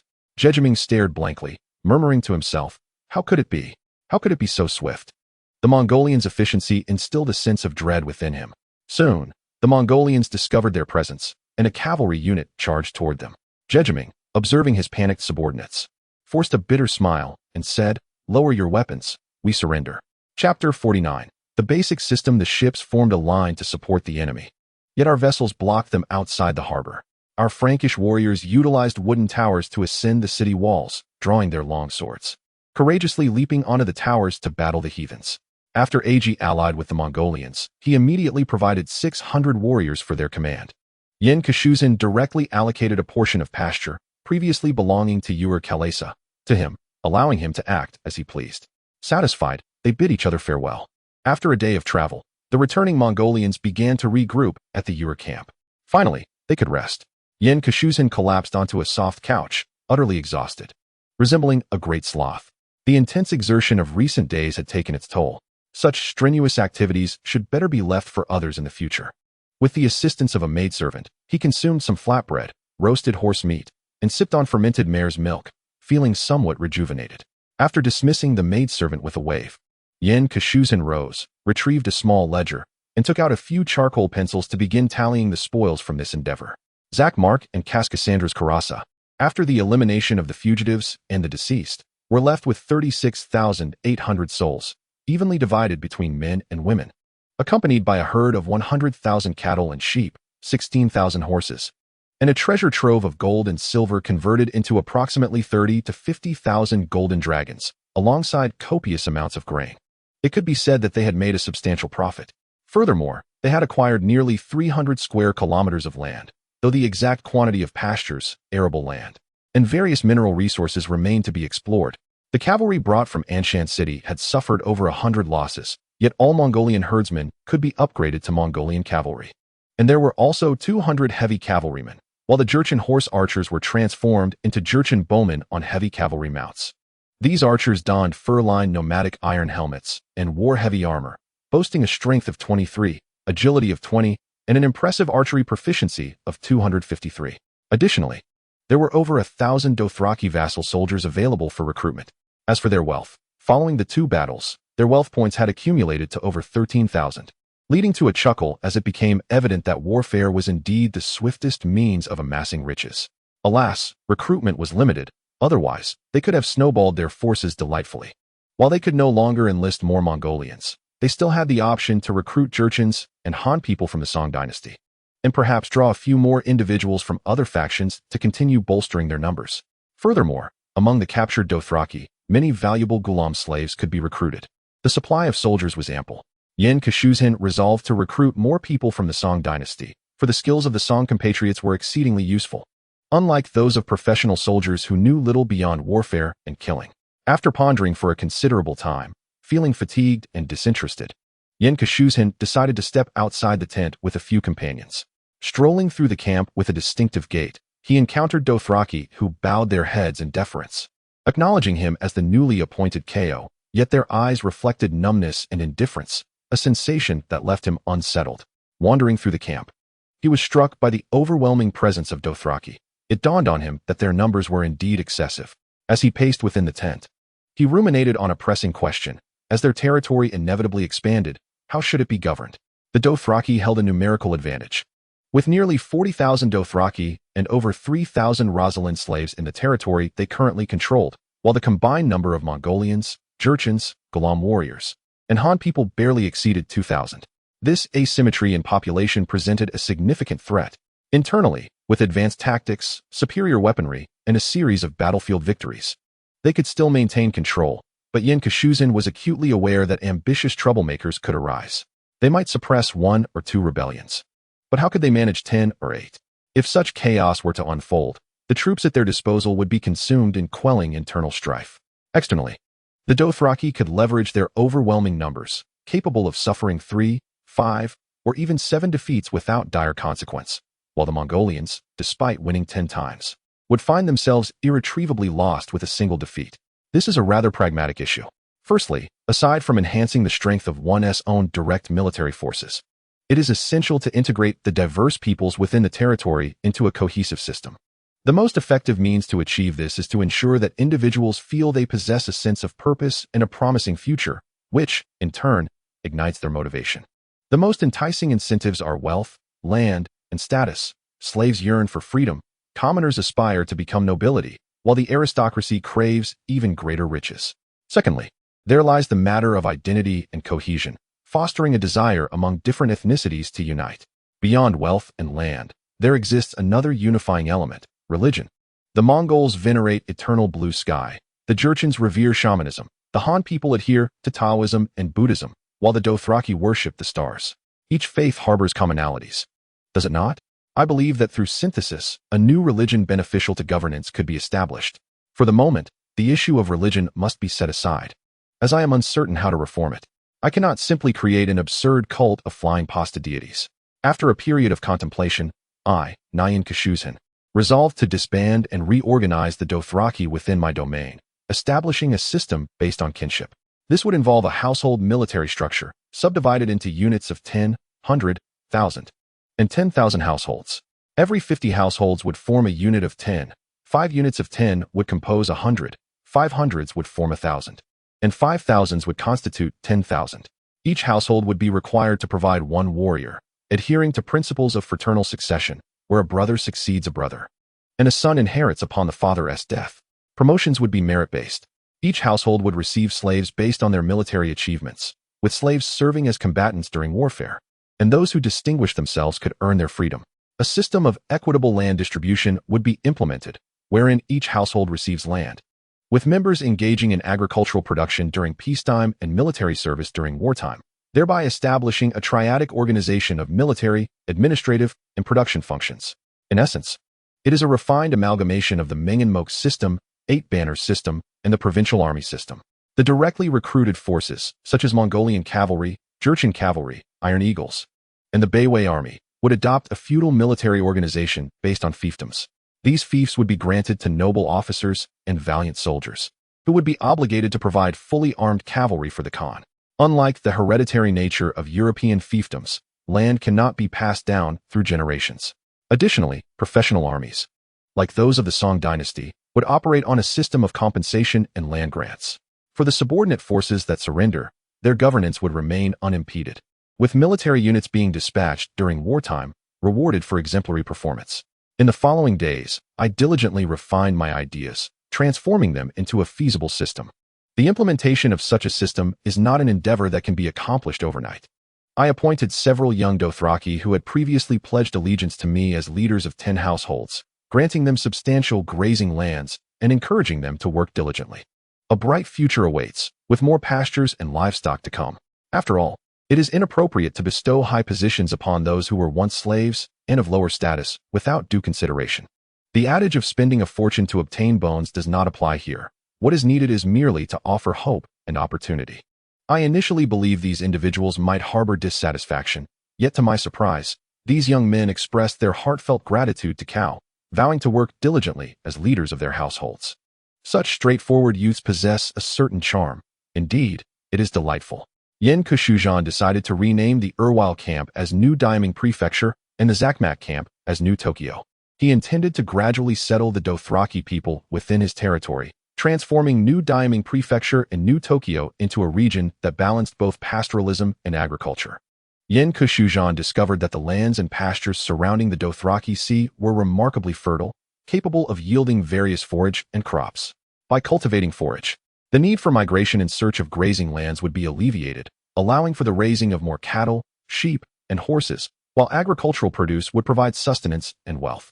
Of course, the Dothraki were not inclined to till the soil, but the flower cultivators were adept in that regard.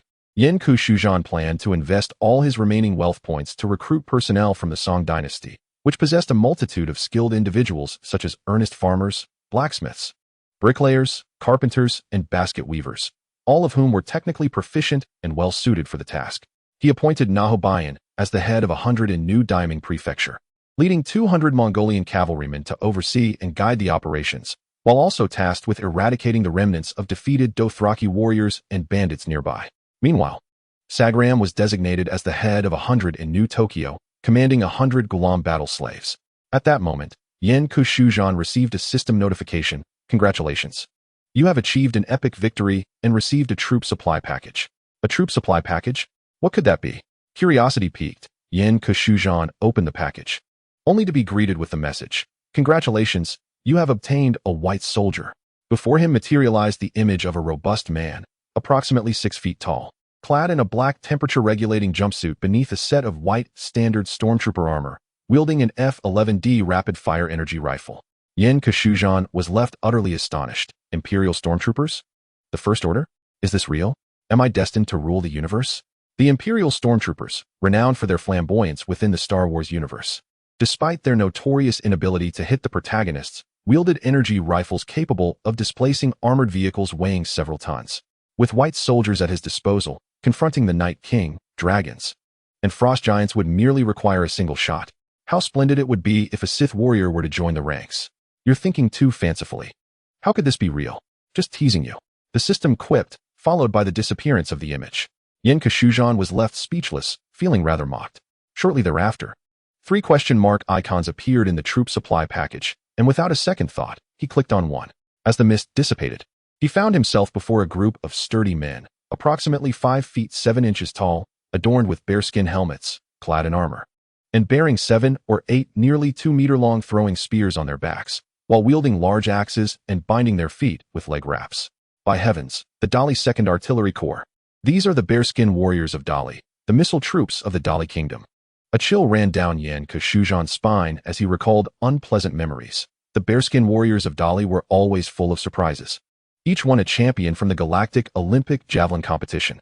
A throwing spear, measuring 1.70 meters with a 30-centimeter tip, serves as a lesson to all pretentious individuals. The player, clad in the armor of the first general, adorned with a Di Ching helmet, is swiftly dispatched by a spear that strikes him down in an instant. His subordinates, the Mongolian archers, are likewise overwhelmed by the barrage of spears. Reloading the save, he finds himself at the gates of the enemy city. A considerable distance away, approximately 60 meters. Suddenly, a spear whizzes through the air, piercing him with an icy chill, leaving him sprawled on the ground. He examines the attributes of the Dali bearskin warrior: strength 24, agility 22, throwing proficiency 294, strong throw 7, powerful strike 7, iron bones 9. It seems that in reality, he would not be as formidable as in the game, as the accuracy of thrown weapons is rather poor. In Olympic javelin competitions, the javelins are specially crafted, and the athletes are lightly equipped, capable of sprinting over 30 meters to launch the javelin beyond 100 meters. On the battlefield, donning armor and carrying shields, achieving a throw of over 30 meters with a heavy javelin would be quite commendable. Nonetheless, in mountainous terrain, the Dali javelin warriors could still prove useful against the Dothraki. Shaking his head, the character Yen Kushujan activated the next question mark icon. Soon, the figures of cavalry emerged, 12 iron hawks of the Pincushion, mounted on armored steeds, wearing iron helmets and clad in dark blue-black armor, with long, straight swords at their waists and iron spears in hand. Strength 33, agility 25, powerful strike 9, iron bones 10, one-handed proficiency 284, long pole proficiency 338. The Iron Hawks are renowned heavy cavalry of the Western Xia, well-equipped, riding fine horses, clad in heavy armor, impervious to thrusts and strikes. Entwined with grappling hooks, they do not fall from their mounts even in death. In battle, They advance first, disrupting the enemy lines. Infantry follows in their wake. With the Iron Hawks limited to 3,000 troops, divided into 10 pairs, each consisting of 300 men. Since he already commanded the Jurchen Iron Pagoda, Mongolian heavy cavalry, and Gulam heavy cavalry, the appearance of the Iron Hawks did not particularly excite Yen Kashuzhan, rather than the Iron Hawks themselves. He was more intrigued by the armor they wore and the long swords at their waists. The long swords of the Iron Hawks are the swords of the Xia people, characterized by their straight form, with the blade tapering evenly towards the tip, rendering it sharp and elegant like a willow leaf. Measuring 88 centimeters in length, the sword's hilt features a pommel. The Xia sword, crafted by the Literary Institute of the Western Xia, is renowned as the finest sword in the world. Alongside the chitin saddle and the Goryeo secret color, not only is this sword aesthetically pleasing, but it is also extraordinarily sharp. The esteemed Elder Taiping recorded in his book Silk in the Sleeve the specialties of various regions, noting that the swords of the Xia kingdom were unparalleled. Although other places attempted to replicate them, none could produce such exquisite swords, thus rendering them immensely valuable. Even the sword of Emperor Qinzong Zhaohuan of the Northern Song dynasty was a Xia sword. The armor worn by the Iron Hawks is known as the Qing Tang Ward armor, a type of cold-forged armor, its iron plates a deep blue-black. Polished to a sheen that reflects hair, at the ends of the armor plates, there are small, unrefined iron nodules resembling warts on skin, strung together with deer hide. Soft yet resilient.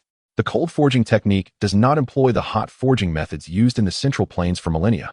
The raw materials for the Qing Tang Ward armor are forged without heat, reducing their original thickness by 2/3. The cold forging process not only renders the surface of iron armor smooth and devoid of blemishes, but also enhances the internal microstructure of steel plates, thereby augmenting their mechanical strength and improving both hardness and toughness. The renown of the Qing Tang Huanzi armor needs no elaboration. In May of 1041, during the first year of the Song Qingli era, Tian Kuang, who served as a scholar at the Guanwudian, compared the weapons of the Central Plains with those of the Chang people in his treatise 14 Military Strategies of Emperor Renzong. The armor of the bandits is all cold-forged, firm and polished, impervious to anything but a powerful crossbow. The armor sent from the capital is soft and brittle, inadequate against arrows and stones. In matters of state, the cunning of our artisans cannot compare to even a small Chang. He further advised Emperor Renzong to instruct craftsmen throughout the realm to forge pure steel armor-piercing projectiles using cold forging techniques, to be dispatched to the border for immediate use.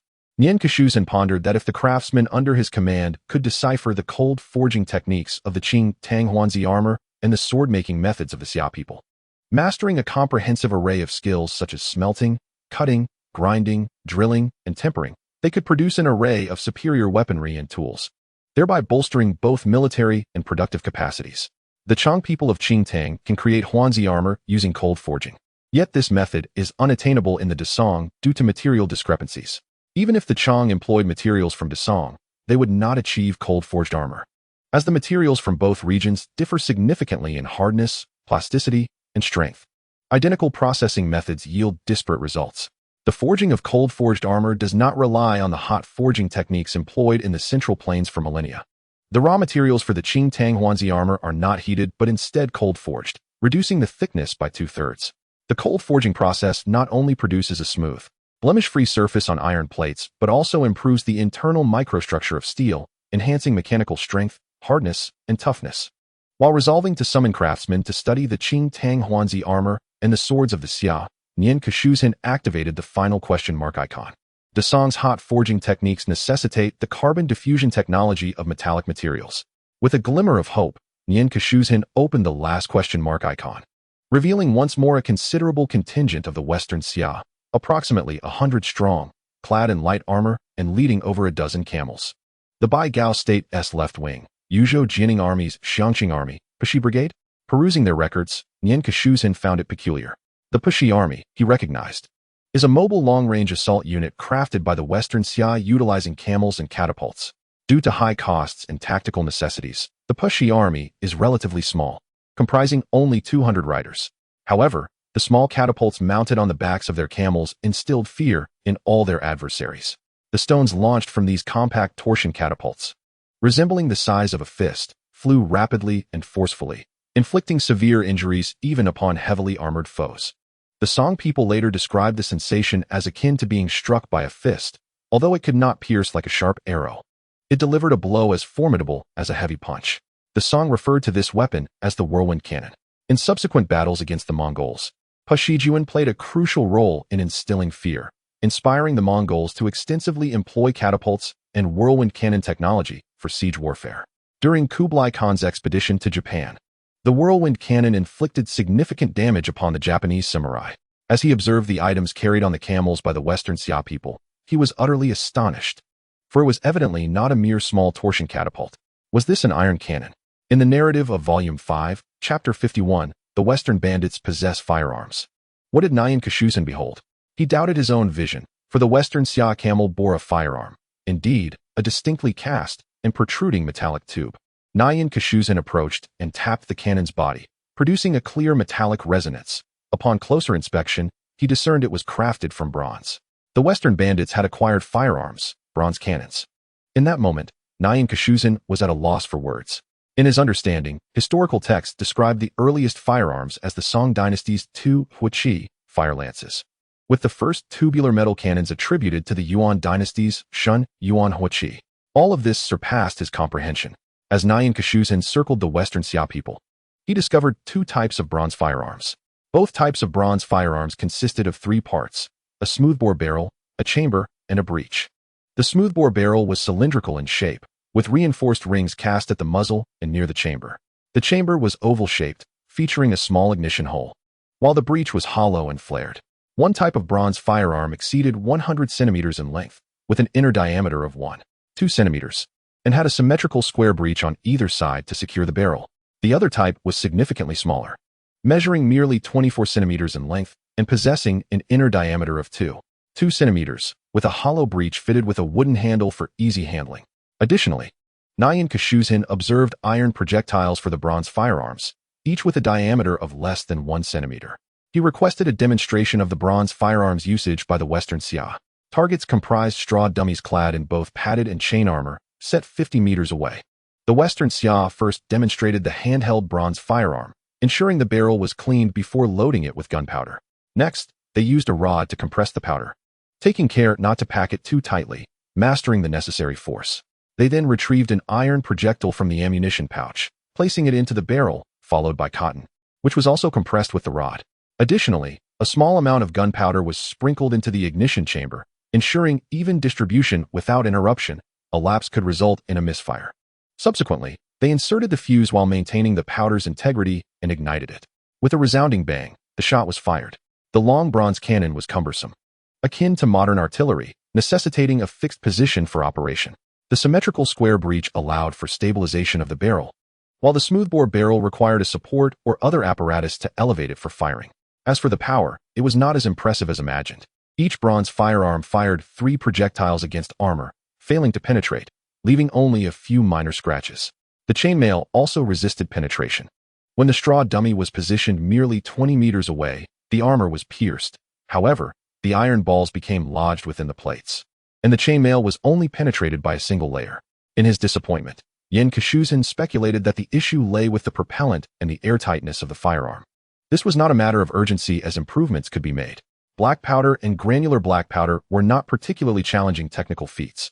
He recalled the black powder he once crafted at home during the New Year celebrations, made from a mixture of saltpeter, charcoal, and sulfur in a ratio of 7:2:1, crushed and combined with water, stirred for half an hour until it formed granules. It was quite simple. In ancient times, some craftsmen even moistened gunpowder with strong liquor, while in Europe, artisans used the urine of drunken priests to mix the ingredients. Nyan Kashuzin distinctly remembered that the black powder produced in his hometown was merely for amusement and went largely unchecked, unlike a certain butcher from a neighboring county who, drawn by the profits of fireworks, fabricated 35 kilograms of granular black powder and 105 kilograms of semi-finished black powder for sale to firework merchants. He was apprehended and sentenced to 10 years for the illegal manufacture of explosives. The Xia people indicated that the firearms could also be loaded with iron sand and small stones, essentially functioning as a shotgun. Nyan Kashuzin regarded this with indifference. Although the performance of these 2 bronze firearms was quite mediocre, their role as pioneering weapons of a new era was commendable. Next, the Xia people presented a weapon that captivated Nyan Kashuzin's attention: the fire thorn, an ancient hand grenade and incendiary device, known as the firethorn or thorn, is recorded in the Song history military records as being invented by the commander of the Northern Song's Divine Guard Navy, Tang Fu. In the third year of the Xianping era, the Military Essentials provides a detailed description. The firethorn consists of 6 iron blades encased in a ball of gunpowder, with a hemp rope measuring 12 feet running through the center, wrapped in paper and mixed with other substances, and adorned with 8 iron thorns, each with barbs. When ignited, the iron spikes are heated through, releasing flames, and can be launched from a stone-throwing device or by hand. Upon shattering, the iron thorns scatter to inflict harm on the enemy's horses. The Xixiao firethorn clearly drew inspiration from the Song dynasty, crafted from porcelain. It features a flat-bottomed spherical shape, entirely coated in green glaze, with 16 barbs distributed across 3 layers, 4 on the top and bottom, and 8 in the middle. The barbs measure approximately 3 centimeters in length, resembling a sea urchin. The firethorn has a diameter of 18 centimeters and a height of 10 centimeters, with a small hole of 1.2 centimeters in diameter at the top for loading gunpowder and placing the fuse. The interior contains a central chamber filled with small iron fragments, giving the entire device a substantial weight of 2.5 kilograms. Upon detonation, the firethorn possesses formidable lethality. The walls of the firethorn are typically made thin, ensuring that upon impact with the ground or a structure, it shatters, facilitating the spread and combustion of the flames. It is said that Genghis Khan met his demise due to a wound inflicted by a firethorn at Lupan Mountain. Imagine, if black powder were to be improved and utilized within cast iron walls, its potency would increase exponentially. Picture firethorns, crafted from cast iron, hurled by grenadiers or catapults into enemy lines during a siege, raining devastation upon the defenders, leaving them in utter disarray. Yan Kezhuan trembled with excitement, exclaiming, "How splendid! The thrill of wielding black powder weaponry is incomparable." He eagerly envisioned bringing the Xixiao people to Anshan City to collaborate with Song artisans in the enhancement of firearms. Upon acquiring the weaponry of the Xixiao, he immediately recalled several groundbreaking arms from the homeland. Historically, Mongolian cavalry galloped across the Eurasian continent, obliterating numerous ancient regimes. Yet, in the realm of the Huazhong people, they encountered 2 formidable adversaries that even the valiant Mongolian warriors dreaded. During the late Yuan dynasty, Chancellor Tao-Hua-Shih compiled the historical records of previous dynasties, including the history of Jin, which candidly revealed that the Mongolian army, in its campaigns against the Jin dynasty, held 2 weapons in particular fear. The first was the flying fire gun, a bamboo and paper tube firearm utilized by the Jin army. During frequent skirmishes with the Song dynasty, the Jin learned the art of manufacture and invented this weapon. The barrel, measuring over 2 feet in length, was constructed from 16 layers of yellow paper, filled with willow charcoal, iron slag, porcelain powder, sulfur, and arsenic. In battle, soldiers ignited it using a small iron canister containing fire, allowing it to unleash flames over 10 feet long, accompanied by shrapnel that wreaked havoc upon the enemy, scorching them from a distance of several paces, deterring any from approaching. In 1233, during the pursuit of the fleeing Jin emperor, the Jin general led over 400 men to launch a night attack on the Mongolian forces with flying fire guns, resulting in a catastrophic retreat for the Mongols, with losses exceeding 3,500 men. The second weapon was the thunderclap, a gunpowder artillery developed during the late Northern Song dynasty, which the Jin also adapted to combat the Mongols. Encased in wrought iron, filled with gunpowder and equipped with a fuse, the length of the fuse was adjusted based on the target's distance. Upon detonation, the iron casing shattered into lethal fragments, igniting and launching toward the enemy.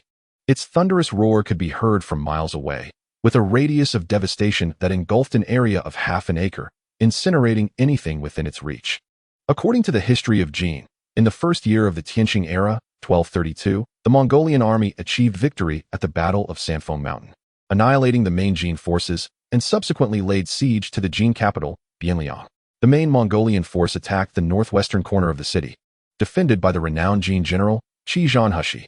Initially, the Mongols suffered grievous losses during their assault, prompting them to devise new tactics for the siege.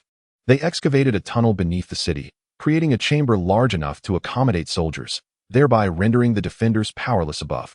General Tao-Hua-Shih suspended thunderclaps from iron chains, igniting them when they reached the tunnel, ultimately obliterating the Mongolian soldiers below.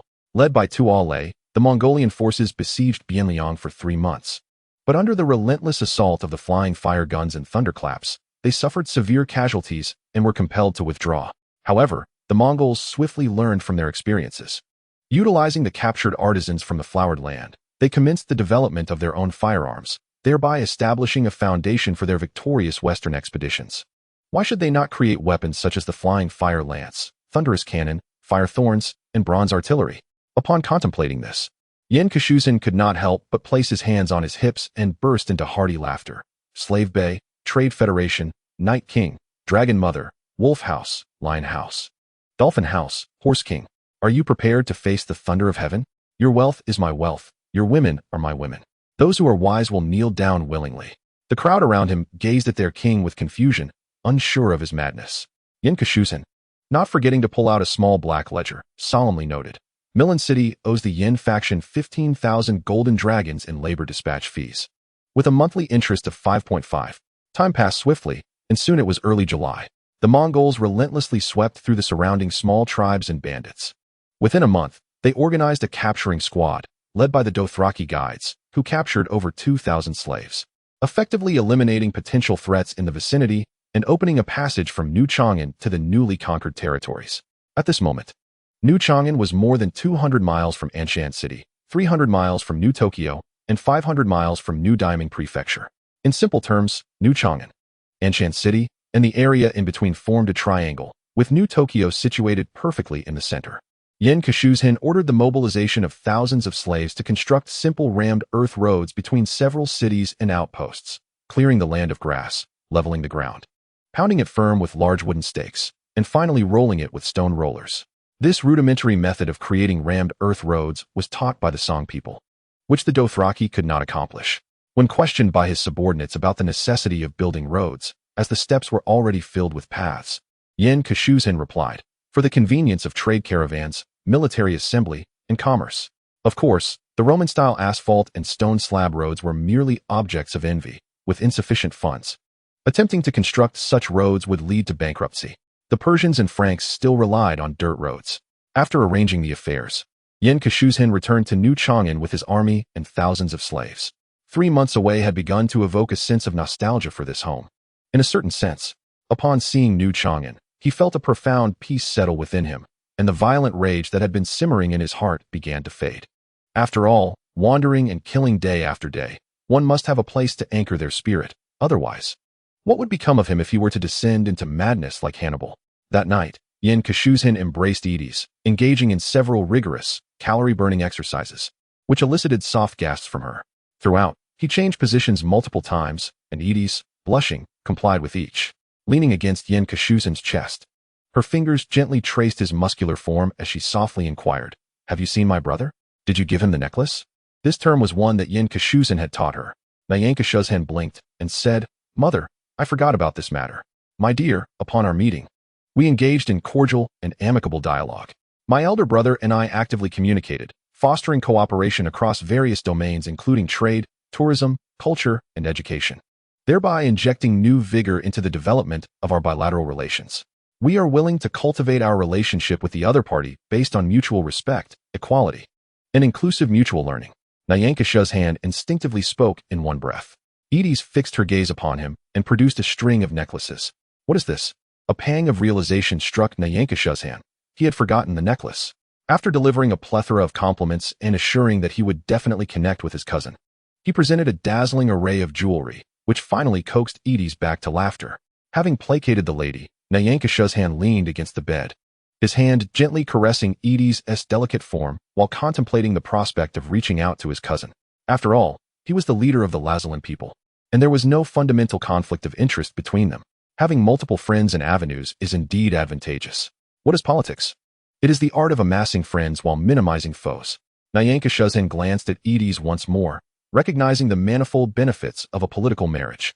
In the ensuing days, Pincushion recruited over 1,000 stationed soldiers from the Song dynasty, maintaining the usual distinction between craftsmen and farmers. Skilled labor was precisely what the New Chang'an lacked, particularly experienced farmers. The lands surrounding the New Chang'an were relatively fertile, with grasses growing to waist height, making it suitable for cultivating crops. The Dothraki did not engage in agriculture, nor did the Mongols or the Jurchens. They relied entirely on the Han people of the Song dynasty. The slaves of the New Chang'an began to clear the surrounding lands, eradicate the grass, till the soil, eliminate pest eggs, and prepare for crop cultivation. Currently, Nyankashuzhan had planted alfalfa, wheat, and rice. All three crops were viable. Rice cultivation was particularly straightforward, as a great river flowed adjacent to the new Chang'an. By creating irrigation channels and employing water wheels, dry land could be transformed into paddy fields. Alfalfa, known as the king of forage, not only boasts high yields but also possesses excellent quality, serving as feed for livestock while being one of humanity's oldest food sources. People primarily consume the young sprouts of alfalfa when they green in early spring, as they are highly nutritious. Additionally, the best time to sow alfalfa is in the fall, specifically between August and September, which coincided perfectly for the new Chang'an. Moreover, being a perennial plant, alfalfa can be harvested for 3 to 5 years after a single planting. Winter wheat is typically sown from mid to late September until early October, maturing from late May to mid-June the following year. Furthermore, after harvesting the eastern wheat, late rice can be sown immediately, perfectly aligning with the timeline. Yet, Nyankashuzhan felt that something was still amiss. Observing his remaining 3,000 wealth points, he hesitated for a moment before accessing the system, exchanging items, crops, and opted for tobacco. Indeed, tobacco, often referred to as cigarettes, dry tobacco, pipe tobacco, or cigars, is the plant in question.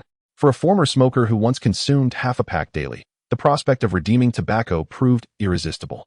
He reminisced about the sensation of smoking, whether it stemmed from loneliness or if the act itself accentuated his solitude. In moments of isolation, smoking seemed a means to alleviate sorrow. Watching the smoke billow from his mouth felt akin to releasing a long, heartfelt sigh. Every action, from retrieving a cigarette to igniting it and inhaling deeply, was executed with meticulous care, culminating in a plume of smoke that brought forth a fleeting euphoria, thereby lifting his spirits. He eagerly anticipated the day he could once again embrace the identity of a smoker, contemplating whether to indulge in cigarettes or perhaps the noble art of pipe smoking, envisioning himself exhaling clouds of smoke with delight. However, he pondered whether his indulgence might attract unwelcome attention. Despite the myriad dangers tobacco poses, often labeled as a noxious herb, it possesses certain merits, such as its warming properties and its capacity to reduce swelling, detoxify, and exterminate pests. At this juncture, its most significant benefit was the relief from fatigue. Cultivating tobacco served a dual purpose, fulfilling personal desires while harboring a slightly shadowy thought. He still had opium at his disposal, which could lead to further exploits. Chapter 53. Steel bullet under the sharp blades and firearms of the Mongols. The efficiency of the slaves was remarkable. In less than 20 days, they had cultivated thousands of acres of arable land surrounding the newly established Chang'an. Subsequently, Han farmers devoted another 20 days to sowing alfalfa and winter wheat, though the lack of a curved plow hindered their efficiency. Once the crops were sown, heaved a sigh of relief, anticipating the harvest to come, confident that feed for livestock and provisions would be abundant. With ample grain, rapid expansion was feasible, allowing for the sustenance of a larger populace. Currently, the new Chang'an was a melting pot of Mongols, visitors from Dwasala, the Lazalan people, Han Chinese from the Song dynasty, and Jurchens, cohabitating in a community nearing 7,000 individuals. The Xixia were left behind in the new Daming prefecture. He had initially intended to bring them to Chang'an, but suddenly recalled the deep-seated enmity between the Song and Xixia. The prospect of their meeting could lead to violent confrontations. What was once a plan to unite the Xixia with Song artisans for the development of 3-pound bronze firearms and the enhancement of black powder had to be abandoned, leaving each to pursue their endeavors separately. Simultaneously, treasures from the ruins of Anshan City were meticulously transported to Chang'an. 17 large wooden crates containing 86,000 Valyrian gold coins, 247 ingots of Valyrian steel, and 67 seemingly pristine dragon eggs. The Valyrian coins could not be utilized directly before being melted into ingots. He instructed the construction of a large wooden shelter, within which a pit measuring 20 square meters and 1 meter deep was excavated, subsequently filled with the coins.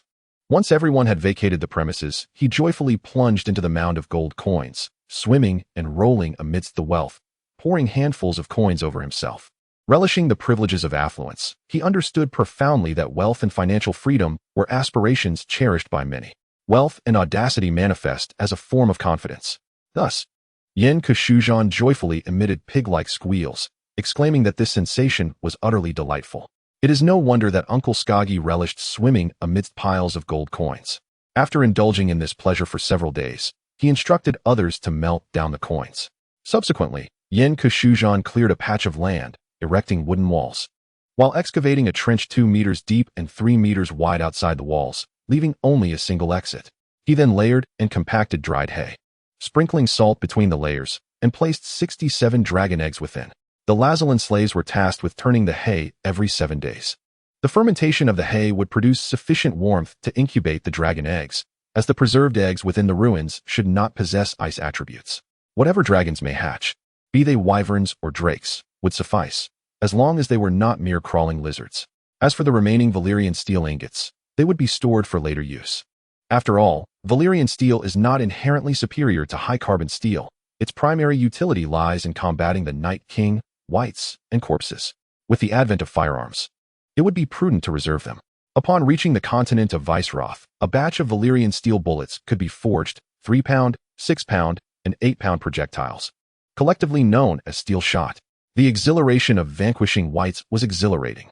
In Yen Kushujan's mind, a vivid scene unfolded. Suddenly, the sky darkened with ominous clouds. The wind roared, trees began to lament, and birds flapped their wings in a desperate attempt to escape the suffocating air. Birds that flapped their wings in midair soon plummeted to the ground. From the distant mist emerged shadowy figures, raggedly clothed, with parched skin and decaying flesh exuding a foul stench. Their filthy hair hung over ashen skulls, and their lifeless, grayish eyes were filled only with a thirst for blood. Many bore mutilated bodies, with severed limbs barely tethered by strips of flesh, swaying with the movement of their master's body. Some had already rotted away, leaving only blackened bones. Among them were those still clutching weapons from their former lives, drawing nearer as they prepared to ravage the land. Among these figures were others whose faces resembled desiccated bones, moving with a graceful lightness. Tall and slender, their skin was pale, and their deep blue eyes glowed like ice, coldly burning. Clad in armor, they shifted from white as fresh snow to black as the longest night. Their weapons emitted an eerie, faint blue light, producing sounds in combat that transcended human auditory limits, akin to the wails of animals. Then they spotted living beings ahead, humans. Without command, these wights unleashed terrifying howls, charging forth towards the flesh and blood creatures like a swarm of gray ants, yearning to drink the blood of the living and devour their flesh. On the other side of the sky, on a flat expanse, an army of tens of thousands stood ready. They observed the approaching hordes of wights emerging from the mist without flinching. In front of the army stood a sturdy wooden barricade towering 3 meters high, with a deep trench in front of it, and the land within several dozen meters exuded the acrid odor of ignited oil. As the commanding officer's voice echoed, hundreds of 3-pound, 6-pound, and 8-pound bronze cannons extended their muzzles, while the gunners began to load powder bags and projectiles. Behind the military formation, numerous counterweight trebuchets were drawn back, their brass springs emitting a clicking sound, with fire oil bombs and thunderous shells nestled within their baskets. As thousands of frenzied corpses charged within a kilometer, the 8-pound cannons fired first. The sharp reports of cannon fire sliced through the air, leaving behind streaks of black in the throng of the undead, scattering their limbs in chaos. Following in quick succession were the 6-pound and then the 3-pound cannons, unleashing a torrent of projectiles that sheared off layers from the massive horde of corpses. Although many of the dismembered corpses remained undeterred, dragging their half-bodies forward, their threat had undeniably diminished significantly. The bronze cannons continued their relentless barrage. Unfazed by death or fear, the hordes of the undead pressed on. As they approached within 300 meters, the trebuchets unleashed a low hum before launching fire oil bombs and thunderous shells into the sky, which arced down upon the mass of corpses below. With the eruption of orange flames and the resounding blasts, the field was adorned with blossoms of death, as vast swathes of the undead were obliterated, while many others ignited in flames. The fire oil bombs, infused with alcohol, sugar, and asphalt, intensified the flames, rendering the undead unable to escape. They ran like flaming cornstalks, consumed by the inferno, reducing them to mere ashes. The ferocious horde continued its advance, drawing near to the trench, unaware that a rocket had ignited the ground before it, erupting into a towering inferno. Thousands of corpses struggled, unwillingly turned to ash, while the remaining undead persisted in their relentless charge into the trench. Yet, the trench, 10 meters deep and littered with wooden stakes, severely hampered their movement. The corpses piled into walls of death, attempting to climb, but the human forces above continuously rained down fire oil bombs and thunderous shells, incinerating and shattering them. The human army even deployed a steel-cast cylindrical device, equipped with a long iron nozzle,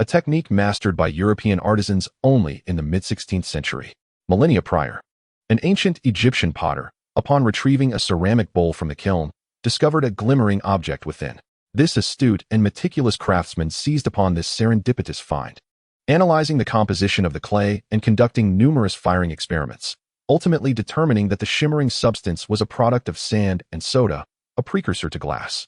However, it was not until the first millennium BCE that the art of glassblowing was learned, with the addition of lead to glass occurring only in the 16th century. Stained glass had existed a millennium ago, yet the creation of transparent vessels marked a distinctly advanced phase. By a fortunate coincidence, the artisans of the Song dynasty, while leisurely wandering the grounds of New Chang'an, unearthed some kidney-shaped or clay-like minerals from the mud along marshes and riverbanks, some exhibiting fibrous radiance.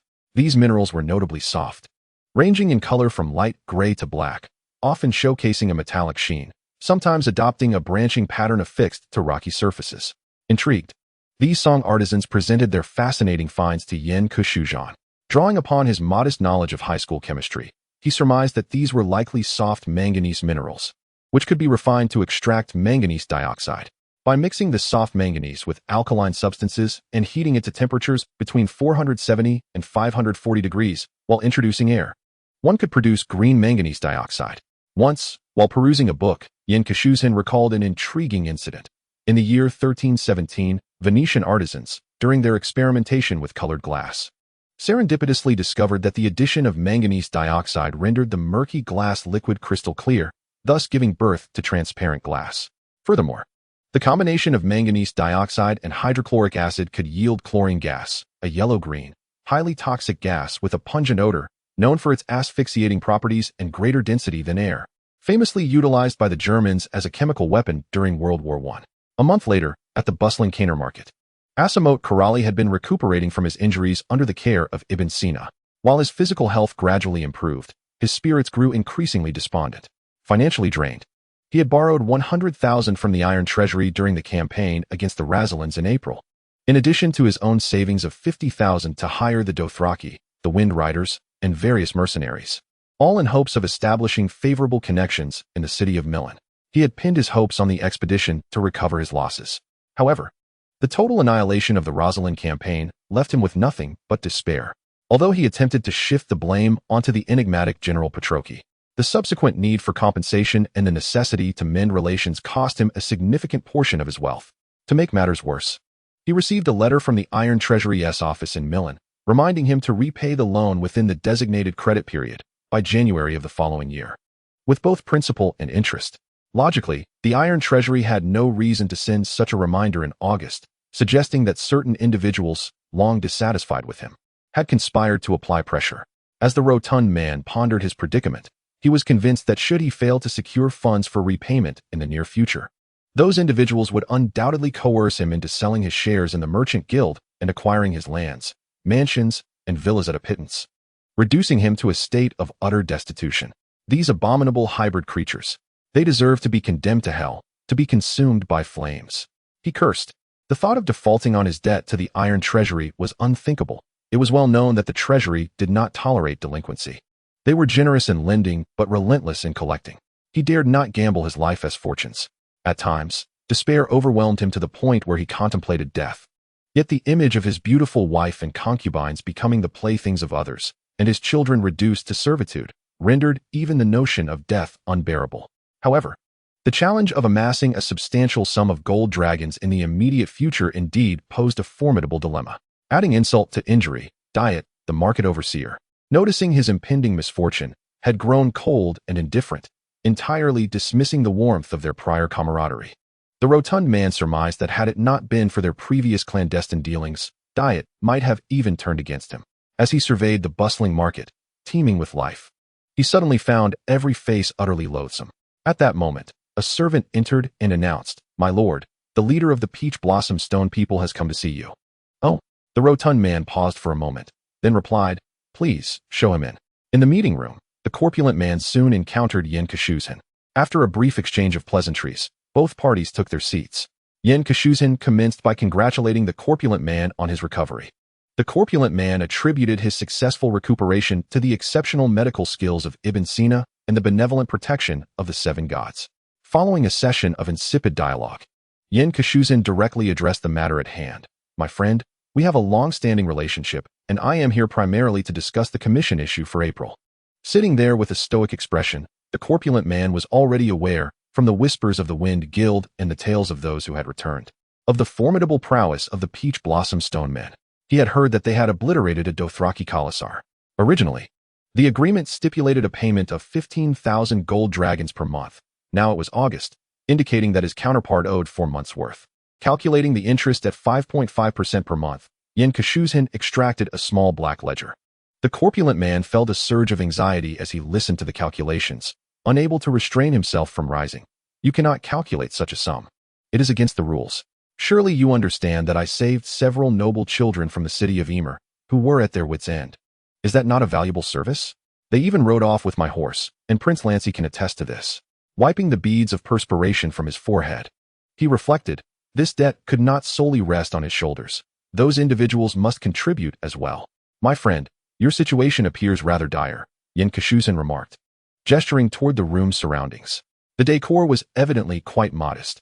A coarse woolen carpet adorned the floor, wooden goblets served as vessels for wine. The chairs bore only a thin cushion, and oil lamps illuminated the space in place of candles. Even the wine was merely ordinary sweet sherry. The corpulent man felt a rare flush of embarrassment creep across his face, rendering him momentarily speechless. Pincushion leisurely sipped his sweet sherry, allowing the atmosphere to grow somewhat tense. It is prudent to settle mercenary debts, he stated softly. The corpulent man recognized that some employers shortchanged their mercenaries, only to be confronted by them later, facing dire consequences. Mercenaries possessed no loyalty, only business acumen. They executed tasks for payment, eliminating foes at a price. His complexion fluctuated between pallor and ashen hues. The agony of debt collection was excruciating, particularly when pursued by mercenaries, evoking a sensation akin to a blade pressed against one's throat. In that moment, he contemplated the iron treasury, his wives and concubines, and the humiliation of being scorned. After a brief pause, the corpulent man gritted his teeth and rose to his feet, dismissing all his servants. My friend, to be candid, I currently lack the funds to pay your commission. However, he pointed outside, there is wealth to be found. The marketplace is thriving.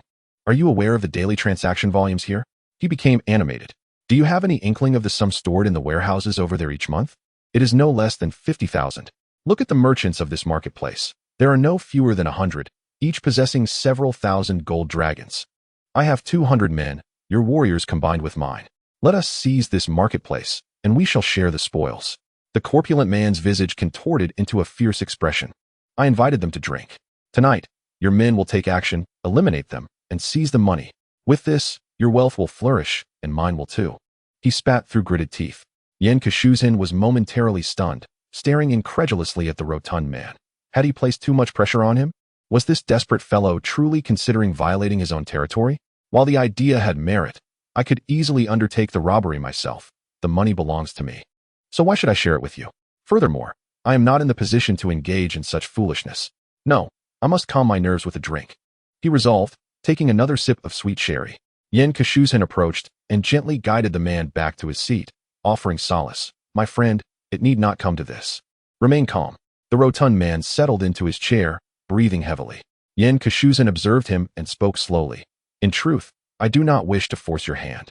If you could assist me with a small task, not only would you settle your commission, but you would also earn some profit. The man, still in a daze, replied, Speak freely. It is quite simple. Allow my caravan access to the slave bay. This is a considerable challenge, my friend. You know that the families of Millen City are quite resistant to outsiders, the rotund man lamented. Pincushion clapped his hands, and a large chest was brought in, from which he retrieved several items. Help me sell these goods in the slave bay, he urged.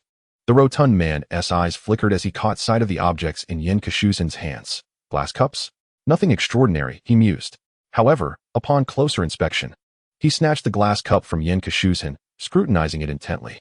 He discovered these cups were crystal clear, devoid of impurities, pristine like crystal itself. They undoubtedly possessed far greater commercial value than the muddied vessels he was accustomed to, a truth he recognized as a merchant.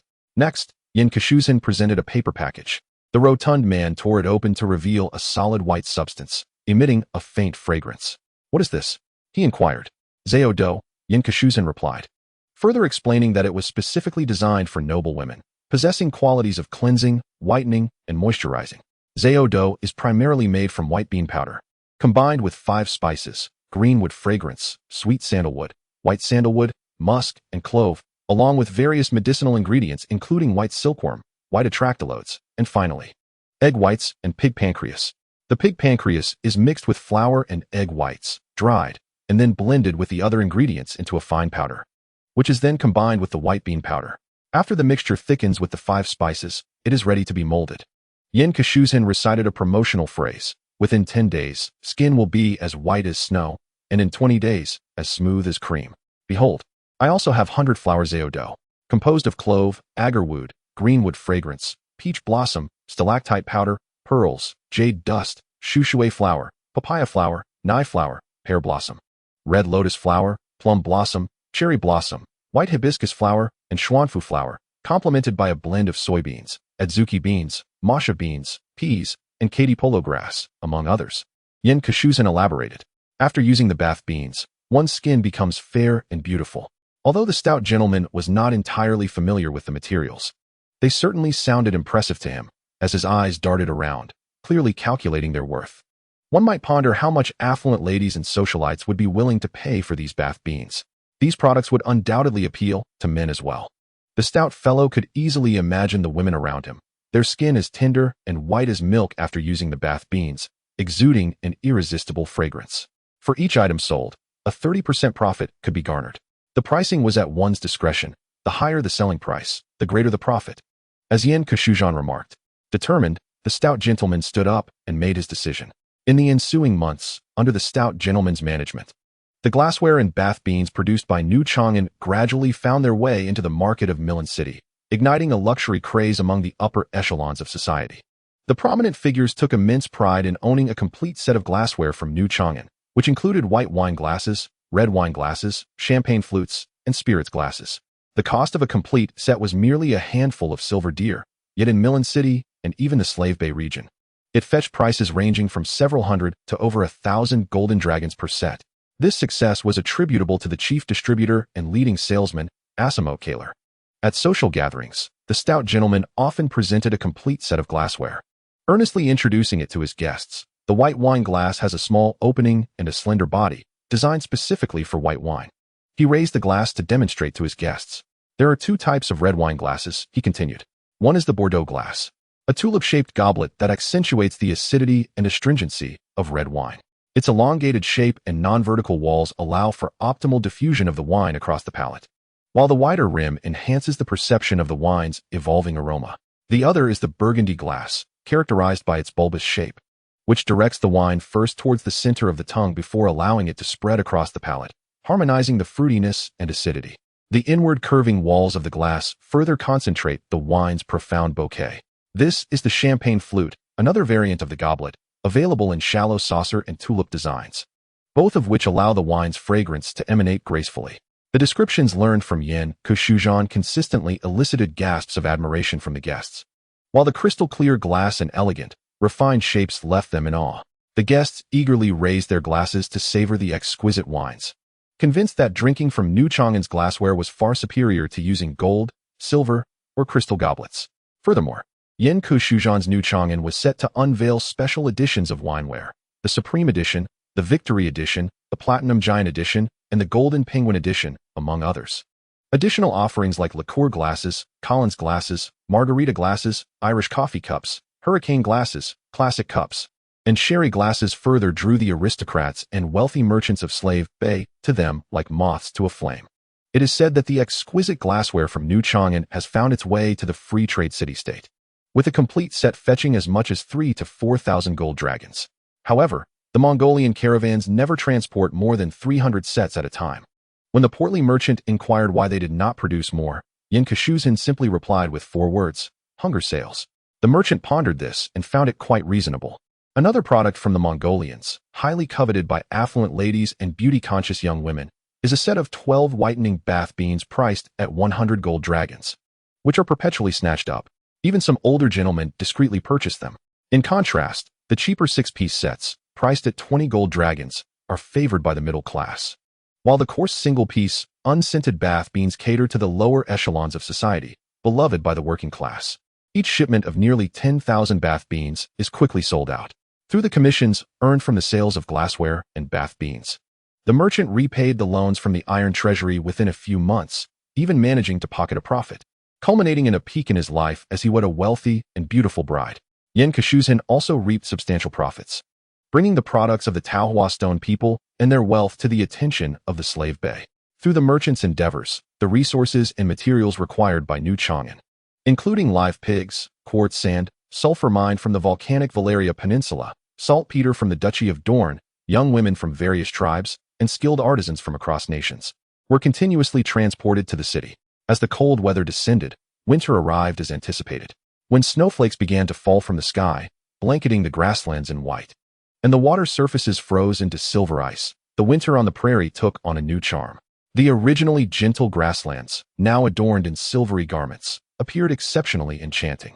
New Chang'an was already cloaked in snow. Since the first snowflake touched the ground, Pincushion seldom ventured outside, preferring to stay indoors by the fire, warmed by charcoal produced in Anshan City.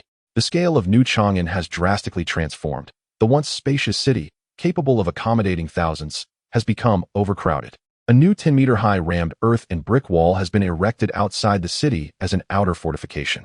Initially, there were plans for a stone wall, but the laborious task of quarrying and transporting stones to New Chang'an was ultimately abandoned in favor of red bricks. This red brick wall features towers, corner towers, spires, and flying buttresses, with even the city gate consisting of ironclad wooden doors. From a distance, it resembles a red castle akin to those of the Teutonic Knights along the Baltic coast, thanks to the granulation of black powder and craftsmen's innovations with the fire javelin. A new type of fire javelin has entered mass production. In addition to being loaded with gunpowder, the new fire javelin is equipped with a specialized launching cord that can be tied to it. Users can swing their arms in circles before releasing their grip, propelling the fire javelin at least twice the distance compared to hand launching, reaching 60 to 80 meters. In the training grounds outside the city, thousands of fire javelins are consumed daily during drills. The resounding booms echo outside the city, reminiscent of thunder, as the blasts create numerous craters in the nearby open fields. The black smoke produced by the explosions mingles with the smoke from the blacksmiths and powder mills within the city, enveloping the sky in a haze akin to smog, shrouding New Chang'an in a mysterious veil. Each time I behold such a scene, a towering red brick wall, an iron city gate, a somber sky, the crimson glow of a smelting furnace, and sentinels adorned with face-concealing helmets, I cannot help but succumb to a peculiar illusion. I have become the antagonist, akin to Saruman or the Dark Lord Sauron, having abducted a beautiful princess, awaiting the fellowship to embark on their quest for love and justice. Yet, I must remind myself that I am a protagonist, a dashing hero, and by no means an ugly villain. Startled by this sudden whimsical thought, I quickly correct myself. In terms of armament, although the Qing Tang Huzi armor has yet to be replicated, chainmail has seen significant advancements. The artisans of Song have improved upon the hydraulic drawing machine. A small hole, gradually tapering from a larger diameter to 2 millimeters, is first drilled into a copper cube. At the opposing end lies a rotatable iron axle. Heated iron is cast into molds to form iron bars, which are then drilled with a hole while still hot. The iron bar is subsequently placed into a copper hole lubricated with grease, and through hydraulic power, the iron axle is turned, gradually drawing the material through the hole, transforming a thicker iron bar into a wire of 2 millimeters in diameter, yielding approximately 5 meters of wire in one go, thus greatly enhancing efficiency. The wire is then cut into smaller segments and woven into closed-ring chainmail, thanks to the iron ore from Anshan and the hydraulic drawing machine. The most crucial factor remains wealth. Wealth. A matter of utmost importance must be reiterated thrice. Consequently, Mongols, Jurchens, Ghulam cavalry, and Han Chinese of the Great Song, whether light cavalry, heavy cavalry, infantry, or archers, each possess a piece of closed-ring chainmail. It is truly luxurious. Even the vests of the cavalry have been partially replaced with the lightweight closed-ring chainmail, producing a delightful sound as they gallop. As for weaponry, the Mongolian saber and the Jijit saber, tailored specifically for cavalry, possess broad, thin blades that are relatively heavy, enhancing the force of a slash. The Mongolian saber features a sleek design, with the handle slightly curved towards the blade, facilitating control for the rider and minimizing the risk of slipping. However, the Mongolian cavalry's swords are thinner and lighter, primarily relying on the horse's speed to generate formidable impact for slashing maneuvers. Such weapons are less accommodating for stabbing actions, as thrusting often renders the enemy incapacitated swiftly. A fatal wound is no mere jest. Thus, the curved sword must be replaced. After careful deliberation, I have chosen the Chisikma sword, the 1881 model of the dragoon officer's saber from Tsarist Russia, designated as the standard weapon for cavalry. The design of the Chisikma sword was, of course, exchanged with the system. The rationale for not selecting the 56-style cavalry sword is straightforward. It is simply too short. The 1881 dragoon officer's saber measures 1 meter and 2 centimeters in length, with an 87-centimeter blade, a width of 3.3 centimeters, and a weight of 1.35 kilograms. The distinguishing features of the cavalry officer's saber lie in its elongated hilt, slender blade, sharp edge, pointed tip, and blood groove. This design not only allows for slashing, chopping, and hacking, akin to a curved sword, but also facilitates thrusting and piercing motions. The purpose of the blood groove is not merely to allow for blood drainage. Rather, it serves a critical function. Without this groove, the intense contraction of muscles upon the blade penetrating the body renders extraction exceedingly difficult. However, the presence of the blood groove creates a gap between the muscle and the blade, permitting air to enter and thereby easing the withdrawal of the weapon for subsequent tactical maneuvers, a principle that mirrors the function of blood grooves on bayonets. Moreover, the 1881 model of the cavalry officer's saber, perfectly replicated by skilled artisans, boasts superb quality. The brass components of the hilt are predominantly fashioned from high-quality yellow brass, while the blade is crafted from medium carbon steel.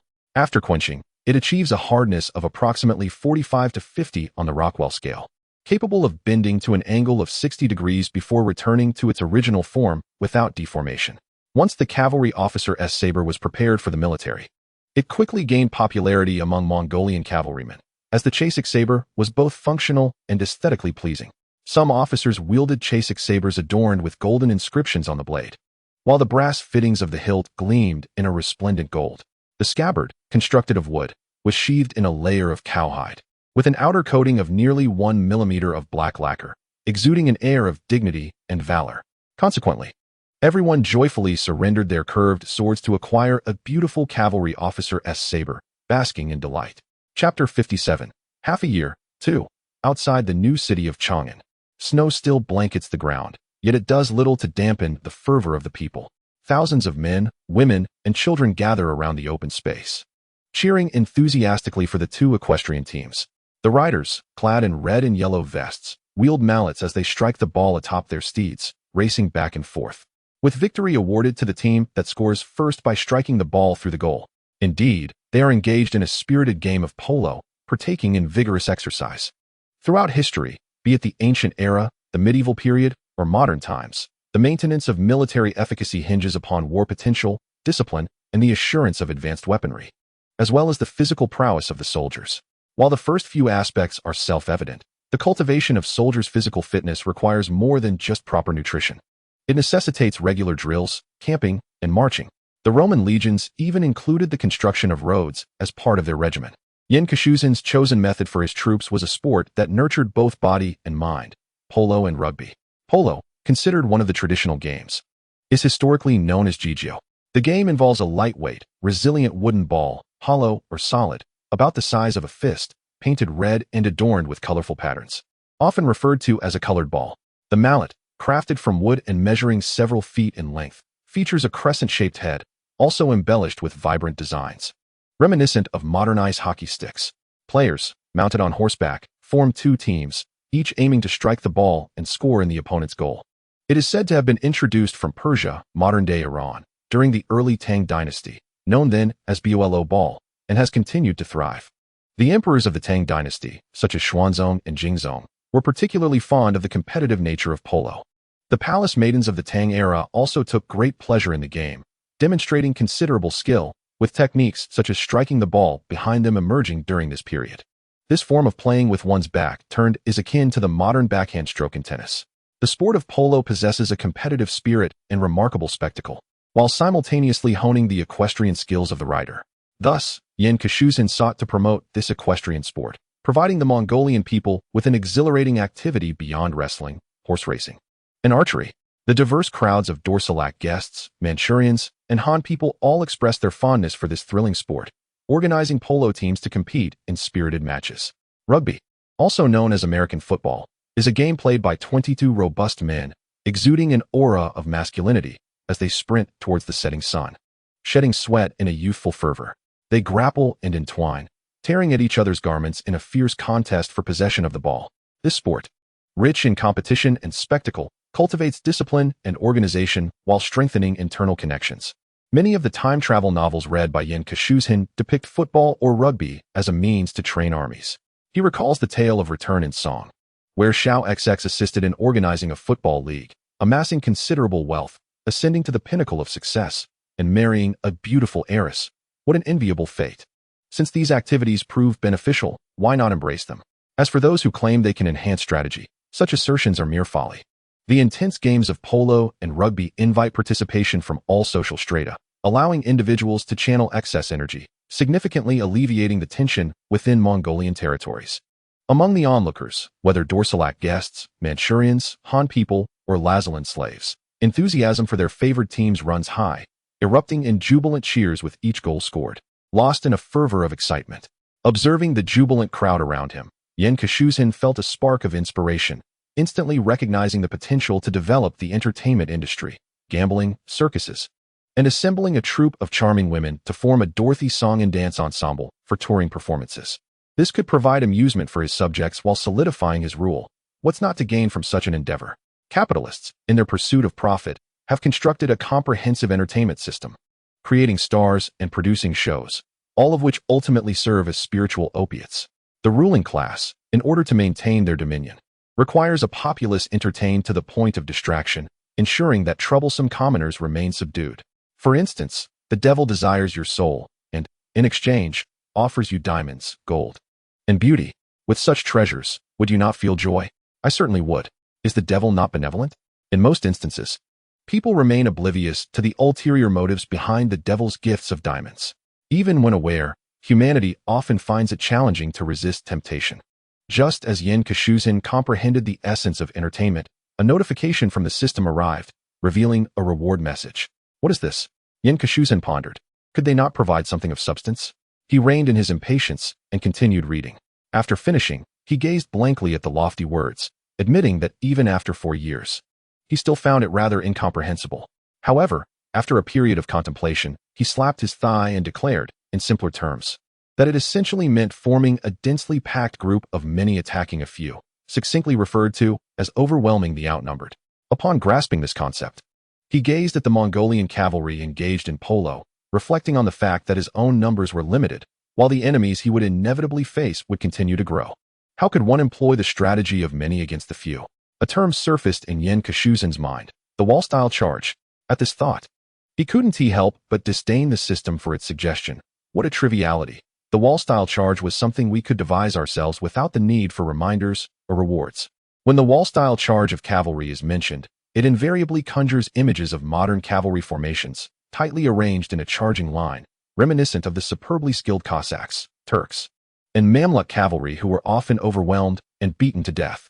The essence of traditional cavalry tactics lies in exceptional horsemanship and the ability to disengage. However, when faced with the wall-style charge, traditional cavalry finds it nearly impossible to disengage due to the overwhelming density of the enemy forces. Escape is simply not an option.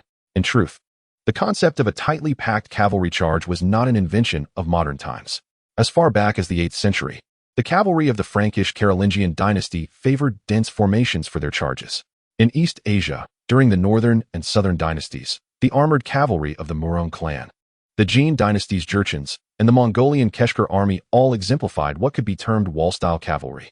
Centuries later, the wave of Bohemian winged hussars, charging in formations so compact that their knees touched, wielding long lances to engage in close combat, not only subdued the Ottoman Turks but also educated the Swedes, who were often vanquished by the barbaric and primitive tactics of the Polish winged hussars, suffering significant losses.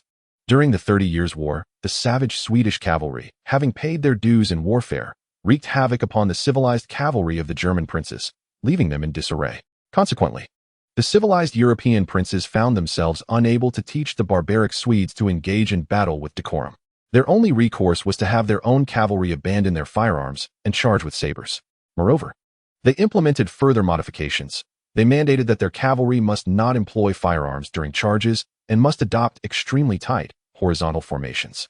So compact were their cavalry formations, akin to a wall, that the skilled horsemen of the enemy could not capitalize on their equestrian advantages, as inferior forces drove out the superior.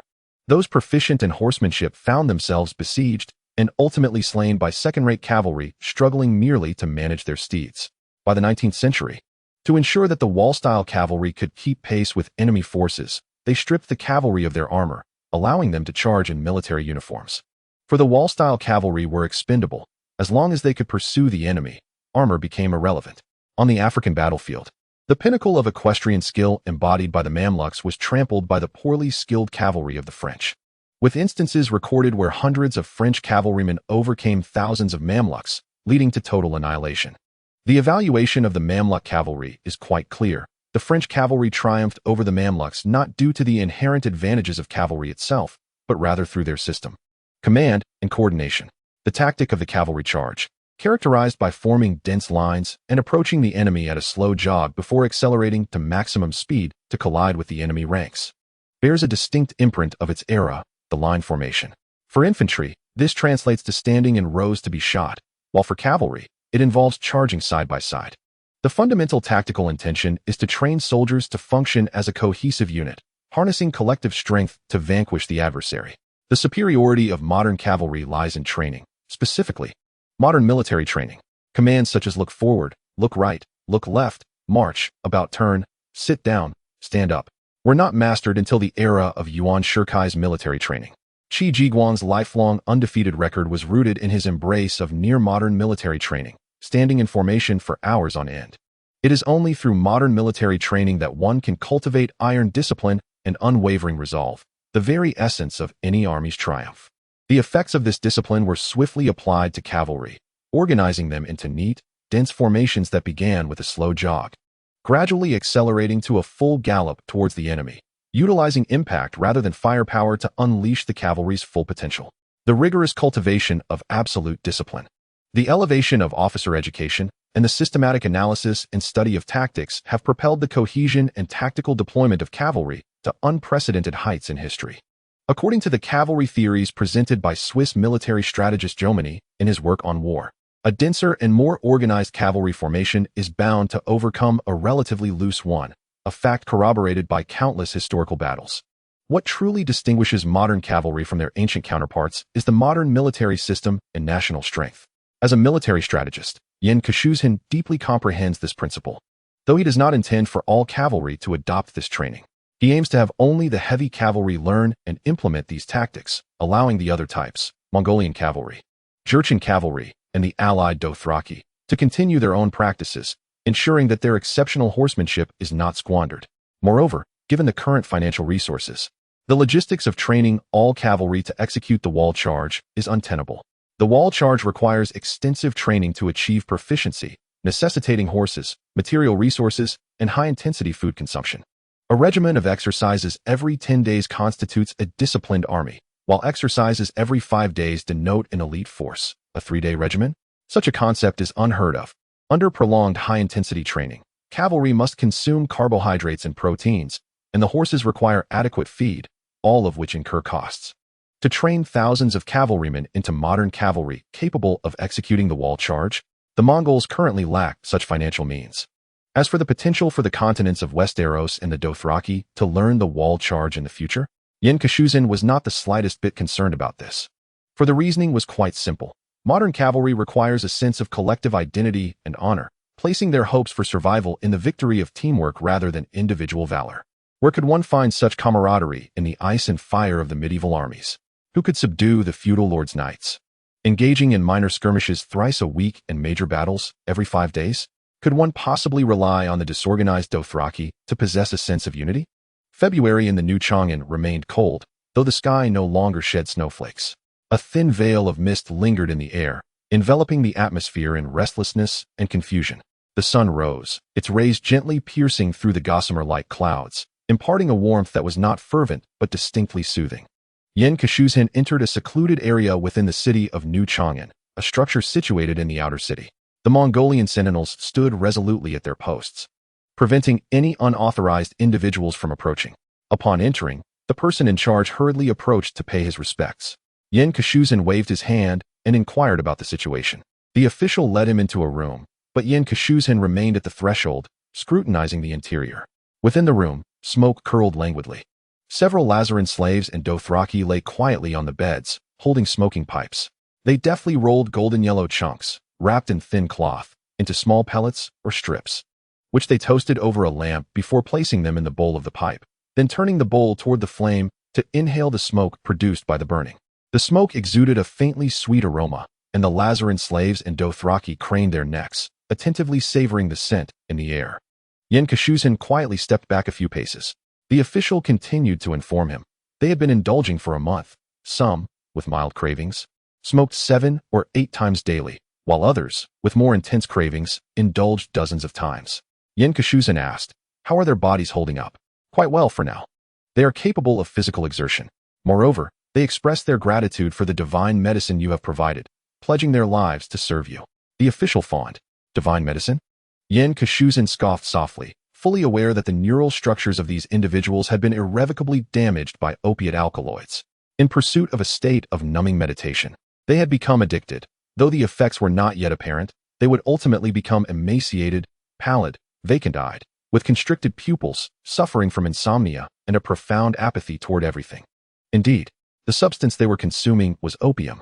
After procuring a batch of poppy seeds from a hefty merchant, New Chang'an had planted them in late August to early September of the previous year. Pincushion intended to export opium to the slave bay, adopting an upper-class strategy to ensnare slave owners, nobles, and wealthy merchants alike. That was a lucrative endeavor. As for the others, they would obediently smoke the tobacco produced in New Chang'an, for the city also cultivated tobacco, which was equally profitable. After observing for a while, Pincushion suddenly turned to the official, his voice sharp. "Have you been pilfering any for yourselves?" The official, frightened, knelt upon the ground, responding, "Absolutely not. Never." The esteemed Pincushion strictly prohibited the consumption of opium. In the past, a few curious individuals had secretly indulged and were subsequently dragged out and executed. Pincushion solemnly warned once more, "Should any of you indulge, our blades are swift. There shall be no mercy." The surrounding individuals hurriedly responded with their contrition, and he departed with satisfaction. Pincushion then arrived at a workshop where vigilance remained uncompromising. Inside, dozens of artisans diligently crafted smoking pipes and lamps. He picked up a smoking pipe for inspection. It consisted of a mouthpiece, stem, bowl, and gourd, as the clientele comprised noble merchants. The mouthpieces and top were exquisitely inlaid with finely polished cow bone, while the stem was fashioned from superior purple sandalwood, enveloped in silver filigree. The gourd was crafted from purple clay, adorned with inscriptions and patterns, also edged in gold and silver. It was truly a work of art. He was captivated by the artisan's masterful craftsmanship. Setting down the pipe, he then grasped a smoking lamp, a copper creation embellished with intricate carvings and inlaid with gold and silver motifs.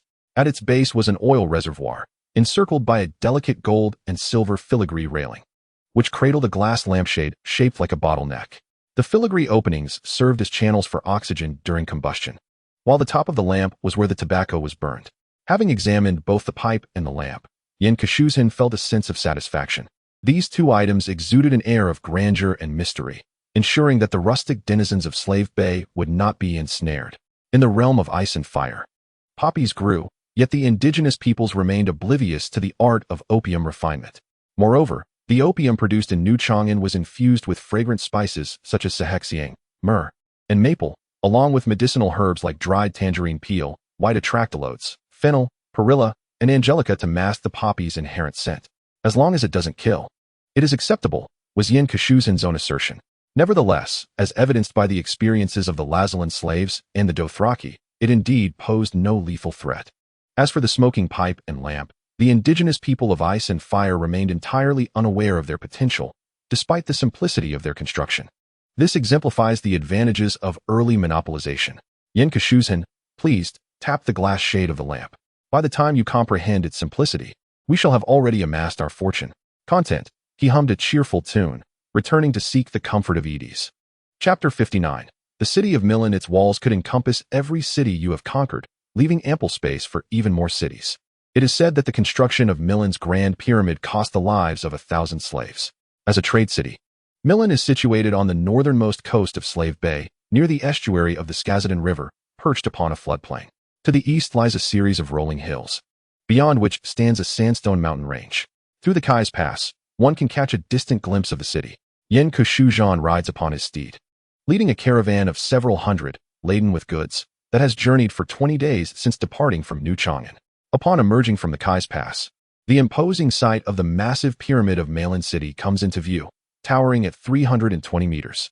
The bronze statue of a harpy atop the pyramid is faintly discernible. For reasons unknown, the mere sight of the pyramid evokes thoughts of Oldham, prompting Yen Kushu to shake his head. As they approach Milan City, the number of pedestrians and merchant caravans gradually increases, comprising Dothraki, Lazarene, Westerlanders, Tyroshi, and Carthene alike. Following the course of the Skazadin River, they draw ever closer to the city. The outskirts of Milan City are dotted with workshops, home to butchers, tanners, and fishermen, whose trades are often accompanied by unpleasant odors, making them unwelcome within the city. Thus, they toil in the suburbs, daily transporting freshly butchered meats and fish into the urban center. Additionally, some pastoralists raising cattle and sheep reside on the city's periphery. The towering walls of Milan City come into sharper focus, constructed of multicolored bricks that, at first glance, resemble the vibrant hues of summer twilight upon the underbrush.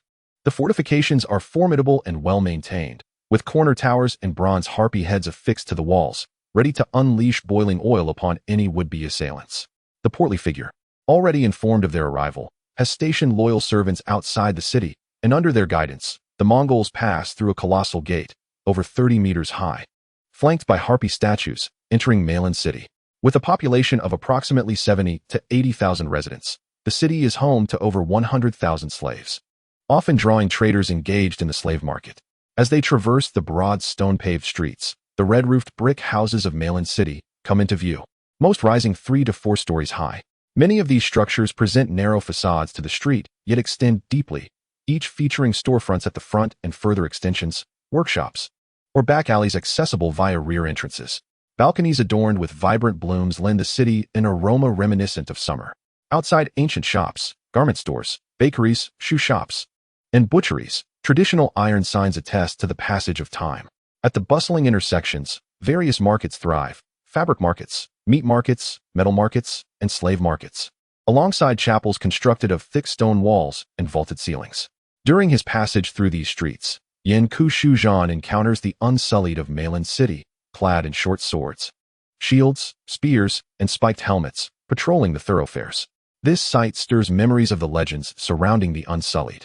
Knights fight for honor, mercenaries for gold, Dothraki for fervor, while the Unsullied engage in battle solely to obey orders. The renowned Battle of Kohor unfolded after the annihilation of Valyria. The Dothraki, the dominant force of the eastern plains, found little to fear aside from dragons, a species long extinct. At that time, the horse lord Temekeo led over 50,000 cavalrymen, rampaging through towns with unrestrained violence and pillage, leaving no army capable of withstanding them. The people of Kohor, alerted to the impending threat, swiftly fortified their defenses, bolstered their ranks, and hired 2 mercenary companies, the Bright Banner and the Sons of the Harpy. In addition, the Lord of Kohor procured a double assurance by sending a messenger to Astapor to acquire 3,000 Unsullied. However, the journey was long, and as the Unsullied were infantry, by the time they arrived in Kohor, the Dothraki had already laid siege. The ensuing battle was nothing short of horrific, with corpses strewn across the field, and it was evident that Temekeo's forces had triumphed, while the remaining mercenaries fled in disarray. On the following day, just as dawn broke, Temekeo approached the city and discovered the 3,000 Unsullied arrayed in formation at the gates. These Unsullied had stealthily infiltrated the city under the cover of night, while the Dothraki reveled. Temekeo, upon observing the meager armaments of the Unsullied, merely shields, spears, and spiked helmets, held them in contempt. To the Dothraki, the era of infantry was long past. Foot soldiers were deemed fit only to be trampled by cavalry. Temekeo launched 18 charges against them, yet each time the Unsullied steadfastly held their ground, shields raised and spears lowered, refusing to yield an inch. The Dothraki cavalry resorted to long-range archery, but the Unsullied, witnessing the rain of arrows, promptly formed a shield wall, rendering the barrage ineffective. Ultimately, the Unsullied defended the city. though only 600 of the original 3,000 remained. In contrast, the Dothraki suffered catastrophic losses, with over 12,000 horsemen slain, including Temekeo himself and all his sons. On the morning of the third day, the new Khal of the Dothraki, accompanied by the remnant of his cavalry, solemnly approached the city gates. Each warrior ceremoniously cut off their beards and braids, casting them at the feet of the Unsullied. For it is tradition among the Dothraki that the defeated must sever their hair. Pincushion lamented, remarking that the Dothraki seemed to regress with time. They once wielded chariots, which could have easily shattered the Unsullied's formation. Yet, upon reflection, he realized that the Dothraki, devoted solely to raiding and devoid of productive endeavors, were destined for decline, deserving of the bloodbath inflicted by the Unsullied.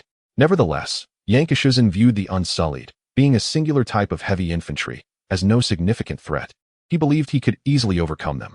A servant guided Pincushion to a small hill, where a splendid Baroque courtyard awaited. The rotund figure of a man, accompanied by dozens of servants, greeted him at the entrance. Dressed in vibrant silk attire, his hair slicked with rose oil, and adorned with several gold necklaces and gem-encrusted rings. The portly man presented a striking figure. The servants were adorned in exquisite white long-sleeved robes, each holding vibrant flowers and fine wine. Upon encountering Pincushion, they presented the wine while scattering blossoms across the ground, guiding him into the courtyard. Pincushion smirked, remarking on the portly man's ostentation, attributing it to his wealth. The Baroque-style courtyard of the corpulent man boasted a splendid view, allowing a unique perspective of Milan City from its observation deck. Under the scorching summer sun, the verdant grass flourished, with lush green patches and brilliant flowers adorning the courtyard. From the platform, one could catch a distant glimpse of the town's buildings, slightly blurred under the fierce sunlight, alongside the port of Milan City. A broad, straight avenue extended towards the sea, where horse-drawn carts laden with goods traversed frequently, flanked by piles of merchandise resembling small mountains, neatly arranged. Towering human-powered cranes stood ready to load and unload cargo from the ships. Further ahead, beyond the long breakwater, white sails dotted the horizon, with numerous vessels awaiting entry into the harbor, as a gentle sea breeze wafted by, and graceful seagulls skimmed the azure waters. The portly man called forth his wife and lovers to introduce them to Pincushion. Observing the beauty of the man's lovers ignited a sense of jealousy and envy within Pincushion, causing his mood to sour. Perhaps sensing his discontent, the portly man discreetly informed Pincushion that two fair-skinned maidens had been arranged for him in his chamber that evening, winking as he emphasized their virginity. The lavish banquet the portly man prepared for Pincushion was a testament to his newfound wealth, featuring black truffle risotto, cod cakes, winter squash, radishes, large wheels of cheese, succulent smoked mutton, almost charred beef ribs, and a grand pie filled with braised vegetables and dried pork. The feast was complemented by warm bread, fresh butter, rich beef broth, chicken with carrots, sous vide lamb chops, honeyed plums, dark beer, pale ale, red wine, golden wine, and purple wine, concluding with a dessert of apple salad and goat cheese. However, Pincushion regarded some eccentric dishes with disdain, such as stewed parrot, souse stuffed with sea urchins, and honey-glazed heron tongues. After the banquet, in the portly man's reception room, following pleasantries, Pincushion unveiled a large wooden chest he had brought, extracting intricately packaged tobacco and a lavish smoking pipe. "What is this?" the portly man exclaimed, his eyes widening. Pincushion explained that it was a luxury exclusive to the aristocracy, known as Fusho Gao, which invigorated the spirit and induced a euphoric state. Ultimately, he advised the portly man against indulging, given his injured constitution.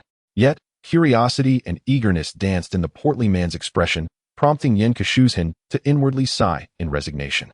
The stout gentleman, undeterred by previous setbacks, summoned his steward to experiment with the longevity ointment. Aside from an initial bout of dizziness, the steward expressed his satisfaction, proclaiming it to be quite remarkable and invigorating, as though he had ascended to the pinnacle of existence, destined to marry a wealthy heiress. The stout gentleman, akin to a discoverer of a new world, gazed with fervor, evidently contemplating lucrative ventures, while the enigmatic Pincushion remained silent. After deliberating on potential business strategies, they agreed upon a high price, with Pincushion still offering the stout gentleman a 30% profit. At that moment, the steward approached, announcing, "Sir, Mr. Alberto is here to see you." Upon hearing this name, the stout gentleman displayed signs of irritation, yet rose to greet the visitor. Apologizing to Pincushion as he excused himself, with a wry smile, he remarked, "He is from the Bravo's Iron Bank. I shall deal with him. You carry on. Approximately half an hour later, Pincushion observed the stout gentleman emerging from the chamber alongside a young man, seemingly in his 20s. The young man, lean with tousled brown hair, donned a black linen coat and attempted to persuade the host, yet the stout gentleman remained unmoved, instructing his steward to politely escort the visitor out. Once the young man departed, the stout gentleman sighed, explaining that was Mr. Alberto, who recently arrived from Bravos, incessantly peddling his financial management services. I can manage my own wealth. There is no need for his intervention, yet he is relentless. However, he is an employee of the Iron Bank, and I cannot afford to offend him. Financial management? Pincushion pondered, deducing it to be merely a form of wealth management. Yet, the Bravos Iron Bank is indeed a financial institution designed for such purposes. A low-level employee?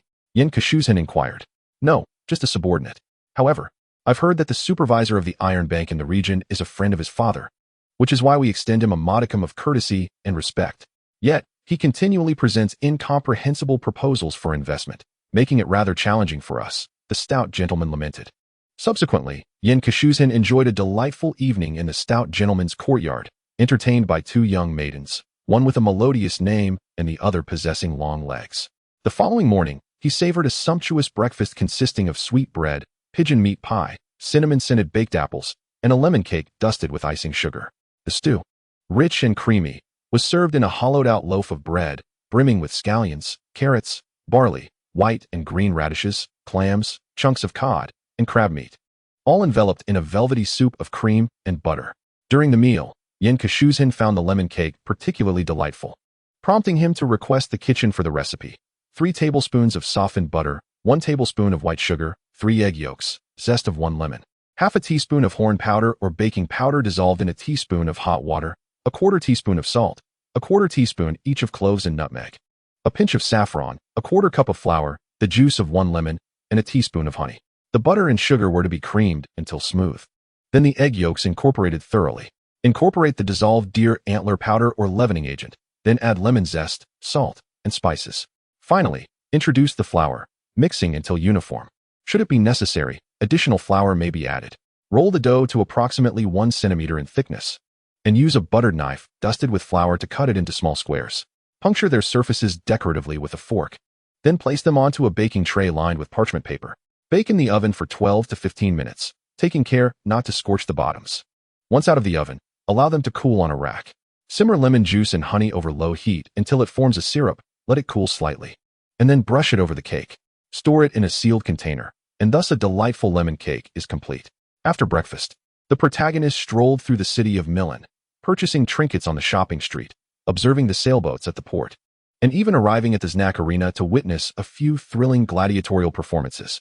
Along the streets, vendors were shouting about dog meat sausages, roasted onions, and skewered delicacies. Passing through the affluent district, the protagonist encountered Mr. Alberto, whom he had seen the day before, emerging from a small pyramid. Milan is home to over 20 small pyramids, inhabited by the wealthiest individuals. The pyramid's steward, polite yet cold, escorted him out before closing the grand door. Mr. Alberto, dejected, turned to leave, inadvertently dropping several pages of documents onto the ground. He hastily departed, but the protagonist approached, picking up the fallen papers and skimming through them. With a raised brow, he regarded the retreating figure of Mr. Alberto, finding it rather intriguing. Chapter 61. Alberto of the Iron Vault. Vermilion flames writhed in the air, tinting half the sky crimson. Some ran, others cried out, and many struggled, yet the consuming fire devoured them one by one, transforming them into colossal torches, their hair evaporating in an instant, body fats igniting, and bones turning to white ash. Men, women, and children, driven by primal instincts, fled in all directions, only to be engulfed by the flames, rolling in a sea of fire, struggling and crying out until they were reduced to ashes. Milan was ablaze, fire rampaging everywhere, incinerating all life. Amidst the chaos, Alberto was dragged onto a ship by several individuals, bound to the mast and rendered immobile. They unfurled the sails, and the vessel departed from the port. Alberto glanced at the ship, laden with gold, silver, and jewels, gleaming brilliantly in the firelight. At that moment, a rocket soared through the air, igniting the ship with a resounding boom. Alberto watched in horror as the flames spread rapidly across the deck, soon melting the precious metals into a searing liquid that enveloped his legs. He screamed in a monstrous wail, helplessly witnessing his lower legs turning to white bone. Subsequently, the flames aboard the ship gradually ascended, coalescing in the air to form a winged fire dragon. After spiraling in the sky for several moments, the dragon plunged downward at an astonishing speed, swiftly entering the gaping mouth of Alberto, penetrating deep within his being. White flames erupted from his eyes, nostrils, ears, and mouth, instantly transforming him into a fleeting luminescence. With a start, Alberto de Rio kicked off the covers, gasping for breath as he sat up in bed, drenched in cold sweat. Struggling to his feet, he poured himself a glass of sweet sherry. With trembling hands, he lifted the glass and consumed the pale, golden liquid in one gulp. The rich, sweet, and slightly bitter sherry gradually calmed his nerves, and he wiped the cold sweat from his brow, perplexed by the nature of the nightmare he had just experienced. Alberto settled into a chair and poured himself another glass of sweet sherry, utterly devoid of any desire for sleep. Glancing out the window, he noted that the sky was beginning to lighten. Resolutely, he struck a flint and lit a candle. Returning to his desk to refine his plan, emergency fund, maintain a reserve of cash for unforeseen circumstances. The first level involves the effective and prudent management of finances, ensuring that his expenditures yield the utmost benefit to meet daily needs. The second level focuses on investing surplus funds to maximize returns.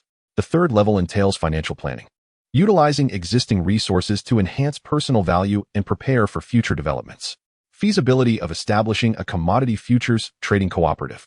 Alberto de Rio, who had just turned 25, hailed from Burvis and belonged to a minor, noble lineage. Following his father's demise, he inherited his father's position and began working at the Iron Vault, achieving success through his intelligence and diligence. Yet, for reasons unknown, he departed Burvis 3 months prior, leaving behind his beautiful young bride of less than a year, and journeyed to Slave Bay. Just months ago, Alberto frequently dreamt of a fantastical world filled with incomprehensible phenomena: iron birds soaring through the sky, towering castles reaching the clouds, and iron ships gliding across the sea without the need for sails. His mind brimmed with innovative ideas regarding the operations of the Iron Vault. Convinced of their merit, he persuaded Sir Vince McMahon, the overseer of Slave Bay, to implement his vision. Unfortunately, the nobles and affluent merchants of Slave Bay paid him no heed, politely listening to his explanations, accepting his proposals, yet ultimately taking no further action. After drafting several plans, Alberto rubbed his numb wrists, and by this time, daylight had fully arrived. He descended the stairs to find the cook had prepared breakfast, la paz, a dish made from berries, cheese, cucumbers, and flatbread, along with skewered smoked meat, gravy, roasted onions, sweet bread, and sweet mare's milk. As Alberto was about to savor the last morsel of bread dipped in onion sauce, his steward, old Teddy, a free man of Bullfoss who had served his family for decades, approached to inform him that several messengers had arrived from Bullfoss and were waiting outside. After a moment of contemplation, Alberto took a sip of sweet mare's milk, rose from his seat, and proceeded to the parlor. In the parlor stood 2 mercenaries, clad in long robes, with daggers and long swords fastened at their waists. They introduced themselves as Amor and Pipe. Amor presented Alberto with a document, stating, "Mr. Alberto, this is a letter and document from my employer, Miss Jennifer. She wishes for you to sign it." Jennifer, of course, was Alberto's wife. The letter was brief, primarily requesting Alberto's signature on a divorce agreement, along with the transfer of the Rio estate in Bullfoss as compensation, with a promise of 2,000 golden dragons to Alberto. As Alberto perused the letter, a cold laugh escaped him. This shameless woman dares to demand the estate. Huh. She wishes to divorce me to swiftly marry her lover and live as a wealthy matron? Why do the 7 gods not smite this utterly shameless woman? Her family should be utterly ashamed to have such a creature among them. He waved the letter dismissively, saying, "I regret to inform you that your journey has been in vain." The mercenaries exchanged glances, and Amor remarked, "You might want to reconsider." Miss Jennifer stated that if you refuse to sign, you will not be able to remain in Slave Bay. Alberto remained silent, placing the letter on the table to signify his stance. Amor gazed intently at Alberto, who met his gaze unwaveringly. After a moment, Amor smiled. "I hope, Mr. Alberto, that you will not come to regret your decision." With that, he took the letter and departed. Alberto closed his eyes, striving to regain his composure. Jennifer had been his childhood companion, enchanting and captivating. He had once believed that marrying her would be his greatest joy, vowing to provide her with a life of happiness. However, mere months into their marriage, she had become another's canary, simply because her new suitor was wealthier, a high-ranking official at the Iron Vault, while he was merely a minor noble. Upon arriving at the Iron Vault, Sir Vince McMahon summoned Alberto to his office. The walls of this chamber were adorned in a rich garnet hue, embellished with mosaics, marble, and columns, while a grand mahogany desk dominated the center of the room. Sir Vince poured himself and Alberto a glass of wine, stating, "Alberto, your father was my friend, and I have no desire to see you fail. I cannot intervene in your personal matters. You must resolve them yourself. However, your plans at the Iron Vault and Enslaved Bay perplex me. It seems that someone wishes to restrain your actions, as you have disrupted their lives. But you know," Alberto interjected, "this plan is sound. If successful, it will yield immense wealth and opportunities. 3 months have elapsed, yet you have failed to persuade a single soul." Sir Vince McMahon emphasized the gravity of the situation. The wealth and time of the Iron Vault cannot be squandered on futile endeavors, as you well know, Alberto. I have resolved to retract your privileges, terminate your plans, and conclude this matter, declared Sir Vince McMahon. Alberto, in desperation, implored, "My lord, grant me but a month, just 1 month, and I assure you results will follow." His face flushed with urgency. He produced a revised proposal. "Sir, I have meticulously reworked the plans. This time, success is assured. This is my passion, and the wise always forge ahead. By the gods, I beseech you for another chance." Sir Vince McMahon remained silent, merely tapping his fingers rhythmically upon the desk. Amidst the echoing thuds, Alberto's pallor deepened as he awaited the verdict. After a prolonged silence, Sir Vince McMahon raised a finger. 1 month. Do not disappoint me, nor bring shame upon your family. Should you fail, you may as well resign yourself to collecting debts. The sun gradually descended behind thin clouds, casting a gentle glow upon the earth. Layer upon layer, it painted the world with hues of gold, transforming every moment, every second, enveloping the entire city of Milan in a warm, golden twilight. The Iron Vault had endured yet another mundane day. As he prepared to leave, a colleague invited Alberto to join him at the Seahorse Tavern for an evening of revelry. The Seahorse Tavern, an upscale establishment, boasted an array of fine wines and exquisite cuisine, accompanied by numerous young and beautiful hostesses. If one wished, there were cozy rooms in the tavern's backyard, perfect for intimate conversations with a favored companion. Burdened by myriad concerns, Alberto graciously declined the invitation.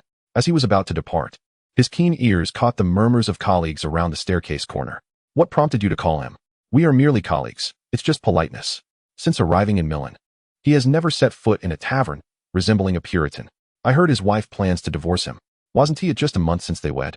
Perhaps he is inadequate, unable to satisfy his young bride. No wonder he always presents himself as a paragon of virtue. It seems he is lacking." Laughter echoed softly around the corner. Today, Sir Vince McMahon summoned him. "I doubt his tenure at the Iron Vault will last much longer. He is merely a self-righteous fool." The voices gradually faded as Alberto stood motionless, his expression impassive, though his knuckles turned white from the tension in his grip. Once darkness enveloped the sky, Alberto wandered aimlessly into the commercial district, where taverns of all sizes dotted the landscape. The taverns of Milan served as the prime gathering place for locals and traveling knights alike. Men congregated within these establishments to unwind, engage in conversation, and sing heartily. The taverns near the city gates serve as way stations, providing not only sustenance, but also lodging and entertainment. They are havens for weary travelers and secretive gatherings of the nobility. Here, gangs and politicians exchange intelligence and probe for various tidings, while smugglers engage in discreet transactions involving antiques, artworks, and jewels. As darkness envelopes the night, the tavern becomes the epicenter of nocturnal revelry. Alberto stepped into a modest tavern, purchased a few cans of beer, and consumed them alone, feeling the warmth of inebriation as he exited, preparing to return home. It was then that he noticed a group of young women standing at the street corner and peering through open windows. They were unmistakably prostitutes, discernible by their distinctive attire. Clad in yellow garments with matching sashes for identification, adorned with small bells on their hats, they were prohibited from wearing gold or silver, as well as pearls, coral, or gemstones, and their clothing was devoid of embroidery. Moreover, they were restricted to designated areas for their nightly ventures. The voluptuous figures, graceful silhouettes, and fair skin of these women stirred a slight exhilaration within the inebriated Alberto, prompting him to approach in hopes of selecting one. "I cannot resist," he declared fervently. However, midway through his advance, Alberto froze, reaching into his pocket to ascertain how many he could afford, only to discover an empty cavity. A thief had slit his pocket, absconding with his money. The women, initially hopeful for a lucrative encounter, were dismayed to witness the seemingly affluent Alberto retreating in haste, their disappointment manifesting in scornful curses. Amidst the derisive laughter of the prostitutes, Alberto fled, leaning against a wall in a narrow alley to catch his breath. Suddenly, a hand lunged out, yanking him into the depths of the alley. Alberto found himself dragged by several individuals, and before he could comprehend his fate, a resounding blow struck his abdomen, causing him to expel the contents of his stomach. In agony, he managed to raise his gaze, only to see a figure before him. The man crouched down, producing a filthy cloth to wipe away the grime from Alberto's mouth. "We meet again, Mr. Alberto," he remarked. Alberto recognized the man as Amor, the mercenary from that morning. Amor smirked as he forcefully stuffed the cloth into Alberto's mouth, leaving him gasping for air, before producing a slender knife and swiftly plunging it into Alberto's thigh. The pain was excruciating, rendering him unable to scream. Amor withdrew the knife, casually wiping it clean, and waited a moment before removing the cloth from Alberto's mouth, at which point Alberto could only emit a tortured howl. Amor then tapped Alberto's cheek with the knife, saying, "I trust you are now inclined to sign." Alberto longed to refuse, yet the searing pain in his thigh rendered him speechless. Amor contentedly stowed away the signed letter, while Alberto sat on the ground, pressing his hand against the wound, striving to suppress his cries as he awaited their departure. Unexpectedly, Amor gestured for his subordinates to lift him, forcing a cloth into his mouth.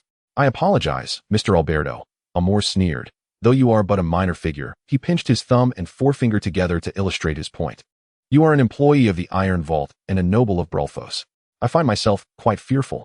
Thus, you must vanish. Pib. Do it," Amor commanded. Pib and another mercenary swiftly stripped Alberto of his clothing, stuffing him into a burlap sack. Terrified, Alberto cried out, "I do not wish to die. Not like this. I aspire to greatness." Just as the mercenaries hoisted him up, intending to cast him into the sewers to be swept away by the Skazadin River, the air was pierced by the sound of arrows whistling through the sky. Pib and the other mercenary fell to the ground, struck down, causing Alberto to tumble as well. An arrow struck Amor in the abdomen, and he collapsed, gasping for breath. Struggling to rise, another arrow swiftly pierced his chest, the one that had entered his abdomen causing rupture and bleeding of his liver and spleen, while the arrow in his chest led to acute pneumothorax, cardiac tamponade, and pulmonary failure. Life ebbed from him swiftly. His complexion turned pale, and soon he fell to the ground with a thud, breathing his last. In the midst of his panic, Alberto was released, and he heard a voice, "Pleasure to meet you, Alberto." His rescue was no mere coincidence. Since yesterday, Yen Keshu had dispatched individuals to keep watch over Alberto. By the time mercenaries dragged Alberto into the alley, he was already present, though he refrained from intervening immediately. Only when one is at their most desperate, and then rescued, do they truly feel gratitude. Yen Keshu's interest in Alberto stemmed from the Iron Vault. It is the most significant bank in Brolfos, the most formidable financial organization in the region, and indeed, throughout the entire free trade city-state. The Iron Vault presents itself as a financial lending institution, primarily engaged in extending loans to various authoritative organizations and kingdoms. No one knows precisely the extent of its gold reserves, nor the identity of its clients. To outsiders, it is known that the Iron Vault is exceedingly wealthy and omnipotent. Kings, merchants, and artisans can procure what they require from the Iron Vault, which masquerades as a conventional city bank. The Iron Vault wields immense power. Akin to a religious institution, should you default on your debts, calamity may befall not only you but also your nation or enterprise, should you be a merchant. It stands as the most formidable bank, and even kings possess no privileges. When a king defaults on his debts or foolishly disrespects the terms of their agreement with the Iron Vault, it resorts to its customary means, providing economic aid while simultaneously supporting opposition forces within that kingdom, and such factions are not in short supply. The significance of the Iron Vault undoubtedly surpasses that of traditional banks. Its objectives extend beyond mere profit-making to encompass political leverage, market monopolization, and the cultivation of influential relationships.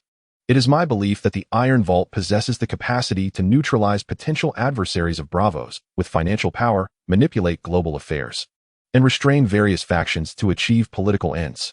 In the context of such a syndicate, an organization that maintains independence in legal and commercial production, Nien Kashuzhin is reluctant to become an enemy. Following the emergence of Alberto, Nien Kashuzhin conceived an idea. Perhaps he could nurture an agent within the Iron Vault. Through investigations conducted by the Holy Love Traditional Chinese Medicine Clinic, it has been established that this clinic has expanded to Milan City. Under the diligent efforts of Dr. Ibn Sina, it has gained recognition, with capable physicians receiving a warm welcome. Moreover, Dr. Ibn Sina's theories on dualism have piqued the interest of some individuals. Pincushion occasionally dispatches apprentices to the Holy Love Clinic, whose tasks extend beyond the acquisition of medical knowledge. They are also tasked with gathering intelligence. As students of Dr. Ibn Sina, they enjoy the privilege of access to numerous venues, proving that the role of a physician serves as an excellent guise. In the 63rd chapter of the narrative, titled Alberto of the Iron Vault, Alberto has been recuperating in bed for several days. Ever since he was rescued by the affluent and charismatic young heir from the East, he has been sheltered within the Holy Love Clinic. His stay has been marked by excellent nourishment and restful sleep, accompanied by melodious conversations that render him reluctant to return to his previous life. During this period, the wealthy individual who identifies himself as Pincushion frequently visits Alberto for discussions. Alberto recalls that Pincushion shared some perplexing remarks regarding concepts such as P2P, Soros, the return of Hong Kong, the Beijing Olympics, and World of Warcraft Patch 8. 1. Although Alberto is profoundly grateful for Pincussion's intervention that saved his life, he finds himself utterly bewildered by the discourse, struggling to comprehend even a single word. After several attempts at probing, Pincushion confirmed that Alberto is not an otherworldly traveler. Initially, upon reading the proposal Alberto drafted for establishing a financial exchange, Pincushion believed him to be a financial expert from another realm. However, after investigations by the Holy Love Clinic's apprentices and his own inquiries, it became evident that Alberto was not a soul or body displaced from another world. Rather, it appeared that he had merely been bitten by a metaphorical snake, resulting in an unexpected transformation. Despite having informed the Iron Vault of his leave, Alberto remains anxious. For Vince and Sir McMahon have granted him but 1 month, and with 7 days already elapsed, he finds himself incapacitated. Truly, a cruel twist of fate. As Alberto lies in bed, lamenting his circumstances, the door swings open, and Pincushion steps inside. After exchanging pleasantries regarding Alberto's health and spirits, Pincushion produces a document and inquires, "Is this your work?" Alberto took a look and found it was indeed the plan he had authored. He nodded, a glimmer of hope igniting within him. "Can you comprehend this?" he inquired. Pincushion chuckled lightly. "Isn't it merely about financial management?" "Yes, financial management is just that. Something our family understands well. In the Yixisai, it states, financial management is a righteous endeavor, forbidding the people from engaging in wrongful acts." Kong Ingda elucidates. This signifies that a sage governs his wealth with moderation. In the second chapter of Li Baojia's The Reality of Officialdom, it is noted, this individual possesses a modicum of talent in governance. Indeed, he is truly adept at financial management. Pincushion then rambled on about various topics, before turning to Alberto and saying, "That being said, you lack resources, connections, and credibility. Why should others place their trust in you? Merely because you are an employee of the Iron Treasury? However, the concept you mentioned about establishing a futures exchange does hold potential for feasibility. It could serve as a viable means of trading forward contracts for commodities. Futures primarily concern not the goods themselves, but rather the tradable contracts based on minerals, soybeans, precious metals, agricultural products, and so forth. The delivery dates for these futures can vary, 1 week, 1 month, 3 months, or even a year later, determined uniformly by the futures exchange, stipulating a specific quantity and quality for delivery at a designated time and location in the future. Pincushion further elaborated on various systems related to futures that lingered in his memory: the position limit system, the large trader reporting system, the physical delivery system, the margin system, and the daily settlement system. Though he himself did not fully grasp them, he captivated Alberto, who was left in a daze. This sparked Alberto's interest, prompting him to share his own thoughts with Pincushion. After several hours of engaging conversation, Alberto found himself increasingly drawn to Pincushion. Among men, mutual understanding often blossoms when one passionately begins to boast, and the attentive listener absorbs every word, rather than merely offering superficial praise. Alberto perceived in Pincushion a kindred spirit. In the end, Pincushion grasped Alberto's hand fervently and declared, "Alberto, I admire your talent. I will invest in you, enabling you to achieve greatness. I believe in you." In that moment, Alberto recalled the humiliation, disdain, and grievances he had endured over the past year. Finally, the clouds parted, revealing a brighter day, and tears welled in his eyes. A stranger had extended a hand to him in his time of despair. What a profound spirit that embodied. Then he withdrew his hand and edged closer to the wall, stating, "What I truly desire is a woman." To which Pincushion thought to himself, there is indeed another matter he had not disclosed. Vince, the supervisor of the Iron Treasury, sought the esteemed Saint Love traditional Chinese medicine clinic due to years of torment from joint swelling, pain, and fever. Dr. Ibn Sina diagnosed him with rheumatism. Upon learning of this, Pincushion presented several prescriptions for treating rheumatism, Sambai decoction, which includes Duhua, Qinjiao, Fongfeng, Shi Xian, Danggui, Xiaoyao, Chuan Xiong, Gan Di Huang, Duzhong, Niu Shi, Dang Shun, Fu Ling, Gan Chao, Ro Gui Xian, Huang Qi, Su Duan, and Sheng Jiang. The Zhuangbi decoction comprises Changhua, Jiang Huang, wine-soaked Danggui, honey-roasted Huang Qi, Qi Xiao, Fong Feng, roasted Gan Chao, and Sheng Jiang. As for the origin of these herbs, Pincushion mentioned that he had a systematic exchange, which led to the acquisition of a compendium titled by Yi Xian Fong, revealing additional resources, including the presence of physicians from the Song dynasty. Vince's ailments were greatly alleviated, establishing a significant connection. In his joy, Vince agreed to Pincushion's proposal to allow several young individuals to work at the Iron Treasury, promising to take care of them. Pincushion was quite satisfied with this outcome, considering it a seed planted within the Iron Treasury, anticipating it would thrive under financial nurture and grow into a mighty tree. After spending a month in Milan City, during which he brought 100 sets of opium pipes and 60 boxes of opium, the operations orchestrated by the corpulent individual led to swift sales, garnering admiration from the city's slave owners and nobility, who deemed the opium pipes and opium remarkably exquisite, tailored for the upper echelons of society. Due to their classification as luxury items, a set of pipes and corresponding opium was priced at 1,000 gold dragons. Yet demand continued to exceed supply, resulting in an impressive revenue of over 100,000 gold dragons, causing both the corpulent man and Pincushion to beam with delight. While many in Milan were left astounded, leading to various intrigues that shall remain unspoken for now. Pincushion invested 30,000 gold dragons in Alberto, privately gifting Vince an additional 10,000 gold dragons along with a beautifully crafted opium pipe and 2 boxes of opium, thus cultivating a friendship with Vince, who joyfully referred to him as an old friend. In discussions regarding a return visit to Milan City with its esteemed ruler, both parties contemplated bilateral trade and shared prosperity, only to be interrupted by the nobility's assertion of insufficient qualification. Reflecting on the past month, Pincushion noted the corpulent man's persistent efforts to obstruct his interactions with other families in Milan, recognizing this as a natural response from a subordinate. He smiled, choosing to remain non-committal. After agreeing to a bi-monthly shipment of equal quantities of opium pipes and opium into Milan, Pincushion left behind a dozen young individuals at the St. Love Clinic and subsequently purchased over 1,000 young male and female slaves at the slave market.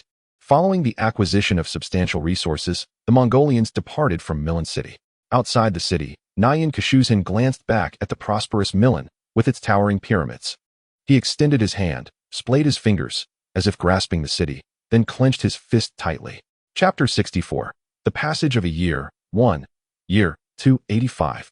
August of the Aegon calendar time, like a fleeting horse, has swiftly passed a year. The southern region of Dothraki is well aware of the arrival of a group of affluent individuals known as the Peach Blossom Stone Men. Many from the Khalasars tribe, envious of their wealth, attempted to raid them multiple times, only to be decisively defeated, suffering heavy losses, and even surrendering a considerable number of slaves. Furthermore, under the command of Yang Shuzhan, the Mongols began to scour the surrounding areas, leading to the annihilation of several smaller Dothraki tribes. Thus, the Dothraki recognized that these Peach Blossom Stone Men were formidable and brawny individuals. Unable to confront them, they opted for retreat, prompting some Khalasars to migrate westward and northward, pillaging their fellow tribes along the way. Upon returning from the city of Milan, Yang Shuzhan finally received the system notification he had longed for. He had been promoted. Now a Mongolian Qianhozang, he felt a surge of joy. Truth be told, despite securing victories with a mere few hundred Mongolian cavalry, he always felt his forces were insufficient. Observing the tens of thousands of Dothraki slaves and servants in New Chang'an, he felt a deep sense of trepidation. Although he managed to maintain his position with the assistance of the Song dynasty's Han army, Jurchen cavalry, and Galam warriors, along with the servant army drawn from the military household system, he still harbored a sense of inadequacy. Upon his promotion to Qianhozang, Yang Shuzhan wasted no time in recruiting a full quota for a Mongolian company, ultimately assembling an impressive force of 500 men. His new title could also be referred to as Dothraki, meaning guardian. Fortuitously, after his elevation, the number of households under his command swelled to 200, bringing over 6,000 Mongolian commoners into his ranks. During the era of Genghis Khan, a fully staffed Qianhu comprised 500 men. However, in the Yuan dynasty, the structure was refined into 3 tiers: upper, middle, and lower. An upper-tier Qianhu commanded 700 troops, a middle tier commanded 500, and a lower tier commanded 300. Yang Shuzhan expended all his wealth points, replenishing Wanyan Quajuan's Jurchen forces to 1,000, expanding Jizhong's Song-stationed army to 2,500, and augmenting Saguram's Gulam battle slaves to 2,000, alongside 3,000 Dothraki servants divided among 2 Qianis. Additionally, he incorporated a total of 500 troops from the Western Xiao army and 120 from the bearskin warriors of the Dali kingdom. After a year of sweeping the surrounding areas and eradicating bandits, most of the troops had undergone upgrades. Among them, the Mongolian forces included 300 heavy cavalry and 200 cavalry. The Mongolian Qieshua army, serving as the royal guard, numbered 120, alongside 60 archers. The Jurchen cavalry comprised 100 elite guards, 400 heavy spear cavalry, and 400 bow cavalry. The Song-stationed army consisted of 800 swordsmen, 600 pike bearers, 500 crossbowmen, 200 divine arm archers, 200 heavy infantry, and 200 armored soldiers. When the Song crossbowmen upgraded to divine arm archers, Yang Shuzhan took a keen interest in examining the divine arm bow equipped by the Song divine arm archers. Upon reflection, I discovered that the renowned divine arm bow is not constructed in the traditional crossbow manner. Rather, it resembles a modified bow. As noted in the Dreambrook notes, it is described as bow-like. During the Xinin era, Li Ding presented a modified bow that, while resembling a bow, utilized a lever mechanism. When drawn to the ground, it could shoot an impressive 300 paces, capable of penetrating heavy armor, thus earning the name Divine Arm Bow, heralded as a superior weapon. Clearly, it is fundamentally distinct from conventional crossbows. In China, some have attempted to replicate the so-called Divine Arm Bow, which is merely an enlarged version of a standard crossbow. Lacking any true comparison, the Divine Arm Bow features vertically positioned arms, complemented by a semi-open tubular guide, a firing mechanism, and a foot stirrup for drawing. The bow body and arms are crafted from composite materials, mulberry wood, fragrant wood, and yellow camphor wood, each comprising 1/3 of the structure. The arrows employed by the Divine Arm Bow are merely a few inches long, measuring approximately 6 to 8 inches, or around 19 to 25 centimeters. The bowstring is ideally made from cow tendons, with raw cowhide as the preferred choice. Secondarily, blue hemp rope is utilized, while yellow hemp lacks durability and is prone to breakage. The Gulam infantry consisted of 600 heavy infantry, 500 cavalry, 400 heavy cavalry, and 500 heavily armored bow cavalry. Through nearly a year of research and imitation, the cold forging technique for the Qingtang armor has been mastered by artisans in Anshan City. Consequently, the Yin Kashuzhin invested approximately 200,000 gold dragons, leveraging Anshan City's superior iron ore to remelt and reconstruct all heavy cavalry and infantry armor into cold-forged armor that boasts excellent defense while being relatively lightweight. Despite the existence of hydraulic forging machines, Yin Kashuzhin opted for a historical regression, refusing to adopt plate armor, as he perceives armor as a matter of faith that embodies uniqueness. The exceptional qualities of cold-forged armor momentarily negate the need for plate armor, being significantly lighter than traditional armor. For instance, the armor worn by the heavy infantry of the Song dynasty weighs between 32 to 35 kilograms, while the long spear and crossbowman don armor weighing 28 to 33 kilograms. The armor of the Divine Arm Bow soldiers weighs between 22 to 27 kilograms. Although the infantry armor provides excellent protection, it is excessively heavy, with the burden on the heavy infantry reaching 40 to 50 kilograms, adversely affecting mobility. During the Battle of Zhigao in the 11th year of Shaoxing, the Song army, primarily composed of heavy infantry, failed to annihilate the disarrayed Jurchen cavalry due to their cumbersome armor and excessive load. The full armor rate for the Song army was approximately 60%, if not higher. The envoy brought 20,000 men, with 7 tents equipped, carrying provisions for 10 days. Now, their supplies have been exhausted, and they return. Meanwhile, Zhang Jun's army of 30,000 possesses a full complement of armored soldiers, equipped with swords, spears, bows, and arrows. Indeed, the Song dynasty was financially prosperous. When compared to the impoverished European and Middle Eastern powers of the same era, they were notably destitute, relishing the opportunity to dominate the impoverished. The re-equipped heavy infantry expressed their enthusiastic approval as their burden was reduced by 1/5. All cavalrymen donned the 1881 Chaksak cavalry saber and chainmail, discarding their leather armor to the Dothraki thralls. Yen Keshu demanded they wear the leather armor and equip them with long spears. Although the Dothraki thralls were mere cannon fodder, even cannon fodder could be armed, thus reducing casualties. As for whether the Dothraki would become formidable after learning, Yen Keshu echoed the famous words of 14, "After my death, let the deluge come." In Anshan City, following the design of the Western Xia's bronze firearms, artisans from the Song dynasty employed the lost wax method, previously used for crafting small bronze vessels, to forge 3-pound cannons with a caliber of 47 millimeters. Ingenious craftsmen from the Flowering Nation enhanced the cannons through annealing at various points, resulting in artillery that was effectively forged steel. On this foundation, 6-pound cannons, 57 millimeters, were also developed. Due to their considerable expense, only 18 3-pound cannons and 8 6-pound cannons were cast in 1 year. The 3-pound cannon had a range of 300 meters and weighed less than 200 kilograms, allowing a 6-man artillery team, along with pack horses, to maneuver swiftly. The 6-pound cannon could reach 700 meters and weighed a little over 300 kilograms, also enabling rapid mobility. Both types of cannons were equipped with solid cast iron projectiles and grape shot, as Yen Keshu planned to utilize them as the main artillery in the military. While research continued on 12-pound, 24-pound, and even 32-pound cannons. Aside from the 3-pound and 6-pound cannons, other long-range devices were not neglected. One of the highest records for range before the advent of cannons was the 3-bow crossbow, which was skillfully manufactured by the artisans of the Flowering Nation, swiftly replacing other large-ranged weapons such as the scorpion crossbow and torsion catapults. The 3-bow crossbow, also known as the Aedox crossbow, typically featured 2 or 3 interconnected bows, harnessing their combined force to launch projectiles with greater power than its predecessors, notably renowned for its long-range assassination of the Liao army's commander, Xiao Talon, during the Battle of Chanyuan. In the Kaibao era of the Northern Song, 968 to 975, Wei Pai improved upon the crossbow, greatly enhancing its range to 1,536 meters.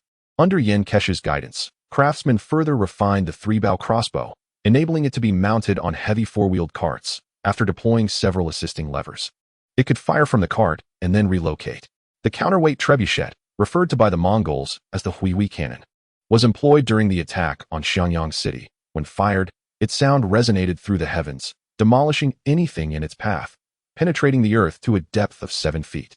One shot struck the Xiangyang watchtower, the sound akin to thunder, shaking the city. Within the city, chaos erupted, with many generals eager to surrender.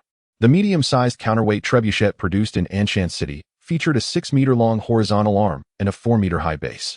The counterweights were comprised of lead blocks or stones. The lever-throwing mechanism consisted of the arm and a leather cradle. The entire apparatus was drawn back with a winch, utilizing brass or iron bearings. The winch included a crank and pulley. On the winch rests a cable, its end connected to a steel or copper driving wheel, which, through the pulling of the rope, lowers the beam arm of the trebuchet. The entire assembly of the counterweight trebuchet is disassemblable. It can hurl projectiles weighing 30 or 50 kilograms. The 30-kilogram stones have a range of approximately 140 to 210 meters, while the 50-kilogram stones can reach a distance of 120 meters. The precision and firing frequency of the counterweight trebuchet surpass those of human-powered catapults, serving as a significant siege weapon and suppressive fire prior to the advent of large-caliber artillery, although it seems somewhat ineffective against the Dothraki. Similarly, before the artillery system matured, long-range suppressive fire depended on the 3-bow crossbow. Although contemporary armies predominantly consist of cavalry, characterized by their mobility, infantry has not been neglected. The production of 4-wheeled heavy carts equipped with steering mechanisms has allowed infantry to keep pace with cavalry to some extent, carrying more logistical supplies while reducing individual loads accordingly. Take for instance the station troops of the Song dynasty. The Yen Keshu Zhan equipped them with 4-wheeled carts drawn by 4 pack horses, capable of carrying between 1.8 to 2 tons. Each 100 soldiers were allotted 3 4-wheeled carts, resulting in a total of 75 carts and 300 pack horses for a battalion of 500 soldiers. And this number could only increase. A single regiment of the Song station troops possessed 300 pack horses, a stark contrast to the historical Song dynasty, which could hardly fathom such provisions, given that Yen Keshu Zhan's stature was substantial. Presently, the territory controlled by the Mongols spans over 500 miles, with a population of 70 to 80,000 and 30 to 40,000 horses. making the acquisition of pack horses for transportation exceedingly effortless. Beyond military equipment, four-wheeled heavy carts are also utilized in civilian life, with laden carts frequently seen traversing the constructed roads between the newly established Chang'an and Anshan, as well as various settlements, greatly facilitating the transport of goods. The exceptional four-wheeled heavy carts have also garnered envy from the surrounding Dothraki and Lazalan peoples, guided by the principle that wealth should not go unearned.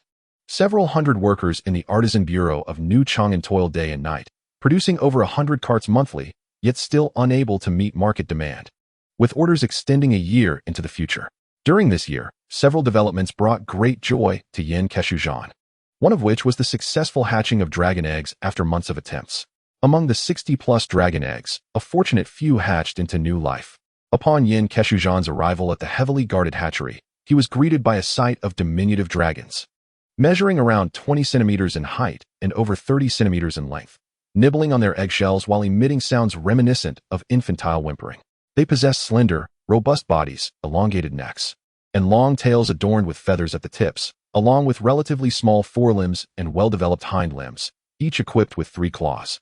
The claws of the hind limbs featured 3 sharp, significantly curved talons, with the second claw being the longest and capable of retracting upwards and backwards, elevating it off the ground. On the second claw, there exists a large, scythe-like talon. Their entire bodies are adorned with scales that serve to protect them, embellished with intricate blue or red stripes. Upon closer inspection, one might discern that their eyes possess 4 layers of eyelids, the inner 3 of which are transparent, providing shield against harm. Their ears are capable of opening and closing. These young dragons possess numerous tiny, sharp teeth, the rear edges of which are distinctly serrated, indicating their predatory, carnivorous nature. Unfortunately, they lack wings, thus they are neither flying dragons nor chromatic dragons, black, green, red, white, or blue dragons. Nor are they metallic dragons, gold, silver, bronze, or brass dragons. They are certainly not gem dragons, crystal, emerald, topaz, or amethyst dragons. In reflection, these creatures do not resemble the dragons from fantastical tales, whether they embody evil, good, or neutrality. They can only be classified as terrestrial dragons, and thankfully, they are not dragon beasts. To be honest, this brings a tinge of disappointment, as they cannot serve as companions in treasure hunting. Observing these juvenile dragons, the attendants were feeding them shreds of finely cut beef. The little ones were relishing their meal, resembling diminutive raptors. Dragon knights, a term flashed in Yen Keshu's mind. Indeed, they have conquered the embodiment of evil and formidable power, the dragon of treasure, though certainly not the likes of Injiping. In the ensuing week, the hatchlings emerged one after another, with 25 young dragons hatching from over 60 eggs. These terrestrial hatchlings sported blue and red stripes, likely indicative of their gender differences.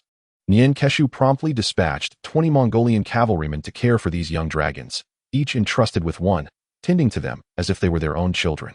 Yen Keshu hoped that these dragons would become accustomed to the scent of humans from an early age, learning to coexist peacefully and grow in proximity to humanity, which would greatly benefit their training in due course, assuming they could attain an intelligence comparable to that of horses. Once the young dragons matured and were tamed, the prospect of dragon knights or dragon cavalry could be pursued.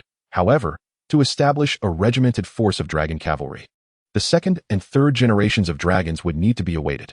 In the narrative's 66th chapter, titled A Year's Time, 3, the second matter of note is that upon Yen Keshu's promotion to the rank of 1,000 household leader, the system rewarded him with a character pack. Given his concerns regarding a shortage of talented individuals, he felt immense joy and hoped to draw an adept in domestic affairs, filled with anticipation. Blessings of the Infinite Celestial Venerable. With this respectful title, a figure materialized before him. The individual wore their hair in a bun adorned with fragrant leaves, draped in a blue silk robe patterned with golden begonia butterflies, with 2 wise swords hanging from their chest down to their waist. They donned dark blue, pointed cloud shoes and held a ceremonial brush in their right hand, while the left grasped a pair of jade yin-yang rings. A long green sword rested on their back. Their phoenix-like eyes and sword-like brows complemented by a rosy complexion, flowing black hair, and a serene demeanor that embodied an ethereal quality. Great benefactor, your compassion is profound. The individual stepped forward and performed a respectful bow, introducing themselves. I am from the Jingyi sect at Cat Mountain's Qingliang Temple, known as Ancient Hezi, and I have come to meet the king. Upon encountering a renowned Taoist master, Yen Keshuhan felt a sense of relief. His aversion to Buddhism was profound, and the mere utterance of Namo Amitba triggered discomfort in his mind. He had inadvertently summoned a virtuous master and found himself at a loss, fearing that he might unwittingly guide the master towards liberation. The saying goes, in prosperous times, Buddhism welcomes guests. In chaotic eras, Taoism descends to save lives.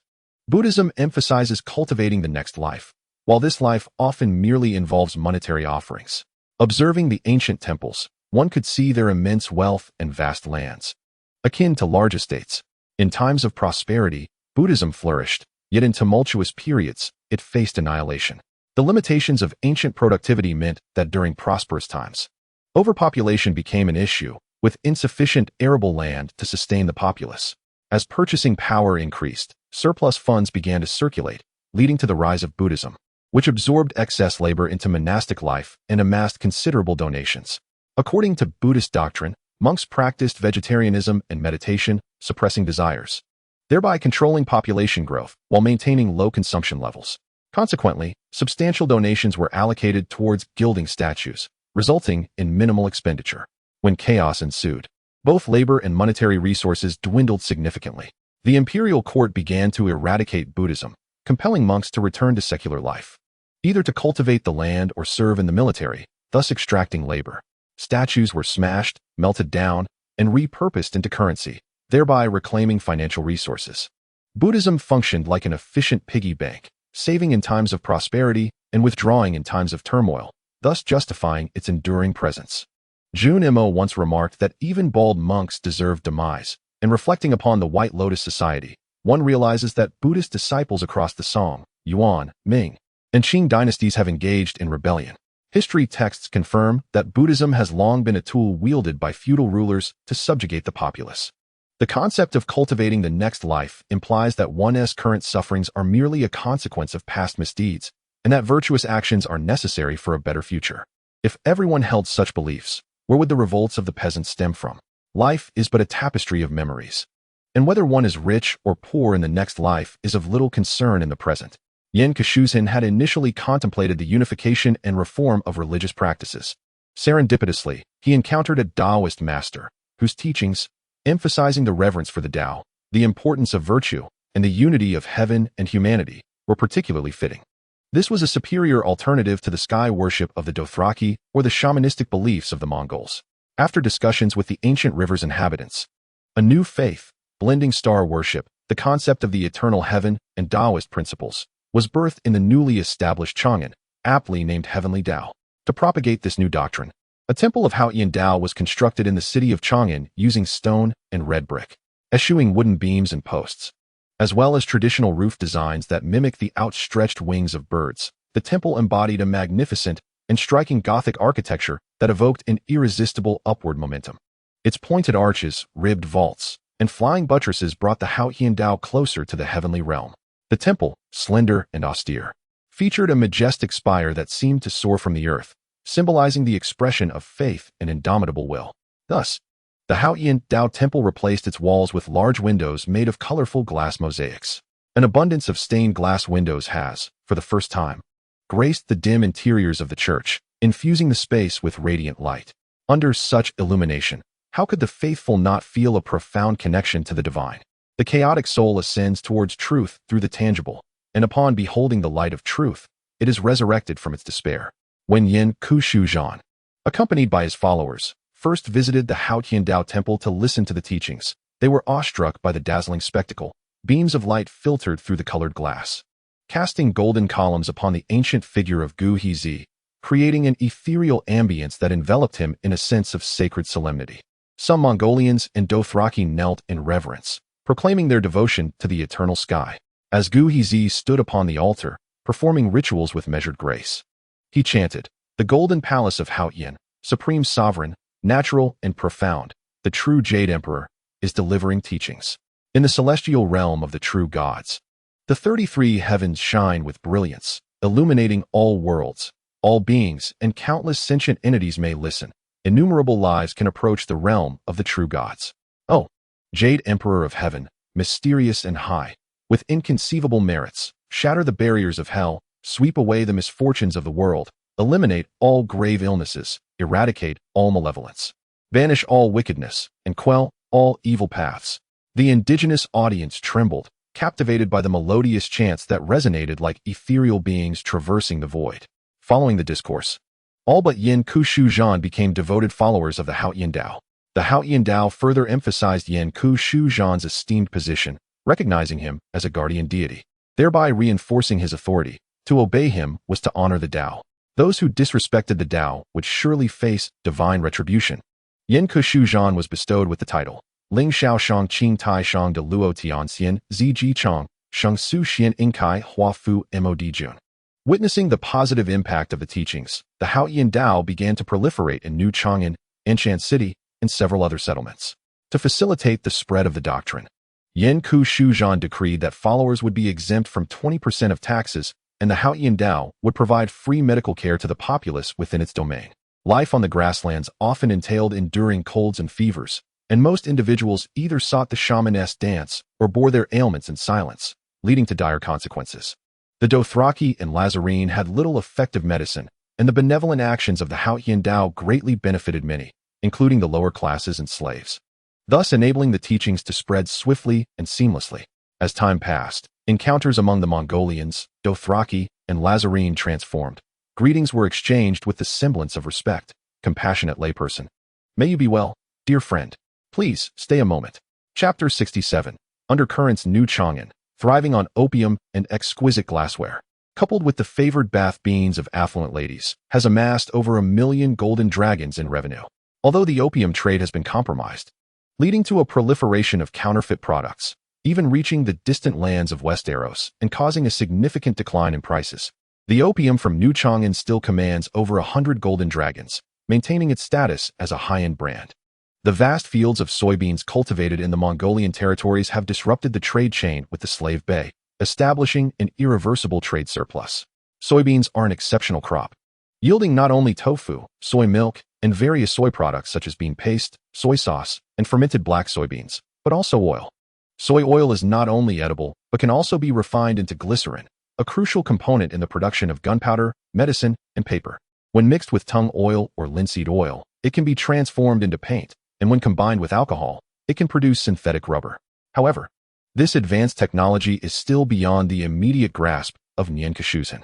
The byproduct of soybean oil extraction, soybean meal, serves as a vital feedstock for livestock farming, ensuring that the Mongolian territories need not worry about winter forage.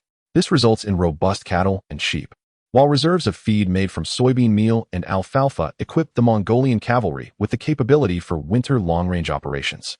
The high-quality edible soybean oil produced in New Chang'an quickly flooded the entire Milan City region.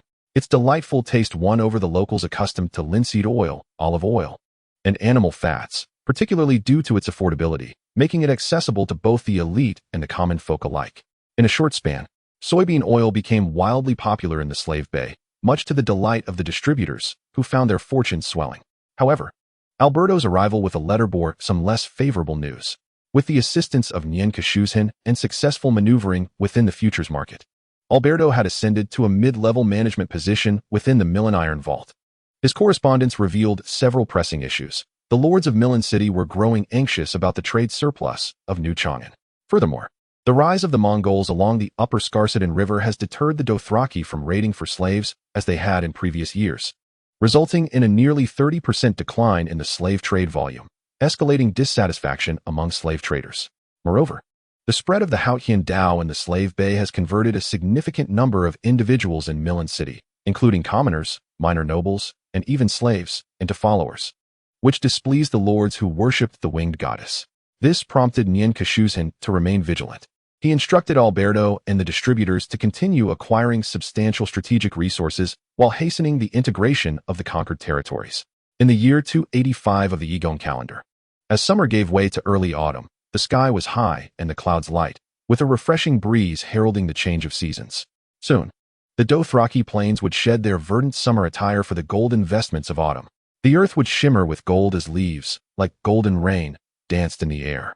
Despite the inherent melancholy of autumn, the vibrant hues of the trees bestowed a sense of comfort and joy upon the observer. The golden grasslands, deep blue lakes, and azure skies unfurl as I sit in the carriage, the breathtaking scenery whirling past, the exhilarating speed coupled with vibrant hues leaving one in a daze. In the vicinity of New Chang'an, a prosperous tableau unfolds, with shepherds herding cattle and sheep toward the pastures, and farmers diligently tending to their fields. Occasionally, a few patrolling cavalrymen gallop by, while caravans from distant lands continuously arrive, filling the bustling trade district of the city.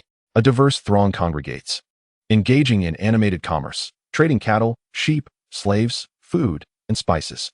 In a nearby open space, a thief receives 10 lashes and is paraded in stocks, while mischievous children hurl mud clods at him. Small vendors peddle roasted stinky tofu, a dish that has quickly gained popularity since its inception.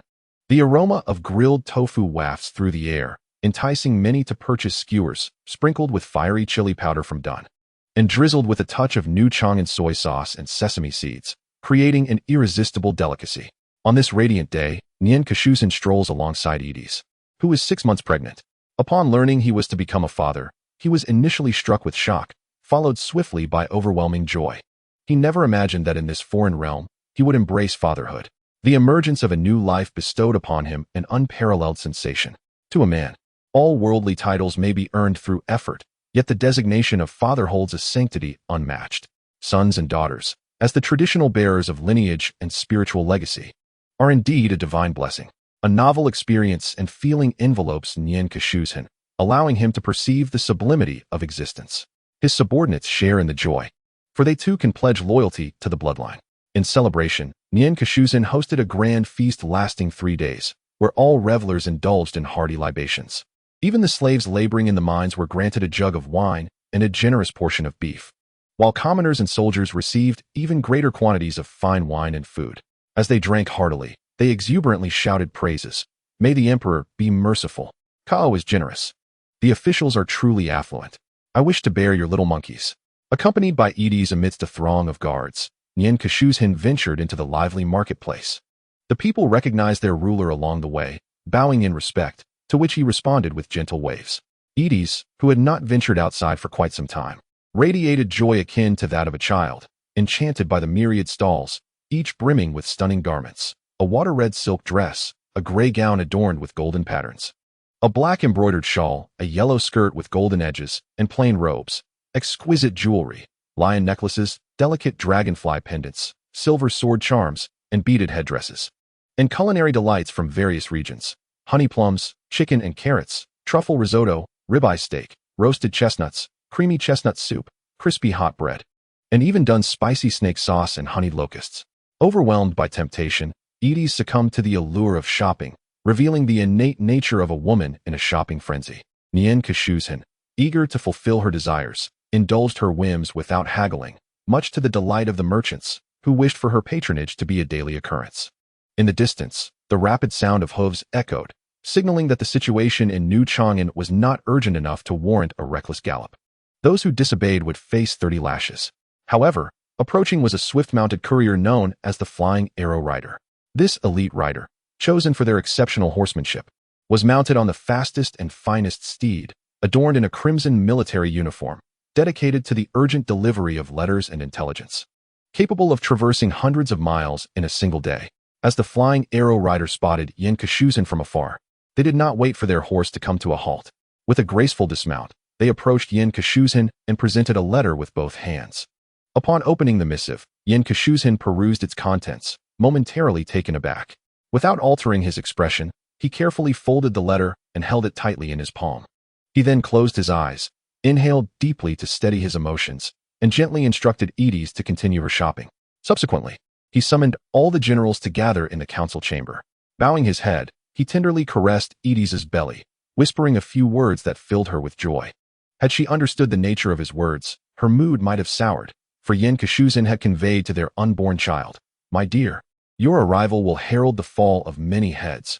Fear not, for I shall protect you." Pincushion hurriedly departed with his guards, while Aegon, blissfully unaware, continued her market excursion with her maid.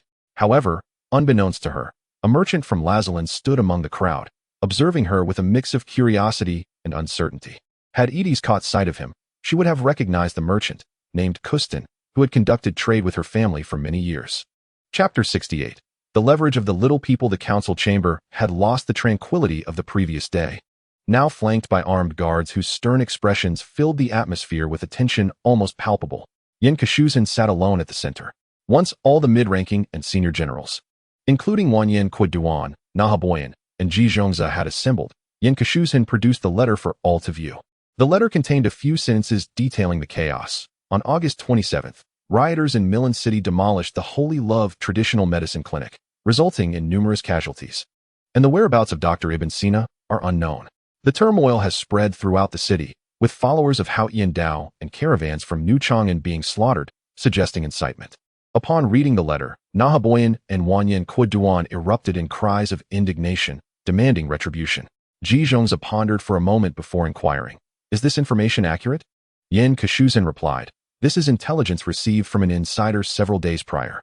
The assembly began to buzz with discussion, and after a while, Pincushion ordered the Mongolian cavalry, Gulam cavalry, and Jurchen cavalry to prepare for battle, while instructing other troops to remain on standby for more detailed reports. Days passed, and as more comprehensive intelligence trickled in, the true nature of the Milan unrest gradually came to light. On the night of August 26th, in a dimly lit street lined with taverns, the side door of a casino suddenly swung open. Several enforcers from the casino dragged a man out as if he were a dead dog, tossing him onto the street. They spat curses and contemptuously kicked the fallen figure before retreating back inside, slamming the door shut.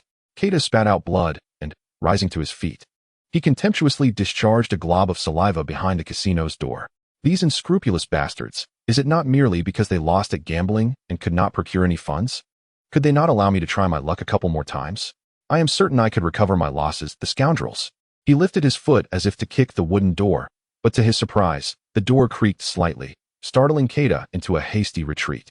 Keita was a native of Milan, engaging in petty activities around the market, pilfering a few items, deceiving naive merchants new to Milan, collecting debts, and bullying the gullible.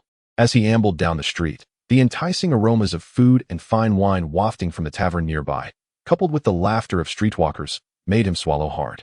He patted his empty pockets with a sigh, reflecting on his employment at the Shanghai Traditional Medicine Clinic, where he had worked for 6 months. What could he do now to earn some money? Perhaps extort the widow from the main street again, or swindle a few fresh arrivals to the city. Lost in thoughts of financial gain, Keita found himself standing before a building, the very Shanghai Traditional Medicine Clinic. He had been employed there previously, performing menial tasks until he was caught stealing equipment and medicinal supplies to exchange for money. Fortunately, the haul was minimal, and Dr. Ibn Sina merely had him whipped a few times before casting him out. Now, as he gazed at the clinic, Keita's eyes darted around. He knew it still held considerable wealth. He picked up a stone and hurled it into the clinic, the crash echoing as it likely shattered some bottles. After waiting a moment without any response, he spat into his palm, took a short run up, and scaled the clinic's wall. The premises were eerily quiet, suggesting that everyone had retired for the night. Keita stealthily crouched past the doorman's quarters, peering in to find the doorman fast asleep, snoring beside several empty wine jars. Heart buoyed by this fortunate discovery, he climbed into the clinic. Inside, he rummaged through various rooms on the ground floor for valuables, avoiding the second floor where Dr. Ibn Sina and his apprentices slept. Before long, Keita had collected a handful of small silver items and glassware, hiding them in his garments as he made his way to the clinic's backyard. Behind a wooden screen in the back courtyard lay a small room that Keita knew was off limits. During his time working there, he had approached it a few times, only to be chased away from a distance. However, curiosity overwhelmed him now. He approached the wooden door of the small room, pressing his ear against it to listen for any sounds. Hearing none, he nudged the door, discovering it was bolted from the inside. This posed no challenge for Keita. He produced a slender iron rod from his clothing and deftly inserted it into the door's crack, quickly locating the bolt. As he manipulated it, the bolt gradually disengaged with a soft click, and the door creaked open, the noise startlingly loud in the stillness of the courtyard. Keita ducked into the shadows, waiting for a moment until silence returned, then cautiously slipped into the small room. Beneath the moonlight, Keita beheld the walls of the small chamber adorned with several tapestries and wooden cabinets, the floor covered with a woolen carpet. Upon the cabinets lay a collection of books and various herbs. Disappointment washed over Keita as he futilely rummaged through the cabinets, discovering only trivial items of little value. Just as he resolved to depart, a thought struck him. Affluent individuals often construct hidden doors to conceal treasure chambers. Surely, this secluded room, devoid of others, must also harbor secrets. Keita scoured the small space, and before long, he uncovered a concealed door behind one of the cabinets. With an iron rod, he pried open the door, revealing a dimly lit, deep passageway before him. Elation coursed through Kata. He envisioned wealth beckoning him, foreseeing a future as a prosperous individual. On the verge of reaching the pinnacle of his life, he would soon marry a CEO. He procured a wooden stick, tore a piece from his clothing to fashion a torch, and after igniting it with a flint, he ventured into the tunnel. Descending dozens of steps and navigating several twists and turns, he encountered another wooden door, light seeping through its crack. Hastily extinguishing his torch, he pressed his eyes against the crevice. Before him lay a spacious underground chamber of over 40 square meters, illuminated by multiple oil lamps and numerous candles that cast a resplendent glow. The walls were lined with cabinets holding large glass jars filled with preservative fluid, containing various organs, such as arms and other viscera. In the center of the chamber stood a grand stone pedestal, upon which rested a corpse draped in white cloth, surrounded by the eminent physician Ibn Sina and several of his students. Esteemed colleagues, before we commence our lecture, let us pay tribute to this great soul and express our gratitude for his contributions to medicine. Ibn Sina addressed his students. His name may be unknown to many, yet he has enhanced our understanding of life and the inquiry into disease through his own existence. Every advancement we achieve is a gift from him. He has made monumental contributions to the progress of medicine and science, and thus, he deserves our respect. With a sharp scalpel in hand, Ibn Sina instructed his students to learn the reverence of medicine and the sanctity of life. This is the skeleton, the muscles, the heart, the liver. The scene before Kata jolted his senses. He stared in disbelief at the occurrences within the underground chamber. After a prolonged moment, a wave of panic surged through him, and he fled the tunnel, rolling and scrambling, not forgetting to restore the concealed door and secure the wooden door behind him. Chapter 69. Disrupting the chaos, the anatomy of the human body, a subject that now seems commonplace and easily addressed in high school biology, was shrouded in mystery prior to the 16th century. For centuries, humanity yearned to comprehend the true nature of the internal workings of the body in their struggle against disease. Yet, no one could unravel this enigma. While dissection of animals was permissible, the dissection of human bodies was strictly forbidden by various nations and religious institutions. The Egyptians accumulated a degree of anatomical knowledge through their long-standing practice of mummification. However, their understanding was steeped in superstition, leading to mystical interpretations of many bodily structures. Influenced by religious beliefs, the Egyptians developed a profound aversion to the dissection of human bodies, which was halted during the era of the pharaohs in favor of animal dissections. In the 2nd century AD, the Roman physician Galen, despite his understanding of the significance of anatomy, merely applied knowledge derived from animal dissections to human anatomy, leading to numerous inaccuracies. For instance, he erroneously posited that the human liver possessed 5 lobes akin to that of a dog, claimed the liver was the origin of veins, and suggested the heart's diaphragm contained numerous invisible pores through which blood could flow freely. Galen's anatomical writings were revered as classics for an extended period, and the medieval church's prohibition on dissection further perpetuated these errors. It was not until 1543 that Andreas Vesalius published his monumental work on the fabric of the human body, encompassing 7 parts: bones, muscles, blood, nerves, digestion, viscera, and sensory organs. This work refuted the biblical account that woman was created from a rib taken from man, challenged the Galenic doctrines that had dominated for centuries, and revitalized the long-dormant field of anatomy. Vesalius emerged as the founding figure of modern human anatomy.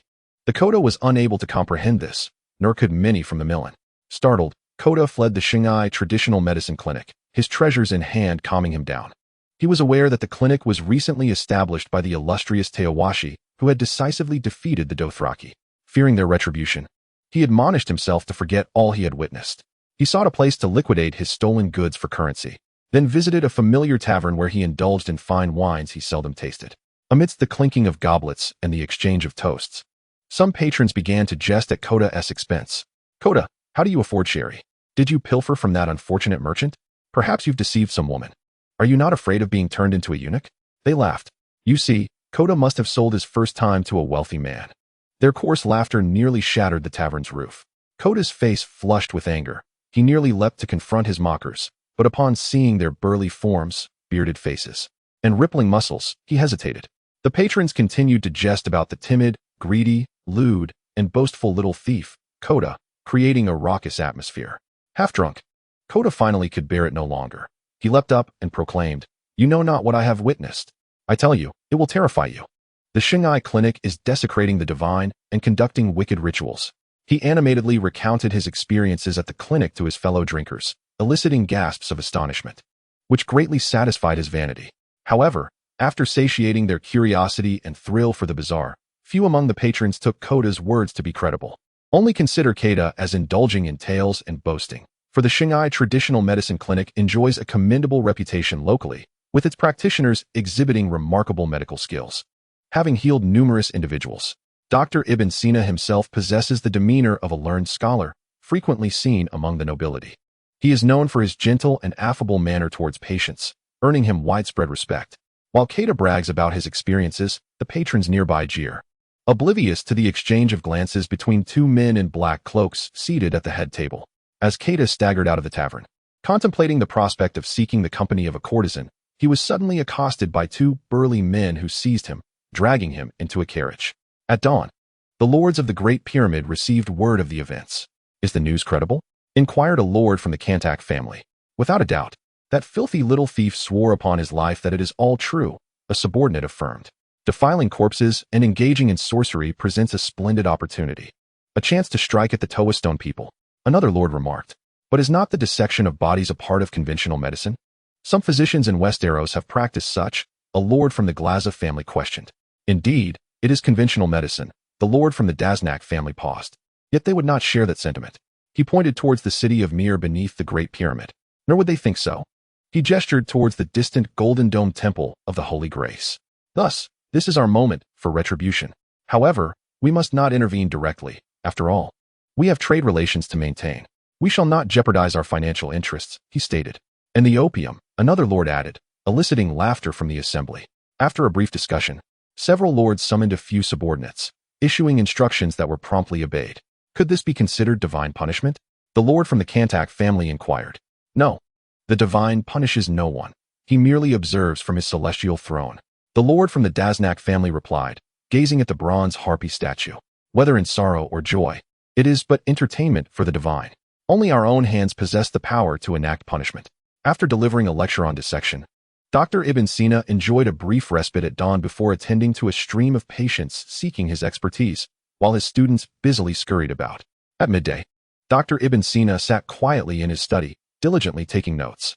After a considerable period, he set down his pen, rubbed his weary eyes, and sipped a cup of refreshing mint tea to invigorate himself, when suddenly he heard a commotion growing louder from afar, approaching rapidly until it reached the clinic's entrance. Frowning, he prepared to send someone to investigate. The door swung open, and a student rushed in without knocking, exclaiming, "Teacher, something terrible has happened. 500 or 600 people have gathered outside the Xing'ai Traditional Medicine Clinic, men and women, young and old, all commoners.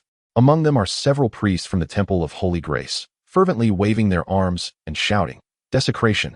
Blasphemy! Heathens, begone! Demons, burn the sweet party!' The patients at the entrance were thoroughly frightened away. Dr. Ibn Sina emerged with several physicians and exclaimed, 'What are you doing? This is a medical hall, a sacred sanctuary for healing the afflicted. I care not for your intentions. You have disturbed my patients. I implore you to leave.' The crowd hushed momentarily upon seeing Dr. Ibn Sina, for they recognized him as a respected physician and scholar. However, it was not long before a voice arose from the throng. 'They are desecrating corpses inside.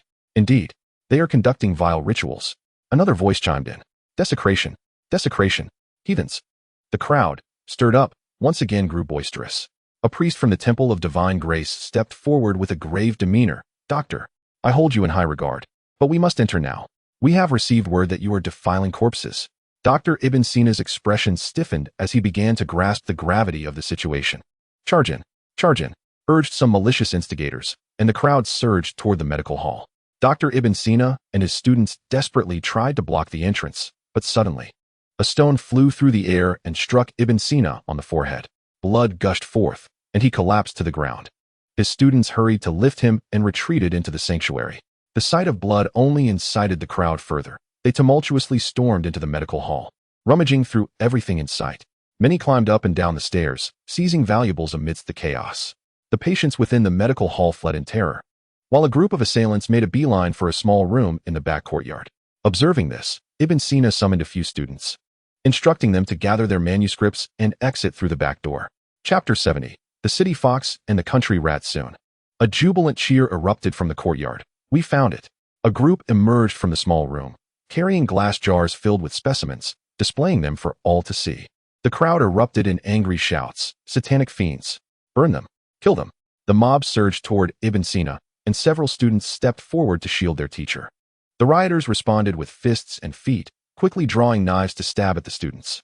Before long, several students lay in pools of blood, while the others hurriedly shielded their teacher and retreated deeper into the medical hall.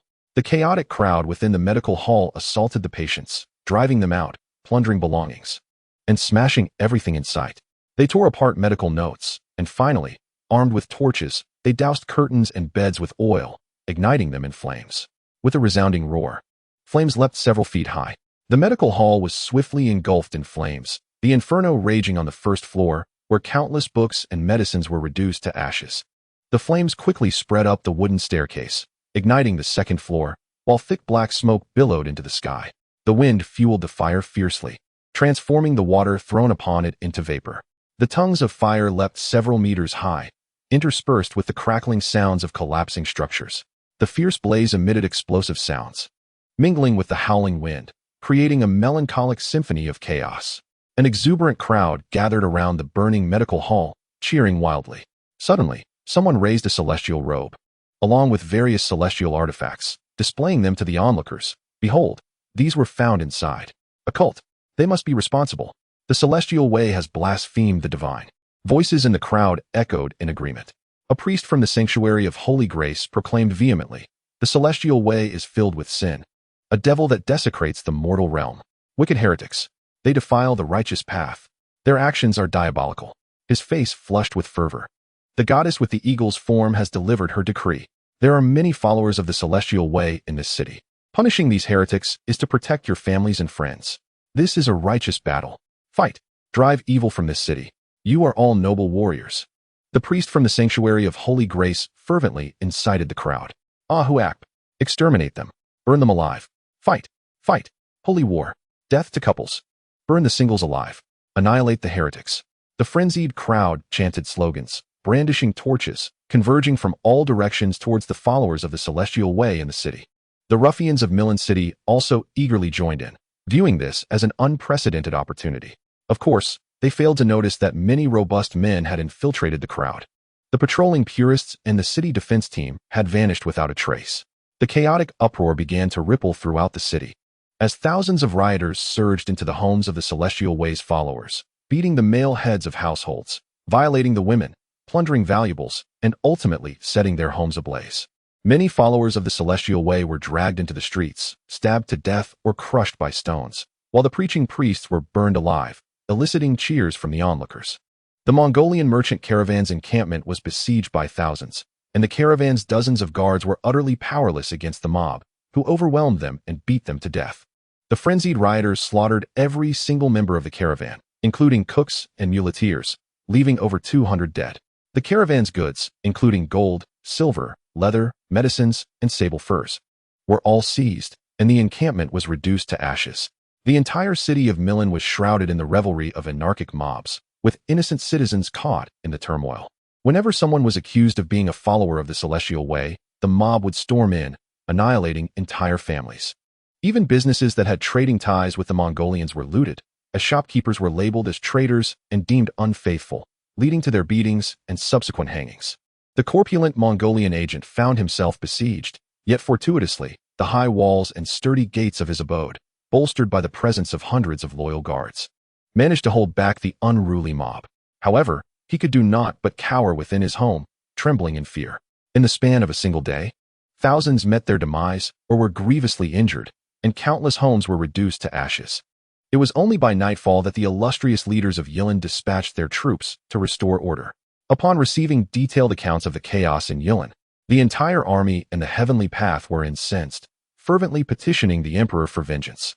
Yen Kashuzhin promptly ordered a full military mobilization. Within moments, arrows flew and cavalry raced to convey orders across the lands. With the support of various intelligence networks, a steady stream of information regarding Yilan City and the entirety of Slave Bay began to coalesce, from troop strength, organization, and supply of armaments to the names, interests, and morale of officers and soldiers. Every detail was meticulously documented without a single omission. Under Pincussion's command, nearly 1,000 skilled artisans and slaves within the territory hastened the production of siege ladders, cloud ladders, counterweight catapults, crossbows, and fire guns. The artisans of Anshan City worked tirelessly to forge weapons and armor, crafting bronze cannons. The fire gun, a metal tube measuring 25 centimeters in length, was filled with black powder, willow charcoal, iron slag, sulfur, and arsenic, secured at the gun's head, ignited to project flames 7 or 8 paces away. In combat, it was employed to burn before thrusting, thereby enhancing the efficacy of the long spear, serving as a precursor to the Ming dynasty's torrential pear blossom spear. Historically, the Mongols had suffered significant losses at the hands of the Jurchen's fire guns. In the years 1, 2, and 3, the Mongolian forces pursued the fleeing Jinizong to guide. The Jin general, leading over 400 men, launched a nighttime attack on the Mongolian army using fire guns, resulting in a catastrophic rout, with over 3,000 Mongolian soldiers perishing. All males aged 16 to 40, barring the infirm and aged, were mobilized into military formations for training and marching, engaging the enemy, and alternating assaults. Women, meanwhile, were tasked with weaving uniforms and tending to herds of cattle and sheep, ensuring that the horses were well fed and robust for the cavalry, as each horseman required 3 steeds. They were also responsible for slaughtering cattle and sheep to provide ample provisions of jerky for each soldier, and crafting countless water skins from the bladders of the animals. Initially, it was thought that the Dothraki under his command would voice grievances during the autumn muster, but upon learning of the impending conflict, they erupted in exuberant cheers. For on Mongolian soil, the promise of land, livestock, and elevated status could only be attained through military glory. Even the slaves rejoiced, for this represented a chance at freedom. Thousands of slaves, under the lash of Mongolian whips, braved the autumn chill to widen and reinforce the roads leading westward. The oblivious Pincushion finally remembered to pen a letter to Lazalin's Mediate and dispatched a delegation. Subsequently, the Mongols dispatched a formal and sternly worded letter to the Great Lord of Milan, the contents of which are as follows. Great Lord of Milan City, you must be aware that the Grand Peach Blossom Stone Khanate, having conquered Dothraki and the Skazadin River, spans a vast territory, with millions of subjects and warriors as numerous as cattle and sheep, possessing wealth akin to mountains of gold and seas of silver. The Grand Peach Blossom Stone Khanate has no intention of coveting the lands or riches of others. We have sent merchant caravans to engage in trade, and we trust that you will reciprocate for the mutual benefit of our peoples. You and I should serve as the architects of a bridge of harmony, spreading the teachings of the Haotian Tao in your land, promoting love and justice. This is indeed an endeavor of peace and benevolence. However, it has come to my shocking attention that recently our Grand Peach Blossom Stone merchant caravan and the adherents of the Haotian Tao have been utterly slaughtered, their possessions pillaged. I cannot discern whether this was sanctioned by your lordship or the reckless actions of subordinates. This massacre of thousands must be avenged with blood. The looted goods must be compensated at their worth, and those responsible for the killings must face severe punishment. Should you choose to ignore this, we shall be compelled to resort to arms. Written by the Khan of the Grand Peach Blossom Stone, the year 285 of the Yang calendar, September. Chapter 71. The beginning on the 12th day of the 10th month in the 205th year of the Yang calendar, banners fluttered, drums resounded, and the horn echoed a haunting call across the grasslands. The shouts of hunters sent tremors through the hearts of the creatures below. The burrowing rabbits, groundhogs, and marmots hastily burrowed deep into the earth, while those beasts untrained in the art of digging fled in every direction. The deer and white deer emerged from the woods. The yellow sheep and wild donkeys dashed from the grasslands, while gray wolves and foxes sprang forth from the hills. These four-legged creatures instinctively sought to escape the terror of the upright beasts behind them, oblivious to the fact that they were being herded into a narrow expanse. Dressed in full regalia, the Khan, adorned with a finely crafted chakshi at his waist, held a recurved bow in his left hand, while a white-headed falcon perched upon his right arm. With an air of authority, he stood in the stirrups, watching as his cavalry gathered from all directions. The cacophony of various factions urged the panicked animals to scatter, each fleeing in a frenzied state, only to halt in terror and then dart off again, creating a chaotic dance upon the soil of the grasslands. With the resounding blast of a horn, the riders drew their taut bows. In an instant, the hunting grounds were alive with the twang of bowstrings, arrows soaring like locusts towards their targets. Some prey fell with lethal precision, while others, struck yet undeterred, bolted wildly, their dying cries echoing through the hunting grounds. Yet the anguished wails of the hunted acted as a potent stimulant, surging through the veins of the hunters, igniting a more fervent desire for bloodshed. One after another, the yellow sheep, white deer, and wild donkeys were mercilessly slain, while gray wolves and foxes found themselves ensnared within the hunters' encirclement, emitting desperate cries of despair. The white-headed falcon on the Khan's arm sensed the scent of blood and yearned to take flight. "Patience, my dear," the Khan gently reassured his falcon, named America. At that moment, a colossal gray wolf emerged amidst the herd. This was an adult male, measuring 2 meters in length, with gray-black fur and a shoulder height of 1 meter, rendering it more robust than its counterparts. Yet, this formidable creature was desperately fleeing. The numerous hunters present observed the wolf, and with an unspoken understanding, refrained from pursuing it as prey. "Go, America," commanded the skilled archer, releasing the white-headed eagle from its perch. With a taut bowstring, spurs digging into the flanks of his steed, he charged towards the gray wolf. America, in a display of intelligence, followed the archer's intent, fixating intently on the wolf. The gray wolf, acutely aware of the impending peril, alternated between frantic sprints, leaps, sudden stops, and evasive maneuvers, skillfully dodging the eagle's relentless dives and sharp talons. With the composite bow drawn back, the archer seized a fleeting moment when the wolf was engaged with America. He released an arrow that whistled through the air, striking the wolf squarely in the flank. The beast yelped in agony, rolling on the ground as its claws tore at the earth, sending clumps of grass flying and billowing dust into the air. The archer galloped closer, dismounted, and unsheathed his blade, approaching the wounded wolf. The injured creature emitted a low growl, its fur bristling, revealing sharp teeth, saliva dripping onto the ground. Undeterred, the archer advanced as the wolf struggled to rise, managing only to lift half of its body, blood trickling from its mouth and nostrils. The archer, brimming with confidence, thought to himself, "I knew this wolf would not rise again." The gaze of man and beast locked for a brief moment before the archer plunged his blade into the wolf's chest. Withdrawing the knife, blood gushed forth from the heart, and the wolf collapsed with a thunderous thud. Surrounding them erupted in cheers. The hunters gathered around their valiant leader, singing praises of heroism, while their mounts bore the spoils of the hunt as they made their way back to camp. At the encampment, within the grand tent, a succulent yellow goat was being roasted on a spit.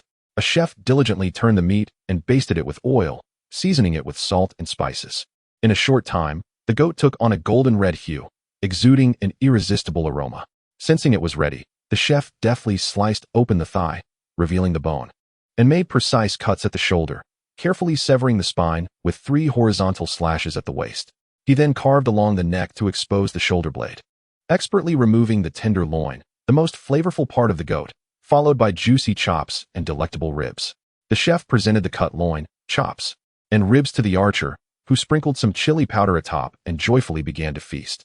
Just as he was savoring the rich flavors, a guard approached to announce, "The envoy from Millen City has arrived."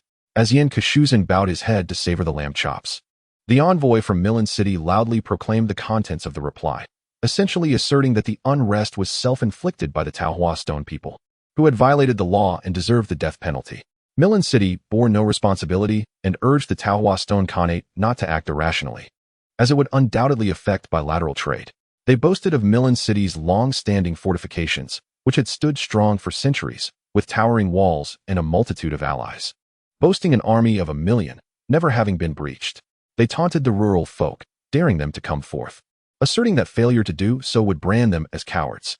The dignitaries concluded by stating that the issues at hand could indeed be discussed amicably, announcing that a large negotiation delegation would arrive next month, urging patience. Upon hearing of the impending negotiations, Pincushion could not suppress a cold smile. Within Millen's inner circle, Alberto had already relayed the news. Millen City had enlisted the Iron Treasury to hire several mercenary groups. As the Iron Treasury held substantial investments in Millen and had provided considerable war loans, one of the conditions being a 30% share of the new Chang'an spoils. Yuan Kai and Estebo had also joined in, offering the services of a 5,000-strong Pure Legion, with deployment anticipated in the spring of the following year. The Millen envoy waited politely below for Pincushion's response. Standing, he accepted the letter from the envoy with a smile, simply remarking, "We eagerly await the arrival of the negotiation representatives. There shall be much to discuss." After the Millen envoy departed, Pincushion turned and cast the letter into the bonfire. War was inevitable. He refrained from immediate retaliation, recognizing the need for preparation time, while also allowing the enemy some space to reveal more potential adversaries, paving the way for a decisive resolution. Although autumn was deepening and winter was imminent, the Slave Bay region remained relatively warm during winter, unlike the Dothraki Sea, where one could only huddle and felt tense, battling the chill. While winter warfare does impose stringent logistical demands, the Mongols were robust enough to endure.